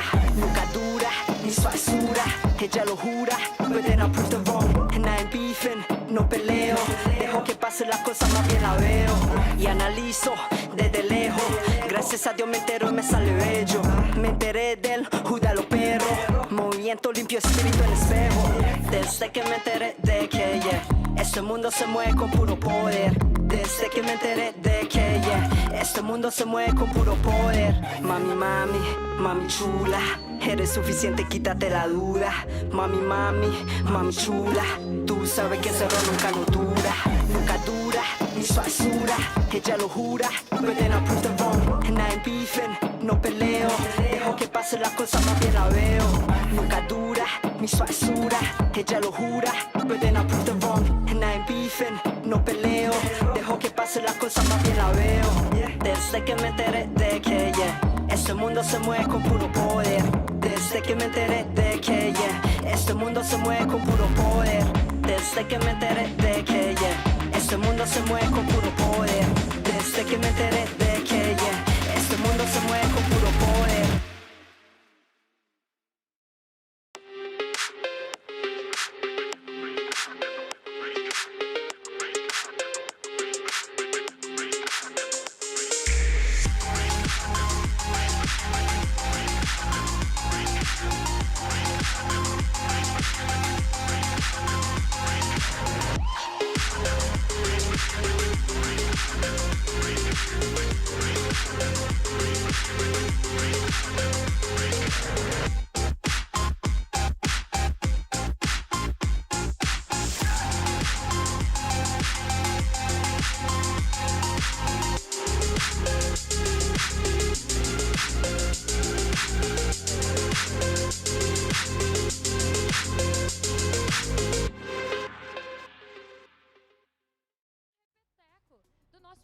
Jogo do dia aqui da Stream B, que foi Q9 versus Inco Game. Então eu quero pedir que vocês recebam com uma salva calorosa de palmas equipe da Q9 e Inco Gaming! A gigante chinesa que vai ter o seu terceiro confronto do dia contra brasileiros. E a equipe da Inco Game que vai ter a oportunidade de revanche contra a equipe chinesa. Agora valendo tudo, é tudo ou nada. Quem All right, everybody, welcome back to the Snapdragon Pro Series Mobile Masters live from São Paulo, Brazil, where we're watching our last group of teams make their way to the stage for the last opportunity to continue on in the competition through to tomorrow. We've got two of our teams already on the stage in Q9 and Inco, and that'll be the match that will be following here on the A stream. But of course, there are still two more teams that will make their way to the stage, and they will also be fighting for a spot in semifinals. We just watched what happened between Amigos and Rejects. Amigos keeping their hopes of continuing on in the competition alive, and they will have to face off against Stalwart, who we didn't get to see. They were on the B stream, but they did end up falling to Seminole 3-1 in yet another close battle here, Ton. So we've seen phenomenal gameplay out of our squads all day long. We've had surprises. We've had very, very close games as well. It's been up and down all day long. And one final series, well, two final series to get us through the very first day here. And we've got a really interesting one on this mainstream as well, Lauren. It should be an absolute banger to close it out. Yeah, and this one should be really interesting here, Lane X, because Q9 coming out top from their region, right? They start off the day going up against Inco, 3-0ing them. Then when they go up against Galoris, they lose 3-1. Now they're back up against Inco, who has survived the elimination match, made it to the decider match. We've got a little bit of a grudge match now. Will Inco be able to make big enough adaptations to make up for that 3-0 deficit? Yes, that's a nice point, because Q9 facing the worst and the best on the Brazilian flavor, I should say, and taste. They have, as you said, played against galleries, and then they were beaten. But against Inco, they had success. And Q9, they're going to have to play their best here to eventually get this advance to the day number 2. And Inco, they have beaten just the Europeans from Kings. So now Inco are also going to have to step up and show more, as we already have the draft. It's going to be a very interesting one, I would say. All right, talk me through some of these picks. We're getting straight into the vetoes. Things are moving snappy here towards the end of the day. We're starting off on the summit Hardpoint here, Ton.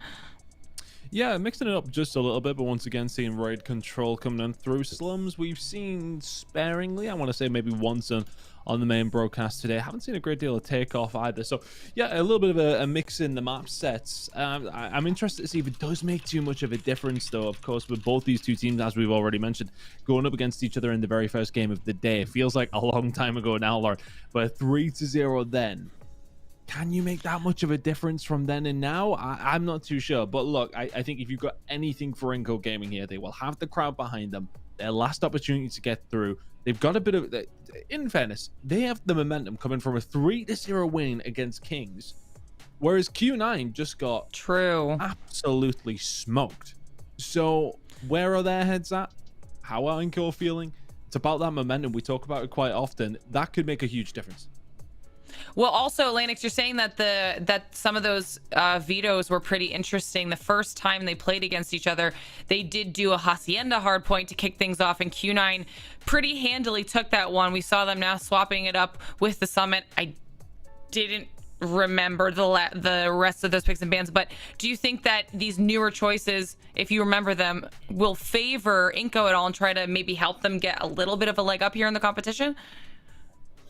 I think Inco, they're going to have to fight against themselves. I mean, the players are going to have to keep in mind why didn't they need and they want to keep on this competition, you know? Some of them, as I said before, were already retired from the scene some days ago, and they got called up on the last second. So to some of them, that's going to mean, you know, keeping their activity as professional players. To some others, that may just well mean like leaving a nice note to their careers. So I honestly don't know how that's going to play out, because judging by their faces, they are not so confident, and some of them looking kind of far away. But let's see, because inside of the map, that's what matters. I don't know how they are talking about this game against Q9. Let's see what they're gonna be able to play here to bring to us. They are experienced players, but I don't know how is their confidence level right now.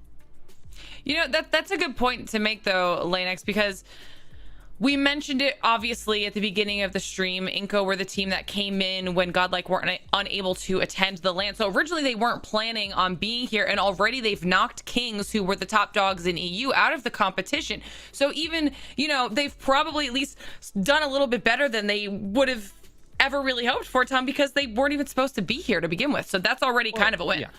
Yeah, look, you've been given the opportunity of somebody else's misfortune, which is, yeah, okay, it's one of those things. You get that opportunity. You've taken it to a certain degree, showing that you deserve to be there at least.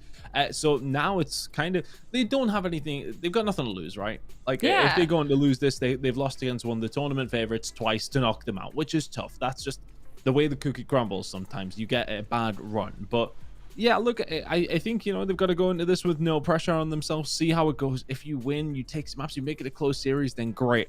Maybe you can start making some moves in ladder, maybe trying to start moving yourself into rosters, or start doing a little bit better there, getting better practice.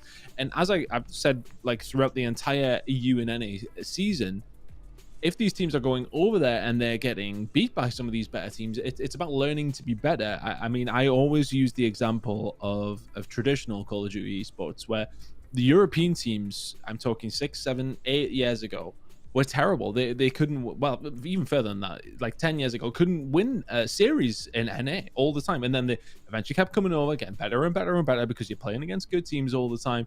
And then all of a sudden, you're at the stage where you're winning events. This is how things can turn with international competition. Is it an opportunity now for Inco to try and make that step once more? Well, it's definitely going to be interesting to see, as we can tell that all of our players are looking pretty comfortable, ready to go. And as I say that, the match is underway. So the final match of the day, LAN X, let's close today out. Thank you very much, Lauren. And it's second time the charm for Inco Gaming, maybe? I'm not too sure. It should be difficult for them. Q9 need the bounce back, though. Here you go. I mean, they absolutely need to come out flying after what was a devastating defeat in their previous game. Can they manage to do it here against Inco once again? Yes, Q9 already dominated the P1, and as you said, Inco needing to bounce back into the championship. It's gonna be tough, it's gonna be hard. I would say when it comes to weapons choices, they bring almost the same layout, with Bigodero playing with the R9 and Mao Chi doing the same. Of course, a majority of submachines on the players' hands, and Inco are coming to try this retake. Let's see if that's gonna be possible, because Q9 looking pretty much solid here to already begin rotating to P2, so it's gonna be the match of their lives. These 10 players needing to step up and show more, stay alive in the competition. And Inco felt this first point. We can already tell that they're not totally jacked up to try to fight for this one, so they're gonna have to rotate already, and that's exactly what Bigodera and Leozera are already doing to P2. Yeah, good job managing to get a couple of kills for that rotation over towards P2. Just another small comment on the map set, actually. They managed to get Slums in there, which they won up against Kings, and take off Hardpoint in there as well, which they also won up against Kings. So trying to come in on some maps that they have some confidence on, but they do actually have to take one of the first three if they do want to see takeoff. So it should be interesting to see if they can take that confidence, take that experience, take that winning feeling into a series here up against Q9. Rafa now towards the point, thinking about this rotation over towards P3. Right now, though, Q9 trying to get some sort of control of P2. They can pick up some decent time here. That will be good enough for them. Yes. So Q9 definitely escalating in points, trying to go for the first 50 points, as they are the dominant side so far against Inco. And Inco, on their side, their synergy, their combination of efforts is gonna be their biggest challenge. We can already see that they are way too spread apart to play against such a power as Q9. But there it is, they're gonna have to fight for this. If they ever wanna keep competitive in the international scene, they're gonna have to fight for this now. And we see Rafa dominating the main area, rotating to the next spot. Nice work by him, doubling it up, getting close to the truck. And Sun is gonna, just like that, use also the Sparrow to try to barricade this positioning, avoid Inco from regaining spots inside of the objective. Nice work by him. Such a Chinese wall, if we could say, against Inco Gaming at this moment, my friend Tan. Fantastic work from Q9. Really good hold. And that kind of thing is just knowing when is the best time to use the operator. Sometimes players use them to try and make a ridiculous play, or, you know, try and find a massive break. For them there, it was about just making sure you could solidify that initial push that's coming in from Inco on the transition. They get it done absolutely no problem. Inco, though, will manage to pick up this rotation, although partially spawning out by the looks of things. So a potential push coming in from Q9 over towards the next hill. If they can find these next couple of kills, that would be massive for them. Leozera will find it, though, for Inco. So some potential time on the board as they do start getting the spawns over towards the back of P4 now. Q9 is starting to find kills, though, at the wrong time for Inco Gaming, who may well now start to get spawned out. The break comes through far too easily. Nice combination of Equalizer with the Purifier on the hand of the Chinese players, as they managed to own the P4. Even though we have just seen kind of a break by Inco Gaming, trying to come from the back line to the flag itself to the hill. Nice work to try to retake this one, but Q9 looking pretty much solid on the fiery side, on the trading side. We see that they're gonna manage to put almost 100 points ahead of the Brazilians, who are not looking that confident so far. Clearly, the absence of Lucas has changed the team identity. And more than that, it wouldn't even be fair to make this kind of comparison because this roster is a combination from players from other organizations from Brazil since the last year, to be more precise. So it's kind of a new team that didn't have the time to put up a strategy for this level of competition. But Q9 has absolutely nothing to do with this done, and they are doing whatever they need to do to walk fast enough to the 200 points. Dominant lead so far. It's about 120 points. The previous iteration of these two going up against each other in the first game of the day on Hacienda was only a 70-point game, so Inco Gaming very much are able to hang, but right now they're struggling to get kills, even with the Annihilator. Big kills coming on through now for Q9. Operators completely available across the board. You can see the Claw, the War Machine both out here for the side of Q9, just trying to solidify some more time. And they're using these operators just to extend their advantage every single time they possibly can do. It's about 130, 120 point lead now for the side of Q9, picking up some decent time over towards P1. P2 going to be coming up in only 25 seconds. If you're Inco Gaming, you need to pick up some decent time over towards Rails, and then when we get over towards P3, you need to see a full 60 to get yourself back into this game. Yes, and that's how Q9 is profiting from this style that they bring to the table here by using the operators on a very interesting and wide way. Definitely denying space to Inco, who are suffering here in this smaller map for Hardpoint when compared to Hacienda, where these two teams faced each other earlier today. In Hacienda, to be more precise here, Q9 managed to, of course, bring the victory, but Inco, they produced more. They got to 182 points earlier this day in this duel, but now they do not look to be the same team as before. Also, after a whole day of work and a whole day of matches, it's eventually complicated town, but we see Q9 again having nothing to do with this and managing to step to the 200s, as I said, and dominating this P2 with a nice control over the kill feed. Q9 are stepping on business right now. Nothing to do with the miraculous story for Inco Gaming. Q9 making sure they get this one done cleanly. Yang with a couple of good kills. Can he find the third as well? Not quite. Crescent is there to just about slow him down. Rotation is not quite locked in. There is going to be one kill coming on through there from Inco Gaming. Over towards the flank. Not going to happen. No, that gets traded out. So rotation is now in for Q9. Inco will find themselves another few seconds of the scrap time. Can they manage to find a break this time around? Last time around, it was Q9. It was completely dominant. And it started that very same way. Good shots coming in from Crossroads. No potential break could be coming on through. Not quite. War Machine is out. Spawn's a little bit funky, though. This could be difficult for Q9. And Inco managing to steal the spawn. They are there.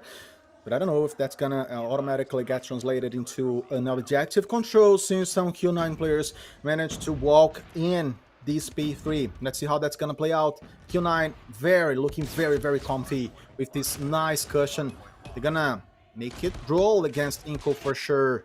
And I say this because we already see some Chinese players trying to begin a dialogue with the next P4. Let's see how that's gonna play out. Q9 now invading, trying to keep Inco behind, and especially keep Inco locked in this P3.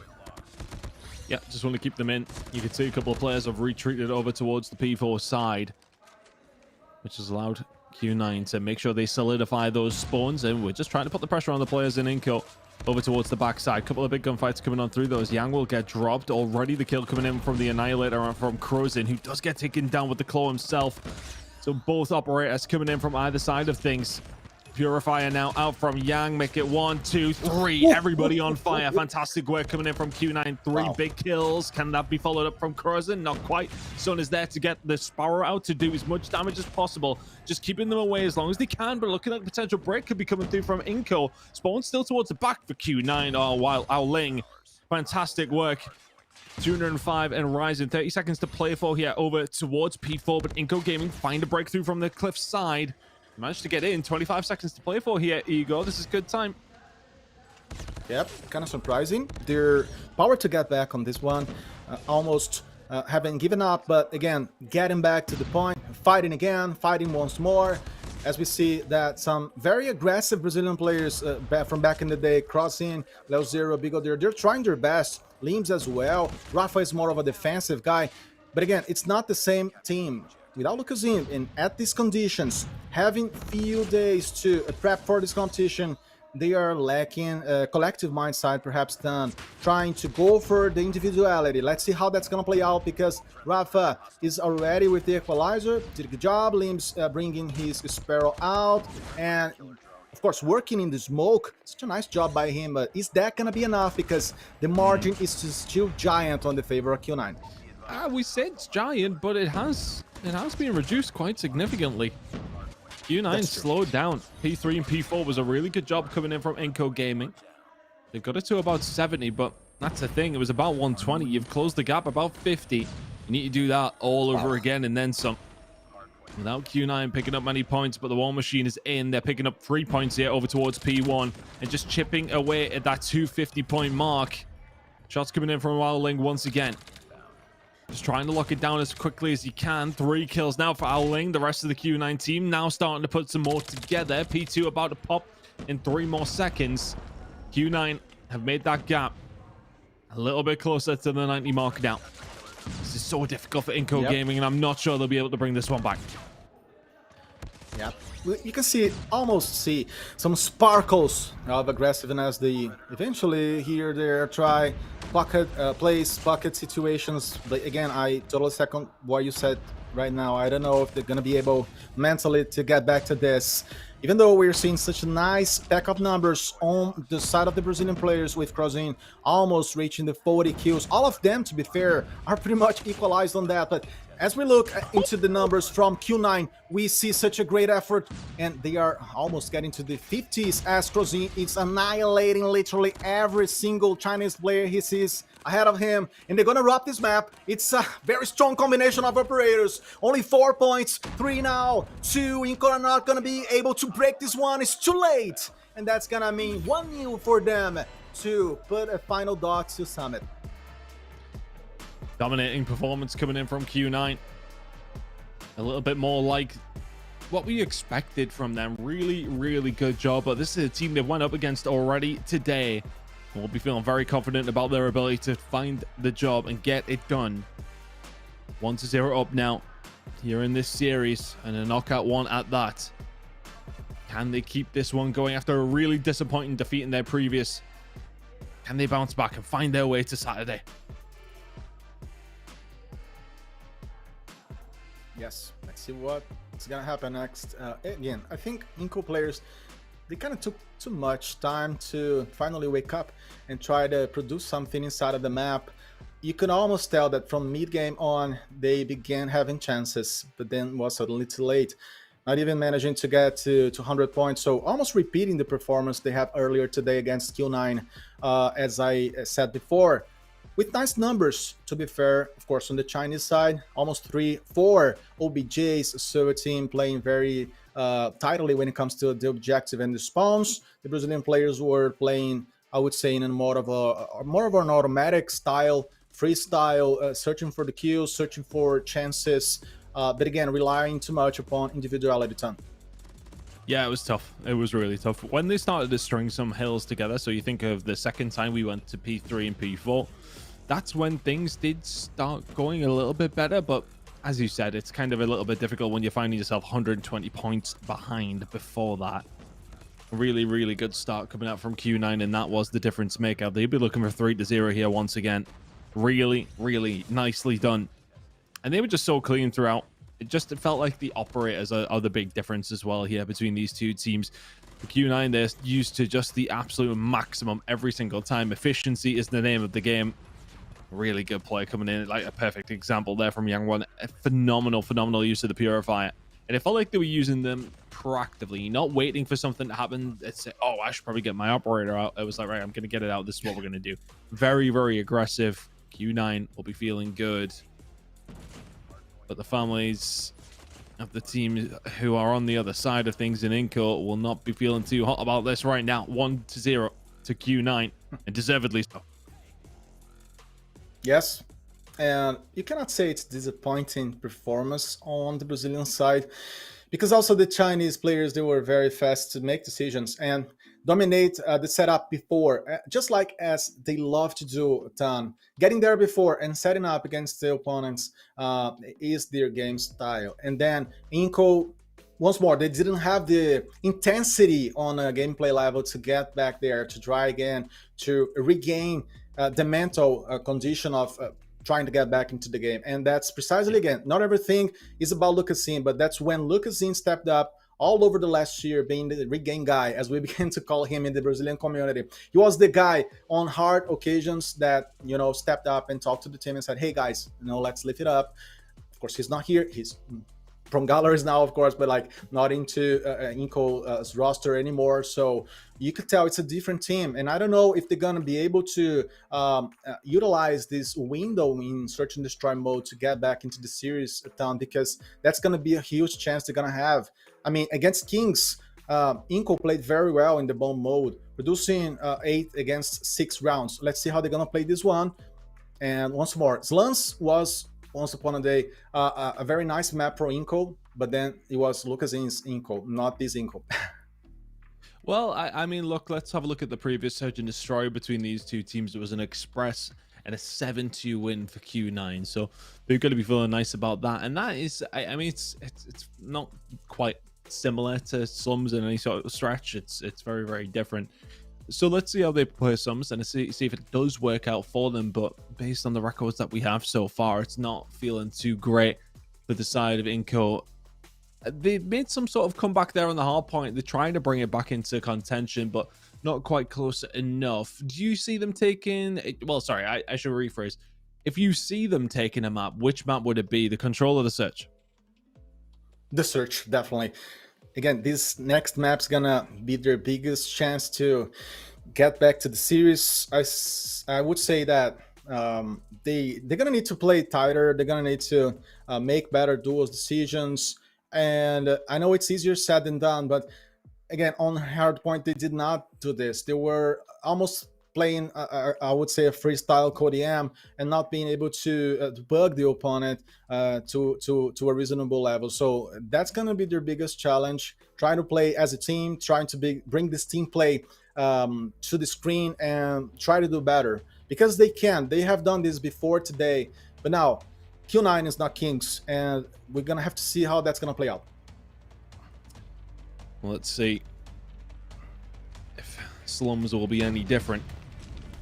The side of Inco Gaming, Q9 find themselves on the attack to kick things off. Inco Gaming, you need to find at least 4 rounds, you would say, on the defensive side.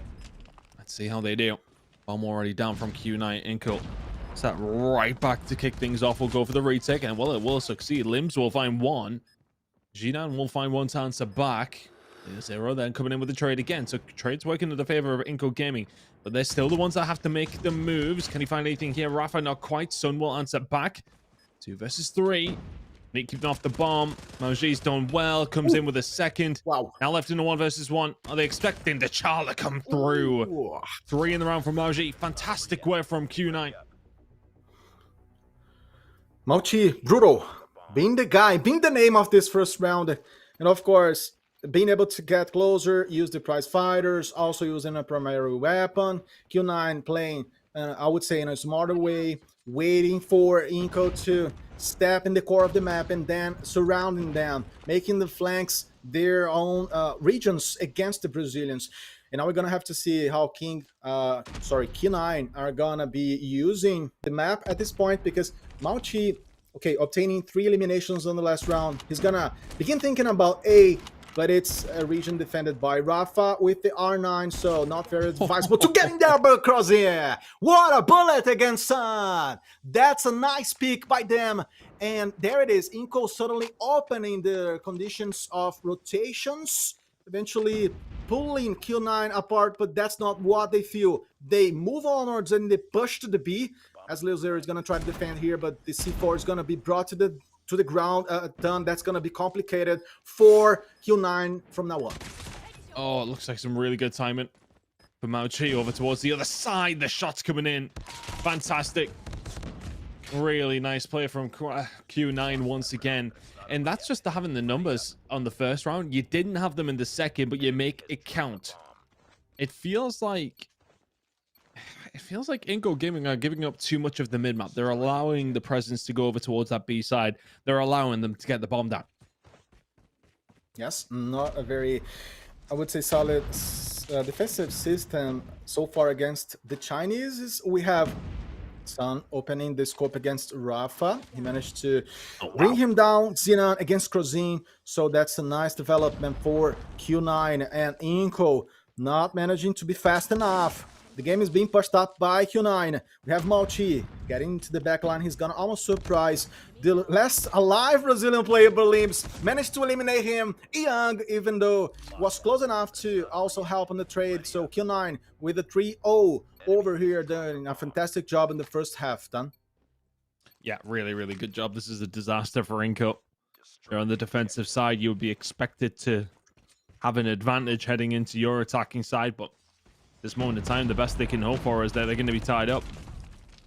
Howling gonna have to back on down. A little bit more aggressive from Inco this time around. Does it work out in their favor, though? Yeah, let's see how that's gonna play out, because usually Q9, they suffer a lot on search and destroy mode against very precise snipers, and that's the case of Crossing today with the Tundra. But we see a lot of nice plays in a row from the Brazilians trying to use the moment, trying to grow back again into the game. Malchi moving, Rafa with the R9, and Crossing with 3 eliminations, proving my point on the side of Leocera and also Limbs. So the guys are trying to put the bullets away, but the Chinese team is having a better team play so far. Olin against 3 now is going to be very hard for him because he's far away. He does not have the information. But even so, we could say that he could get close to the C4 ton, since it's not totally protected. It's outside of graveyard. It's not protected. You're right. Still, it's one of those situations where you'd love to push and just grab it, but you will presume that it is being washed. Can't seem to find anyone, though. And we'll go for the free pickup. And I think Inco know, even if he gets this bomb down, they are going to be able to retake in a 1 versus 3. Oolong is now going to get that bomb down and invite them into it. He's going to get caught out here. 3 of them sprint around the corner. He do so well to find more than one. Great shot onto the first. He nearly collided, but I think he still would have got traded. Inco with their first round of the game. Yes, he surely could have gone for eventually a pair of kills, but that would be, regardless, very hard for him to get the kills and then evade at the following seconds.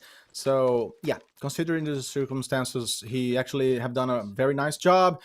Inco with 1 round, not looking very bright here because Q9 is managing to read the Brazilians better, and their patience level is also paying off as they are not going totally full on some spots. Rafa picking this one up, Leozera does the same, and Q9 now, I would say more split. Malchi grabbing Crozin from the back. That's gonna mean an equalizer. Oh, what is happening? Malchi, you are bizarre. You are so good. And All-in helps him out to reverse completely here. This round number 5, as we see. Only Leozera trying his luck. Let's see how he's gonna play this one. He's gonna have to be at a more closed spot done to avoid many bullets at the same moment. But again, it's another very situational ending, my bro.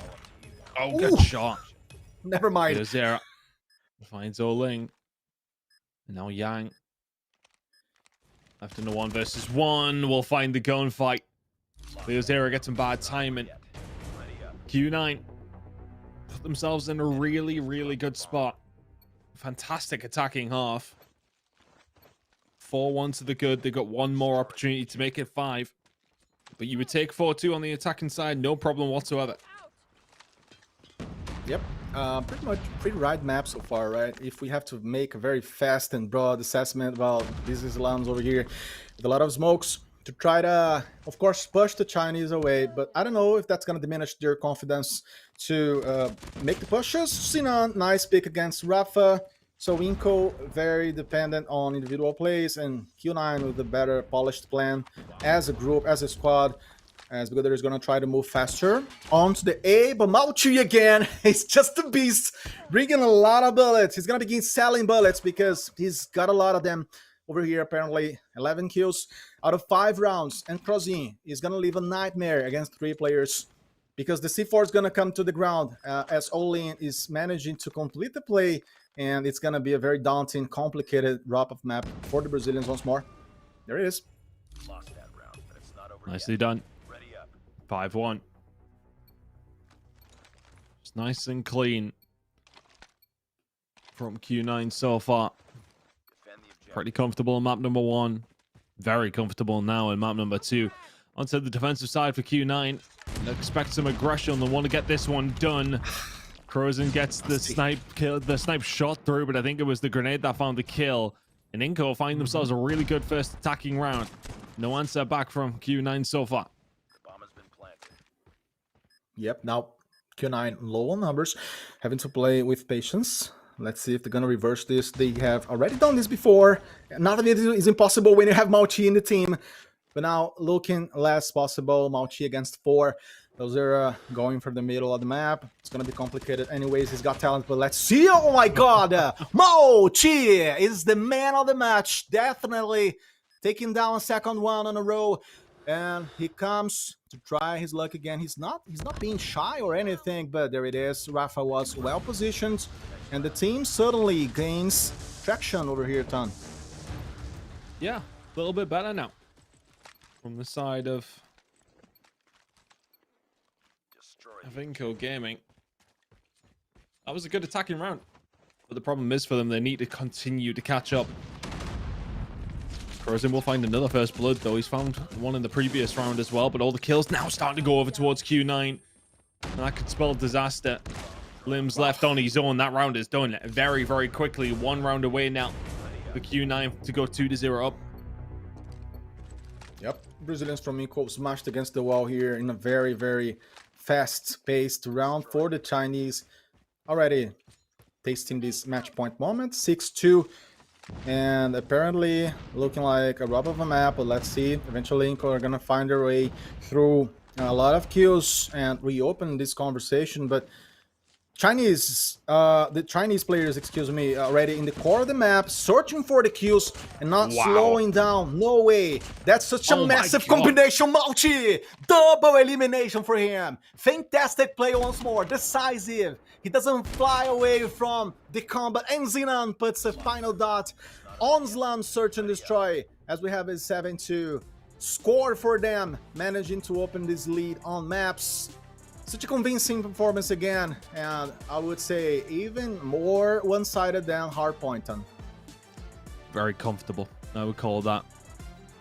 Very, very comfortable. Q9 looking the real deal in this series. And Inco just cannot get anything going. Outclassed, outmatched in every single facet. Can they manage to find a way back into this series, a map number 3? Because they need it. They need to stay in this tournament if they can. But right now, Q9 are making that very, very difficult. Oh yeah, it's a matter of working patiently with this control, as we see some stats on both sides. And Mauchi was an absolutely uncontrollable beast. 16 kills, -5. He was the man, and definitely nothing to say more about this guy. Omniscient over the map, very precise, not flying away, not escaping the responsibility of defining the moments and the plays. So what a great player. Let's see how Control is gonna come up to the occasion, my man. I mean, Control last time around, if you look towards it, if you want to be specific, Q9 only won 3-1, but that's on Crossroads, so you are going to get the advantage every now and then of that defensive round, but it's not that much of an advantage. But either way, Q9 did win it comfortably. We are now going to head over towards Raid, which is a little bit more of a typical Control map, where you have your chances on both sides to win it. So maybe this is an opportunity for a comeback here for Inco. But I'll be honest, I don't think I'm feeling it. I'm really, really concerned for them now. Looking so good on the side of Q9. And can they keep this up heading into a map number 3? Not much Inco can do from here. Yeah, and I would say rather than that, the Inco Gaming, they're gonna have to be extra creative and push the Chinese team to try something new over here, because the Chinese team, Q9, they are so confident, they know what they have to do, and they just need to be swinging around and eventually marking some key positions, overdoing some plays with Mao Chi. You know, he has been the guy. Surely he's gonna keep his pace, his level. So I think Q9 can already begin eventually saving some strategies for tomorrow, because that may be the moment where, you know, they're gonna do this one against Inco without having to push extremely. I think the Inco players, they are very good, but they are kind of tired. They are like looking down. They are not at their best days or moments now, so it's going to be hard for them anyways. But again, the game has to be observed inside of the maps a ton, because a game is always a game. I mean, each map, each series is a story. So let's see how that's going to play out. Yeah, excellent game so far from Q9. Can Inco try and find a way back into it? We'll find out on the other side of this break.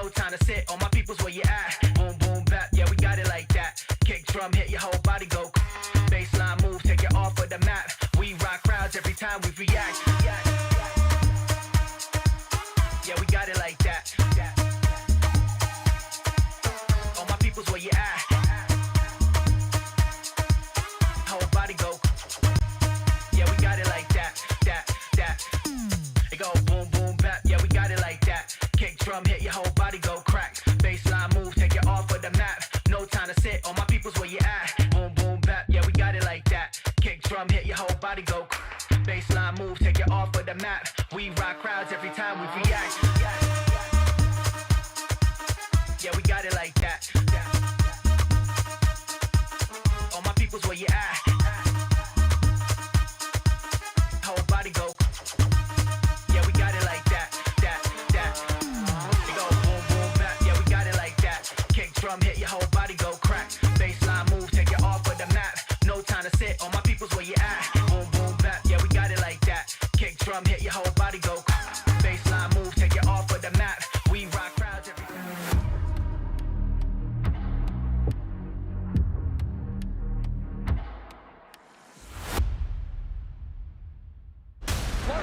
It's a read on it. Watch the challenge. Oh!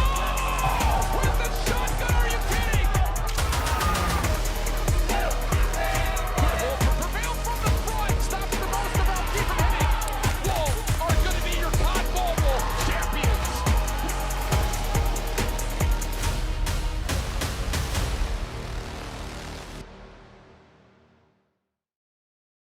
Welcome back to the Mobile Masters. We have a map number 3 coming up between Q9 and G. I mean, look, this is gotta be tough now for the LATAM side, right? I mean, you find yourself 2-0 down. You've already lost 3-0 to Q9. How did they get back into this one, Lennox? Because I don't see a way through for them. It's going to be very, very complicated. As you said, I think Inco, they are fighting at this point against themselves, not only against Q9, trying to keep confident, trying to somehow motivate themselves at this moment of the day and the night, because it's been a long run. It's been a hard, long run, especially for them against Q9 so far, even though they have beaten the Europeans from Kings, as we said before. And let's see how that ride is gonna roll in a bit. It's a very, very, I would say, balanced map usually, right? As we know, when it comes to control, because you have the chance to fluidly flow from one point to the other. It's a lot of spots to observe, so whomever begins attacking is gonna have the chance to make decisions, to already potentially win a gunfight or dominate some spaces that can be essential to shape the scoreboard as a whole. Ton. Let's see if they can do anything about it. In the previous control, up against Q9, they lost 3-1, and now one over towards Raid, which I mean, it is a more typical control map. It really is about classic control gameplay, about cutting your losses, making sure you're making the right movements towards certain areas on the map. Q9 have started the better. Never mind.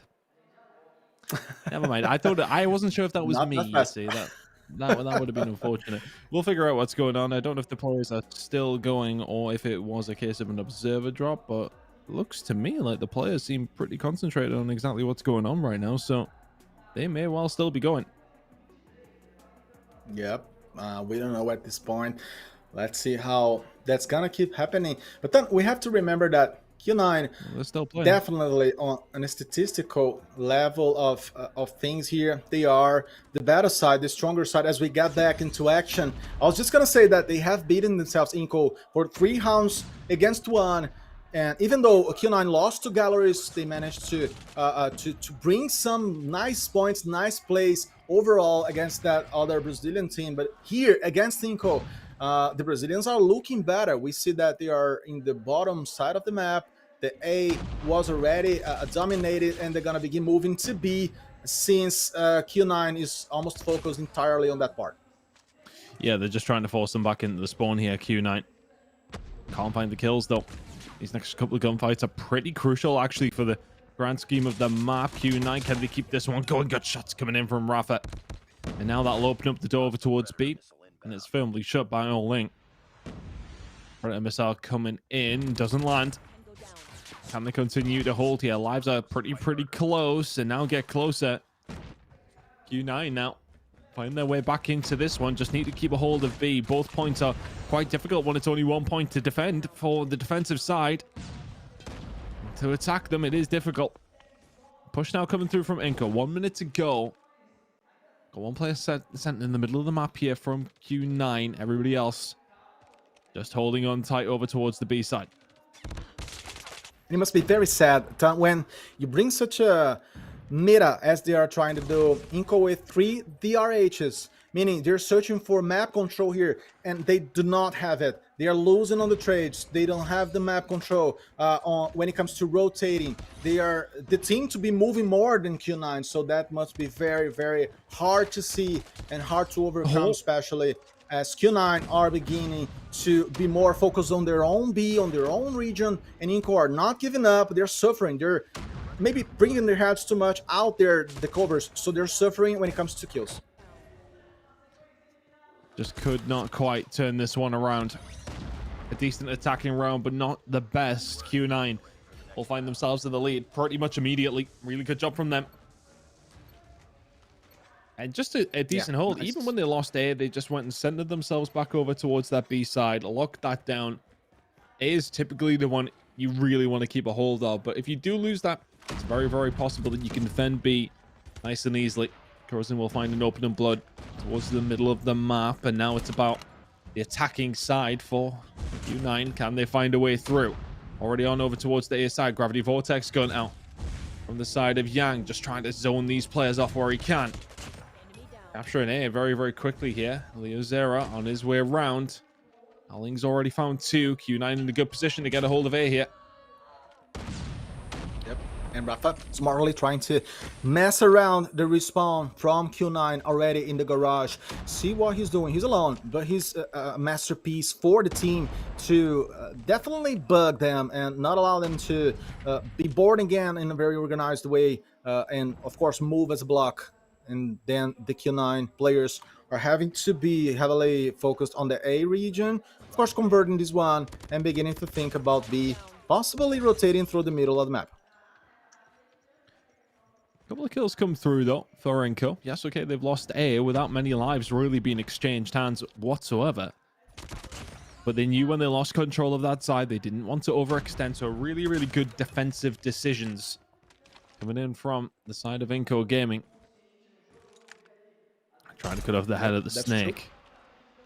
Sun couldn't quite find the shots. Rafa does get taken down eventually, but the kill's starting to roll on through now. Annihilator out from Oling, and he's found a few. Can't find that final shot though. Leo Zera just trying to lock this one down. Finds a second. Really, really good job. Okay, Oling's gonna actually find 2 with the Predator missile. Still an opportunity here now for Q9.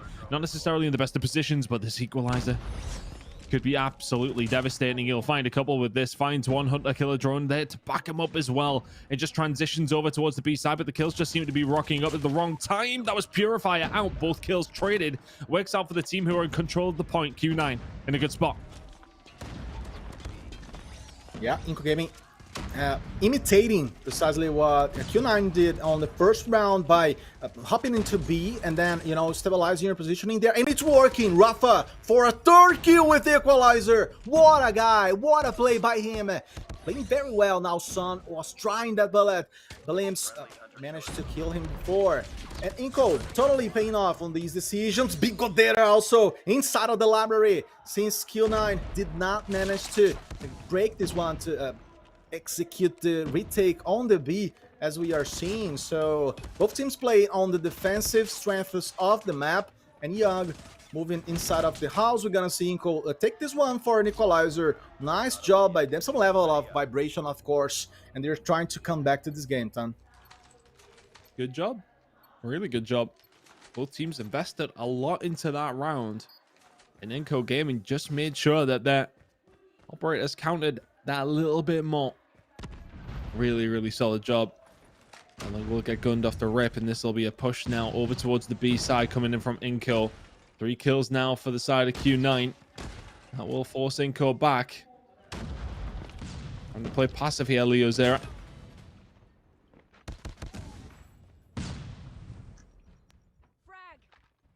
Getting forced back into their spawn now. Difficult position for Inco to be in, but they have started making a push over towards the A side. Trade is going to come on through. Well, in the trade, they're going to find a few kills here, actually, and all of a sudden, A control belongs to Inco Gaming. Nice rebuff, right? You could see that Inco, they were there. They were awake. They were smart to respond to Q9 moves from up to the south of the map. And now Q9, again, trying the A, trying to keep this protection ring surrounding the flag itself, as we see Xenon dominating the kitchen. Both teams operating on the same level of efficiency when it comes to killings, but let's see how that's gonna come up to the objective, because A is potentially on the hands of Q9, and there's nothing. Oh my god, it was Zinko getting there. Q9 was close, but not enough. And there it is. Q9 gonna have to play on B once more. Done. Let's see if they can hold it down again. Defensive rounds have reigned supreme so far, but the Sparrow's now out from limbs. Can't manage to find anything. There's a War Machine on the other side. You got to make these count. He hasn't hit anything, so that's a huge investment for absolutely nothing. 13-8 in the lives. The round is pretty much choked down from Inco, being forced back into their spawn. It would take something quite special to get out of it. Q9 now four lives as an edge.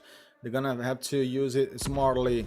These are precious lives at this point of the map, as we see Inco trying to make kind of a pinch play and organize themselves in the core. They're beginning to move in the kitchen, eventually to jungle. That can be a very dangerous hit against Q9 coming from the back positioning. But the Chinese, they eliminate a lot of Brazilian players. 4 or 5 in a row after Vortex. And just like that, we're going to see Q9 dropping this round number 3. Crozin was alone, and Zinan was the last guy to fire against him. What a work. And what a stealthy mode by Q9. I think it was like 13 or 14 lives apiece there at one stage. And Q9 so fast, found it 12-0 at the end. Now find themselves 2-1 up here onto the attacking side. We've only seen defensive wins so far. Inco going to commit over towards B. Q9 committing over towards A.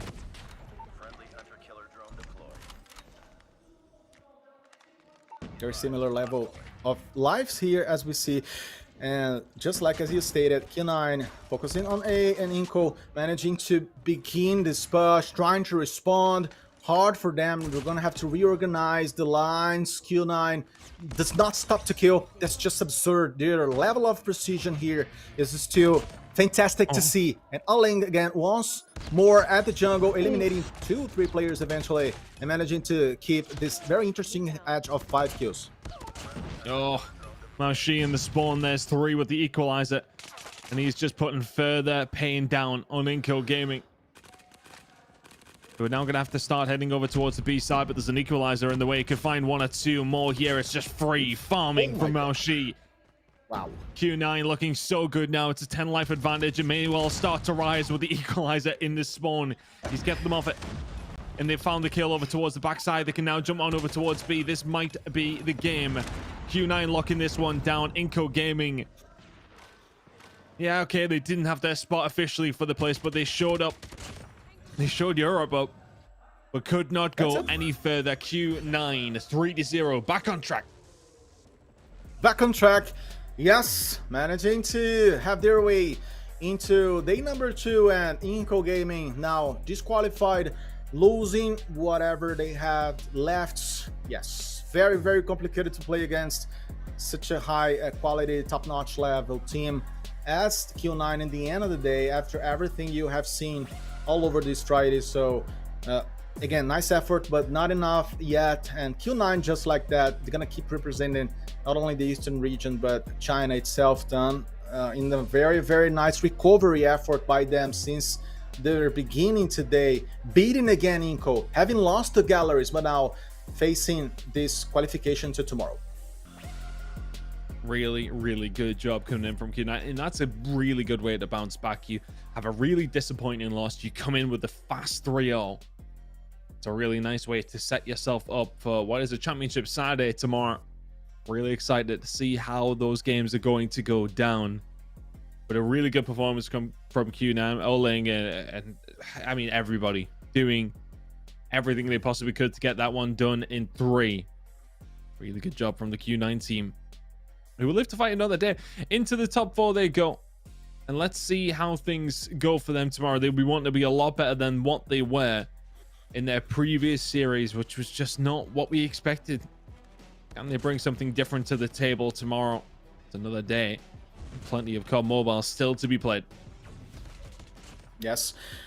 well, if Q9 ever has to face Galleries again, then now gonna have more material to study from the data tomorrow to try to adjust some points, try to rebuild their gameplays, especially such a stronger side as Galleries. But tomorrow is gonna be another day, and we're gonna see Galleries and Q9 confirming expectations from the community, I would say, on the A group so far, qualifying themselves to the playoffs.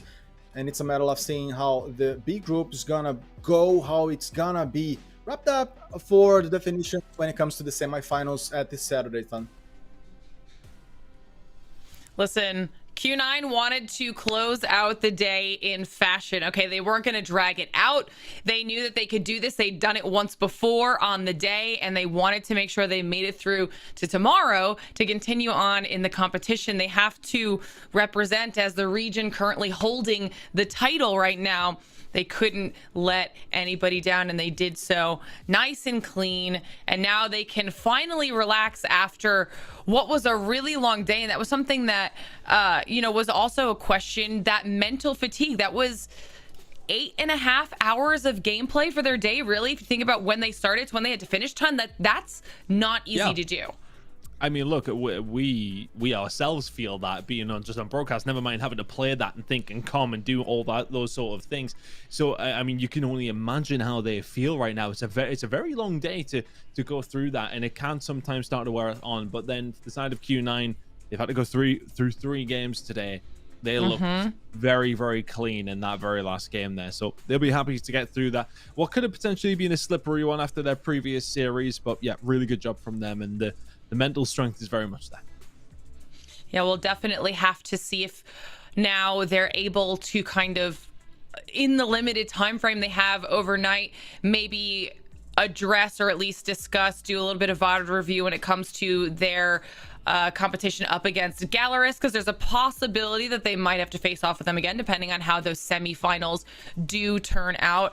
Obviously, Seminole being one of those teams waiting for them in the wings of those semifinals, and then we'll find out who that last team is. Our top 4 will rise to the top of the leaderboard, and I think when it's all said and done, Lanix, tomorrow is going to be crazy.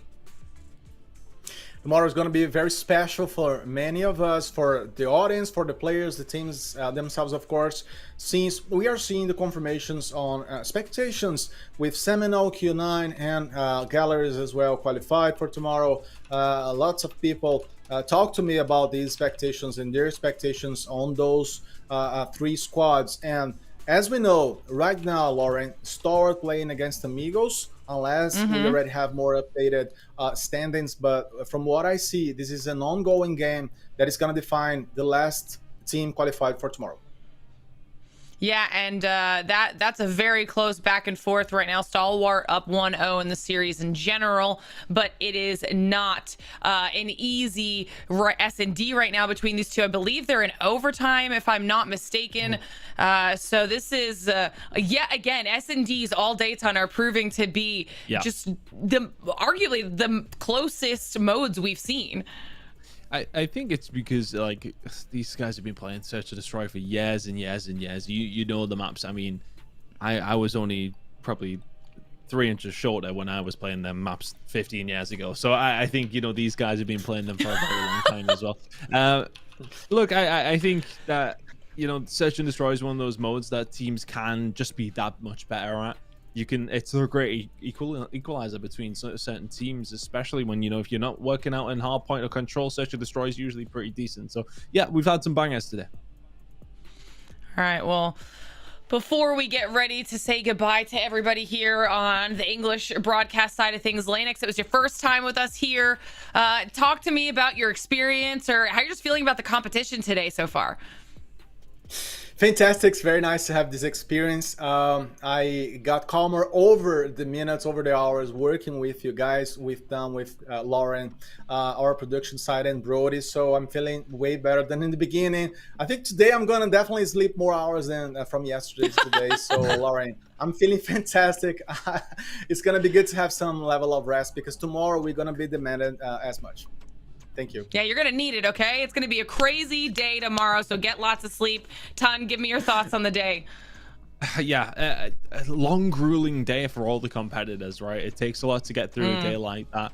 They'll need to get themselves rested as well for what will be an absolute huge Saturday. We've got the 4 teams we expected, though. We expected this to be the case, and we should have an absolute banging Saturday because of it.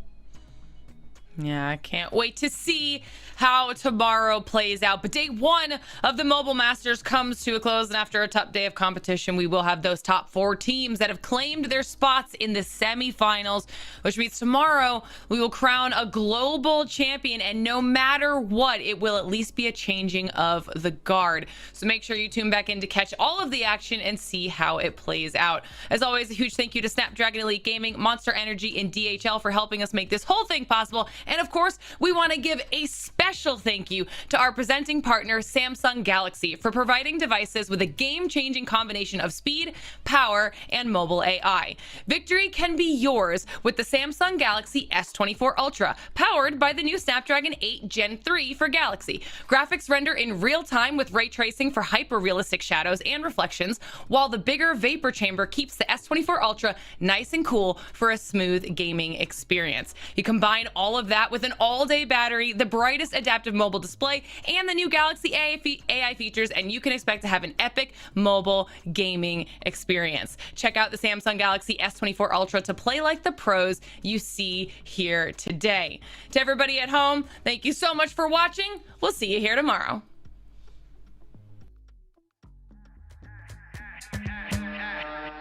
It go boom, boom, bap, yeah, we got it like that. Kick drum, hit your whole body, go crack. Baseline move, take it off of the map. No time to sit, all my people's where you at. Boom, boom, bap, yeah, we got it like that. Kick drum, hit your whole body, go.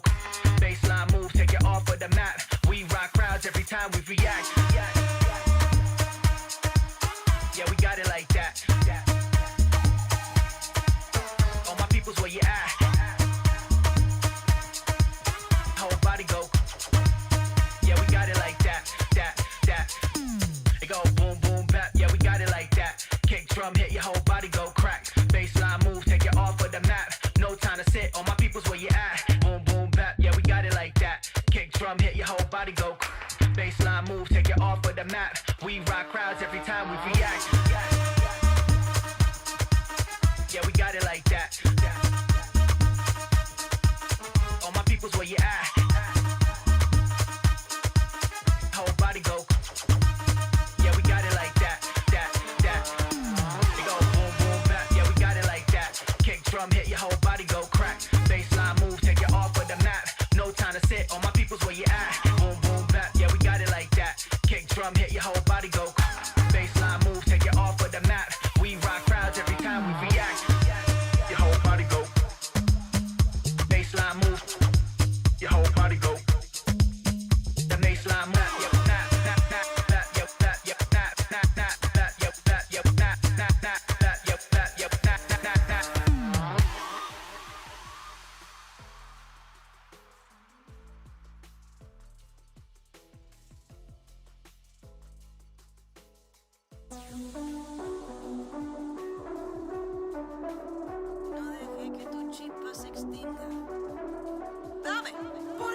Déjame ver otro lado.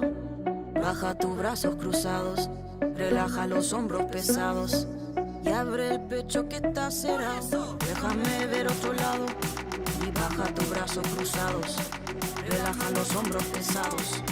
Y abre el pecho que está cerrado. Sí, sí. Miraste pa' dentro y volviste. Sí, sí. Te desviaste y luego seguiste. Sí, sí.